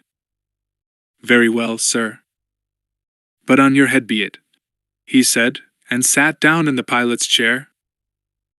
Ibrahim had a very nasty feeling that he had a large patch of singed fur somewhere in the small of his back. In any event, there was the acrid smell of burned hair, and there was definitely a tender spot back there. However, this was not exactly the time or the place to worry about such things. Besides, his lungs were about to burst, and he was much more interested in catching his breath than in a lot of idle chit-chat about whether or not his back had caught fire. The three of them, Chewbacca, Marka, and Ibrahim, were hiding at the base of the cone nearest where the falcon had been. Ibrahim watched the falcon rising straight up into the freedom of the night sky, her way illuminated by the glow of its repulsor pads, and fires lit by Jaina's marksmanship. Where the ship had been. That was the key point. Nothing else mattered. Not really. It was cold and hard to say it, but even if the falcon crashed, even if Thrak and Sal Solo shot it down with the loss of all hands, this moment was a great victory. For Thrak and Sal Solo had been denied even the hope of influencing Leia Organa Solo's decisions. But he had paid a price even trying to use her kidnapped children against her. Ibrahim knew the drawl, and he thought he even knew the Solonians and humans fairly well. His attempt at blackmail had no doubt sickened and disgusted thousands, millions of people throughout the CORELLIAN system. It must have turned millions against him, turned passive dislike into active resistance. It must have gained sympathy for Leia and for the New Republic. All that would have been worth it for Thraken, if he had succeeded in manipulating her, forcing her to recognize CORELLIAN independence. Even if she had been forced into a public rejection of his demands, that would have done her tremendous damage. A mother turning her back on her children, yes, Thrak and Sal Solo could have done a great deal with that. He hoped deeply, profoundly, with all his heart, that the children survived. But even if they did not, they had defeated their father's cousin, their enemy, simply by getting away. Goodbye, he said into the comlink, though they were almost certainly out of range already. Goodbye, and good luck. May the Force be with you. As he watched, the assault boat lifted off and lurched up toward the sky. There was no way to be sure, of course, but as best he could tell, the assault boat had lifted with all hands aboard. That left the three of them down here alone, even more stranded than they had been before. Of course, Ibrahim had no doubt they would have plenty of company in the near future. The question was, who would that company be? Jason held the controls in a death grip as the Falcon rode her repulsors up into the early morning sky. They came up out of the repulsor shaft, still moving straight up, but Jason knew better than to try to fly too high and too long on repulsor power alone. He would have to make the transition to sublight engines and make it quickly. The repulsors were not intended for indefinite boost in the first place, and Jason knew just how much this ship had been through recently. He put his hand on the sublight engine throttles, and pulled back on them as slightly, and as gently, as he could. The Millennium Falcon took off like a lightning bolt, streaking across the sky. Jason pulled the Falcon's nose up, trying to gain some altitude, or at least trying to avoid diving into the ground. He swallowed hard and eased the sublights back just a trifle, and then shut off the repulsors. The Falcon shuddered for a moment, but then settled down to smooth flight, at least for a moment or two. Then she was suddenly diving in toward the ground far below. Jason pulled back up on the stick, forcing her nose up, fighting to keep her from fishtailing all over the sky. At last she seemed to stabilize as he got the feel of the controls. But he kept his tight grip on the joystick and kept his eyes constantly flitting back and forth between the viewports and the controls. "Well, we're out?" Jaina asked. "Now where do we go?" "I don't know," Jason said.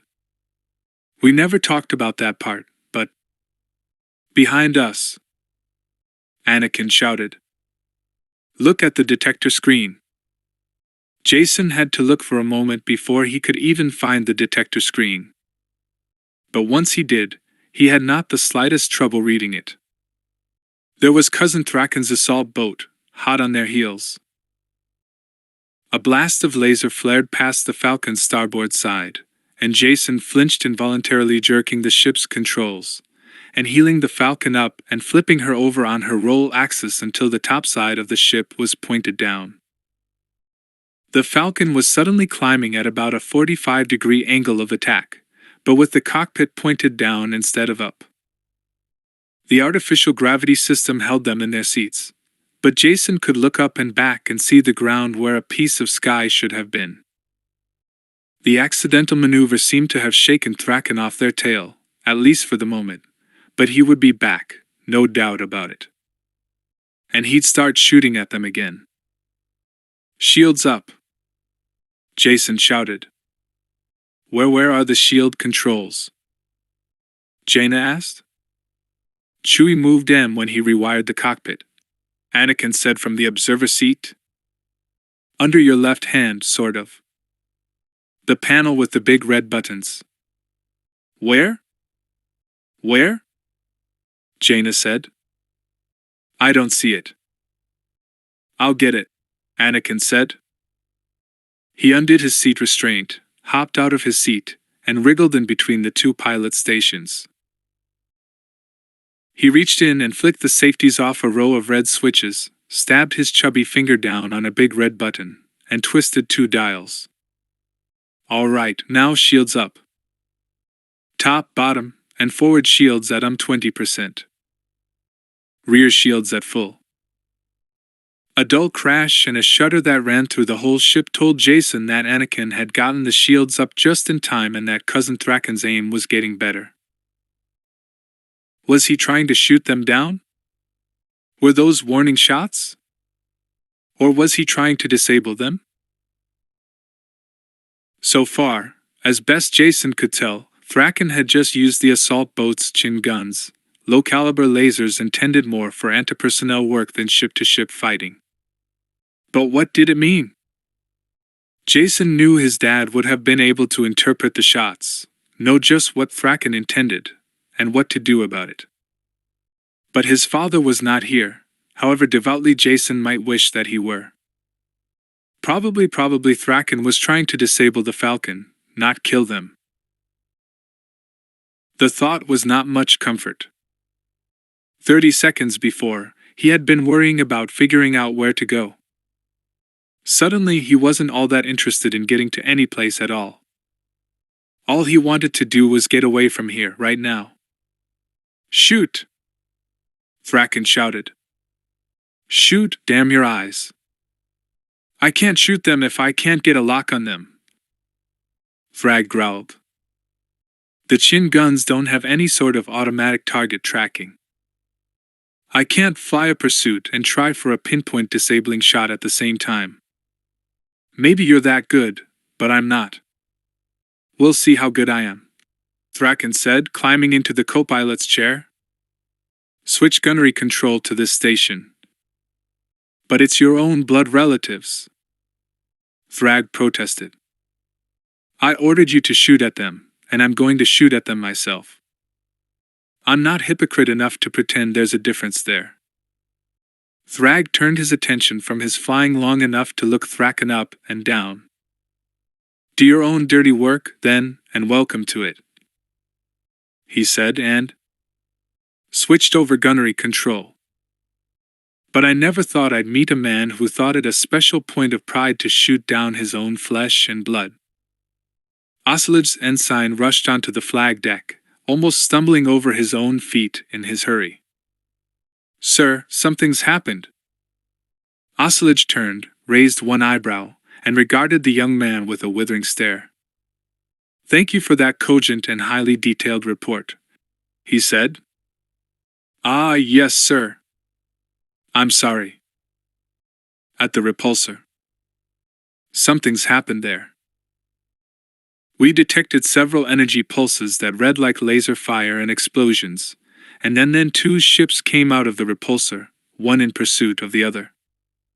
They've just gained enough altitude for us to see them over the limb of the planet. Both are being flown very badly, and one of them seems to be damaged." "2 ships?" Kalenda said. "That's all there were down there, unless someone is playing a very cagey game." Oscillage stabbed a button on the flag deck's main console. "Putney here," said a slightly high-pitched and nasal voice. "Commander Putney, this is Oscillage. It looks like everyone has cleared out of the repulsor. Both ships have taken off." "Why?" Putney asked. "We're not sure, but one ship seems to be pursuing the other. We need to take advantage of the situation. They may or may not have left troops behind, but even if they have, some of their troopers and most of their firepower just headed off toward orbit. We are going to seize this chance with both hands. I don't care if your assault boat is only half loaded and your troops don't have their pants on. I want them headed toward an assault speed landing in the repulsor now." "Yes, sir," Putney replied. "Our heavy weapons aren't aboard, but if we're lucky, we won't need them. We can launch in 5 minutes. Do it in 4, Oscillage said, and cut the connection. He turned and gestured toward Kalenda. "Get me visual and tactical on the 2 ships now," he ordered.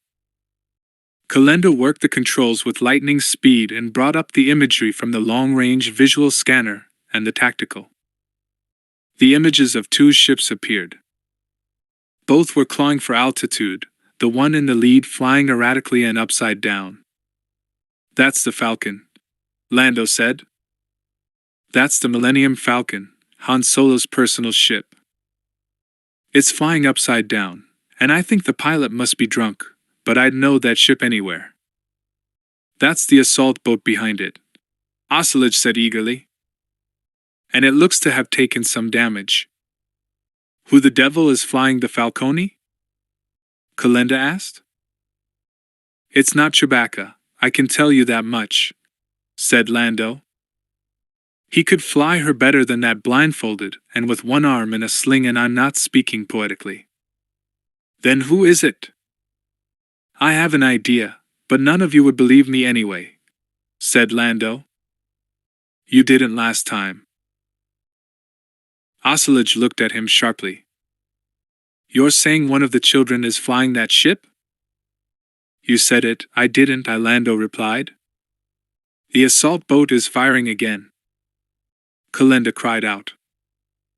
"Direct hit, but they're still flying," Lando said. "They must have gotten the shields up, somehow." Oscillage peered intently at the tactical screen, trying to make sense out of the course projection, but the Falcon was flying so wildly all over the map it was impossible to know for sure. "Where are they going?" he demanded. "Where are they headed? Whatever course they're trying to keep doesn't lead even remotely toward anything. Where do they think they're going?" "Nowhere," Lando said. "Away. Out." "Do they know we're here?" Oscillage demanded. Lando shook his head. "If they did, they'd be heading toward us, or hailing us, or something. They're just flying in whatever direction they happen to be heading in when the pilot managed to get control of the ship." Oscillage was plainly excited, agitated, and just as plainly trying not to show it. "Can we get a tractor beam on either ship? Or both?" Kalenda checked. "Not quite. But even if they are not moving straight toward us, they're moving in our general direction. We ought to have the Falcon within tractor range in 20 seconds, and the assault boat in range 10 seconds after that. Wait until they're both in range, and then get tractor beams on both of them. Pull the Falcon in, but just hold the assault boat where it is, at least for the moment." "Yes, sir," Kalenda said, and set to work relaying the orders. "If we work this right," said Oscillage, "we can grab the repulsor and Thraken Sal Solo, all at the same time." He looked up to the main screen, still showing the Triad fleet forming up, getting ready to do whatever it was here for. Except for the trifling fact of an enemy fleet massing for the attack, I think we might be in very good shape indeed. The Falcon lurched wildly to one side as the assault boat managed another hit. Shields didn't like that one, Anakin said, watching the defense display. That's it, said Jaina. I've had it. Let's give them some of their own back. Powering up ventral laser cannon and setting for aft aim. What? Jason cried. Are you out of your mind? I think you're all out of your minds, Q9 said. Quiet, Q9. Jason, he's already shooting at us. How could shooting back make things any worse? I don't know, said Jason, but I bet we find a way. Ventral laser on auto target seek. I've got a target lock. Jaina squeezed the trigger, and the laser cannon blazed away. Hit him, she said. Shields absorbed the shot, but I made him back off a little. Shields down 5%, Thrag said. A nice clean shot, and no mistake. If that had had any power behind it, we'd be a Hulk in space right now. Shoot at me? Thraken said. Those miserable whelps have the gall to shoot at me. Activating main armament. But you'll blow them out of the sky. Thrag protested. You need them alive. But I want them dead, said Thraken Salsolo. Main armament powered up and ready to fire. Jason risked a peek at the detector screen. Jaina, he's not backing off, he's bringing his main turret cannon to bear. We've got to get out of here. Hang on. Jason pulled back up on the stick, pulling the nose of the Falcon up. The Falcon climbed over its nose, into an inside loop, up and over before pulling out of the loop, right on Thraken's tail. Anakin. Forward shields to full. Jason shouted, and his little brother scrambled to reset the switches, just in time to deflect a near miss from the assault boat's turret gun. The Falcon bucked and shuddered, but her shields held. We're in behind their shields. I have a shot. Hang on. Jaina called. She fired twice. The first caught the turret gun right at the join with the assault boat's upper hull, blowing the gun clean off the hull. The second caught the sublight engine array, smashing the sublight emitters down to nothing. The assault boat was dead in space. Jason had to stop cheering long enough to keep from ramming the Falcon right into her stern. And then a giant, invisible hand reached out and yanked the Millennium Falcon by the scruff of the neck. Assault boat has lost main propulsion. Tractor beam on, Kalenda announced. Positive lock on assault boat. Provisional lock on Falcon. Falcon attempting to break free. We can't hold Falcon for too long without damage to her. Lando went to the flag deck comm panel and punched in a comm access code he had not used in a while. Let's hope Han didn't go and change codes on me, he muttered, then pushed the transmit key. Lando Calrissian to Millennium Falcon. This is Lando Calrissian calling Millennium Falcon. Shut down your engines and do not resist the tractor beam. We are taking you aboard a Bakuran vessel, allied with the New Republic. Do you copy? Lando? Came a young, eager voice over the comm line. Is that you? Is that you? That you, Jaina? Lando asked. No, I'm Jason, came the rather irritated reply. But Jaina and Anakin are here too. And so is Q9. Who or what is Q9? Admiral Osage asked irritably. I haven't the faintest idea, said Lando. But it looks like we'll get the chance to find out. He pressed the transmit key again. Where are Chewbacca and the Drawl? Still in the repulsor chamber on the planet, Jason answered. We'll have to send someone to get them. Lando glanced at the flag deck's hangar status board. We've just launched our own assault boat to them, Lando said. They'll be all right. Good, said Jason. We'll be really glad to see you, Lando. And I'll be glad to see you too, he said. Oh, and one more thing. Nice flying and nice shooting. Your father will be proud. Thanks, Lando.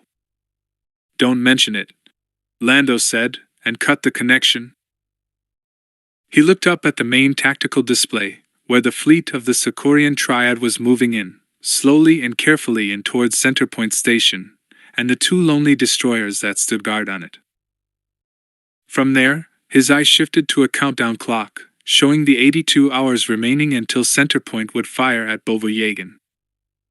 At least, said Lando to the dead microphone, he'll be proud of you if we all live long enough for him to hear about it. And it occurred to Lando that he ought to make it his business to tell Han. Now. Before it was too late. Captain Thrag sat in the smoky control cabin of his assault boat, and laughed, but there was little joy or happiness in the angry sound. How have the mighty fallen, O mighty Diktat? He said. They have beaten you completely. Shot down by children. Children so young they probably had trouble seeing over the control panel. Shut up, Thrag, said Thraken. Shut up or I'll kill you on the spot. Thrag let out one last chuckle and looked out through the assault boat's viewport. The enemy ship's tractor beam was pulling them in. They would be aboard in a few seconds' time. The horrible thing is that you might even do it, he said. And why not? If there has ever been a man with nothing left to lose, you are that man now. They have you, Diktat Salsolo. He nodded to the ship in the viewport, the ship that was getting closer with every second. Now they have you, body and spirit. Eyed and solemn, as they led Thraken Salsolo, Diktat of Corellia, away. Our cousin is a very bad man, he said. Neither of the other children could think of anything more to say. The Millennium Falcon set down in the hangar deck of the intruder, the tractor beam operator setting the ship neatly down. The three children powered down the ship's systems as best they could, and made their way to the access ramp. Anakin worked the controls, and the ramp came down. The three of them filed down the ramp and stopped dead at the foot of it. They had brought the assault boat in first, and already the Bakurans were taking the Human League troopers into custody. One by one, they were led out of the boat, hands on their heads, and hustled out toward the detention block. The next to last man out was a short, grubby-looking man, dressed only in his underwear and a thin undershirt. All the other prisoners had looked scared or angry, but this man was laughing. Laughing out loud. But the last man out, the last one of all, was not laughing. Thraken Salsolo came out of the assault boat, walking straight and tall, hands at his side. He paused for a moment as he stepped down onto the hangar deck, and looked around himself. He spotted the three children by the Millennium Falcon, and the smooth, arrogant look on his face melted away. A look of pure hatred, pure anger and malice, took its place. The three children backed away a step or two, and Thraken actually took a step or two toward them before the guards grabbed him by the arms and led him away. Anakin stood between his brother and his sister, holding each of them by the hand. He stared wide. This is doing no good, Drachmus, Han said. You come. You tell us there might be progress. You go away. You come back. You say it again. Around and around. There are people at war out there. A whole star system could die while you go back and forth. I am knowing, said Drachmus. But believe me, there is nothing more we can be doing. We Hunchazak know the deadline. We are trying. But it is a very delicate situation. Push the CORELLIANs of the Nameless clan too hard, and they might commit suicide. Or die of shame. And die of shame, not expression, like with you people. Drachna seemed ready to offer an explanation of that statement, but then she caught Han's eye and got back to the point. The best thing you humans can do to hurry us along is just to be here, looking impatient, checking the time, reminding us to hurry. I go tell negotiators you impatient, time growing short, and they work faster. Just then, there was an odd, muted sort of beeping noise coming from Mara's pocket. At exactly the same moment, Artur suddenly kicked up a fuss, whistling and chirping and spinning his view dome back and forth. Mara looked confused for a minute, and then seemed to remember something. She stood up, shoved her hand in the pocket of her coveralls, and pulled out a comlink. It's been so long since these things worked I forgot it was there, she said. She pressed the stud on the side of the comlink, and the beeping stopped. That's a call from the ship's monitoring systems. A high-priority message just came in. R2 asked Luke, "Are you getting it too?" The same message? R2 let off an affirmative-sounding trill. Gotta be the same one, Mara said. I've got to go over to the Jade's Fire to read my copy. Anyone care to tag along and see what it is? R2 confirmed it was the same message the moment he plugged into the data port on the cockpit of the Jade's Fire. That saved having to decode it twice. The decryption system on board the Jade's Fire was good, very good. It unbuttoned the message in only a few seconds, a job that would have taken R2 a good many minutes. Mara, sitting at the ship's command station, hit the play button, and a hologram shimmered into life a meter or so above the floor. It was a full-length view of Lando, shown at about half-life size. "Hello," he said in a very solemn voice. "I don't know exactly what your situation is, so I will send duplicate copies of this to all of you. A lot has happened. The bad news is that the real enemy has finally shown up. It's the fleet from the CORELLIAN triad. Luke knows about it. They are the real enemy. Everything else, all the rebellions, are not much more than diversions. The fleet has a total of about 80 ships of all sizes, and they are closing very slowly on Centerpoint. They seem to be timing it so they will get to Centerpoint just as the Bovo Yagan shot goes off. We haven't interfered with them yet, and they haven't made any hostile gesture toward our ships. I doubt that's going to last long, though. That's the bad news, and it's bad." The image of Lando paused for a moment, and then broke into a broad smile. The good news is very good indeed. Don't ask me how, because we haven't had time to sort it all out yet, but the children have escaped from Thraken and they did it aboard the Millennium Falcon. They flew the ship. And before you can turn blue, Han, the Falcon doesn't have so much as a scratch on her. But the punchline is they captured Thraken. Han, you should have seen it. The kids flew a classic inside loop and put 2 disabling shots right into Thraken's stern. The Bakurans have taken Thraken prisoner. Anyway, I know you won't believe it, but the kids did it all. I don't believe it, Han Dot said. SSSH, said Leia. And they are all safe and sound aboard the Intruder. Chewbacca and 2 Drawl who got mixed up in all this are being picked up from the repulsor right now. They're okay too, as best we can tell. But the real reason I sent this message is to ask you to come here. Gariel Captason has called a council of war for 18 hours from now. We need you all there. Madam Captason wants a Solonian representative as well. Please arrange that if you possibly can. Also, to be blunt about it, the odds aren't good we're going to need every scrap of firepower we can get before the end of this.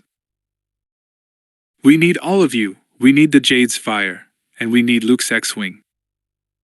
Send a return message as soon as possible, reporting your intentions.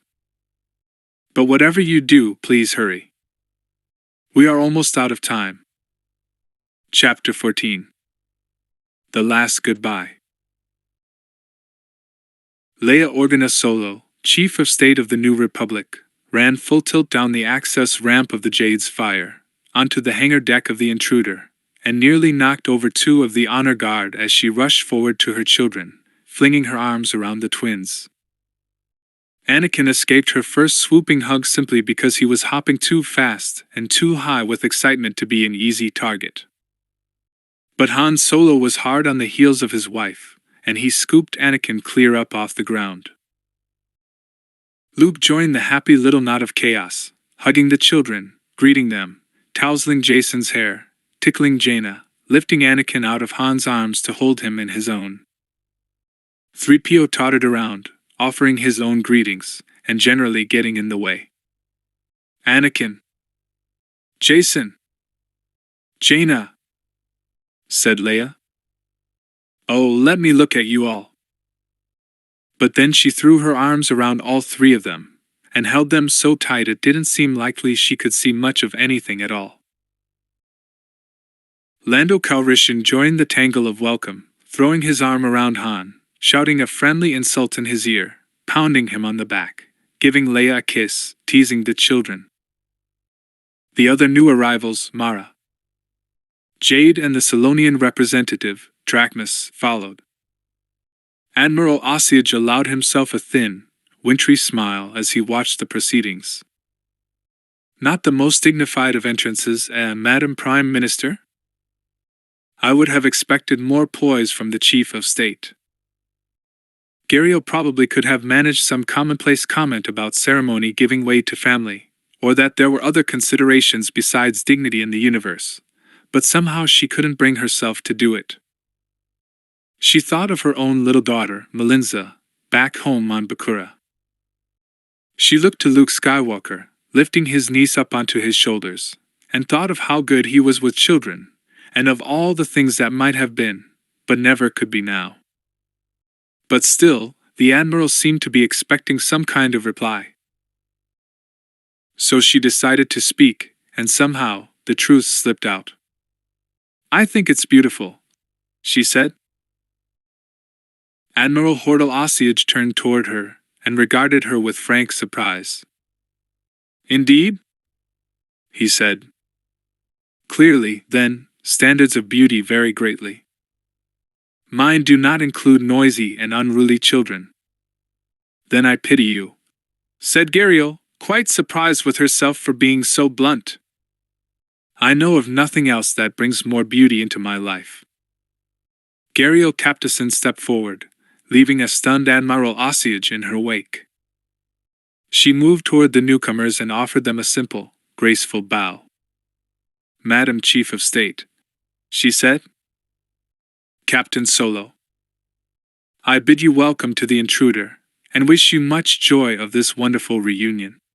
And with that, she knelt down in her very official ministerial robes and gave each of the children a kiss.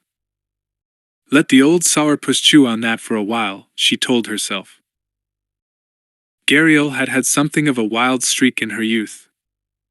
It was good to know it had not completely abandoned her. The situation is, in one sense, complicated and, in another, quite simple, said Belindi Kayenda, addressing the council of war gathered on the flag deck of the intruder. And a motley crew this council is, she told herself. To her immediate left was Osage in his perfect dress-white uniform and his chest full of medals. Gario Captason in her ministerial robes, Lando Calrissian with a rather swell-looking purple cape thrown over one shoulder of his burgundy blouse, and Han Solo in a rather rumpled light brown shirt, with a utility vest worn over it. That vest had obviously seen a lot of use over the years. Then came Solo's wife, Leia Organa Solo, the Chief of State, in a plain blue shirt and dark slacks borrowed from Mara Jade. All of the Chief of State's own clothes had of course been lost, destroyed, or abandoned along the way in the last few weeks. Next to Leia was her brother, Luke Skywalker, in his neatly pressed and insignia-free flight suit. Behind him, against the wall, his two droids, R2-D2 and C-3PO, stood by in case they were called on. Both of the two Drawl, Ibrahim and Marka, wore nothing but plain brown fur, though both seemed to have gotten bits of their fur cooked off in the last 2 days. Then came the Wookiee Chewbacca, who seemed either moody or thoughtful. She didn't have much luck reading Wookiee expression.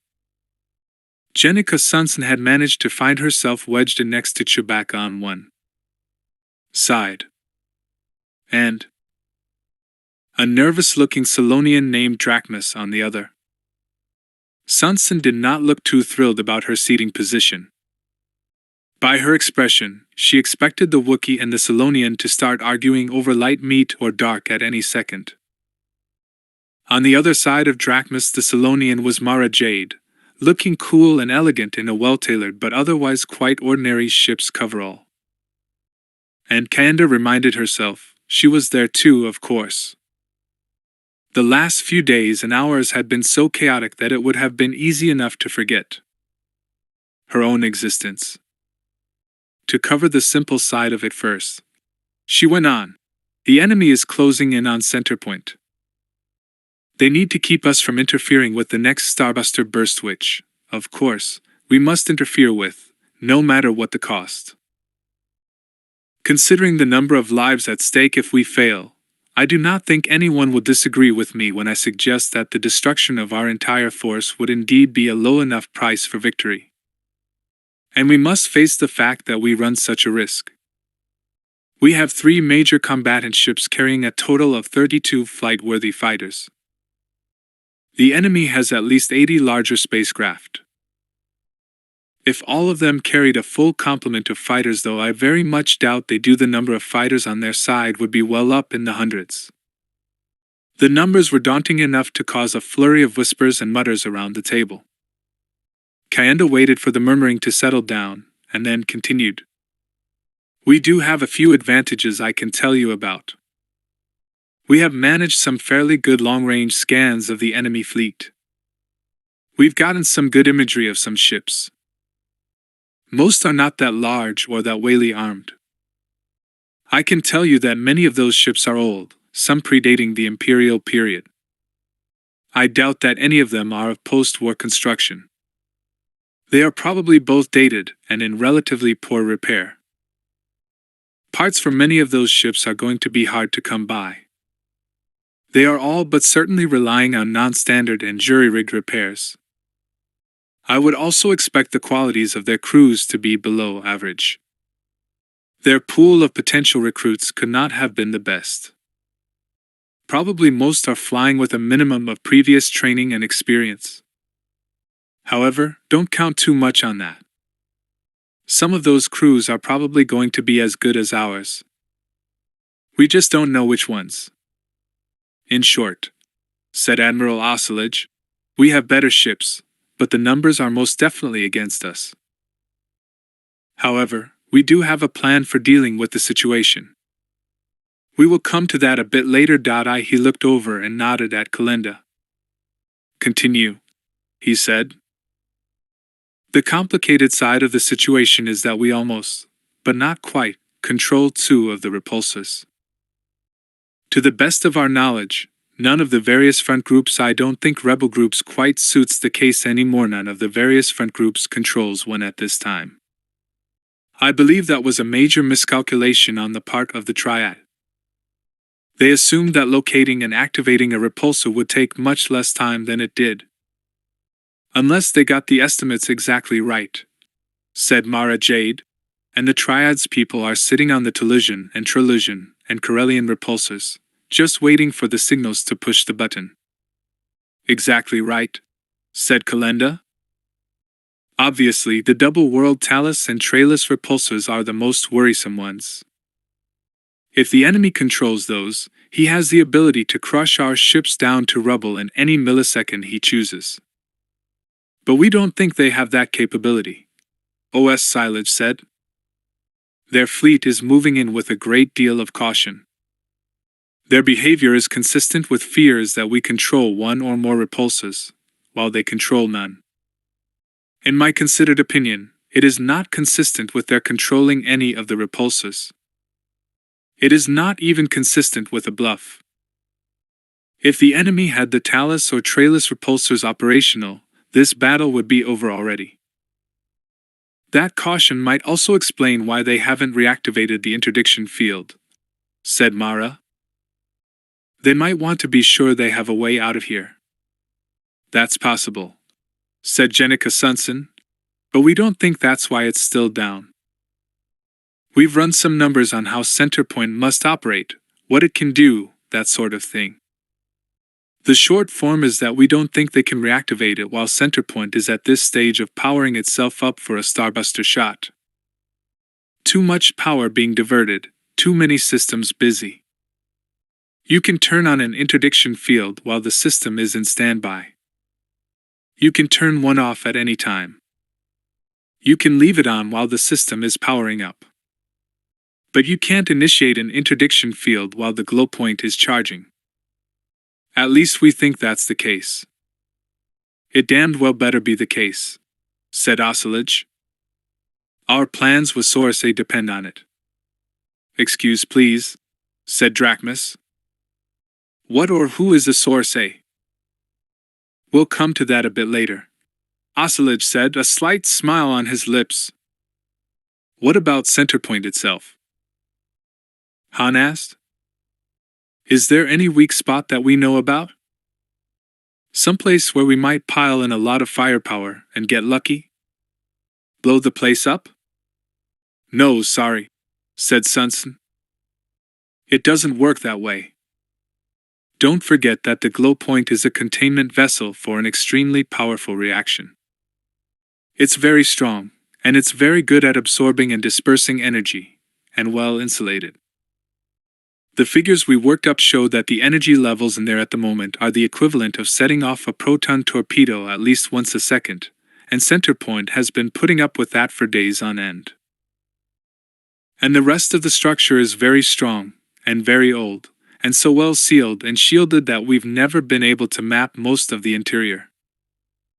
I'm told the Sentinel has landed search parties that are doing their best to find the control system and shut the system down. But that control system has kept itself pretty well hidden for at least 1,000 generations. I doubt they'll find it in just a day or two of looking. So the repulsors are our only hope, said Luke. But then why worry about the Triad fleet at all? Why confront it? Why not just withdraw, get our ships out of harm's way, and concentrate all our effort into activating the repulsors? Because the repulsors are not the only game in town, said Oscillage. That is an 80-ship fleet out there, after all. They could dominate this star system indefinitely, if they chose to do so, and we left them alone. Or suppose, for example, they got to the repulsors on Draal and Salonia and grabbed them from us before we were ready to use them? Let's talk about the repulsors for a minute, said Luke. Where are we with them? How about the Salonian repulsor? Drachmus? The Salonian shook her head mournfully. There is no changing. I have been checking with our people just before this fine meeting. The Sicorian Salonians, the Triad Salonians of the Nameless Den, are weakening. They see the force of our arguments. But they are not with us yet. Is there any realistic chance of their being persuaded before the next starbuster shot? Oscillage asked. Drachmus looked miserable. A small one, she admitted at last. Only a small one. Our best people are working on the Triad Salonians. But we now think perhaps they have received indoctrination in just such a circumstance. We have tried everything, I assure you. Have you tried cash? Mara asked. I am begging your pardon? Cash. Money. A travel case full of credit notes. You know. A bribe. Or make it sound nice. Call it a consulting fee. Tell them you want to hire them, and will pay well. Drachmus looked absolutely amazed. This had never been occurring to us. We will try it at once. Good, said Mara. And don't be cheap about it. Whatever you offer has got to be cheaper than letting the triad win. What about our repulsor? Asked the droll Ibrahim. Have you made any progress with it? Our tech staff has only had a few hours to work on it, said Ocelage. It's early to expect results. But rest assured, we have every person with pertinent experience down there working right now. That is not the case, said a new voice, a stern female voice that was used to being heard and obeyed. It was the other droll. Marca, the Duchess of Mastigophorus. It is not the case, Admiral, and you know it not to be the case. Duchess, might I ask what you are talking about? Asked Ocelage. The children, she said. Anakin in particular, but he works best when the other two are there to help him, guide him. Don't be absurd, said Ocelage. What possible use could they be? How could they possibly have any expertise? I would urge you not to mistake a series of lucky accidents for ability. We do not have time to waste on such nonsense. Move on, Lieutenant. Kalenda hesitated a moment. It was not her place to contradict her superior officer. But on the other hand, it was not his place to be a damned pig-headed fool.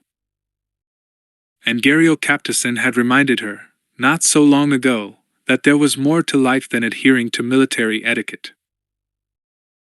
Sir, my apologies for discussing this in front of others, but there may not be another chance, and the stakes are too high. I believe you are making a mistake. What? Sir, it is my job to analyze events and come to conclusions. I have analyzed the events surrounding the children, and I have come to the conclusion that their abilities are remarkable. They have been constantly underestimated, their achievements constantly dismissed as exaggerated or lucky accidents or remarkable coincidences. That is simply not true. It is not credible. She pointed at Drawl, plainly visible through the main bridge viewports. The plain fact of the matter is that you have a repulsor down there because a 7.5-year-old boy found it for you, and turned it on.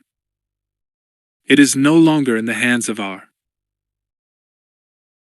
enemy, and our enemy is in the brig because that boy and his siblings managed to walk through a working force field, repair a disabled starship, fly that ship into space, and shoot down a pursuing spacecraft flown by a professional military pilot. I could go on for half an hour, describing all the things that they could not possibly have done, but the point will remain the same. Ocelage looked up at Kalenda, his expression utterly unreadable. Was there anger seething under there? Was he simply considering her words? Was he infuriated at the assault on his authority, or simply wondering if she might be right? It was impossible to tell. The man was completely inscrutable. You argue most effectively, Lieutenant Kalenda. You marshal your facts well. You will either go far as an intelligence officer or end your career in the brig for insubordination.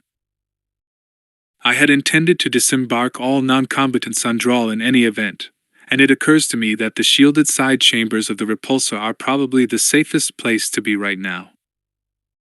Madam Chief of State, Captain Soloith, as Lieutenant Kalenda claims, your children might be of help. Would you consent to their being put to work?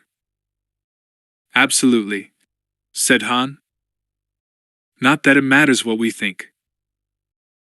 Get them within 100 kilometers of trouble, and they'll find it all on their own.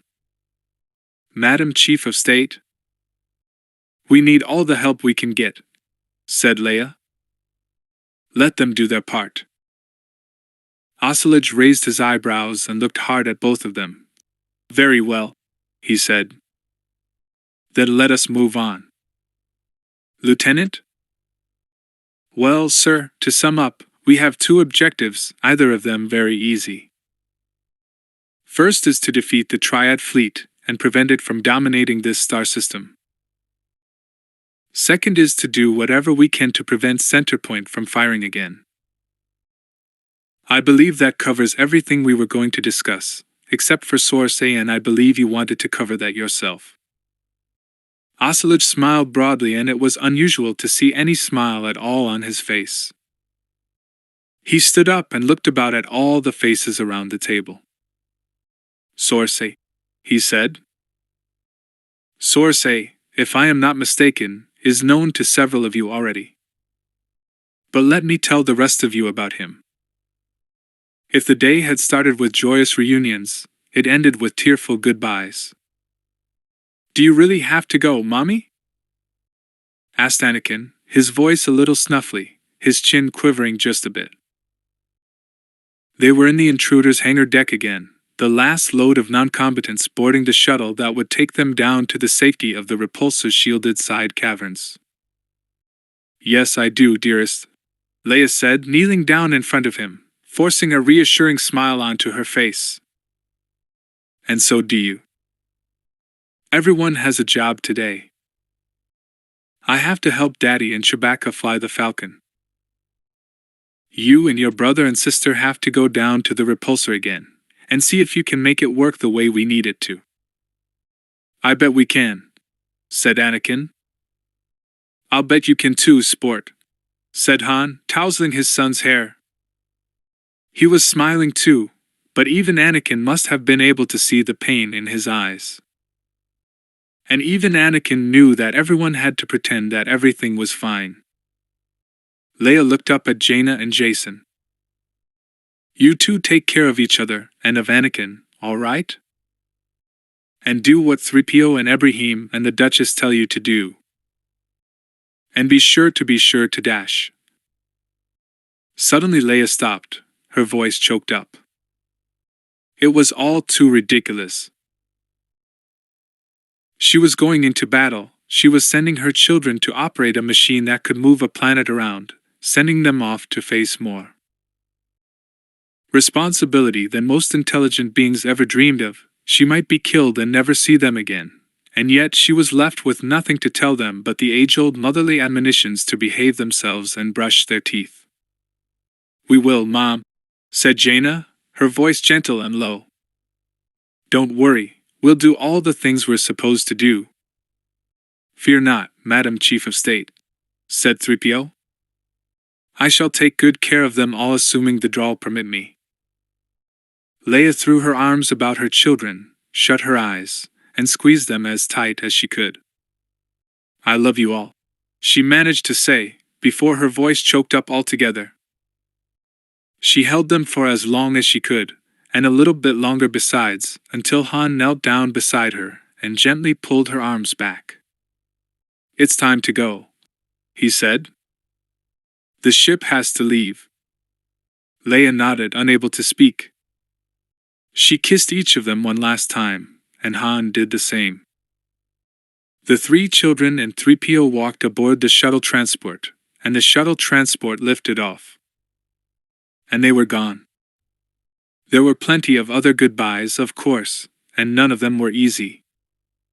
Luke, Lando, Mara, Kalenda, Gariel, all of the others. They all knew the odds were very much against everyone making it back. They all knew some of these goodbyes might be for more than a day or two. They might be forever. And yet, they all understood that sort of goodbye. They all had been there before, said goodbye to a comrade for an hour or a day, and then never seen the comrade again. There was a code, a ritual, a sort of a ceremony to it all, that made such goodbyes, if not easier, at least far more manageable, more understandable. But there was one other leave-taking that had a different set of emotions behind it. There was one more person Han had to see before he went into battle. And that person was in the brig. Maybe it was curiosity. Maybe it was the last frayed thread of the family ties. Or maybe those family threads were stronger than he thought. Maybe blood was stronger even than betrayal.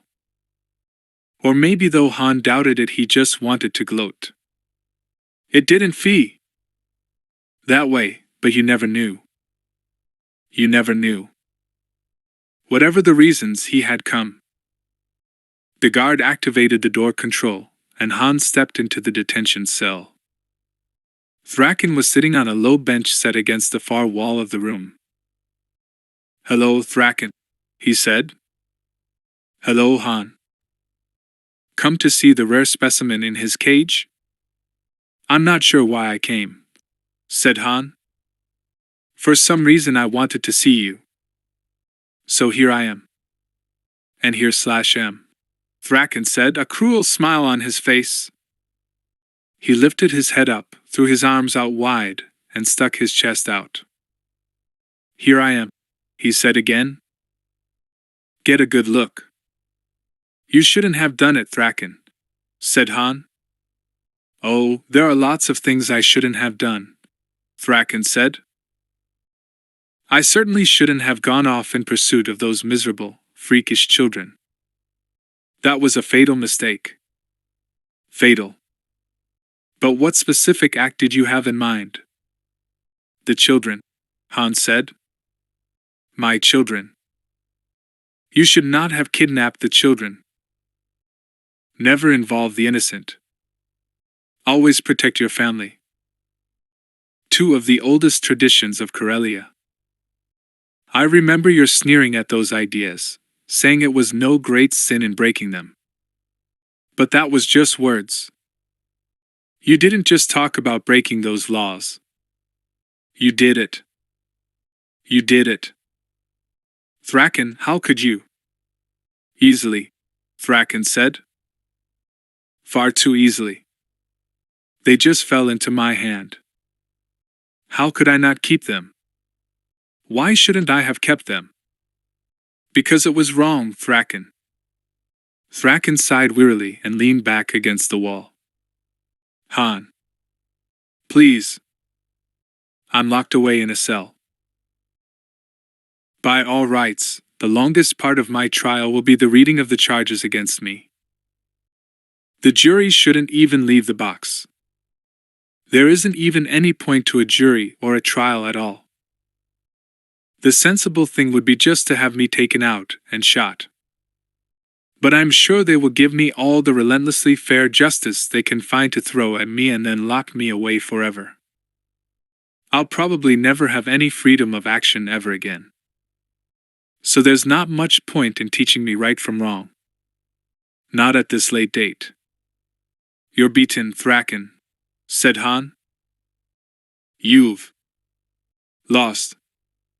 And lost everything." Thraken chuckled. "True enough, Han. True enough. But I do have one consolation." "What's that, Thraken?" Thraken Salsolo, would-be dictat of Corellia, gestured vaguely toward the outside of the cell, toward the universe beyond. "The Triad fleet out there," he said.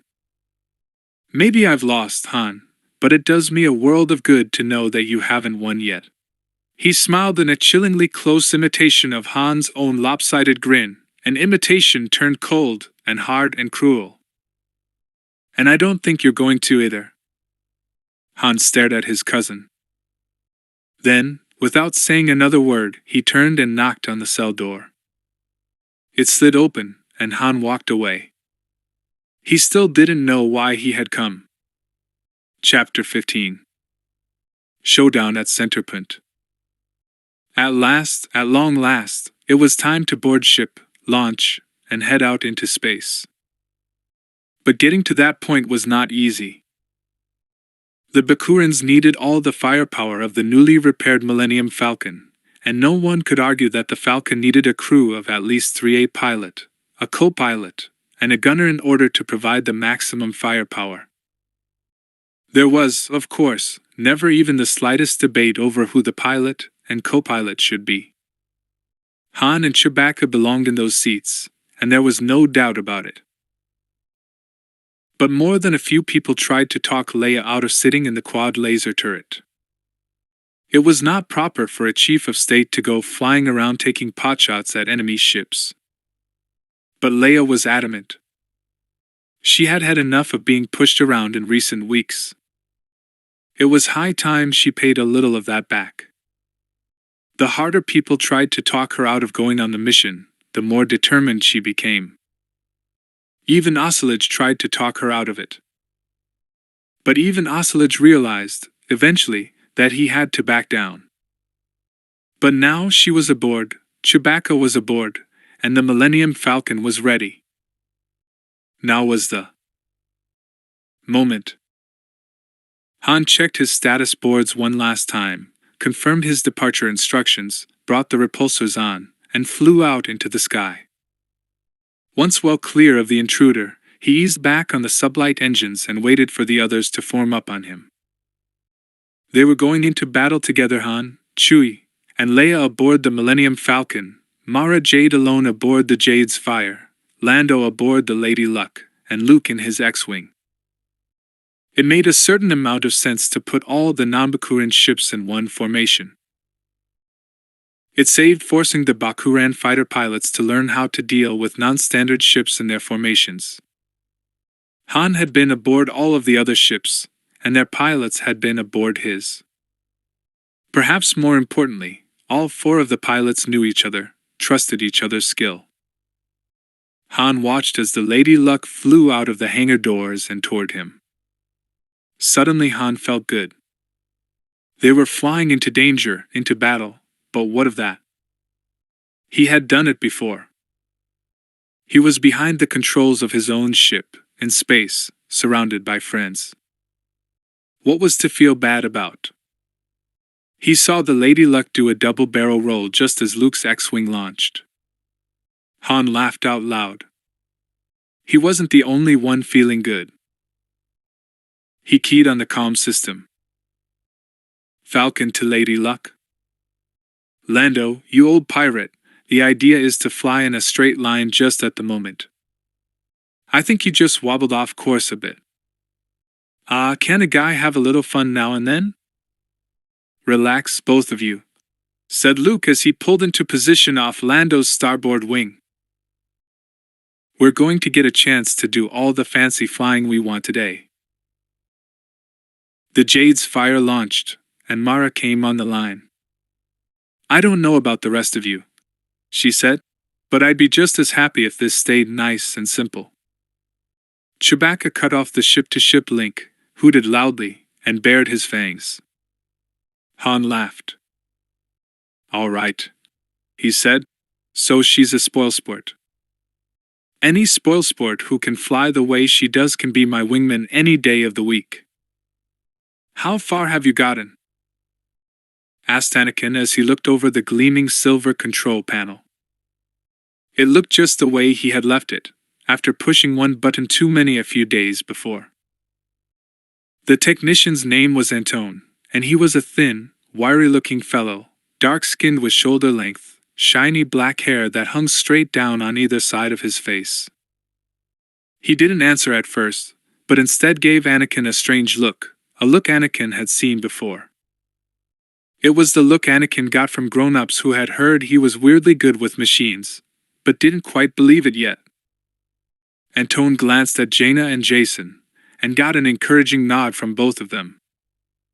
I assure you, young Master Anakin is remarkably talented, Thurpio volunteered.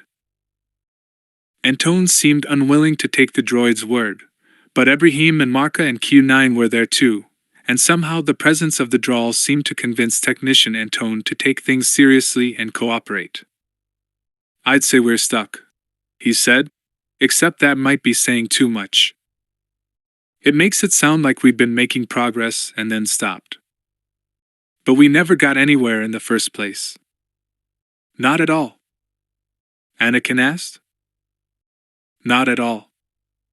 The system won't respond to any commands we give it. Sure it will, said Anakin.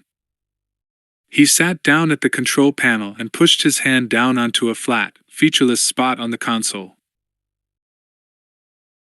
He pulled his hand away, and the surface of the console started to shift and rise up, forming itself into a joystick-like shape, but one perfectly shaped to Anakin's hand. Anakin touched the joystick, just touched it, and a hollow wireframe 5x5x5 of cubes appeared in the air over the control panel. Anakin let go of the joystick. It remained in place for a moment, then melted back down into the console as the cube display vanished. "How did you do that?" Antone demanded. He scooted Anakin out of the chair and pressed his own hand down on exactly the same place on the panel. Nothing happened. Nothing at all. Antone gave Anakin another strange look, and then comprehension dawned in his face. "Burning stars?"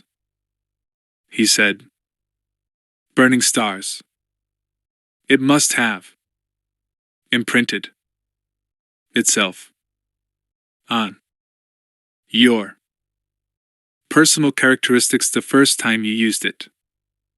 "Huh?" Anakin said. "What do you mean?" demanded Jason. "It imprinted on him, somehow. It locked in on his fingerprints, or his DNA, or his brain waves, or something, and locked them into its memory. It'll only work for him." Anakin's eyes lit up with a wild gleam. "Only for me?" he asked. "It's all mine?" "There must be a way to let other users use it," Jason objected. "Yeah, probably," said Antone, "but we don't have time to look for them. We have to work with what we've got." "Wait a moment," Ibrahim objected. "Are you saying what I think you're saying?" Antone nodded solemnly. "Your little friend here is the only person who is going to be able to operate this control panel. And from what I've seen, and what you've told me, even if he can make it work, I'm not sure he really understands what it does." "I believe," said 3PO, "that you have just offered an excellent summing up." Gariel Captason watched Admiral Ocelage pace the floor of the flag deck, and could not help but feel sympathy for the man. They were, for the moment, alone on the flag deck, and that fact spoke volumes. He had told everyone to go off and do his bidding, and now they were gone. Later, perhaps, this place would be chaos, with aides rushing in and out, mountains of message forms covering every flat surface, klaxons blaring and orders bellowing out from the overhead speakers. But now it was quiet, empty, a lonely place. And Ocelage must be an especially lonely man right now. There would be decisions yet to make, orders to give, but now, for the most part, his job was over. He had deployed his forces, issued his instructions, laid his plans. Now all he could do was wait. "It isn't easy, is it?" she asked. "You send them out to do your bidding, and off they go, following your instructions, living or dying, winning or losing, because of what you ordered." "No," he said, "it isn't easy. Everyone else knows what to do, because I have told them. But who tells me?" For Ocelage, that was a remarkable bit of introspection, bordering on self-pity. He himself seemed to realize that had given too much away, for he stopped his pacing and sat down in the Admiral's chair. A chime sounded, and a deep, melodic robotic voice spoke from the overhead speaker. "All outbound craft launched and clear," it said. "Intruder getting underway in 30 seconds. All hands to assigned battle stations." Ocelage sat motionless throughout the announcement, not moving or speaking. Gariel could not tell if he was listening to it intently or not even aware that the voice had spoken. The chime sounded again, there was a change in the vibrations of the ship, and the flag deck instruments started reporting forward movement. They were on their way. "Tell me," Ocelot said at last, speaking after such a long silence that Gariel jumped 10 centimeters in the air. The plan. Do you think it will work? The irony was almost too obvious. After endless weeks of being trapped aboard the gentleman caller, wishing above all else to move faster, get to where she was going sooner, Tendra Risen now had not the slightest desire for her ship to go anywhere at all.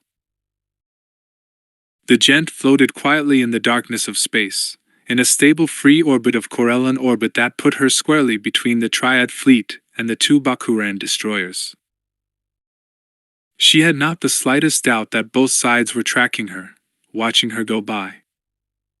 Probably both of them recognized her ship for what she was, a civilian non-combatant, accidentally caught between the two fleets.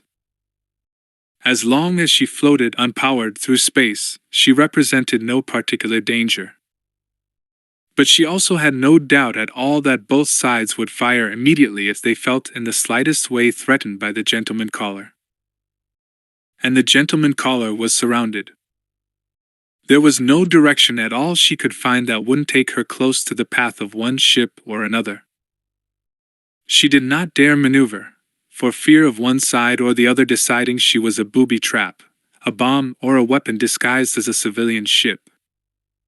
All she could do was sit here, and pray to whatever gods she could think of that no one decided she was getting in the way. No one knew exactly what was going to happen next, Tendra least of all. But whatever did happen, she was going to have a ringside seat for it. It has been said by more than a few observers, who have put it more than a few different ways, that warfare consists of long stretches of boredom, interspersed with short, sharp bursts of chaos and terror. Lando had been through battles enough in his day to realize the truth of that description. Or, to put it another way, it was a long, long flight from Drawl to Centerpoint. Long enough that Luke, aboard the X-Wing, returned to the intruder twice for brief rest periods as they traveled. Luke, Jedi Master that he was, certainly could have toughed it out, but Luke was not a fool. And only fools deliberately went into combat worn and unrest. The others, Han and his crew, Mara, and Lando could all get up and stretch, set the autopilot, and sneak off for a nap. Not Luke. They could have used a very brief jump through hyperspace to shorten the trip substantially, but there were reasons they did not want the Triad fleet thinking too much about hyperspace. And they also wanted the Triads to have their attention focused on the intruder, the 3 trading ships, and the intruder's fighter escort. The more they looked there, the less they would look in other directions. Lando punched up his own detector system and tried to get an idea of how the Triad fleet was reacting. So far, they didn't seem to be in the least bit distracted by the intruder. The whole fleet was still moving in towards Centerpoint at a slow, steady pace of its own. Nothing substantially different from the last time he checked, or the time before that. Soon, though. Soon. They were getting close enough to start picking targets, planning their attack. Wait a second. Lando frowned at his display. Had that been there before, or had he just missed it? A tiny ship, civilian by the looks of what the detectors could tell him, right smack in between Centerpoint and the Triad fleet. And wait another second. Where could that ship have come from? Lando sent a signal querying the intruder's position board database for the last few days. He went back to the time just before the interdiction field went down, and played it forward from there. The tiny ship winked into existence before the Triad ships. But how could anybody get here before the Triad, unless Lando sat bolt upright? Unless they were closer than the Triad ships, coming from much closer in. From inside the interdiction field, for example. Lando finally had the sense to try it the easy way. He sent the standard ship ID query signal. 15 seconds later he had his answer back. 20 seconds after that he had changed course and accelerated to his top sublight speed in order to intercept. It was a full minute later before he realized he should have asked permission, a realization he came to mostly because his comm board started lighting up. He punched the transmit button. "Lady Luck to intruder," he said. "I've just spotted something. I'm just heading over to investigate it. I'll be back with the fleet in good time for the main event." "Intruder to Lady Luck," replied a rather fussy-sounding voice. "The object you are on intercept for is an identified and uninvolved civilian spacecraft. No need to investigate." "Well, I'm going to anyway," Lando said. "She might not be as uninvolved as you think. Or at least, he thought, she's not going to be uninvolved for long." To Ibrahim's eye, the control room of Dral's planetary repulsor looked as if a bomb had hit it. It was knee-deep in crumpled bits of paper and discarded food containers. Little knots of technicians were huddled in every corner of the room, arguing over readings, debating. What? Various arrangements of purple and orange and green cubes and bars of light might mean. Handwritten labels were stuck over about half the controls on the console. As the other half of the controls seemed to appear and disappear and change shape and size almost at whim, it was a trifle more difficult to label them. Jaina and Jason were asleep on cots in the next room over. Ibrahim and Marco were still on the go. In the thick of it, helping the techs order their readings, sketching out the various transmutations of the control panel. Q9 usually seemed to have 2 or 3 remote sensors out as he traced this signal, or that through the interior of the control system, and took power readings, and he and 3PO had found any number of things to bicker about. But all the rest of them could work as hard and as much as they wanted.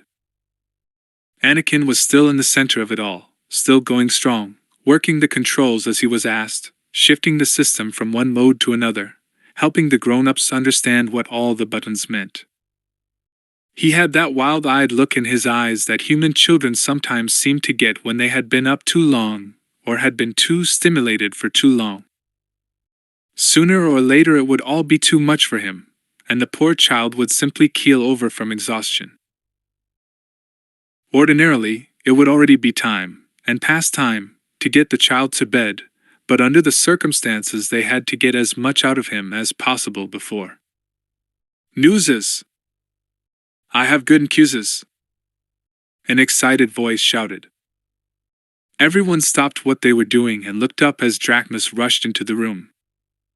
"The CORELLIAN Solonians! What a splendid idea this bribing was. Must congratulate Honored Jade on fine suggestion. They've agreed to cooperate?" Ibrahim asked eagerly. "No, Honored Ibrahim," said Drachmus in the same gleeful voice. "They refuse. They delay. Maybe later they come around, but not yet." "Then why are you so happy?" Marka demanded. "Because bribe suggestion gives them idea." She held up a data pad and waved it in the air.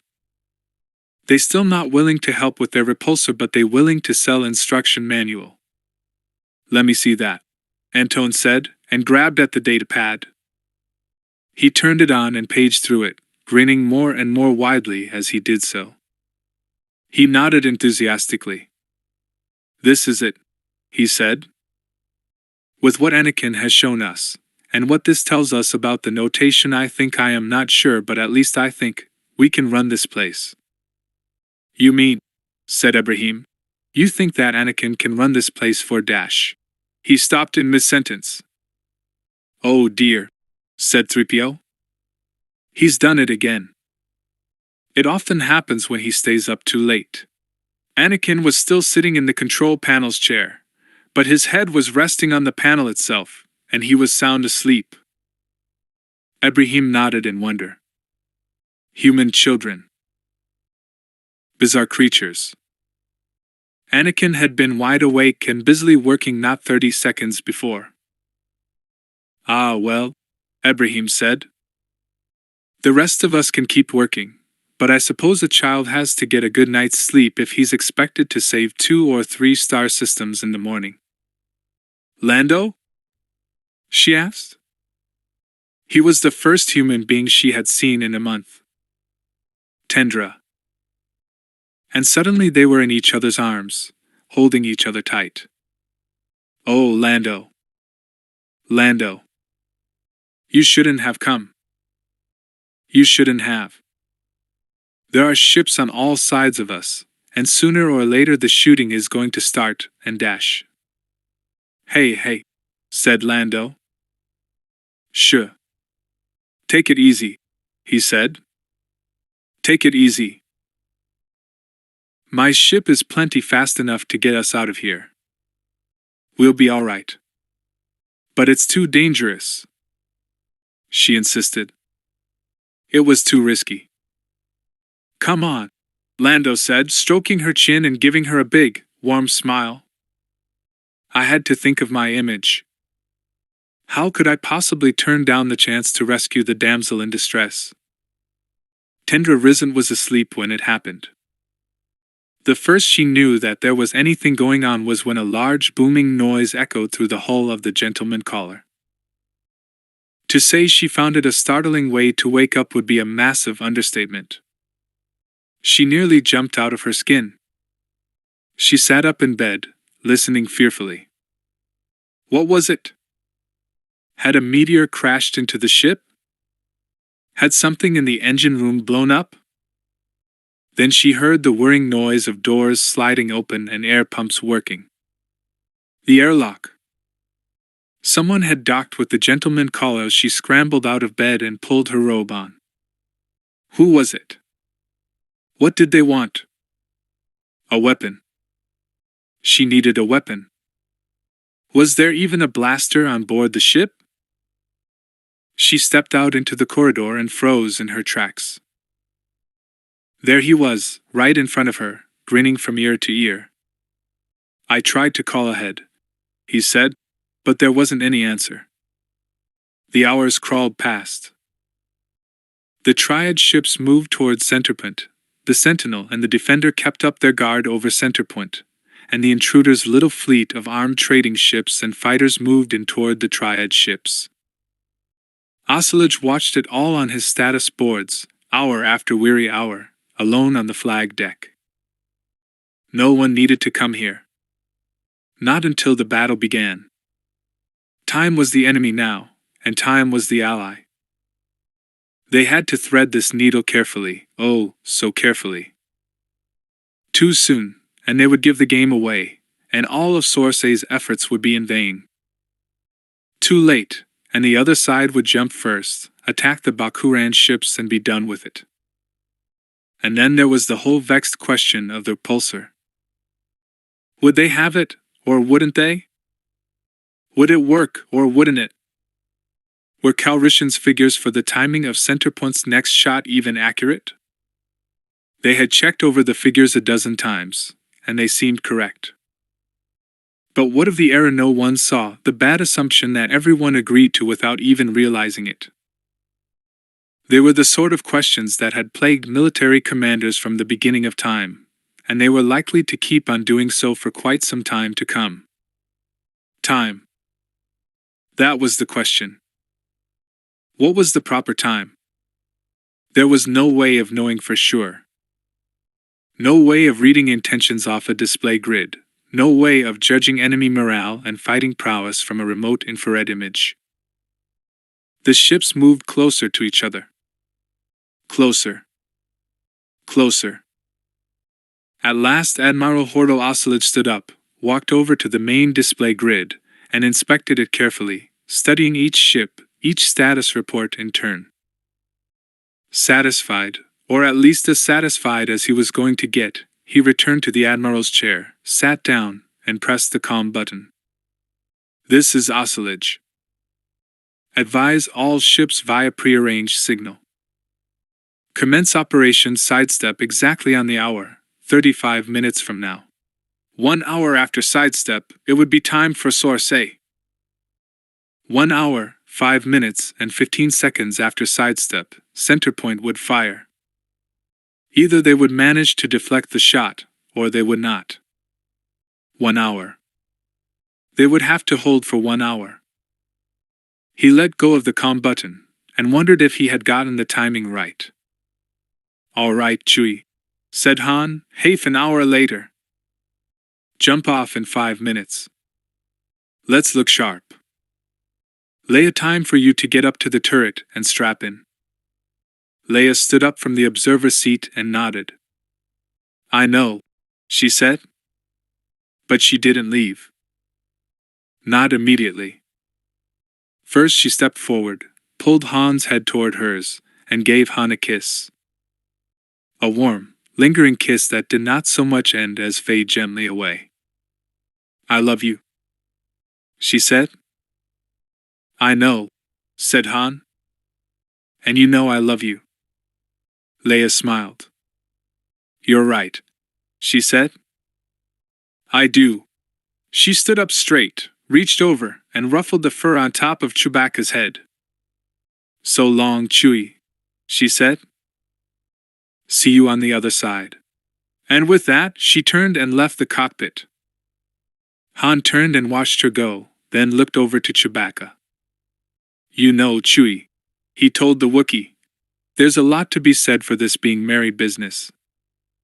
Chewbacca let out a low, rumbling laugh and went back to double-checking the shield settings. Han checked the time. 4 minutes to go. Luke Skywalker sat in the cockpit of his X-Wing and felt the old tingle of fear and excitement starting to build. He reminded himself that he was a Jedi, that Jedi were calm in battle, that there was no fear. But Luke, better than any human being alive, knew that Jedi did not live in a world of absolutes and abstracts, any more than other people did. It would be just as bad to force all emotion from his life as to wallow endlessly in all his feelings. It was time to fight. He was ready to do so. His Jedi abilities made him more ready. That should have been enough. And it was. Luke glanced at his chronometer. 3 minutes. Mara Jade sat alone in the command center of her ship. Ajoan. She had come to this star system with a pilot and a navigator, Tralkva and Nestin. They had vanished, along with so many others, in the first days of the war. Mara did not know if they were dead, or captured by one group or another, or hiding under some pile of rubble until it was safe to come out. Mara knew war as well as anyone. She knew full well that it was most likely that they were dead. They had been good at their jobs, and good, honest people, both of them. And now they weren't there anymore, more than likely executed for the simple crime of getting in the way of someone's bloody ambition. If nothing else had happened to inspire her to fight, that would have been enough. But of course, plenty more had happened. And she was going to start giving it back in about 2 minutes' time. "I'm not so sure I did you any favor by rescuing you," Lando said, strapping himself in. "Where you were, you might have been killed by accident. Now if you get killed, it'll be because someone did it on purpose." Tendra shook her head and smiled. "Trust me, Lando. If there is one thing I learned on board the Gentleman Caller, it's that I don't want to die alone. I've had enough being alone for a lifetime." Lando reached out a hand to Tendra, riding in the co-pilot's seat. She took it and held it tight. Neither of them said anything more, but the silence in the cabin said more than enough. But then the countdown alert beeped the 1-minute warning, and there was no time. Belindi Calenda was already there, along with the rest of the flag staff, but Gariel Captison just got back to the flag deck in time to strap herself in. "I was in my cabin," she said, though Oscillage hadn't asked. "Meditating. And thinking about my daughter. My daughter, Melinza, who has already lost her father. Is this the day she stops having a mother as well? A good time for it," Ocelot said.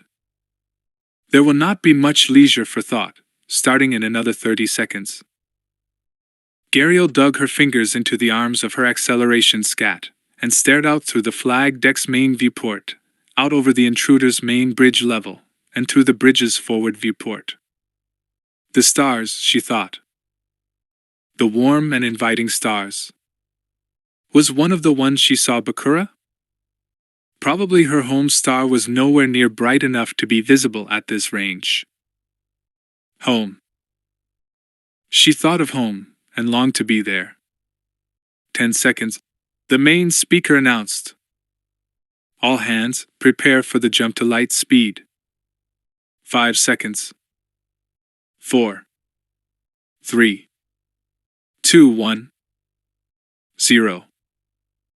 And the stars lanced out into spikes of fire, starlines that filled the viewport with a blaze of light, and then the starlines flared away, and were gone, and the familiar stars of Corellia's sky were right back where they had been. But now there were more than stars in the sky. Ships. Ships of all sizes and descriptions had suddenly popped into existence. The intruder, the sentinel, the defender, and all the lesser ships had made simultaneous, precision minimum distance hyperspace jumps straight into the thick of the enemy fleet. Ocelot had hoped it would give them the benefit of surprise, and it would appear that it had. The intruder's main laser cannon opened up at once, stabbing out at the ship nearest her, a boxy, ramshackle old troop transport that had no business in the middle of a combat fleet. The transport exploded in a bloom of fire, but by then the main lasers had already found another target, a modern-looking corvette about the size of the Jade's Fire. The corvette got her shields up in time, but they were not intended to hold off intense short-range fire from a light cruiser's gun. Her shields failed and she went up as well, another blaze of hellfire glory. The intruder? Fighter screen winked into existence around her, 15 general-purpose attack fighters that immediately went over to the attack, blazing away at the smaller, lighter craft in this part of the fleet. The intruder's secondary battery began to speak, blasting away at some target out of Gariel's view. A triad ship fired and caught a GPA coming out of a loop low over the intruder's main bridge. The fighter exploded, a blinding bright flash of light that heaved a torrent of debris at the cruiser. The shields deflected most of it, and slowed the rest of it. Loud crashes echoed throughout the bridge as debris banged into the outer hull, but there did not seem to be any real damage. Except, of course, to the GPA and its pilot. The surviving fighters whirled and dashed about, blasting the X-Tie Uglies and B-Wing Chop Jobs out of the sky. At last an opponent worthy of the intruder hove into view, an old, tough-looking ex-Imperial destroyer of a class Gariel did not recognize. The ship was smaller than the intruder, but quite possibly her match in firepower. The intruder opened up on her, directing all guns fire directly at the destroyer's forward laser turret. The destroyer returned fire from her forward and rear turrets, but failed to concentrate her fire with any effectiveness. The destroyer's forward battery blew up, and the intruder instantly redirected fire to her rear battery. The destroyer's overall shields must have been damaged in the first explosion, for they gave way completely after only a few seconds of concentrated fire on the rear turret. The turret went up in a dramatic sheet of flame, and the destroyer was disarmed. Gariel glanced over at Ocelot, and was astonished to see that he was paying no mind at all to the fire and chaos outside. His eyes were glued to the tactical display in front of him as he watched the overall progress of the fight. He was letting the intruder's Captain Semak fight her ship, while he attended to the larger battle. "It's going well," Ocelot announced to no one in particular. "At least," thought Gariel, "it's starting well." "Hang on, R2." Luke cried out as he flipped his X-Wing over onto its back and then pulled its nose up, pursuing the X-Tie Ugly, that was making a run-in on the Lady Luck up ahead and above. "Lando, brake starboard and down, hard on my mark." 3, 2, 1, mark. Luke broke the X-wing down and to starboard a fraction of a second before the Lady Luck did. The XTI Ugly, a monstrosity of a ship slapped together out of the combined wreckage of an X-wing and a TIE fighter, was nowhere as maneuverable as an X-wing. The Ugly fell into the trap, making a longer, shallower dive in pursuit of the Lady Luck and setting itself up for a perfect shot from Luke. Luke fired, and the starboard TIE wing blew clean off the Ugly, sending it tumbling out of control and out of the fight.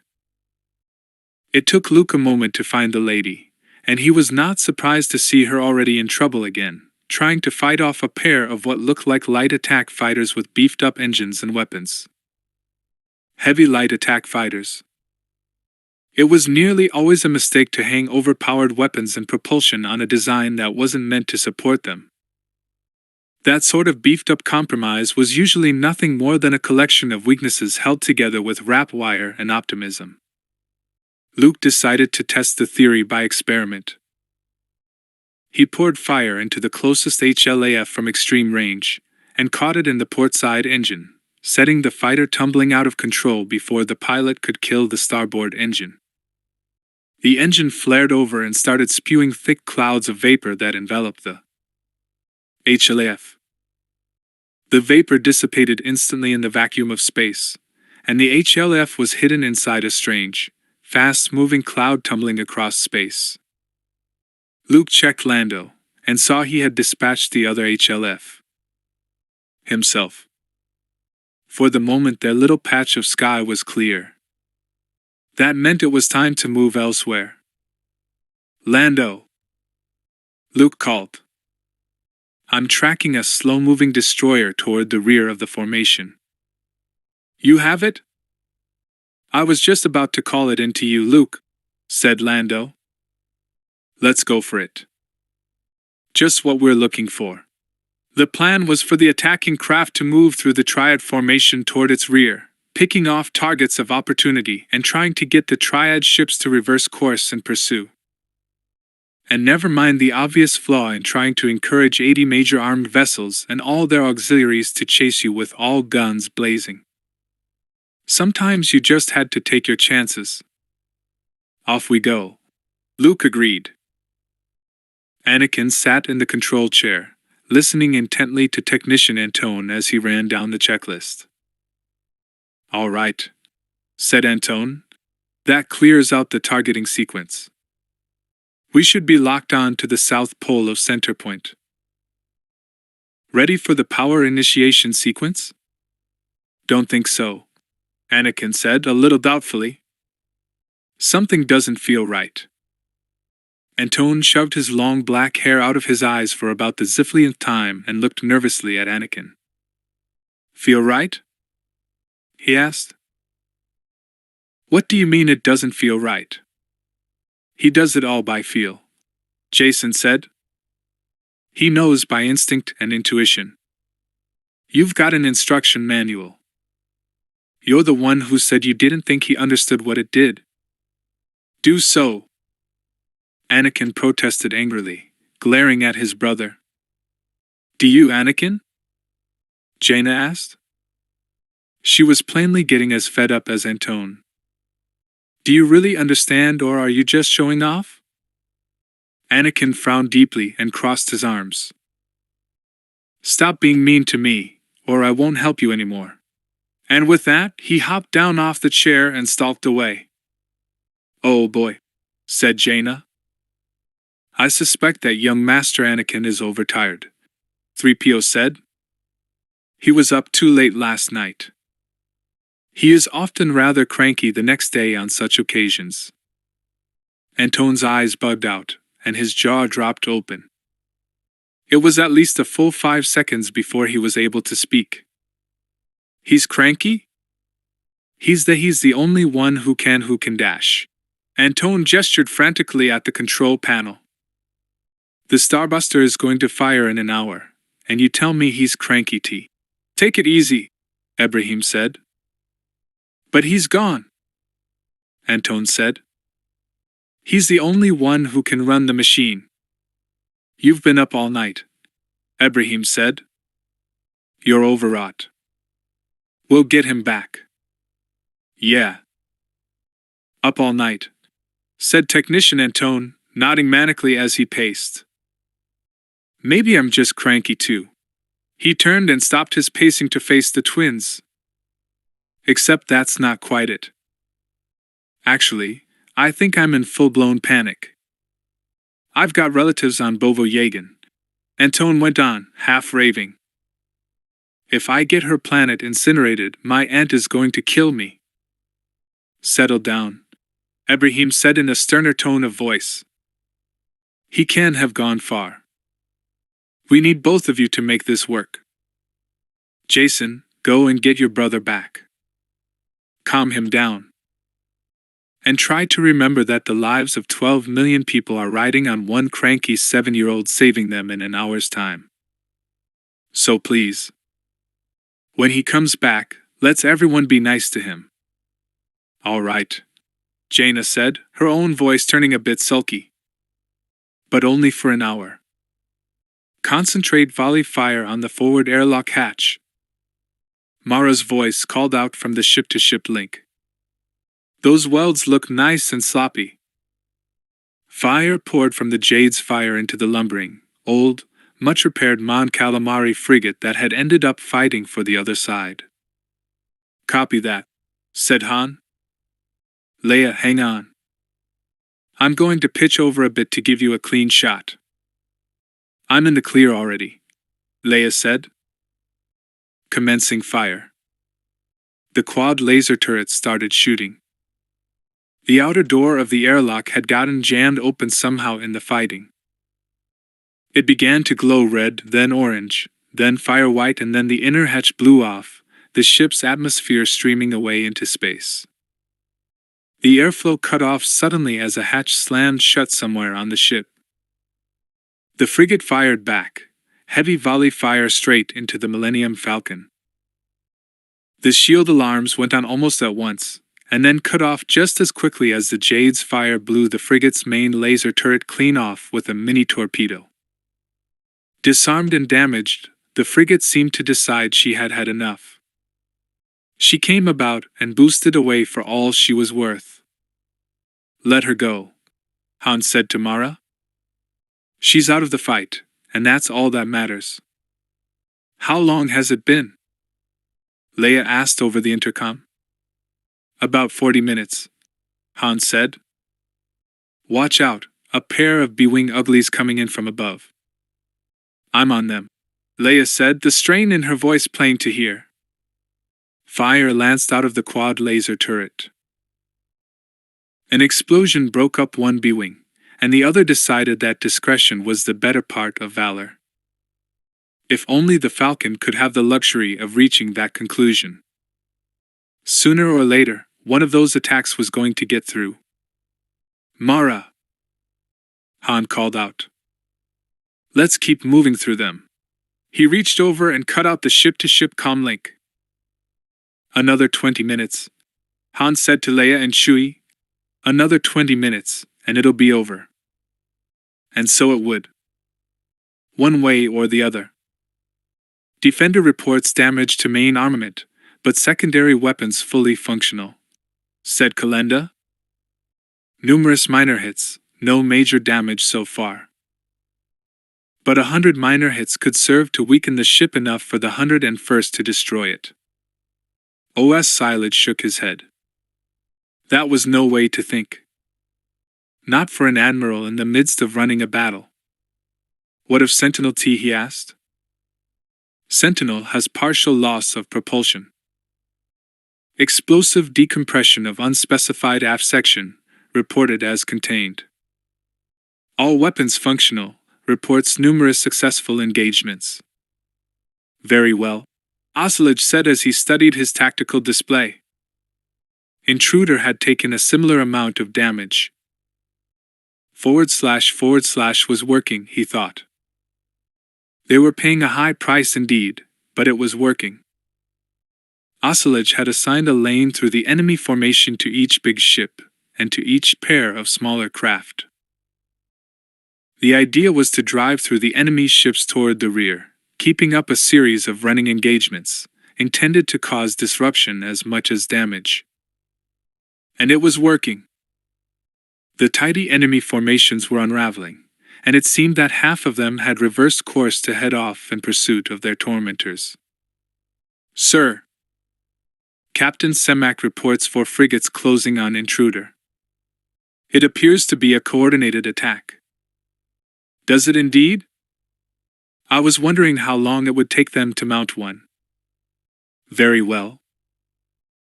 Now we will see Captain Semak's skills as a defender." Ocelage watched his tactical displays. 4 identical bulbous-nosed frigates were closing in from 4 different directions, lasers blazing. The intruder shields held, at least under the initial onslaught. Captain Semak brought the nose of the intruder up and accelerated, trying to get out of the crossfire. The intruder's main guns began to return fire, concentrating on the closest of the 4 frigates. The ship's nose came down hard as Semak attempted to break free, but the frigates adjusted course to stay with the intruder, matching her move for move. Ocelage frowned. Something was wrong. The frigates were pouring laser fire into the intruder, but it was having no effect. There should have been local burn-throughs. The shield should have been weakened here and there. Ocelage checked the power levels from the frigate's lasers. Why were they so low? Unless the lasers were just there as a deception, a distraction. And come to think of it, how were the frigates able to absorb so much fire from the intruder?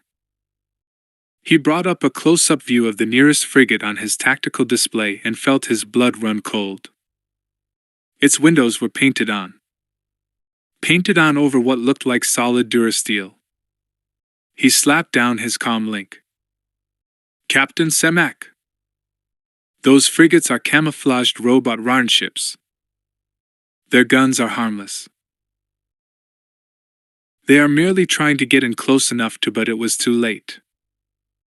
The first of the ram ships fired its high-boost engine and accelerated at terrifying speed, directly at the intruder, a multi-megaton battering ram headed straight in at them. It struck just forward of the bridge. "Okay," Jason said.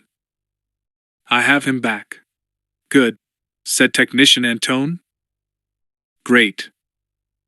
Let's get back to it." Anakin came back into the compartment and looked long and hard at each of them before he took his seat again. "Okay," he said. "Ready." Good, said Antone, forcing a smile onto his face. "Then let's start the power initiation sequence." "No," said Anakin. The sweat was standing straight out on Antone's forehead. "Anakin, please. Try to understand. This isn't a game.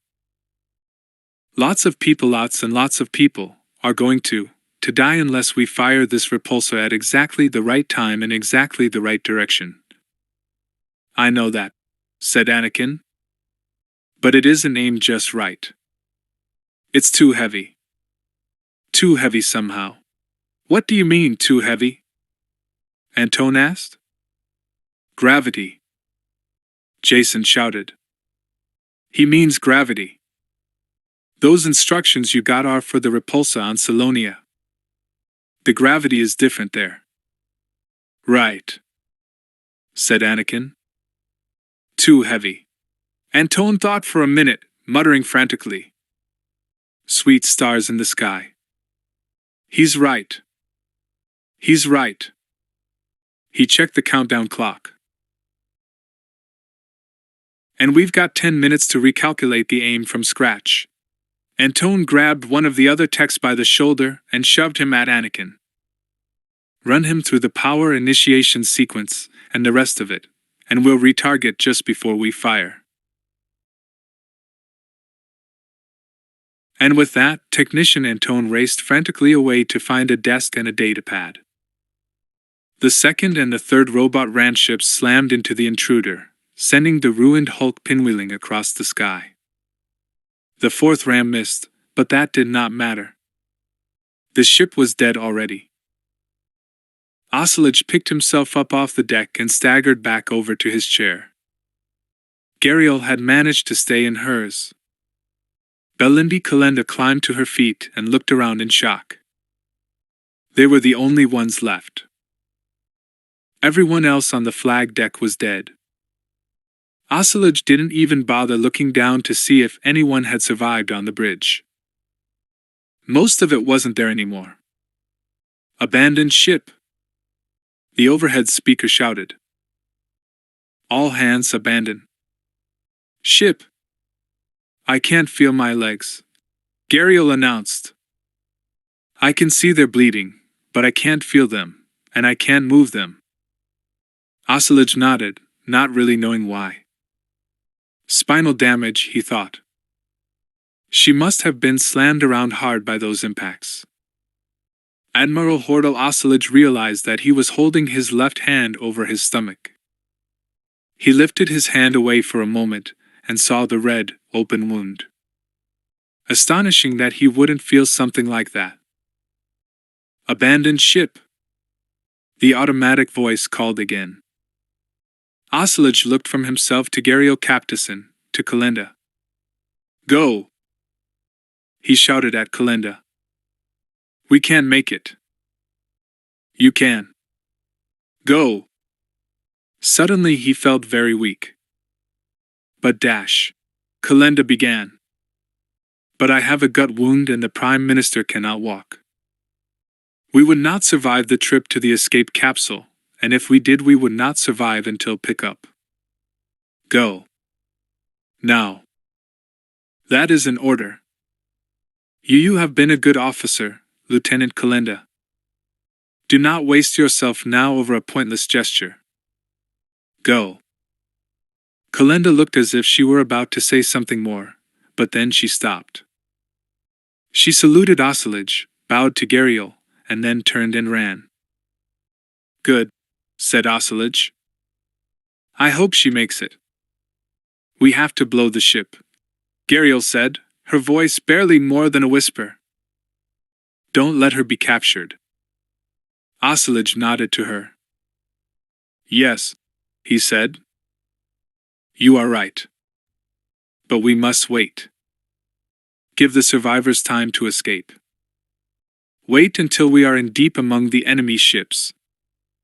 Take them with us. Wait for Sorsay. Sorsay? Gariel asked, her voice vague and weak. Sorsay, said Ocelot. We have to wait for Admiral Akbar. 1 hour, Luke! Lando shouted. Let's get out of here while we're still in one piece each. Copy that, Lando, said Luke. Back the way we came, and fast /. What's going on? Tendra asked. Why are we retreating? We're not retreating, said Lando as he heeled the Lady Luck around. We're following Ocelot's plan. A plan so simple that even we could follow it.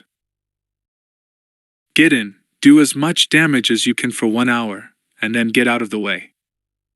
Get out of the way for what? For Sorsay, my dear Sorsty. What are you talking about? Lando laughed out loud. It's not much of a code name system, but there it is. Sorsty for Tendra, Sorsay for Admiral Akbar. Ocelot started getting coded hyperwave messages from him the minute the jamming field went down. Akbar had spent every waking moment since we left Coruscant trying to put some sort of task force together. It sounds like he wasn't able to get that big a fleet together, but 25 modern ships with modern weapons will. That ought to do some good out here. Especially if the opposing force is already pretty banged up and disoriented and out of formation and pointed in the wrong direction. Lando dodged the Lady Luck around the shot-up wreck of a modified B-Wing and ran at top speed, straight for Centerpoint Station.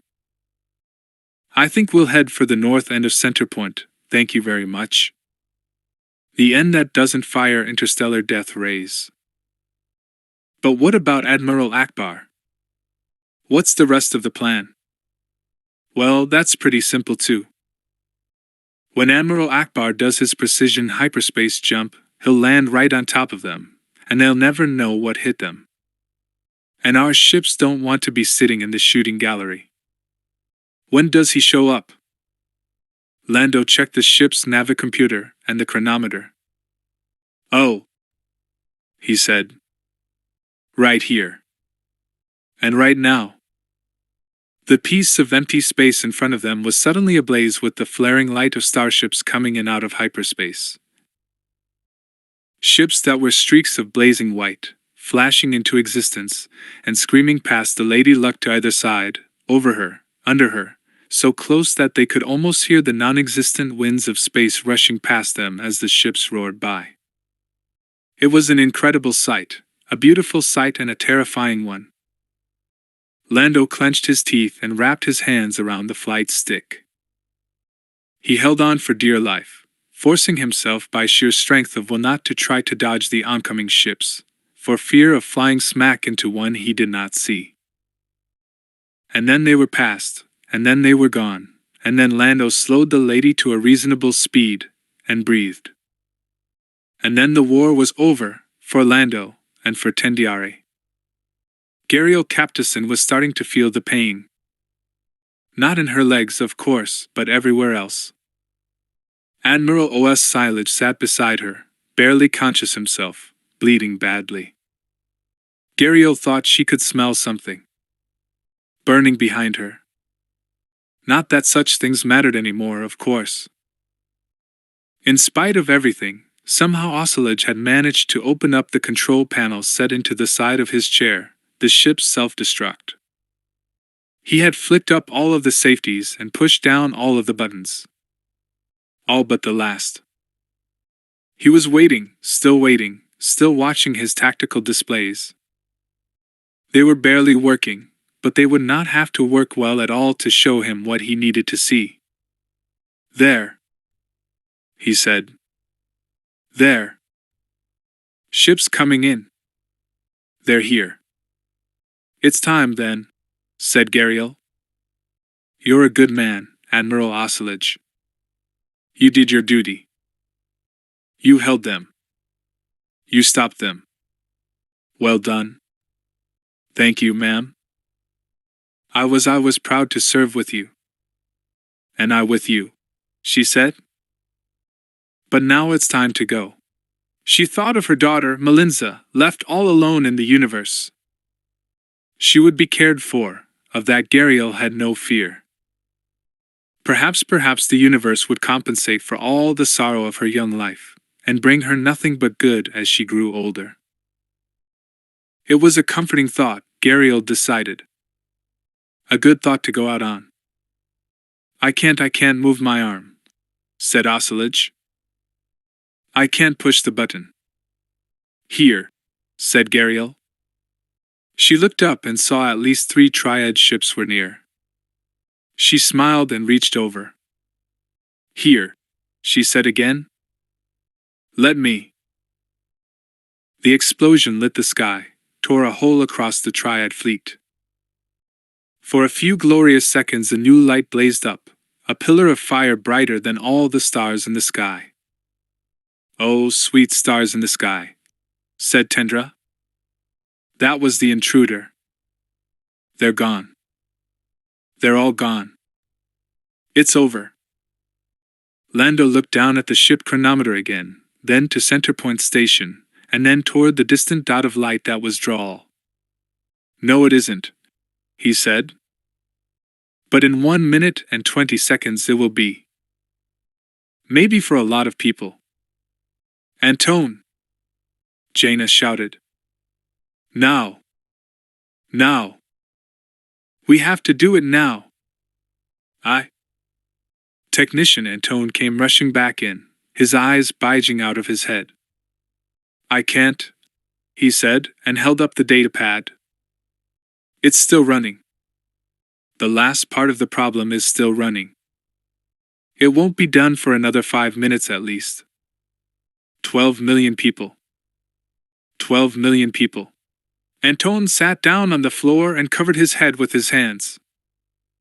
We're doomed, 3PO moaned. If they control the Starbuster, our enemies will destroy us all. Jason Solo stood riveted to the spot, his eyes as wide as they could be. Everyone in the chamber was rooted to the spot. 12 million people. They had one chance to make this work, and it would fail because they couldn't give the right numbers to a 7-year-old kid. Wait a second, he said to himself. Who needs numbers?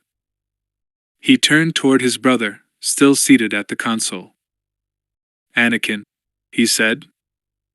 It felt too heavy, right? Can you fix it? Can you close your eyes and feel it? Make it feel right, make it go right?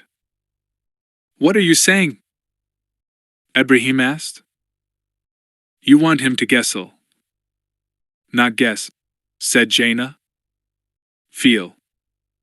Reach out to it, Anakin. Let go of your conscious feelings.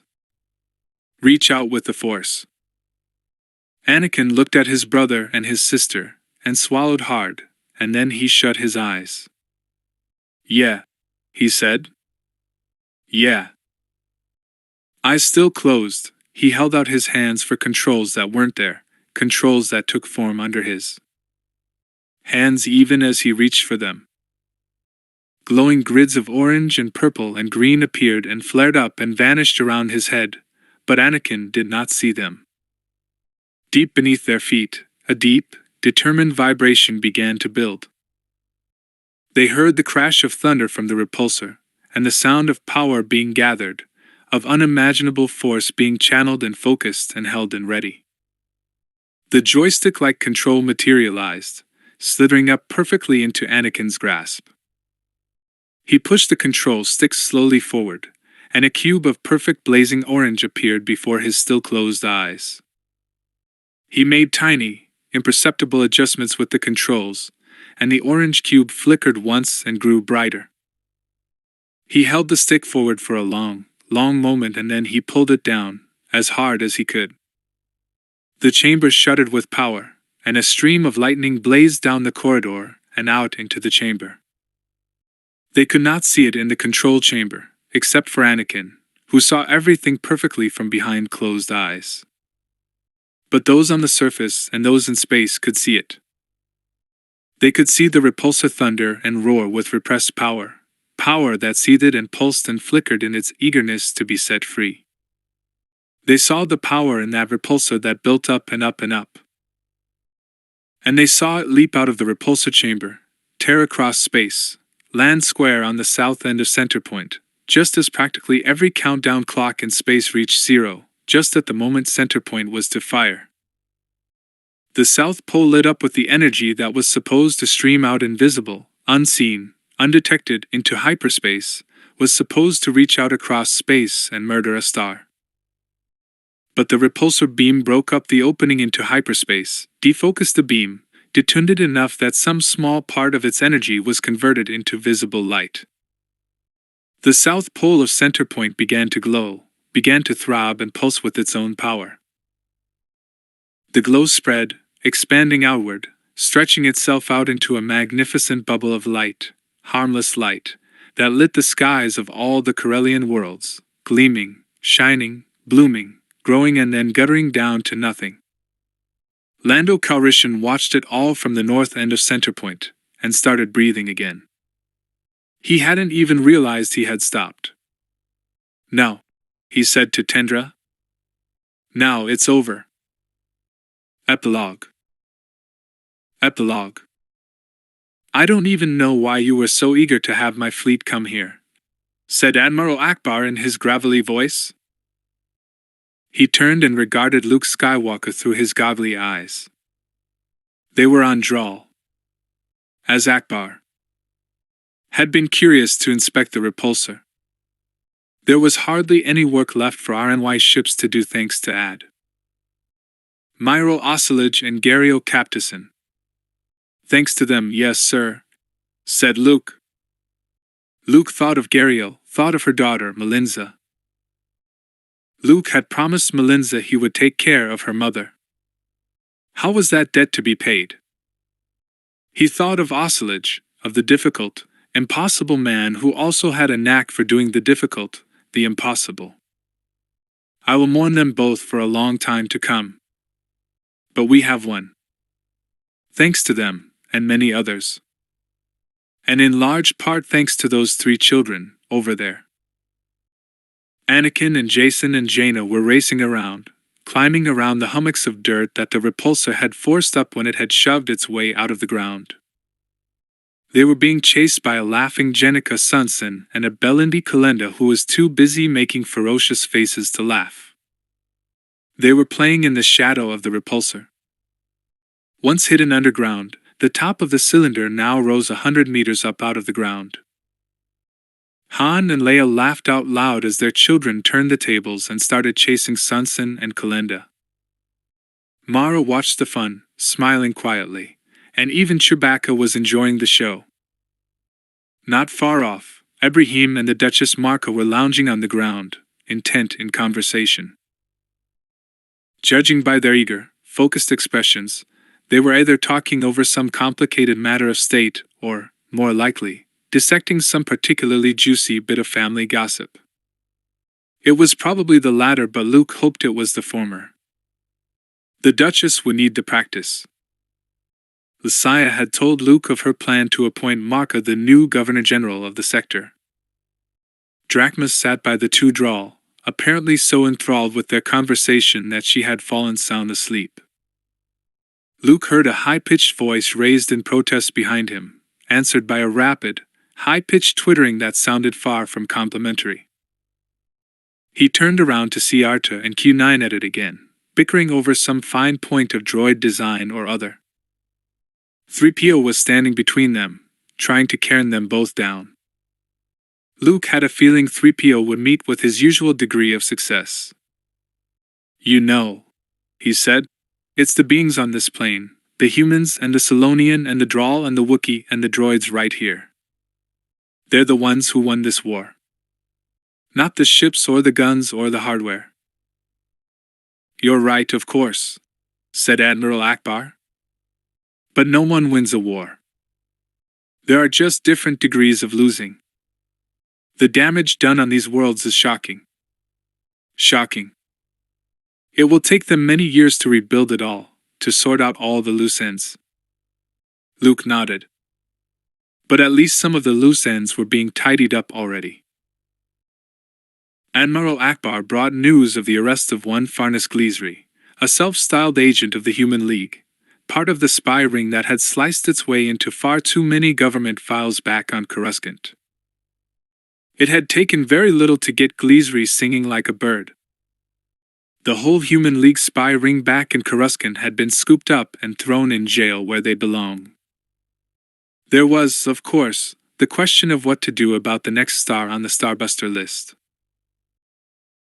The short-term solution was to de-imprint the repulsor controls so they could be used by someone over 7, be ready with the right targeting numbers, and simply fire this repulsor or the one on Salonia as needed. Once it was too little, and too late, the Sicorian Psionians had indeed caved in altogether. The long-term solution was to get the shutdown codes from the Triad. As the Triad was in an understandably cooperative mood, what with the New Republic occupation troops already on the way, that didn't seem likely to be too much of a problem. Someone had started the completely false rumor that the New Republic Navy was going to re-aim Centerpoint straight at Sicoria's sun, and leave it that way through all the Starbuster pulses until they got the shutdown code. The rumor might well encourage cooperation. And then there was the whole question of studying Centerpoint and the repulsors on the other 3 worlds. Who had built the CORELLIAN system, and when, and why, and what had happened to them? Well, some ends were looser than others. Those mysteries might easily take centuries to be solved if they ever were. There was one other loose end that Luke took a personal interest in. But he had a feeling that it would get sorted out without undue delay. "You know," said Admiral Akbar, "you said it was the people here who won this war." I can't help noticing two rather prominent names that seem to be missing. They were on the transport with us. Where in the world have they gone to? Luke smiled. He knew exactly where they were, but he had a feeling they were not much in the mood for company. I wouldn't worry too much, Admiral. They're both the sort who are pretty good at taking care of themselves. Lando? Asked Tendra as they wandered about on the churned-up land that the rise of the repulsor had produced. It was not the loveliest of landscapes, but it did have the advantage of providing a good deal of privacy behind every hummock and furrow of ground. Yes? Lando asked. What is it? Tendra had found herself on top of a higher-than-usual clump of loose rock. Lando offered his hand, and she took it, used it to steady herself as she slipped and slithered down into the next little furrow of ground. He did not let go of her hand once she was on level ground, and she did not let go of his. Remember how I told you that a Secorian woman is not allowed to marry without her father's consent, no matter how old she is? Lando felt a little flutter in his chest, a flutter of fear, and excitement, and interest, all mixed up together. Yes, he said, managing to keep his voice steady. What about it? Well, she said, there's just one thing. We don't have to do anything about it immediately, but there's something more I want to tell you about that law. An interesting legal technicality. It's been well established by many precedents that a Secorian woman is not bound by that law / she is outside the Secorian system. If she were on Draw, for example. Is that so? Lando asked, quickly regaining his old equilibrium. The idea needed time and thought, but he definitely liked it at first glance. He smiled and looked at her lovely face. Is that a certifiable fact? He asked. It is, she said, smiling right back at him. Then why don't we get back to the Lady Luck and discuss the whole matter over dinner? He asked. I've always found legal technicalities to be downright fascinating.